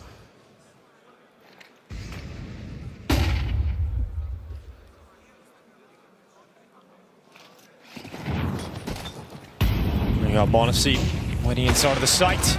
Great shot, Jimpphat is taken away. Can m0NESY go again? Yes, he can. No problem for m0NESY. Finally removed by HeavyGoD, but it's the time, it's limiting, and HeavyGoD still firing. Oh my God, it's the time. Just a second in it, and he's planted that down, and he hasn't got enough time, just about missing out on it. And that's going to be the Falcons taking that one away. 2 kills in this site in milliseconds decide it. HeavyGoD comes close, but not close enough. I thought he had the plant. I thought it was right close. there. He's on that transition from 4 down to 3 seconds. I'll tell you what, that's still a devastating round though. This is so sharp. Look where he plays this. Instantaneous, knows where all the targets are. Literally milliseconds in that one for HeavyGoD. Well, it's cost him a beautiful clutch opportunity, but let's see if they can stay focused, G2, off of that. Yeah, but it keeps Falcons riding the ledge, doesn't it? They're right on the verge, these last 3 rounds of being broken, just barely hanging on. You got kyxsan committed just in behind that smoke. A little off angle, not fully behind the sandbags. He's waiting for this malbs fight. And honestly, kyxsan's been coming out on top of it, and once again, he'll do it. Yeah. Malbs is gone. Deja vu, same as last round, isn't it? Smoke as well. Looking for anyone else to step up for the challenge. Nobody's willing. Need a rifle, young man. There we go. Looking for that AK, couldn't find it. Back to the M4, all faithful. 5-on-4, but if you're G2, it feels like a 3v5 with Hunter at 3 HP. He'll sit far back during any execute with the op chuck and utility, and if his rifles don't get anything happen, he's just not even going to engage. He'll prioritize saving the weapon. You got kyxsan half wall, m0NESY ready with a flash, going to unleash him. kyxsan's gone down, so kyxsan often called the weakness on Inferno. Well, he is their strength now. 4 kills holding down Banana, and we have got Hunter left on his lonesome, and you mentioned that low HP. He is not going to want to go around that corner, so he picks up that AW, and he heads his way back to spawn to save it. kyxsan is showing us that he is getting more and more comfortable on this very map. I mean, it had to have been a primary piece of work on an individual basis. A little bit more grinding on Inferno, a little bit more demo watching on Inferno. A few more FACEIT games on it. Yeah, picking up a little bit of knowledge. And look at TeSeS. Is he going to find this op at the end? TeSeS is looking for it. Hunter's in a very tough spot to suss out. Yeah, it's a pretty good hidey hole there for Hunter. Really important you keep the op. See if Jimpphat can get you an opener here. And he is going to be able to save it over. So great round coming out of kyxsan. He's going to be feeling good about himself. And you mentioned his great performance here at this stage of the major. And delivering in a big game. And he's had some very frustrating moments. We think back to the Pro League finals where kyxsan gets found out and destroyed by Vitality in that best of 5. There's been so many games of Inferno where he has been the glaring weakness in the defense of the Falcons. You know, the mistakes that he was making, though, were all mistakes of inexperience. That's been very obvious to see. It's a lot of it's positioning, a lot of it is decision-making in the certain situation. We saw it on Ancient as well with him kind of overplaying the flank and opening up the other side of the map, causing some chaos. But as he gets more time, and as he's had more time, those mistakes are going to get less and less, decrease more and more. Yes. And now kyxsan is able to step up here on Inferno. This quad kill in this round is fantastic. Preserves a lot of Falcons' lives, lets them build up some of that money so they can start feeling some safety behind their economy. And in terms of being in an environment where you can learn quickly, I mean, he's surrounded by the world's best. He's got ZywOo as a coach. He's got NiKo beside him. He's got m0NESY coming in here. So, you know, so much he can learn from. And kyxsan getting up to speed at the right time here at the major. If it wasn't for Molodoi, perhaps we'd be talking about kyxsan's rookie year with a even more positive light. We got 2 rounds left in this half. Let's see if G2 can squeeze out an extra one. malbs is having a rough time inside of Banana. Yeah, outside of that first gun round, they haven't really been able to find any kind of great success over here. Tech 9 round, that was devastating, but other than that, malbs is at the bottom of Banana way far back. Rest of his team working up. HeavyGoD already has controls of halls. Well, m0NESY winning it short. Jody comes in. It's going to be NiKo to grab that opening kill. That was actually through the smoke at long, so Mattis, unfortunate for him to concede his life early on. We're at 55 seconds. G2 down a player. Perhaps now going to start thinking about a different option of where they want to finish. Falcons have done a great job of finding opening kills, of thinning the herd before G2 make their final play happen. And a great timing on this defensive smoke will bring things down below the 30-second mark before it clears, which is plenty of time for the A defenders to get a pop flash and a peek for information. malbs is going to come through this as the front man, it looks like. Here they come, attacking into the kyxsan. kyxsan. Oh, kyxsan, he's got down first, more pressure on kyxsan. Sends himself flying through that smoke, and he will not be the hero in this round. malbs have more success. Sampayas goes back to stop NiKo marching up through Banana, and G2 will be securing themselves a 4th round as they force the save out of the Falcons. Yeah, that's too easy. kyxsan misses the chance. That's a kill he's probably feeling he should have 9 out of 10 times. Unfortunately, that's the 10th where he just misses. Great openings provided by malbs. He hasn't found that success on the initial take of Banana, but now he's found some on the actual take of the bomb site. Gets G2 out of this rut.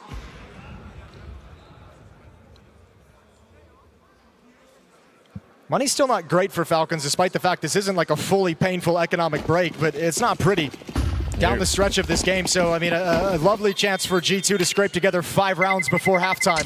Oh, 5 rounds would be fantastic for G2, considering how this half has felt. Now, the result is looking okay here for G2 in terms of score they're able to post on the board, having an opportunity for 5 rounds, but it hasn't felt great for G2. No, but I think with it, I mean, we can factor in losing the pistol. I think they're going to be very pleased with how this half has played out. To be honest with you, I think they're going to go into the second half feeling really good. Hunter calling another good half as well. Bringing this back, clawing themselves into the game. 7-4. Final round of the opening half here on Inferno. You've got a 5-7 here for kyxsan, a FAMAS for TeSeS. But at least you've got an AK-47 in the hands of kyxsan. They're trying to construct a boost to try and get m0NESY that opening move down Banana, but they were failed to do it because of the utility pressure. But kyxsan is confident, stands us out of the smoke and takes down malbs. Answering a lot of questions, Falcons is moving into the playoffs. If they're able to win this and close out this series and make it to the playoffs, Inferno's not looking nearly as much of a weakness, at least in this one isolated game, as it has been in the past. Yet again, another 5-on-4 found for Falcons. They converted G2 converted the last 4v5. This time gonna head and think the A-bomb site is their solution. m0NESY, great peek out from Archway. Mattis claimed. Falcons now with a 2-man advantage, looking likely they will secure an 8-4 lead. Let's see if HeavyGoD, Hunter, and Sampayas can somehow combine into a round victory. They're going to be going up through Banana, attacking into the kyxsan finish. Only one of them has a rifle. kyxsan still only with a 5-7 all the way back at CT. Wonder if m0NESY is going to rotate over pretty early on. He's got that op. He can actually watch for any kind of a split, but on the 3-on-5, I think a split through CT spawn is the unlikeliest of scenarios he'll face. So going to dedicate himself to this B-bomb site, especially now that utility reigns in. Yep, smoke goes down towards CT again, shooting again. The issue of m0NESY, but there's a big issue, and that's kyxsan going down, but what? What is that for m0NESY? The no-scopes double up through the smoke, and that is the style that Lightning brings to the server. The Flash is here to play, and so are the Falcons flying through Inferno.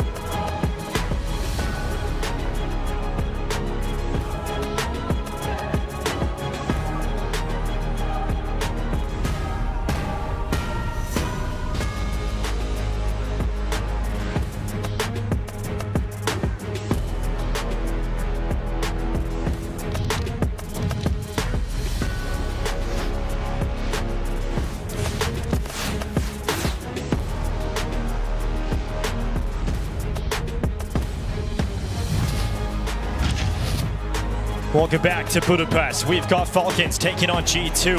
One spot left in the playoffs here at the Major.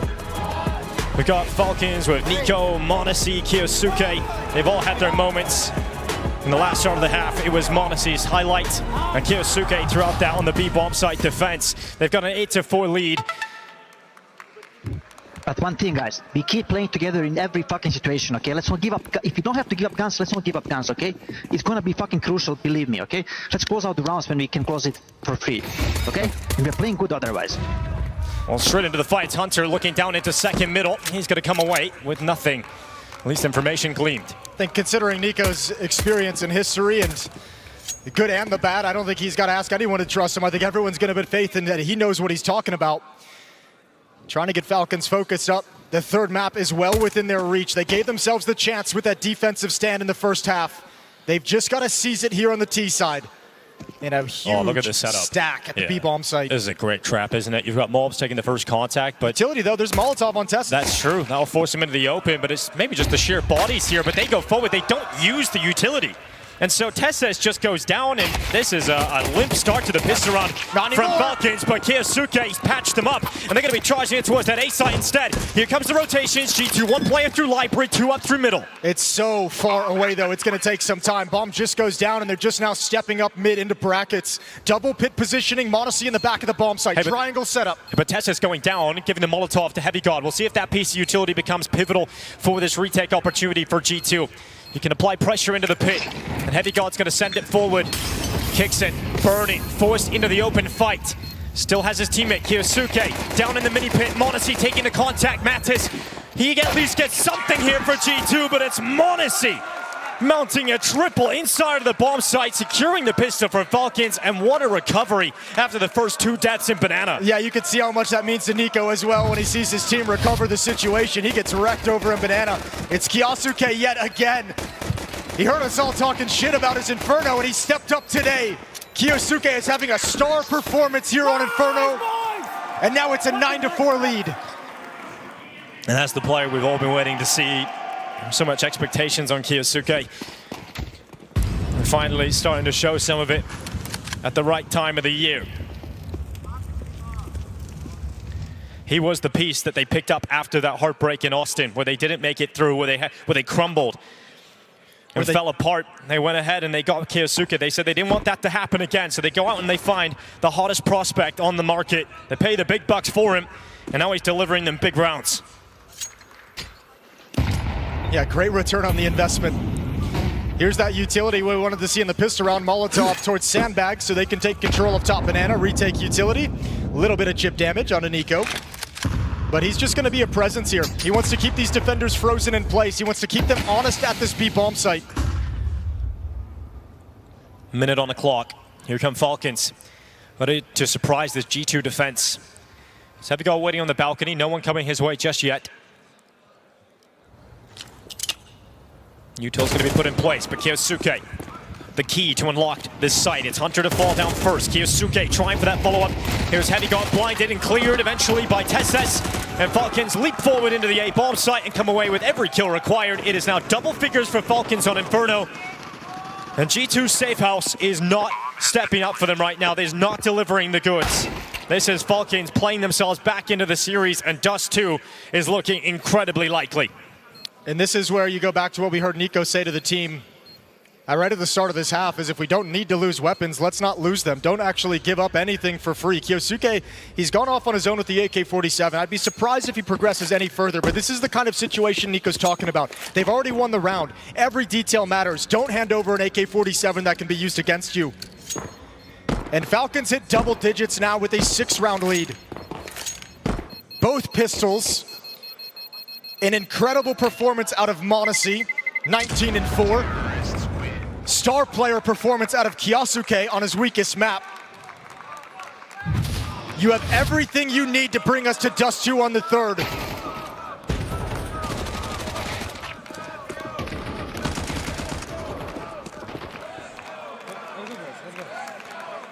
And G2 not yet able to get into this half. No. He's trying to stay positive, but not much hope. In a round like this, you've got a UMP for malbs, everybody else on An SMG and pistols, it's just not looking good here whatsoever. So Falcons 11 rounds, the most likely outcome here at the end of round 15.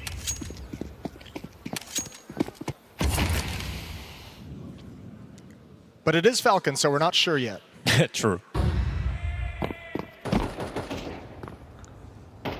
Overwhelm the apartments. Yeah, Clear it out. Hull's control is a nice position to have in a round like this, and obviously getting it without any sort of aggressive stance from the defense up in Hulls.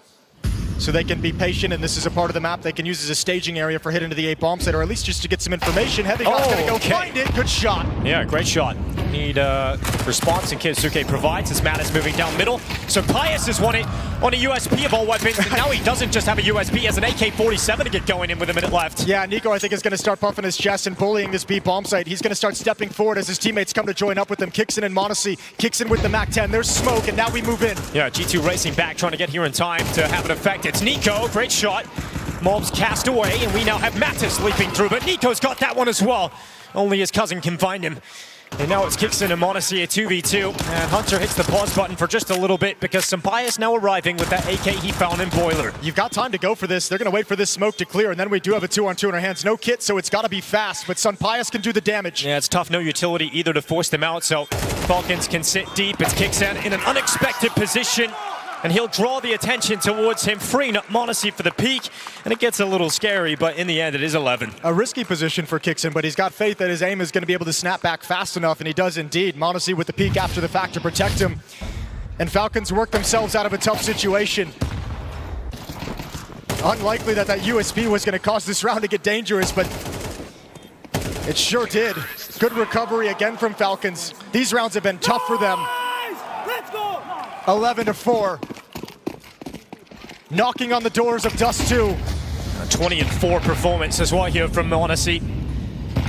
He was missing over on Ancient, never got the weapon he wanted into play. You know, not able to have those moments, those highlight plays to get his team going. Sure, a very frustrating first map, but a much better Inferno here. Couple players without head armor. Unfortunately, one of the ones who does have it is HeavyGoD. However, the AWP is really exposed playing in lane. Pius in trouble if HeavyGoD can't put a stop to this. Oh, you got to rely upon the HeavyGoD. He's been great for G2 this season. Well, blinded, held back, and they're going to run him down. HeavyGoD good for the first, can't get the second. Pius at least given the warning system. Hunter also delivering at least a kill, but it falls to Pius, and he will fall to NiKo. That site is taken, smoke is up, and a retake not going to happen. G2 into the save call. Map point for Falcons, and Inferno seems to be going their way easily. Yeah, all the conversation about this having been a weakness for them, obviously something they worked on coming into the major, and this time on Inferno, it's looking excellent. Nothing G2 can do. That is an overwhelmingly suffocating hit. Everyone being aggressive and everyone pushing forward for the trades. And Dust 2 seems all but secured. 8 chances for Falcons to close out this map and move us on to the decider.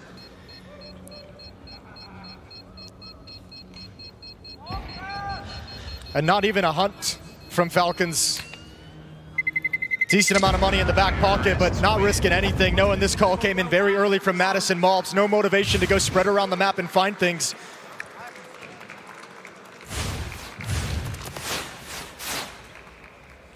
And the final timeout called by G2's defense. Inferno seems out of their reach, but they're going to give it one last go. Saw might just be calming him down for the next map. Say, hey, forget about this one. We're too far back. Let's see what we can get. Scrape it together, see if we can get something going. But if not, don't stress, because we still have Dust 2 on the cards. Yeah, Dust 2 will be a fantastic decider with the amount of skill we have on the server today. The last major spot coming down to one map.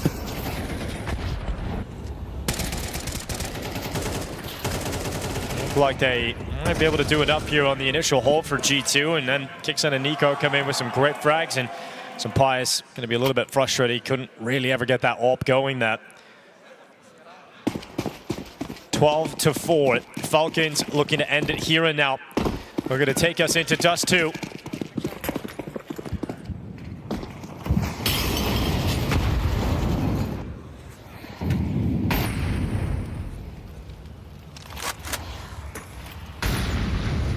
Hulls control again for Falcons. Kyxsan and TeSeS working that. NiKo passive and banana sees the aggressive stance from malbs.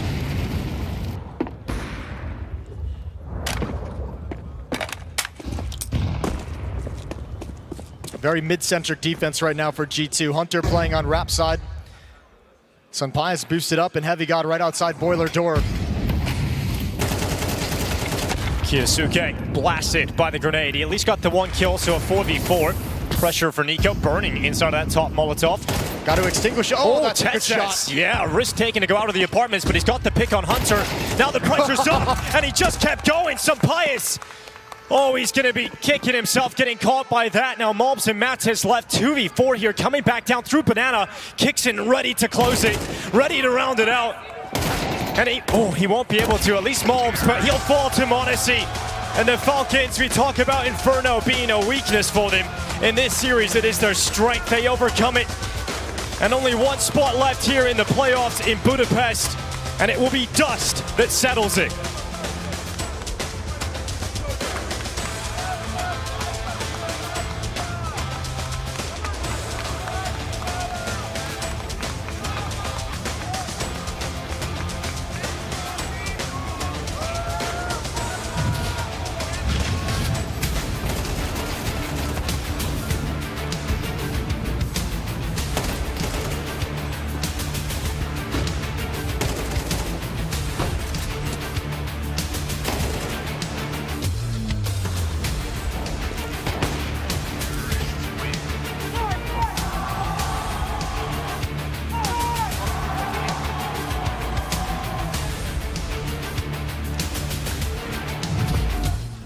Adrenaline rushes is numbing the pain.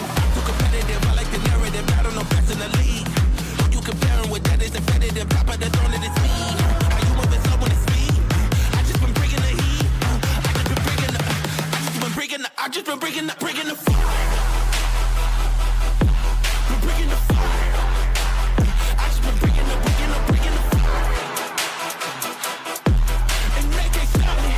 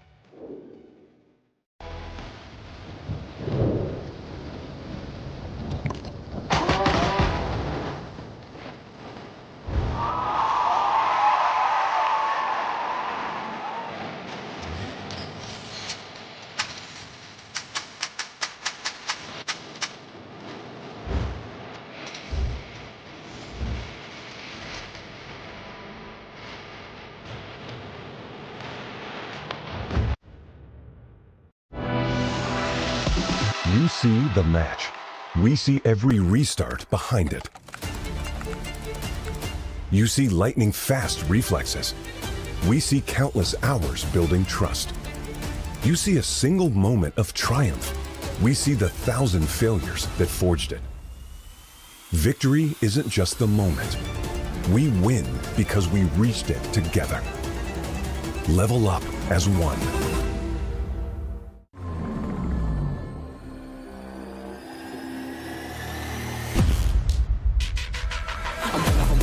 I'm shooting my shot and I'm already grinning. You know that I'm one of them, one of you sending. You know you've been cutting, you know I'm ascending. I'm one of them winning.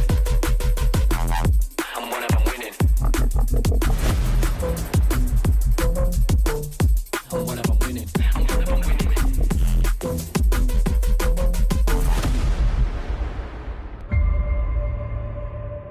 The return of Area 51, Alienware's highest performance desktop yet.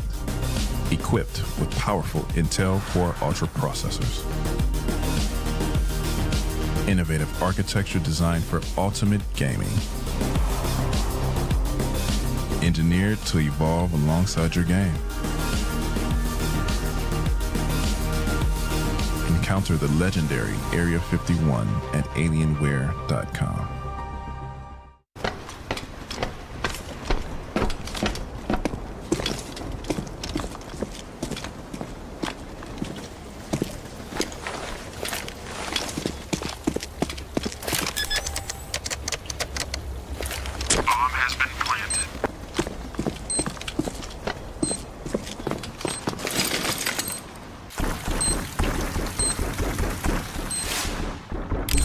Create a lobby by your own rules.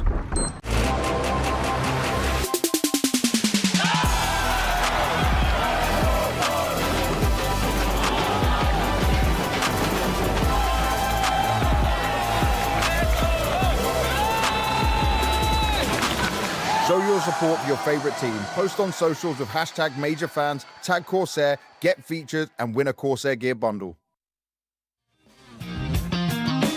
Debs, right? I think it's Debs. Debs. I mean, no, but it's him. But I have no idea. What changed? I think his hair, and I think the glasses are fake, right? It's AI glasses. It's AI glasses. To be honest, I think it's something with the hair, but I don't know. Isn't this Kerrigan hair? Ah, it is Kerrigan hair. No, it's not. Ah, exactly. Bro, but it looks like it, right? Yeah, Is it the jersey, bro? The beard? Yeah. Okay, so you have a beard. Okay.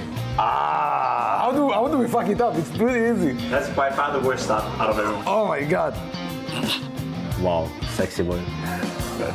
Whose hair is that? Is that AW's hair? That looks like one of the guys on Perry's hair.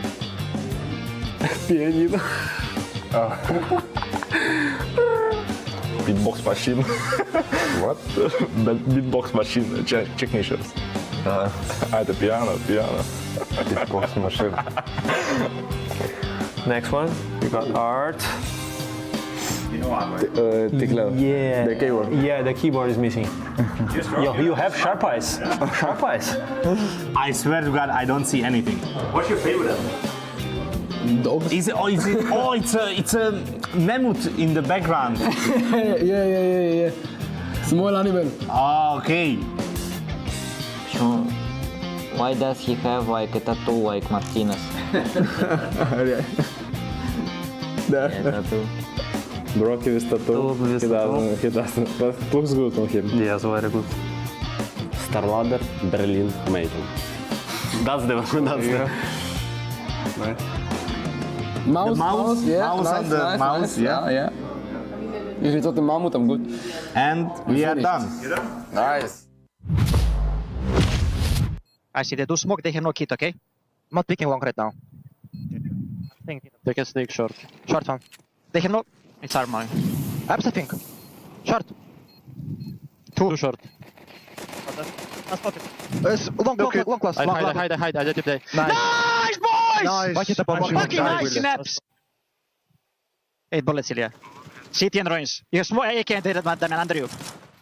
6 bullets. Stay close, Ilya. 6 bullets.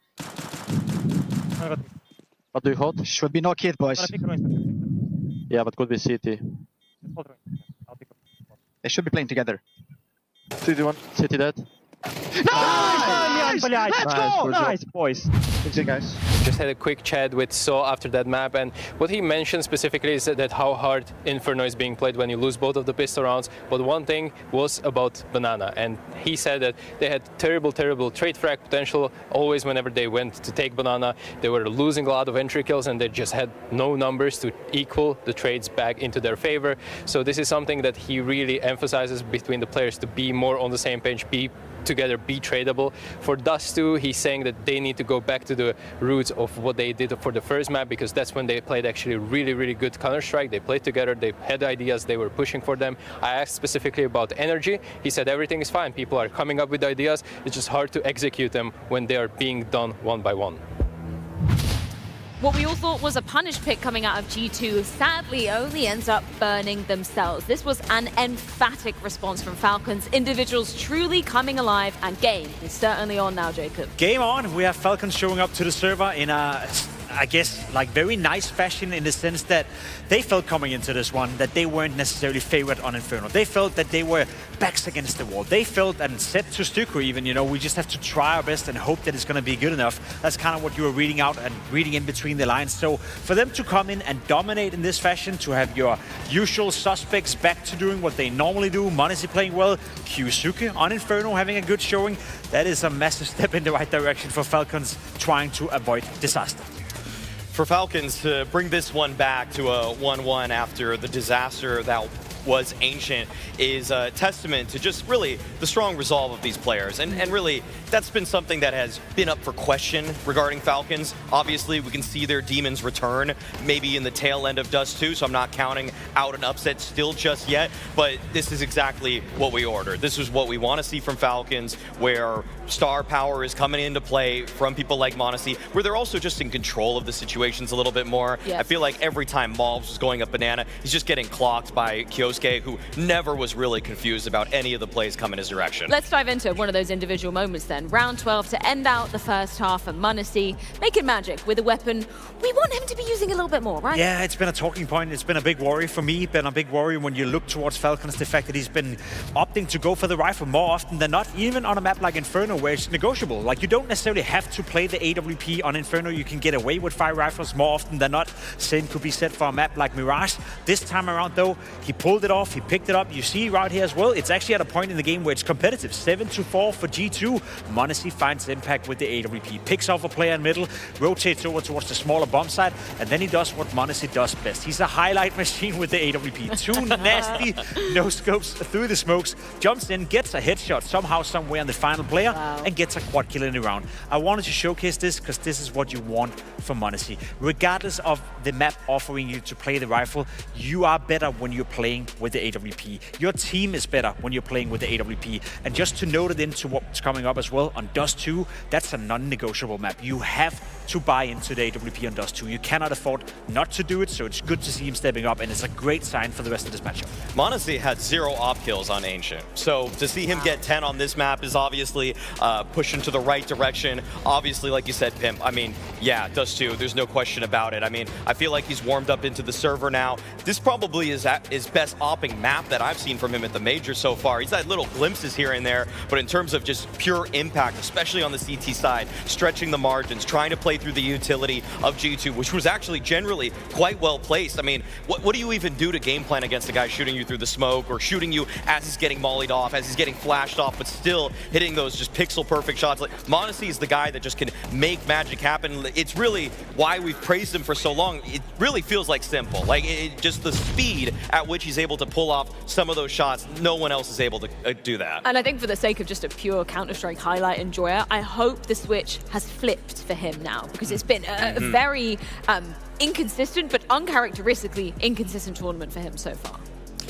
It's really been one of the worst tournaments for him of the year so far. So to say it's bad for a little stretch is almost an understatement. Yeah, no, for this tournament, in terms of just opping, I've legitimately liked the opping of so many other players at this event over him. And that was a map that kind of reeled us back in. In fact, it's a way, like a regression to the mean, but in the right direction upwards. So this is exactly what we needed to believe in m0NESY for the remainder of this series, and especially going into playoffs. Like, if you're cold on the op going into the arena, what are we even talking about here for Falcons' chances? And I just want to back you up, right? Because statistically speaking, it's a decent tournament for m0NESY. His rating has been all right, but it's the lack of impact with the rifle. It's the lack of impact with the AWP that makes us say what we're saying right now. Because you could argue, you know, him being at a 115, a 120 rating on average, that's not bad per se, but the eye test says differently. And more so, as I said before, Falcons is a different team when they have an op present. Teams have to respect it. Teams have to use more utility in order to gain map control, etc., etc. So for him to establish dominance and establish a presence on the map with an AWP, it doesn't only help m0NESY statistically speaking, it helps the rest of his team. Shout out to kyxsan in this one as well. We were talking about maybe some of the dire stats, but he's actually managed to put some history to good this time. It's the highest rated Inferno that he's had versus a top 10 team thus far in his career. So much impact coming out of him, and I want to see this continue for kyxsan. If I'm not mistaken, I mean, the last time he played Inferno versus MOUZ was the worst map he had in a Falcons jersey. So clearly something changed overnight. I don't know what he did to sleep that one off, but it worked fantastically. I mean, not only were the mechanics on display with some of the setups here, like the flash from kyxsan, another round where he gets the near ace until I think it was Hunter actually ends up saving the AWP in this one, but it's just that it was so ready for all of the plays of G2. And coming into this, I thought this was a clear win condition for G2, that malbs gets tricky around these smokes. G2 threw a lot of flashes, a lot of smokes, mollies to set him up, up, so he's able to take space. But kyxsan was just always the wiser one in every single engagement. It never even felt like malbs got a real fair fight against him as he's trying to encroach on his position at banana. And I think we have to appreciate that. We have to appreciate the fact that it's very transparent that Saw and G2 clearly made a game plan to test banana, clearly made a game plan to test kyxsan. And we often talk about, you know, having a weak link and being exposed. It's not often that we see a player actually step up to the occasion and be the difference maker in that regard. You can be the weak link, you can be a player that is more often than not getting targeted in certain positions, but then we talk about someone coming in and helping you. Could have been m0NESY backing you up with AWP, or you're trying to alter for the fact that you are weak in a certain spot. kyxsan did most of it by himself. I know that kyxsan would flash for him occasionally. Yes. He would be there with the manpower as well, but at the end of the day, it was kyxsan winning the duel, stepping it up, and shutting down maps. For that, he deserves an awful lot of credit, having only played 17 maps and facing. You know, maybe he just needs to play a bit more, you know, before he becomes a beast and inferno. Oh, it's just absolute insanity. We could talk about the issues for G2, but I do just want to forget them. I want to move swiftly on. We don't have too much time to talk, and I want to set the stakes for this Dust 2. Tell me, top-level overview, Maui, what do we expect from both these two squads on this third and final map? I would say that even though this season hasn't been as kind to Falcons on the map with roughly a 50% win rate throughout the whole season, for G2, this is oftentimes their second, maybe third pick if they get it. Oftentimes, if their Ancient is or their Inferno is banned, they're going to this one a lot of the time. I feel like they came out pretty fortunate in this veto to get it, but I mean, Falcons, they're just beast on it. I mean, they play to their strengths, they play quick tempo, they take long control extremely quickly. Feel like G2, we see some tricks here and there, but I mean, you're against guys that are just so tenured on the map at Falcons. I think the biggest issue for me when I look towards the Dust 2 from the G2 perspective is the fact that zunpayz is a player that is only getting enabled if the players around him does well enough in the rounds to enable him late on into the game. m0NESY is a player that will take a round with an AWP, he will turn it on his head, he will win the round by himself, he will be aggressive, he will do something proactively in order to win the round. zunpayz has had a decent tournament so far, he's been playing better than a lot of people expected. He was a big question mark coming into this tournament, so he deserves credit for that, but I have noticed and I have seen in particular on Dust 2 that it's a player that requires players around him to set him up. It's a player that requires players around him to take attention, for him to come in with some of the more easy kills where they're running into his crosshair. That's where I feel the big difference is right now. Falcons have an AWP who can be the playmaker and win rounds by himself. zunpayz is only activated if the rest of the team is outperforming Falcons, and I don't really see that happen. Just quickly in terms of the pressure as well, sure, an impressive response from Falcons, but also a necessary one. Maui, if you were to say to me Falcons miss out on top 8 at the major, I wouldn't believe you. They need to get this one over the line. Falcons haven't made it to a playoffs in the NiKo era yet of this roster. Of course, it's only been Austin prior to this, but for Zonic as well, I feel like this guy has struggled while donning the Falcons jersey. So many call-outs in terms of how is he even still on this lineup? And I feel like if anybody is under the pressure here, if you're Falcons, you're keeping NiKo, you're keeping kyxsan, you're keeping m0NESY. I think they need to start looking at Zonic. If you miss out in this match here, it all goes down right here, right now. One of these two teams heading to the playoffs, the other packing their bags. It's all going down on Dust 2. Well, we know the stories. NiKo versus Hunter. Cousins fighting for the final spot here. Some of the world's best players on the server. But there is one map, one chance. So why don't we do this, Budapest, one last time here in the group stages. G2 versus Falcons on Dust 2.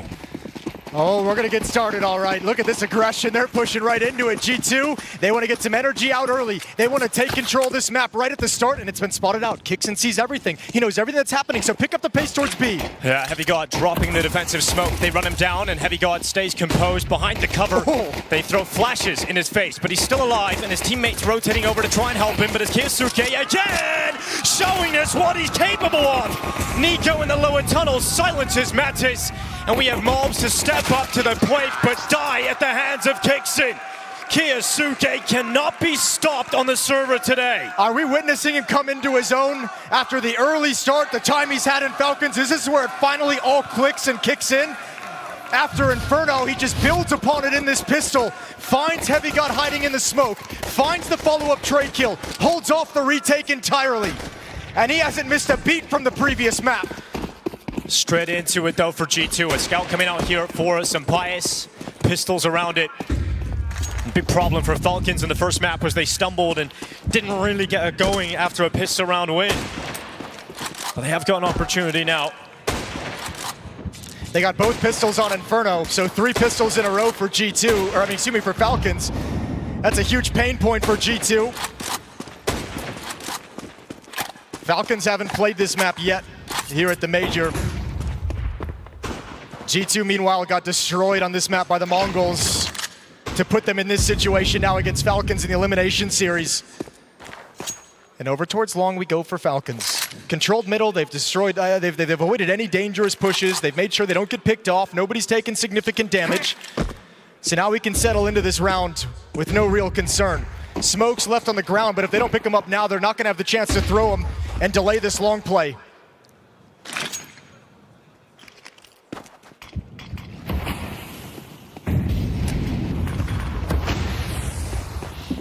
Blocked for now. 45 seconds on the clock here.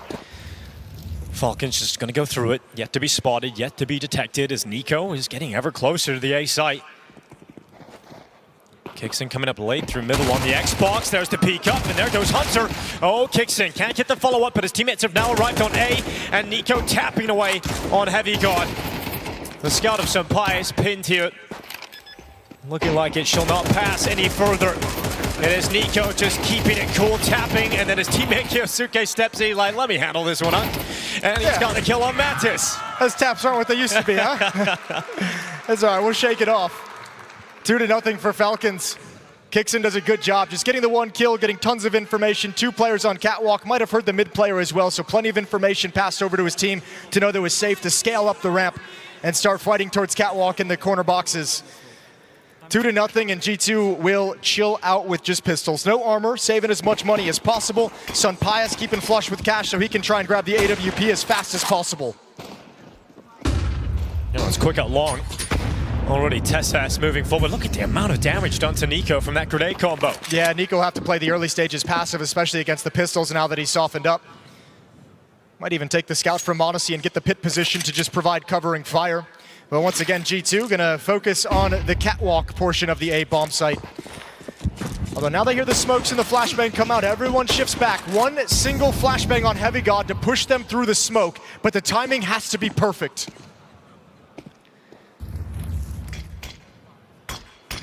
Well, they cross, and kyxsan's already made it over to the site. To line up the Molotov, gets blinded. Here's the swing. TeSeS, NiKo, and m0NESY with kills for Falcons. Only a single frag goes the way of G2. 5-7 can't compose itself. TeSeS better on the rifle. And Falcons keep it clean for a 3-0 lead on Dust 2. Yeah, then we gotta get into the gun rounds. m0NESY with that final kill. 3-0 start for Falcons. And we've got the AWP coming out for Jimpphat immediately. How do they want to open up this defense? What philosophy do they operate with here in the 4th round?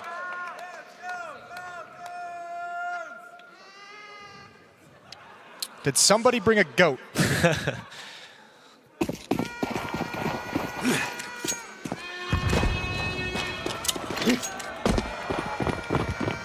Oh, it's a B rush. Oh, nope, I was wrong. They're going to pause it. That would have been a little bit crazy in the first gun round, so m0NESY just keeps things chill. Wanted the angle for the AWP. NiKo and kyxsan to take lower B control. Look at the push up middle. malbs having a little bit of impact here on Dust 2 at the start. Yeah, gonna feel happy about that 1 kill at least. Grenade primed and ready to go into the lower tunnels. kyxsan on the other side of that. It's only gonna be 12 damage. Defense is moving a lot right now. So with the T side, as they start coming through the tunnels into the peak, it's HeavyGoD out for the first, and he goes again, but this time punished by m0NESY. We've got Mattis now taking up position here at the car, and Hunter ready through the window.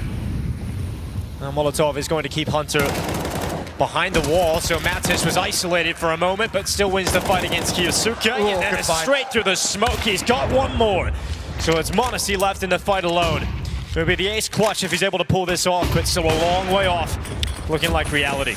This is, oddly enough, this might be one of the more difficult rounds. I mean, m0NESY in these clutch situations, not prepared though for the... Oh, he gets away with a chance, and so backtracks away, and Jimpphat gives him the respect. He repositions, he falls back, and m0NESY just gets spotted on that retreat, and Jimpphat's AWP comes to play. Yeah, I mean, known for his movement in those clutches and just ways that he's able to be mobile and find information without committing himself to a fight, but it seemed like Jimpphat with the AWP kind of scared him away from any kind of aggressive idea that he had.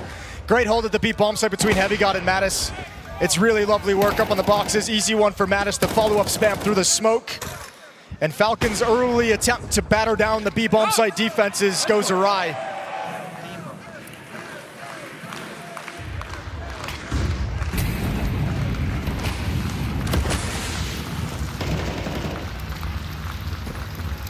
So Pius, edge of the smoke, going for that opening kill. And he is going to miss his opportunity, and he actually gets leg shotted as well. He's down to 16 HP. Modesty's coming fresh off his best map of the major, that Inferno that he just helped Falcons win to bring us here. So he's feeling a flush of confidence right now, and you like seeing this kind of an attitude in one of the best players in the world. Haven't seen that from him this year, but the skills are all still there, and now if you get the belief behind it, Modesty's going to continue making these plays, leading the way up catwalk, being the tip of the spear on the opening with an AWP. Well, the fact that Pius doesn't go down still leaves an opportunity for G2 to see some defense towards that A bomb site. And now that they have catwalk control, now that they have mid control over towards Xbox and some kind of safety, if you're Falcons, you can really try and seesaw this defense. Apply pressure towards short, make them a little bit nervous, make them a little bit panicked. Also apply some pressure towards middle and make them guess. Make Hunter make a decision of where he's going to defend. And they disappear back into the B tunnels. So there's the smoke for a mid to B split, but it's not even going to be any kind of alert whatsoever. All 5 coming into the B tunnels, and the defense is concerned on the other side. Yeah, 30 seconds left for the finish here for Falcons. They're getting ready to go. Utility's going to start raining in, and so will the players now. HeavyGoD looking to control this storm, though, as he's got himself 2, and Mattis assisted.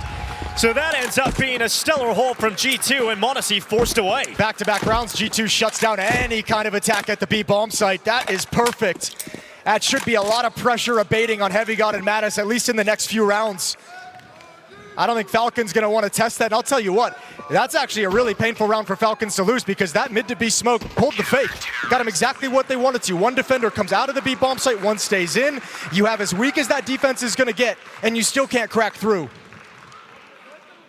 Time to look elsewhere, and at least in this round, you won't have anything to do it with except for Monacy's op. So all eyes. Okay, Senpai's going for the scout. He's going to look. It's a weak buy. I'll take the weaker sniper. Well, look at that. 3 AK-47s, an AWP, and an M4 on the CT side. Monacy, the only weapon worth talking about here for Falcons. Let's see if kyxsan can make us speak about his deagle. This whole round is like Monacy is just like playing chess, right? And he's got his 4 pawns, and you got to figure out how one of these guys with the deagles or the Glocks is going to jump for you to give you the timing on a peek, jump for you to bait out a shot from the op, make a little noise, find some information, and then set Monacy up. So again, he's going to scale up catwalk. A very passive defense from G2 with the understanding that it's just the op in play and likely pistols around it. Won't be a whole lot of resources for Falcons to use. One smoke to set up and execute. They'd really like a pick from Monacy. Maybe some follow-ups from the deagle at the gap that Monacy could create.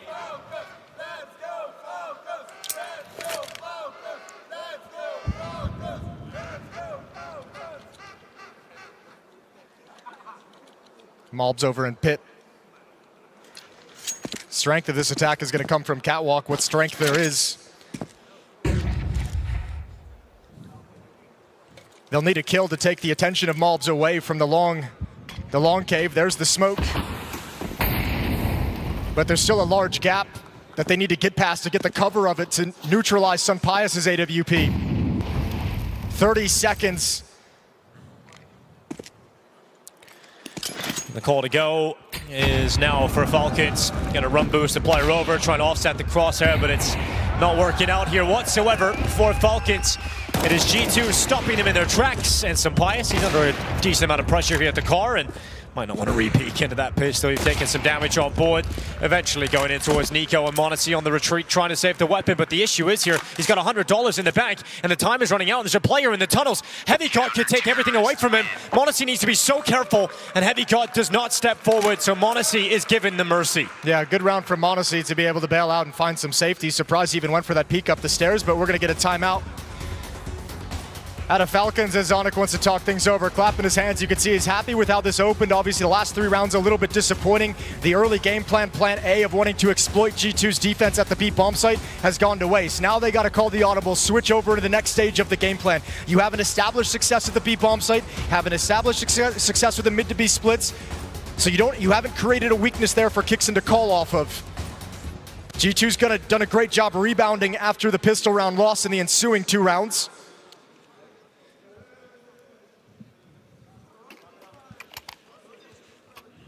And here we go into round 7. Long spawn if they want it.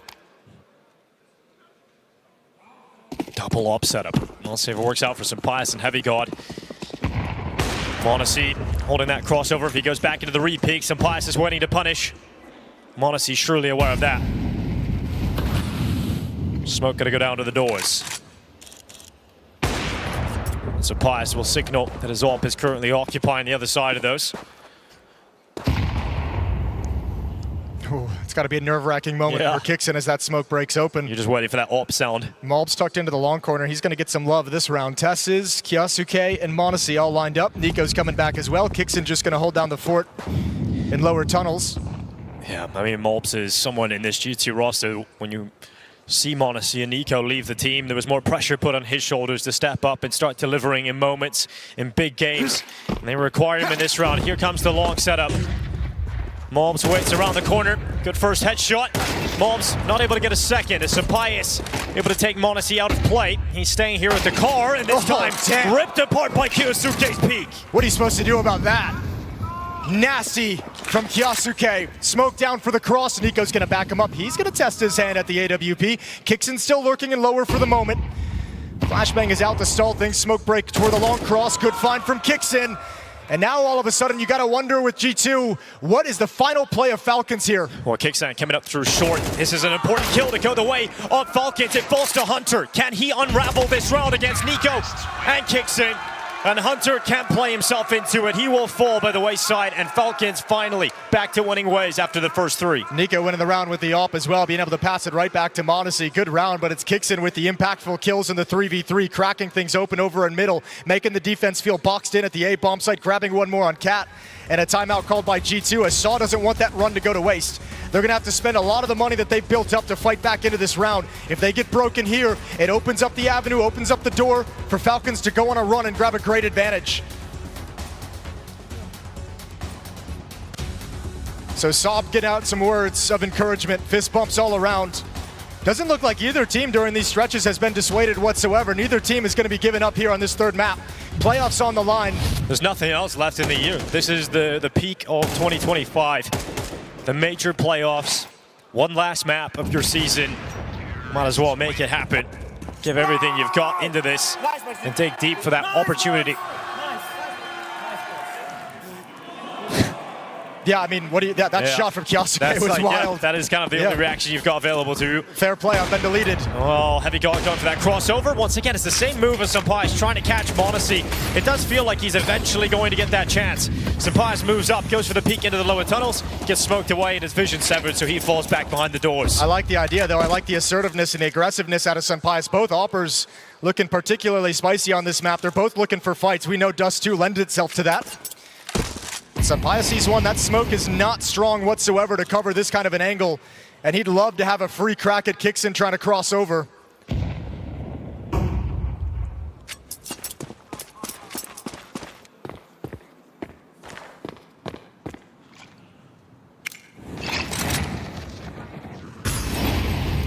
Clearing in behind the double doors. kyxsan sees no movement beyond it, so feels comfortable to start poking and prodding his way through. I would too if I could hit shots like him. That's fair enough. HeavyGoD on the other side isn't going to detect kyxsan moving any further forward. And we see Falcons, in fact, positioning themselves, congregating it short. But just look how stressed that defense get when they show a mid to B split. Such a hard thing to hold back. Close up to the smoke as well. Falcons haven't decided yet if they want to continue moving up short. This play from malbs, though, this is a perfect timing for it. Falcons is stalled out over in middle. Smoke on short so they can't progress. And I think that's making him nervous. TeSeS is keeping his eyes there, but it's not the easiest fight to clear, and malbs turning the corner. Yeah, m0NESY's looking for it, though, isn't he? Oh, he unscopes, and it's all gone wrong here for Falcons. malbs does great work here. The TeSeS leaps forward. It's 2 kills from TeSeS, but the rest of G2 showing up. And so TeSeS has left alone. It's got to be an ace clutch and denied by ZywOo inside of that site. Oh, that's got to be frustrating. You can see it on the faces of the Falcons. They got so disorganized and lost. They wanted to move up catwalk, but a perfect timing blocked them off and took that idea away. They didn't really want to move forward into the mid to be split quite yet because catwalk wasn't a pressure point they could apply to. TeSeS is panicking, moving into different positions, everyone crossing. m0NESY actually hits the shot through his teammate. malbs gets brought down to 16 HP, and that's going to be so frustrating. But NiKo did a good job of keeping the mentality of Falcons strong on Inferno, and that's got to be another thing he focuses on. It's Falcons who run out of funds first. This is going to allow G2 to take the lead of the game.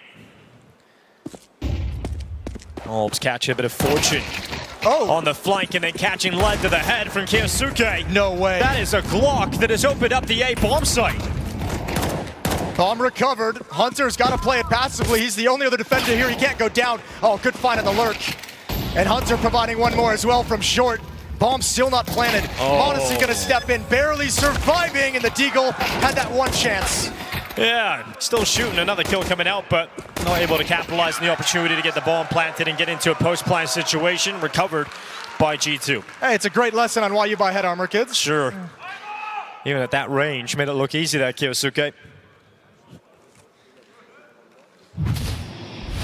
I know that round never actually got close, but I think G2 is probably sighing after like a very big relief throughout the team after that one. Dicey situation handled well by Hunter, holding down the fort from short. 1 round lead for G2 going into round 10. All AKs across the board for Falcons. Still have yet to make a B attack work, still yet to make a mid to B split work.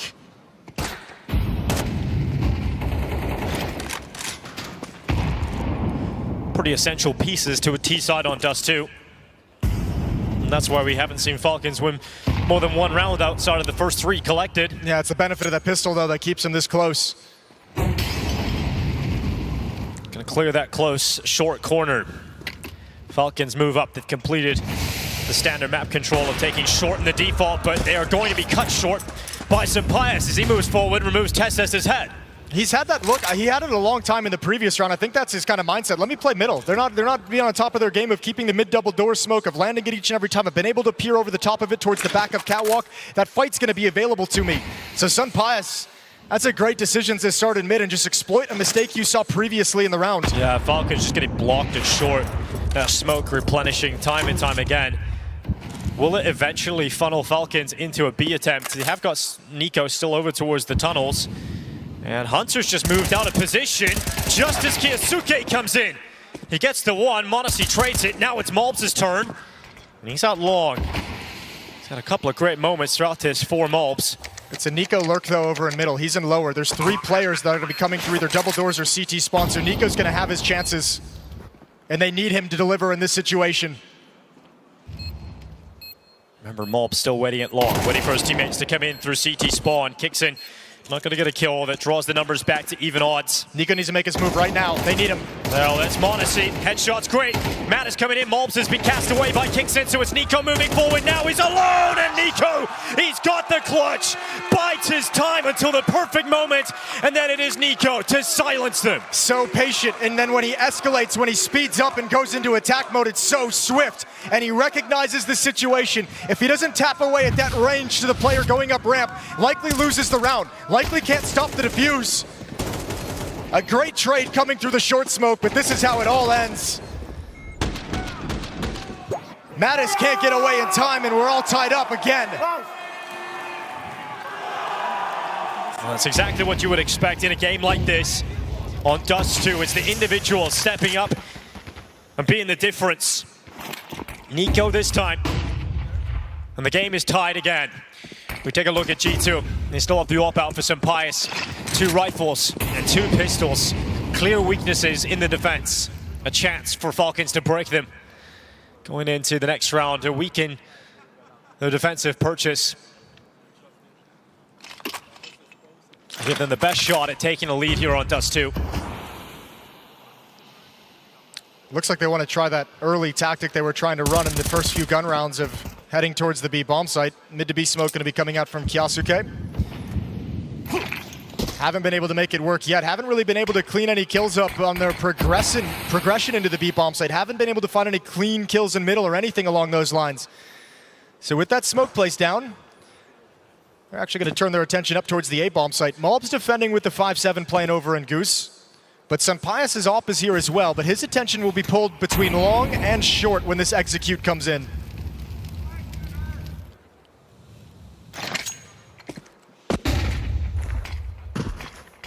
30 seconds. This could get messy for Falcons as they come into the final three. malbs in the sight, taken away by TeSeS. kyxsan on the follow-up. And we've got Hunter now, the last line of defense of this A-bomb site. That 5-7 has done very well to get one, but really needed more than that. And kyxsan clears him out and puts the bomb down for Falcons. Yeah, safe call, very convincing hit. And even without some success established early on, Falcons is able to really utilize that mid to B smoke and attack up Catwalk with just a standard misdirection here on Dust 2. Doesn't even really pull anybody away. So 6-5, and G2 is going to have a hard time with the money going into the final round. Only a one-round losing bonus built up, and everyone's already bought down to the brink of bankruptcy.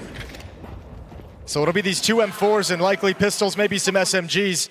Even in round victories, you can see how stressful it is for someone like kyxsan, having to call this game and figure out what's coming next.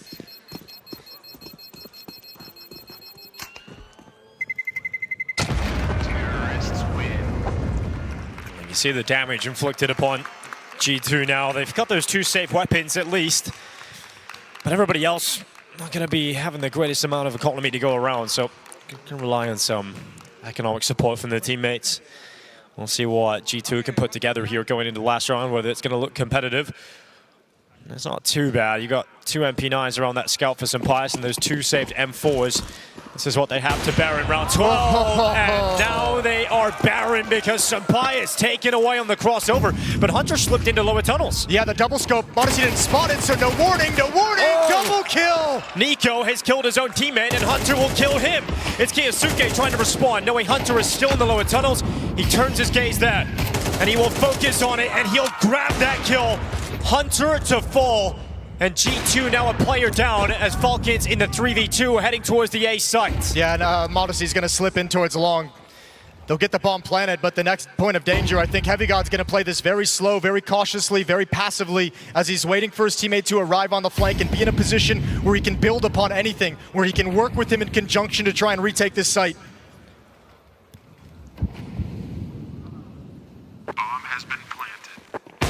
m0NESY straight through the chest of Mattis. And HeavyGoD will give this a go. Last round of this first half. And he's marching towards the AWP. Marching towards m0NESY. This is the timing. Hands were busy with utility, but m0NESY given the chance to close it out. And it will be Falcons with the lead heading into the second half. One spot left in the playoffs here at the Budapest Major. Who is going there? Is it G2 or is it Falcons?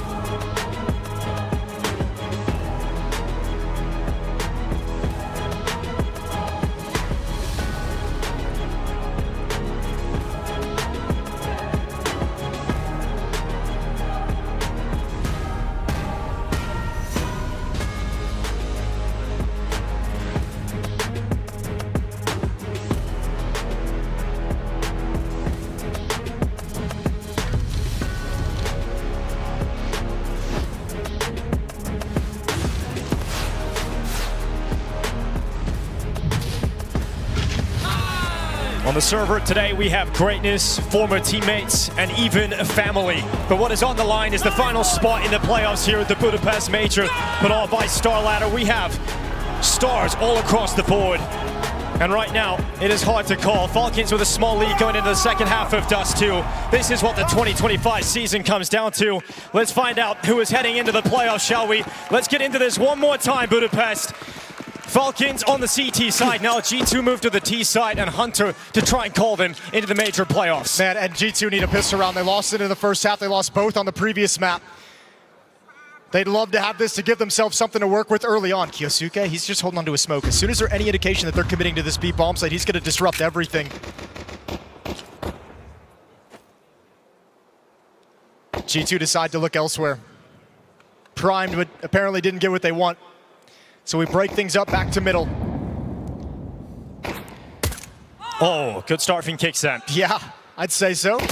Goes back again. Not so lucky on the second peak, but at least keeps his life on 2 HP. He might actually just drop back into the B bomb site and play back platform at the headshot angle with low HP and just have kyxsan be the mobile player. m0NESY at railing, NiKo and CT spawn. And no commitment yet, no decision yet from G2, but I think NiKo's gonna have to hustle back. Watch out for the drop. There's a jump, there's the drop down. NiKo's ready. m0NESY is as well. Yeah, haircut handed out to malbsMd as well. m0NESY handling the pressure until finally ZywOo comes in with the Glock. He needs this, he has the chance, but he just can't commit on TeSeS. It's HeavyGoD alone. 1v4, they know exactly where he is. And they're all swinging him, all fighting him, they're low. Yeah, careful, look at the HP. This is very winnable for HeavyGoD. Well, that smoke is just kept him back now with a limited time, at least the kill on TeSeS, but just look at the amount of ground he has to gain here just to get that bomb back. So Falcons have done a good job here. HeavyGoD's going to give it a go, but kyxsan side of the smoke and collects the pistol round for Falcons, so they build on that 7-5 lead. Yeah, and both pistols yet again in the second and third maps in this series. Not a good recipe for success for G2. No, it's an incredible disadvantage they're playing with here on Dust 2, and Falcons, for the first time in a long time, it looks like they might just be able to overcome the pressure of these big moments. Lovely shooting from m0NESY. Dishing out headshots, and kyxsan getting involved in the action as well.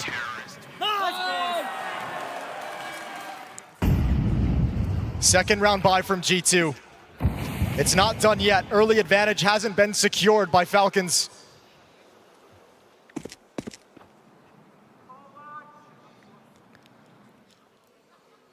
You really need a round like this if you're G2. You don't want to let Falcons win the pistol and then just convert upon it. Winning against your force buy, sending you back down to Glocks for the next round, and you're looking at 10-5 at that point. What a hole you would have to try and pull yourself out of if you're G2.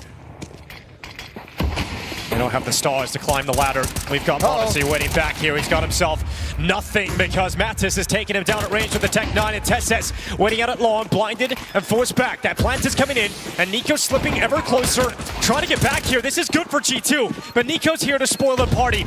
It's HeavyGoD who's gone. NiKo and kyxsan continuing to frag out, but malbs is not done yet. NiKo is gone, and malbs is alone.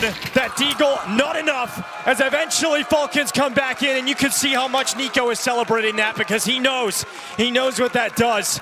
It gives them a huge advantage to build on here in the second half, and it could have got messy, but they stabilize. He's been very, very involved in keeping the attitude, the energy up in this team, screaming with round wins, especially these big rounds. Defensive smoke allows him to scale. Him and kyxsan are working in tandem to just decimate this hold. In a very dangerous round, m0NESY makes a huge mistake getting caught out in the open. And the conversation around NiKo with this team, with m0NESY now here with them, with kyxsan joining the team, he said there's not enough room for 3-star players. He's trying to take more of a leadership role, and it's showing here in this series. And a timeout called from G2. That bomb plant makes a difference here for G2. It allows them to get into Galils, and they want to keep this fight going. They could have taken a more conservative approach here, gone for a half buy Tech Knights, Kevlar, but instead they realize that they are in a hole right now, and they need to fight their way out of it as quickly as possible, and so they're bringing the Galils to the fight. A big risk, a huge risk, but why not take it in a match like this? When everything is on the line, G2 have shoved all in, a plant and 3 kills. They feel like this economy is at the perfect position to take a risk like this, but can they come out on top?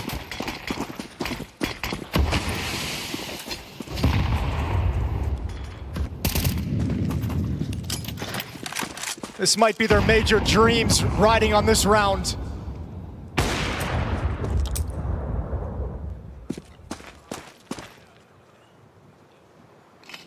Lining up a mid to B split right out of spawn. That's the call. Hunter and HeavyGoD over in middle. Malbs, Madison, Sunpias up in upper B tunnels. Waiting out the smoke.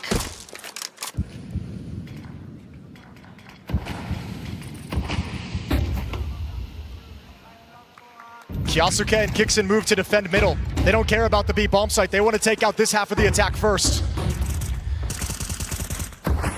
Kyxsan going out for a nice double, great control of that M4, but he gets overrun through the window, and G2 into the site with the bomb going down. A 3v3 required here for Falcons on the retake, and we talk about how important this round is for G2. Can they close it in the post plant? TeSeS and NiKo need to provide something, or m0NESY's never going to get involved in this retake. That's a safe call, right out of the gate. You have to back away now, I think. Well, NiKo's still hanging around at the window. Here goes the flash, here they go again. It's malbs who's gone. No! What? NiKo, miraculous on the second kill, and all of a sudden, Sunpias trying to stop him. In rounds that normal players would save in, they go for it, and Sunpias, that is the round G2 need. His gravitational pulls, he pulls them in, and that's Sunpias keeping G2 going. That is crazy. He's able to recover the situation. Insane kills from NiKo, who's delivering in this big game, delivering in these big moments. m0NESY frustrated, he's not able to grab that kill. They never had information on his position. It's wild he's able to convert that. And this might just be the moment that keeps G2 going, and it was Sunpias. You heard Pimp on the desk talking about sometimes Sunpias can drop off if the others around him aren't stepping up, but he needs to be the player to now lead the way. And that is a huge moment in this game. Lose that and G2 were out of money, and Falcons were speed running to a close here on Dust 2. Mattis gets the opener, TeSeS to respawn, and he'll back his way into the pit. Oh, he's dead for sure, but m0NESY's gonna come over and try and help out with the scout. Clean up one kill, yeah you will, right to the dome.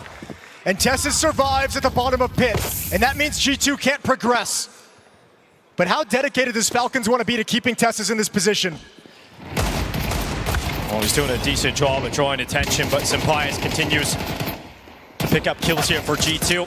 HeavyGoD through the smoke, and that round is the one that gives you that energy, that injection of energy that you require if you're G2.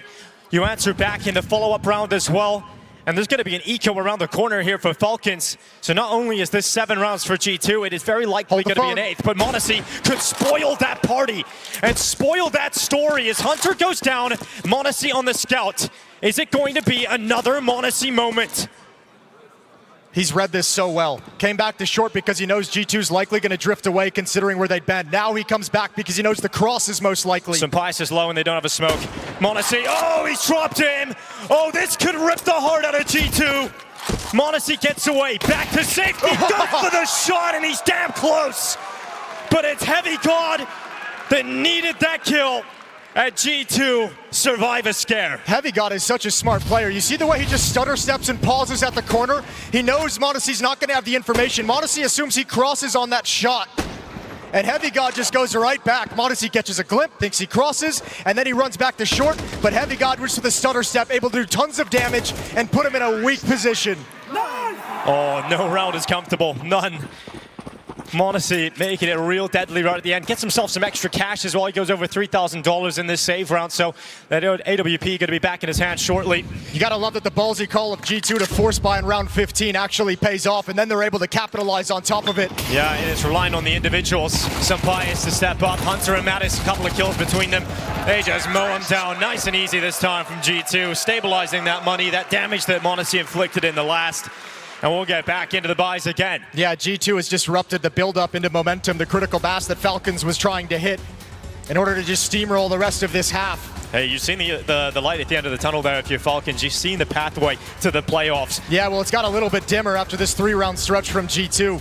A great recovery. Yeah, it's the light of the Sunpias who's got G2 believing again. This is back to what we had on Ancient, where both teams going back and forth, blow for blow. So Saul's trying to talk to the guys. We get guns back out for Falcons as well. m0NESY on the AWP.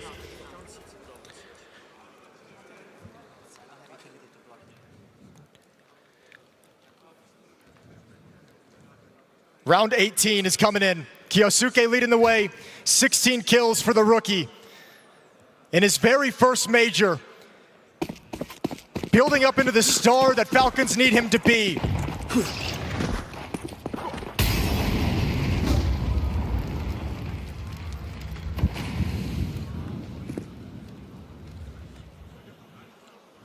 m0NESY with the ult back, starts holding the long double doors, and he's just going to change position now. A very quiet round considering the high-octane Counter-Strike we've had in the past few. A moment to breathe for everyone.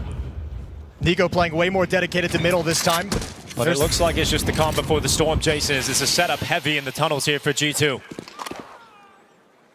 Not going to waste time.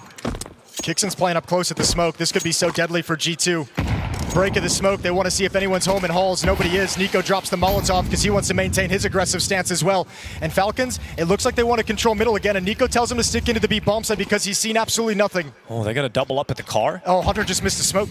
Oh, he just completely blew that mid to B smoke. That was going to be the follow-up fake. Now they can be secure in their positions at the B bomb site, and they know exactly what's coming. Yeah, they know what is coming. kyxsan off angle at the car, kyxsan on the back plat. Defense has to be strong, though. m0NESY and TeSeS is so far away from the action, they'll never arrive in time. Well, kyxsan waits. Head goes up, and head goes off. It's kyxsan. Only one. G2 win the essential fights, and they're into the B bomb site. And you mentioned how far away TeSeS and m0NESY were, so you can't go for this. It's a tight game again. Just when it looked like Falcons were gearing up to close it, G2 back in the fight. You know, Hunter at the Austin Major gave an interview and said, I know how much it means to NiKo to win the Major. I know how much it means to him to perform well at the Major, but something weird keeps happening every time he steps onto these major stages. Can't even put a word to it, just something odd keeps happening. And it feels like that might be starting again here right now. kyxsan with an opportunity to spray down multiple players, doesn't nearly deal enough damage as he needs. And Falcons has got to be nervous now as G2 has climbed right back in this series. And you see in that previous round as well, when Jimpphat wins that 1v2 clutch, it's NiKo who does something special, gets those 2 kills that makes an impossible retake suddenly possible again. And Jimpphat steps up with a moment that might just be enough to get G2 the win here. You also heard Hunter say it's his dream to get NiKo a major when they were playing together. Not this major, though. And no, definitely not. He is suddenly an obstacle in his way. Well, another tough round for Falcons with the 3 saved weapons off on m0NESY still. That's great to have. He's going to need to be productive with it because you got a couple players with pistols, kyxsan and kyxsan, and those are the B defenders, but we're going towards long. Oh no, it's fast. It's real fast here from G2. They're playing with momentum, they're playing with confidence, and they're playing with Falcons like their food. This is a commitment for HeavyGoD all the way up towards kyxsan. Great shot on the Deagle, but you need more, and he just doesn't have it in him. m0NESY still around. Anything's possible when this AWP is on the server, though. It's a kill on Mattis. He steps in front of the Molotov because he wants to fight. He knows he has to. kyxsan's only got a pistol. m0NESY doesn't get the second crack of the whip, and as soon as he goes into the open, it's malbs to the headshot, and kyxsan gone. Can kyxsan win it on the 5-7? It's going to be such a tough round for him to pull off here. malbs has shoved away m0NESY, the real threat in this round. kyxsan's got to get very lucky. And he doesn't. Hunter turns around the back, and it's another round that's put G2 into the lead. Somehow they're the first to reach double figures on Dust 2. 5 rounds in a row, and once again, you gotta throw flowers at Hunter for this calling. You're exactly right. Playing with momentum, snowballing into an unstoppable force, and G2 trusting each other to always find the trades. A lovely shot from malbs, and that's what took away all the danger in the round. Jimpphat is running out long this time, looking for the early pick. Double up from kyxsan trying to meet him. Goes for the shot, gets off the angle, caught by the flash. But here he is. Speaking of, it's a shot down onto Hunter in the lower tunnels. Yeah, the op shot over towards long might have made Hunter feel confident to take a peek at Catwalk, but the double up switch works effectively. And now switching back over to the B bomb site. kyxsan has enough utility to delay to buy time for kyxsan to be mobile, breaking up the smoke. Oh. Seen a pixel of it. Couldn't take the kill. Seen the whole hip? Maybe just a little bit surprised. TeSeS inside the A bomb site. NiKo coming up ramp in support. Can G2 convert a 4v5? The op is committed out towards long though. Op's out of position for this Catwalk hit. That's a grace that G2 is going to be very thankful to have, not having to go up against the snipers. Yeah, they're going up against NiKo in the bomb site. And TeSeS out towards Goose.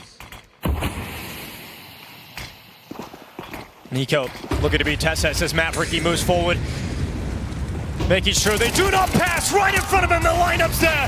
NiKo savage with the double. m0NESY's back now. They didn't have that threat just a few seconds ago, but now they do. And TeSeS still yet to reveal his position. m0NESY protects him. TeSeS not required as m0NESY pulls them right back, and we've got a tie game again. This is the NiKo here today that's going to deliver for Falcons every time they need something. A double kill, a critical double kill, and a heavy attack. He was doing it on Ancient, he was delivering on Inferno, and still on Dust 2, he's providing the impact necessary to keep Falcons in this game. The dream of the playoffs looms right around the corner, 3 rounds away for both squads. And the 5-round run from G2 is shut down. You needed to find some stopping power. You needed to put an end to that before it rolled over the top of you. And it's the final timeout now. And what we've seen in these timeouts throughout this half has been G2 slowing it down more out of these timeouts. They've been playing with pace. Hunter's called some very good changes of the momentum of the speed that he's utilizing. Out of these timeouts, we've normally seen them shift to a lower gear, take it a little bit more cautiously. Now, we know that G2 had no idea about the double up setup in the last round. They know about it now. They know about it now. kyxsan didn't die. They didn't get the information that he was the player with the AWP, and so you felt more comfortable going into the lower tunnels, and that's where m0NESY grabbed the opener. They don't have that opportunity now. The element of surprise is gone for the Falcons in terms of that double AWP. We'll see if that comes into play here for G2. Both teams have some residual cash behind them as well, so this loss wouldn't completely break anyone and be devastating. They'd be able to have a shot at a rebuttal, but if any team loses money at this stage of the game, that's the red carpet laid out for the opposition. m0NESY slides over through CT spawn toward the mid double doors. Fights we haven't seen him take yet in this half. So Pius, a slither, a slight gap. It's always so tense, but every opper knows not to walk into this angle. If you're on the CT side, you never slip into that crack. Until the pressure's put on you. And m0NESY backtracks into spawn. Pius moving forward, barrel spotted. m0NESY so quick, reacts to Hunter. And that is enough to force G2 back. Consider your other options. You won't get past m0NESY, and he's coming for you. As he hunts down his second kill, it's Matt is gone. m0NESY putting Falcons in the power position. Giving him way too many chances, way too many opportunities as you sit back, and now the double up is there. kyxsan misses the shot. Stays alive though, 30 seconds. That's gonna be the call here for Falcons. Hold on, kyxsan, another miss. Not known to be an AWPer as he misses yet again, but it's the no scope and the close. kyxsan showing he can do everything, and the Falcons head to 11. Better without the scope than he was with it. Critical kills, but kyxsan makes a smart play as well, pushing it upper tunnels, letting him know that it's all coming from middle. Only one place to pay attention, but boy does m0NESY tee him up for a dominant round, a dominant hold, and Falcons yet again regain the advantage. And now the money issues are a conversation or a topic for G2. Force up everything yet again. And it's kyxsan with the peak. Tagged, but still finding the kill. This story's all about NiKo in terms of the king of Counter-Strike without his crown, but it's currently his princes around him that are stepping up with the impact that might just put them in the playoffs. I can't believe m0NESY found that gap. He is still alive. He has found Sanctuary, and m0NESY not burning away. He can move out to safety again. He'll climb back up on short. We've got NiKo, we got TeSeS. With this aggressive long take, Falcons going through the protocols. Clear out middle, make sure nobody's lurking. Find the lurker really quickly before G2 starts scaling up long. Unfortunately, that smoke thrown to be a fake is nothing even close as kyxsan once again makes the information play. The leader finding out all the intel his team needs to win this round. But they do need to get more bodies over to the A bomb site. m0NESY still alone. Still alone, but he might be enough. How good he is. There's the smoke for the cross.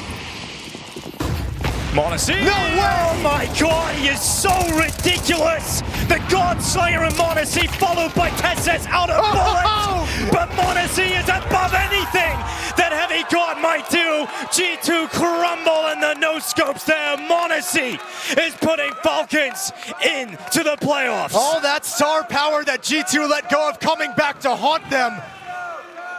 m0NESY is not going to let Falcons lose these last 2 rounds. He has put them in the pole position in this series. Finally, they found the player, the mixture that is allowing the Falcons to soar. m0NESY jumping for the shot on Hunter. Unreal. Can you believe it? What a performance. But now you got to settle down because there's 1 remaining. G2's not out of the fight. AK-47 on Hunter. Tech9's otherwise a scout on Senpaius. But now that you have this chance, 2 chances to eliminate G2, to put yourself into the playoffs, you can't take a round off now. The adrenaline needs to calm down. You have every advantage in the book here in this round.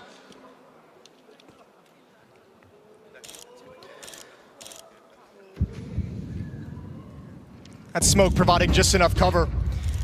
So no sight, no glimpse of the players jumping catwalk, but the flashbang to clear around the corner will sell it. This is the 1 rifle. Hunter's exposed. Oh! It is just a freak show on the server right now from m0NESY. We wondered where he had gone this season. He had disappeared, his form had dropped off. He started to get back into it coming into the major, but this stage 3 hasn't been anything special, but he saved it for the magic moment. And G2's got to be wondering, why them? Why has this m0NESY appeared magically out of nowhere, just against us, just in these final moments of Dust 2? Once was pulling off plays like that for them. He's taken over the game entirely. And looking to end their major run. It is kyxsan waiting here in the tunnels. He's gone. It's kyxsan with a shot. Matt is out of there. kyxsan trying his best to continue the follow-up. You talk about m0NESY taking over. Well, 9 seconds left, and he can spoil the party because that's the bomb, and it's gone down. Senpaius will try, but there's no time for it. Surrounded by his deadly young princes, Counter-Strike's crownless king continues his chase for his coveted jewel. The Falcons will head into the playoffs here in Budapest, and Christmas in the Kovac household is going to be awkward. Well, finally we see Falcons handle the pressure. Finally we see them absorb it, rise to the occasion, overcome the difficulty. And all from m0NESY at the end, making sure Falcons is never, ever gonna let that slip away. NiKo, he came in today with an attitude, an engine for this team, and kyxsan started taking those steps towards becoming the star player that G2 brought to this team to get those major trophies. This has always been the goal of the Falcons, is to assemble a team that can challenge for the biggest title. They want world dominance in Counter-Strike, and they have failed at every turn. In the Austin Major, it was an embarrassment, dropping out in a ridiculous fashion. Well, they didn't want that to happen again. They go out, they find kyxsan. They pick up the hottest prospect in the Counter-Strike market. And obviously, we're seeing former teammates exchange hugs. And obviously, between NiKo and Hunter, this game will hurt, as you'll have to eliminate one of the Kovacs, but it is NiKo that his pursuit will continue. And I think that's got to be the conversation around G2 as well. This is a devastating loss, a painful loss, heartbreaking as well. But look at the progress they made. Look at the progress with a brand new IGL and Hunter coming in. G2 has a lot to be proud of this year when the pain of this loss subsides.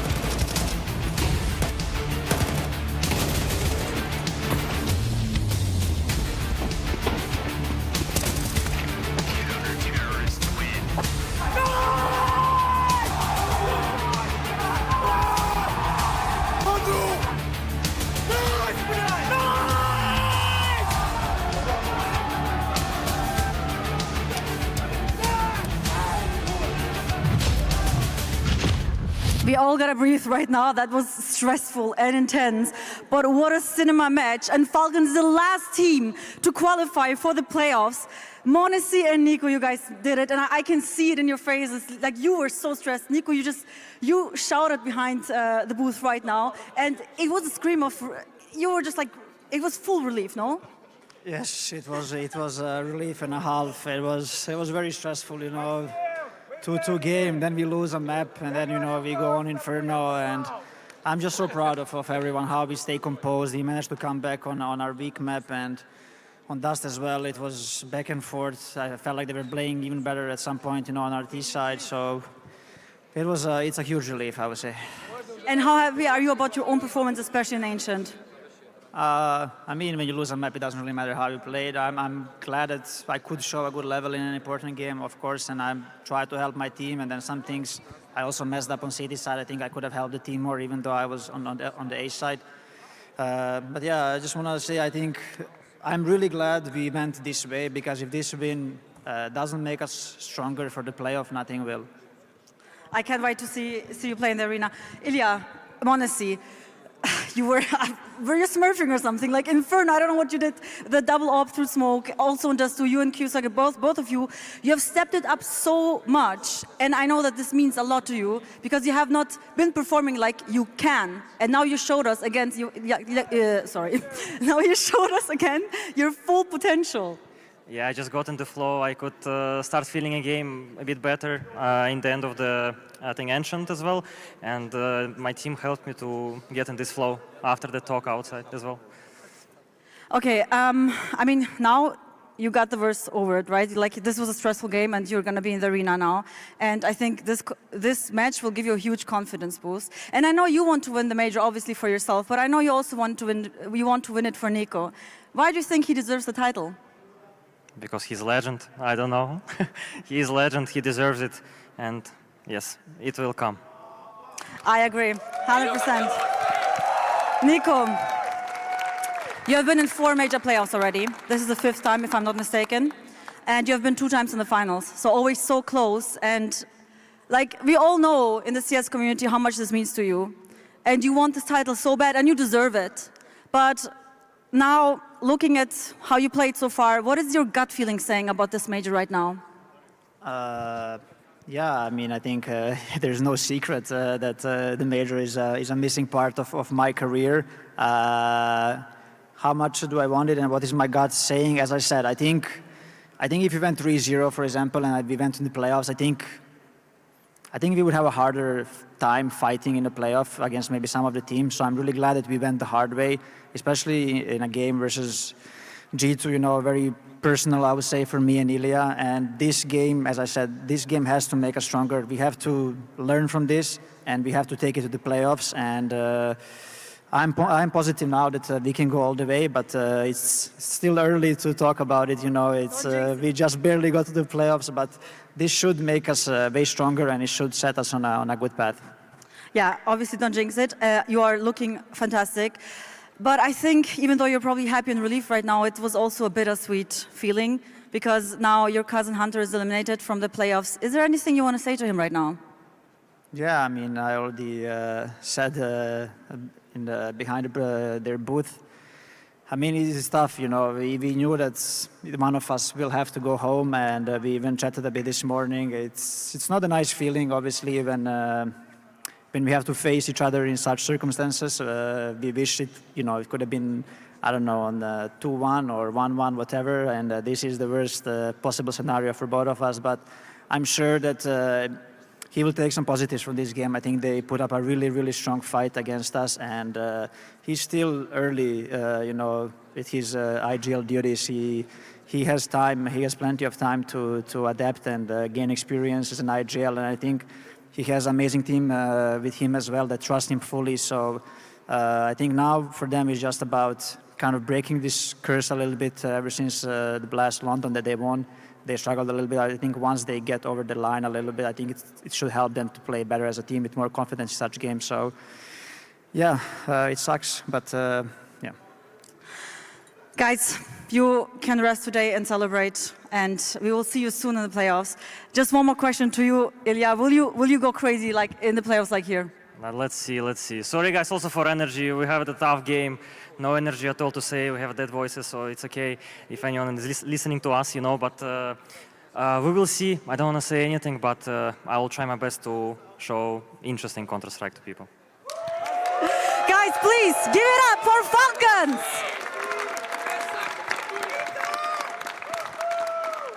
Congratulations. An incredibly tough game for G2, and on the other side of things we have to look at just how this went down. Now Hunter, you're going up against NiKo. You were putting up a great fight in that, started off strong as well in the opening map. Can you just tell me now, you've had a couple of minutes to collect your thoughts, what's the initial feelings from you? I mean, it's hard, of course, when you go out from the major, but the way we played today, I think that was a good way, and I will go tonight to sleep without any regrets. Of course, it sucks that we are not in playoffs, but this is how it is. But comparing to what we showed yesterday and 2 days ago against Fury and Mongols, this is day and night. And yeah, I'm very sorry for all the fans who came to watch us here, and for my boys, especially for the ones that never played in playoffs, but they have time, and I'm pretty sure they'll play multiple of them. And yeah, I just feel bad, and at the same time I'm at least happy for NiKo. Of course, he's my brother, it's really hard to play against him, and it's mentally tough to be on the server and you know that you are playing against him, especially after those years that we played together and fought for the trophies together. And I wish them all the best in playoffs, and that's all what I can say. Thanks for support for the fans who are watching us on TVs and here, and who came to watch us as well in playoffs, but we didn't do it, and hopefully next time we'll do it. I want to get your thoughts on also just your first part of the season being an IGL. Obviously, you did lift the trophy in Blast London. We saw the consistency drop between them, but from what you've learned, from what you've shown with this team, are you positive for the next steps going forward into next year? I'm definitely positive. It's been hard, and I knew it will be hard. New team, new role for me, everything new for us, kinda. We all knew that will be a lot of ups and downs, but yeah, that's the road. Nobody succeeded immediately in the world, so yeah, we just need to go step by step. I think we are on the right path, and we just need to keep being patient, keep trusting each other. That's what we do, and yeah, I enjoy playing with those boys. Thank you very much. Beautiful words, Hunter. If you can do one last thing and just take down that G2 logo over there. Yes.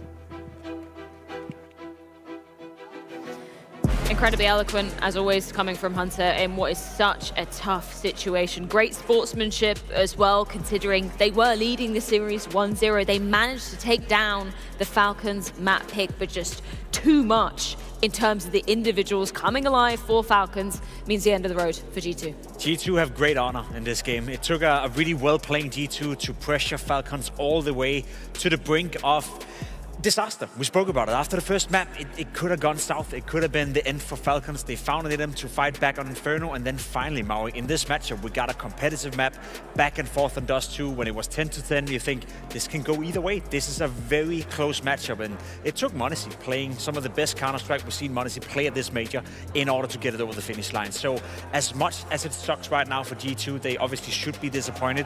They should be proud because they had great honor in what was a great game of Counter-Strike. G2's first season with Hunter as the captain, as the in-game leader, I would say, despite the fact that they're not qualified here for the playoffs, it's a success. Winning a Tier 1 trophy that nobody expected them to come away with, the fact that a couple of their players are coming together for the first time as well, there should be no regret in what's going on there. And I still stand by what I said actually in the offseason. I still think that G2 picking up Saw as their coach it's just the best move of the whole season. I really think that they are on the right track. They're moving forward in a way that is making me more confident in their future, because he's bringing strats, he's bringing a great mentality. A lot of these players here probably felt the nerves today. Next time, after our talk with Saw, it's going to be different.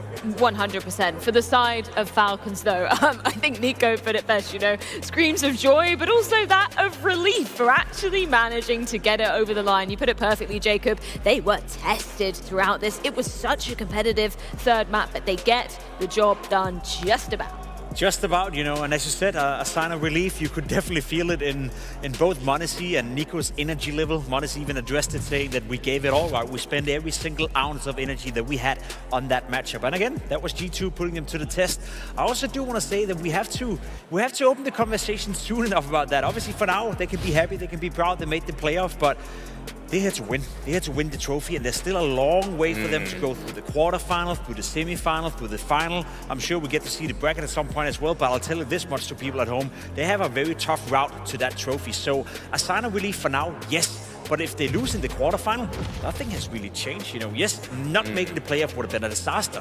Finishing 5th to 8th at the major, that's equally not good enough for Falcons. Well, I feel like Sonic is breathing a sigh of relief, wiping the sweat off his brow right now, because it's the first time him on the Falcons and the Falcons organization as a whole qualified for a major. Yeah. He's been with them for over 2 years, and it's taken until now. So finally, it's starting to come together. There's no more excuses at this point, no more obvious choke in the group stages. You have the pieces that make a lot of sense, and you've taken down a G2 team that's also won a trophy. So Falcons, they're obviously on the right foot, but Jesus, m0NESY, this is the game where he took over. A reference map for him in terms of exerting his powers upon a team that is simply lesser than him, because as G2 were trying to build their rounds out, as they were trying to execute them, he was consistently a difference maker in ways that you just do not see from other oppers. I hope someone will ask m0NESY, ask Sonic, ask NiKo, ask the team of Falcons if it was m0NESY himself who at some point in the game realized, I have to force the AWP, I have to find impact with it, or it perhaps came from Sonic, you know, who in one of the between the map talks said, dude, you gotta trust in yourself, you gotta trust in your op, because you could clearly see the difference. On Inferno, on Dust 2 as well, Falcons is a different team when m0NESY has the AWP in hand, and especially when he's playing like that. That goes without saying, that's obvious. He took over the game on Dust 2, but heading into the playoff, we cannot see a m0NESY who's opting more for the rifle than the AWP, because he's so goddamn good when he's on. Just touching upon kyxsan as well, of course, it's going to be his first major playoffs too. There's one thing being on big stages, but a major stage, that hits different, no? Of course. I feel like this kid, though, just doesn't feel pressure the same way as other people. No. You know, him and Donk, it feels like they're cut from a different cloth. The way that he was able to hit the ground running in some of the early Falcons playoffs, even what we saw there in Hong Kong most recently, I mean, I have no doubt that he's still going to perform at a very admirable level. Maybe late round situation, not quite the same beast, but in this game, I couldn't believe how he turned it around on Inferno after yesterday, which was worst game in a Falcons jersey to arguably, maybe even statistically, his best. Yeah, it's going to be fun to see kyxsan taking on the stage. It's going to be fun to see how kyxsan as well is going to prepare the team for it, because I feel like there's a case to be made that you'd argue that kyxsan was the player that is feeling the most pressure within Falcons. I think it's still Sonic. I think it's still NiKo. It's still m0NESY, right? They have so much to prove. They have so many eyes on them. Then even if kyxsan is having a decent playoff, you're never going to blame him. You're never going to point towards him and say, like, you were the reason we didn't win. You were the reason we didn't get into the semifinal. I feel like m0NESY and NiKo, they showed us tonight that when they both play well at the same time, Falcons have that extra gear. But can they both show up for the playoff at the same time? That's been an issue before, so let's see. That's the question. What is the bare minimum placement the Falcons need to hit this major in order for it not to be a disappointment? A semi-final for me, and then it depends on how they lose. Like it depends on the context, depends on the nuances. The road to the final, though, Mario, the bracket they're gonna get, they put themselves in a tough spot. Do we know that? Do we have the bracket? I am frantically refreshing HLTV to try and find it. Production? We don't have it just yet. This is what we saw today, though. Let's take a trip down very recent memory lane. Sadly, Bait, Passion UA, and G2 were the teams to be falling in the final day of the major here. But let's just take a look at the top 8 as well. Like, what a stacked playoffs bracket this is. Basically anywhere it falls, right? There's only one team outside of the top 8 at the playoff at the major, that's FaZe, and I'm pretty sure the rankings will be updated tomorrow. Usually they get updated by Mondays. With the way FaZe have been playing, with the teams they've beaten, I think there's a world where they jump into 10th. So there's a case right here, Maui, that you have the top 8 teams in the world, apart from one team that's G2 currently 8th, and the next one is FaZe at 10th. That has to be the most stacked major playoffs ever, especially considering the day and age we're playing in. Almost on a meta note, I'm so glad that FaZe were able to pull it over the line, because in Austin, the first time that we had a stage 1 of the major, the expansion from 24 to 32 teams, none of the teams from stage 1 made it to the playoffs. FaZe going through that route, going from the top 32, getting through every consecutive stage, oftentimes, or at least in 2 of the stages, the hardest way possible. It is actually proof that there's reason to even be running that stage. And I just also think that nobody wants to see any of the 3-2 teams. Like, Falcons just look like they're powering up. FaZe, you just never have any idea what's going on. And Na'Vi, I mean, Wonderful is playing it at world-class form right now. We do have the matchups. This isn't in any particular okay. order. We don't know the schedule yet. But yeah, Falcons, you're right. Tough opponent ahead. They're going to have to be facing Spirit in the first quarterfinal. Furia versus Na'Vi. So Na'Vi've got a tricky one. Mao's FaZe, and then to round it out, that's Vitality versus Mongols. I mean, any way you look at this, these are some mental matches. I'm so excited. Isn't it funny that we head into the playoff, and by judging by the teams, the way we look at them, you look at a FaZe, you know, being one of the underdogs. And can you ever say FaZe is an underdog at a major playoff given history? Not really, not quite. Na'Vi, best team of a year and a half ago, you know, quite substantially. They're also one of the underdogs. The Mongols, who won a big trophy, what is it, 2 months ago? A big international tournament, also one of the underdogs. So it doesn't really add up, you know. We have 8 of the best teams in the world. In theory, every single one of those teams can win the major, but I feel like there's still like one favorite in Furia right now. And, and then I think Spirit have upped their stock value. The way they've been playing, the way donk has been playing, I think we have to take them serious. It's going to be incredibly hard to predict this one moving forward. Of course, Fury are still my favorites, but on any given day, I could say 5 of these teams, now especially given Mouse took down Falcons in the group stage, I'd say 4 serious contenders. In It's insane. I'm incredibly excited to see how the bracket is going to be playing out as well, which does just appear as if by command. Okay, so how are we looking at this, considering this will be kind of how it feeds into the semifinals and ultimately the grand There's no final? weak side of the bracket, but let's be honest, if you Spirit, Falcons, Vitality, and the Mongols in that top side of the bracket, That's that a is bloodbath. incredible tough. Let's say you are Spirit, you want to win the major, you have to beat Falcons, then you most likely have to beat Vitality, and odds are you'll have to beat Furia in the process of doing so. It is the hardest road. The hardest road. I feel like Falcons and Spirit both. I mean, you win that game, you feel like you can breathe a sigh of relief, then Vitality's knocking at your door and you're just suddenly thinking, what did we earn to get here? Like, Fury, on the other hand, probably looking at that and said, this is almost our grand final to not make right now, because Na'Vi, we were talking about how they've shaped up a little bit. They're still the favorites in that one. And then what, Mao's or FaZe? Furia should definitely be making it to the grand finals if they want to complete this run as the favorites. 100%. I am so excited to get the playoffs underway. Thank you, gentlemen, so much for joining me for the duration of stages 1 through 3. Thank you to everybody who's joined us in the arena, everybody watching at home as well. You'll have to wait about 4 days until Thursday to see the next installment of the StarLadder Budapest Major go down, but you don't want to go anywhere, as we just saw a stacked playoff bracket awaits in the arena.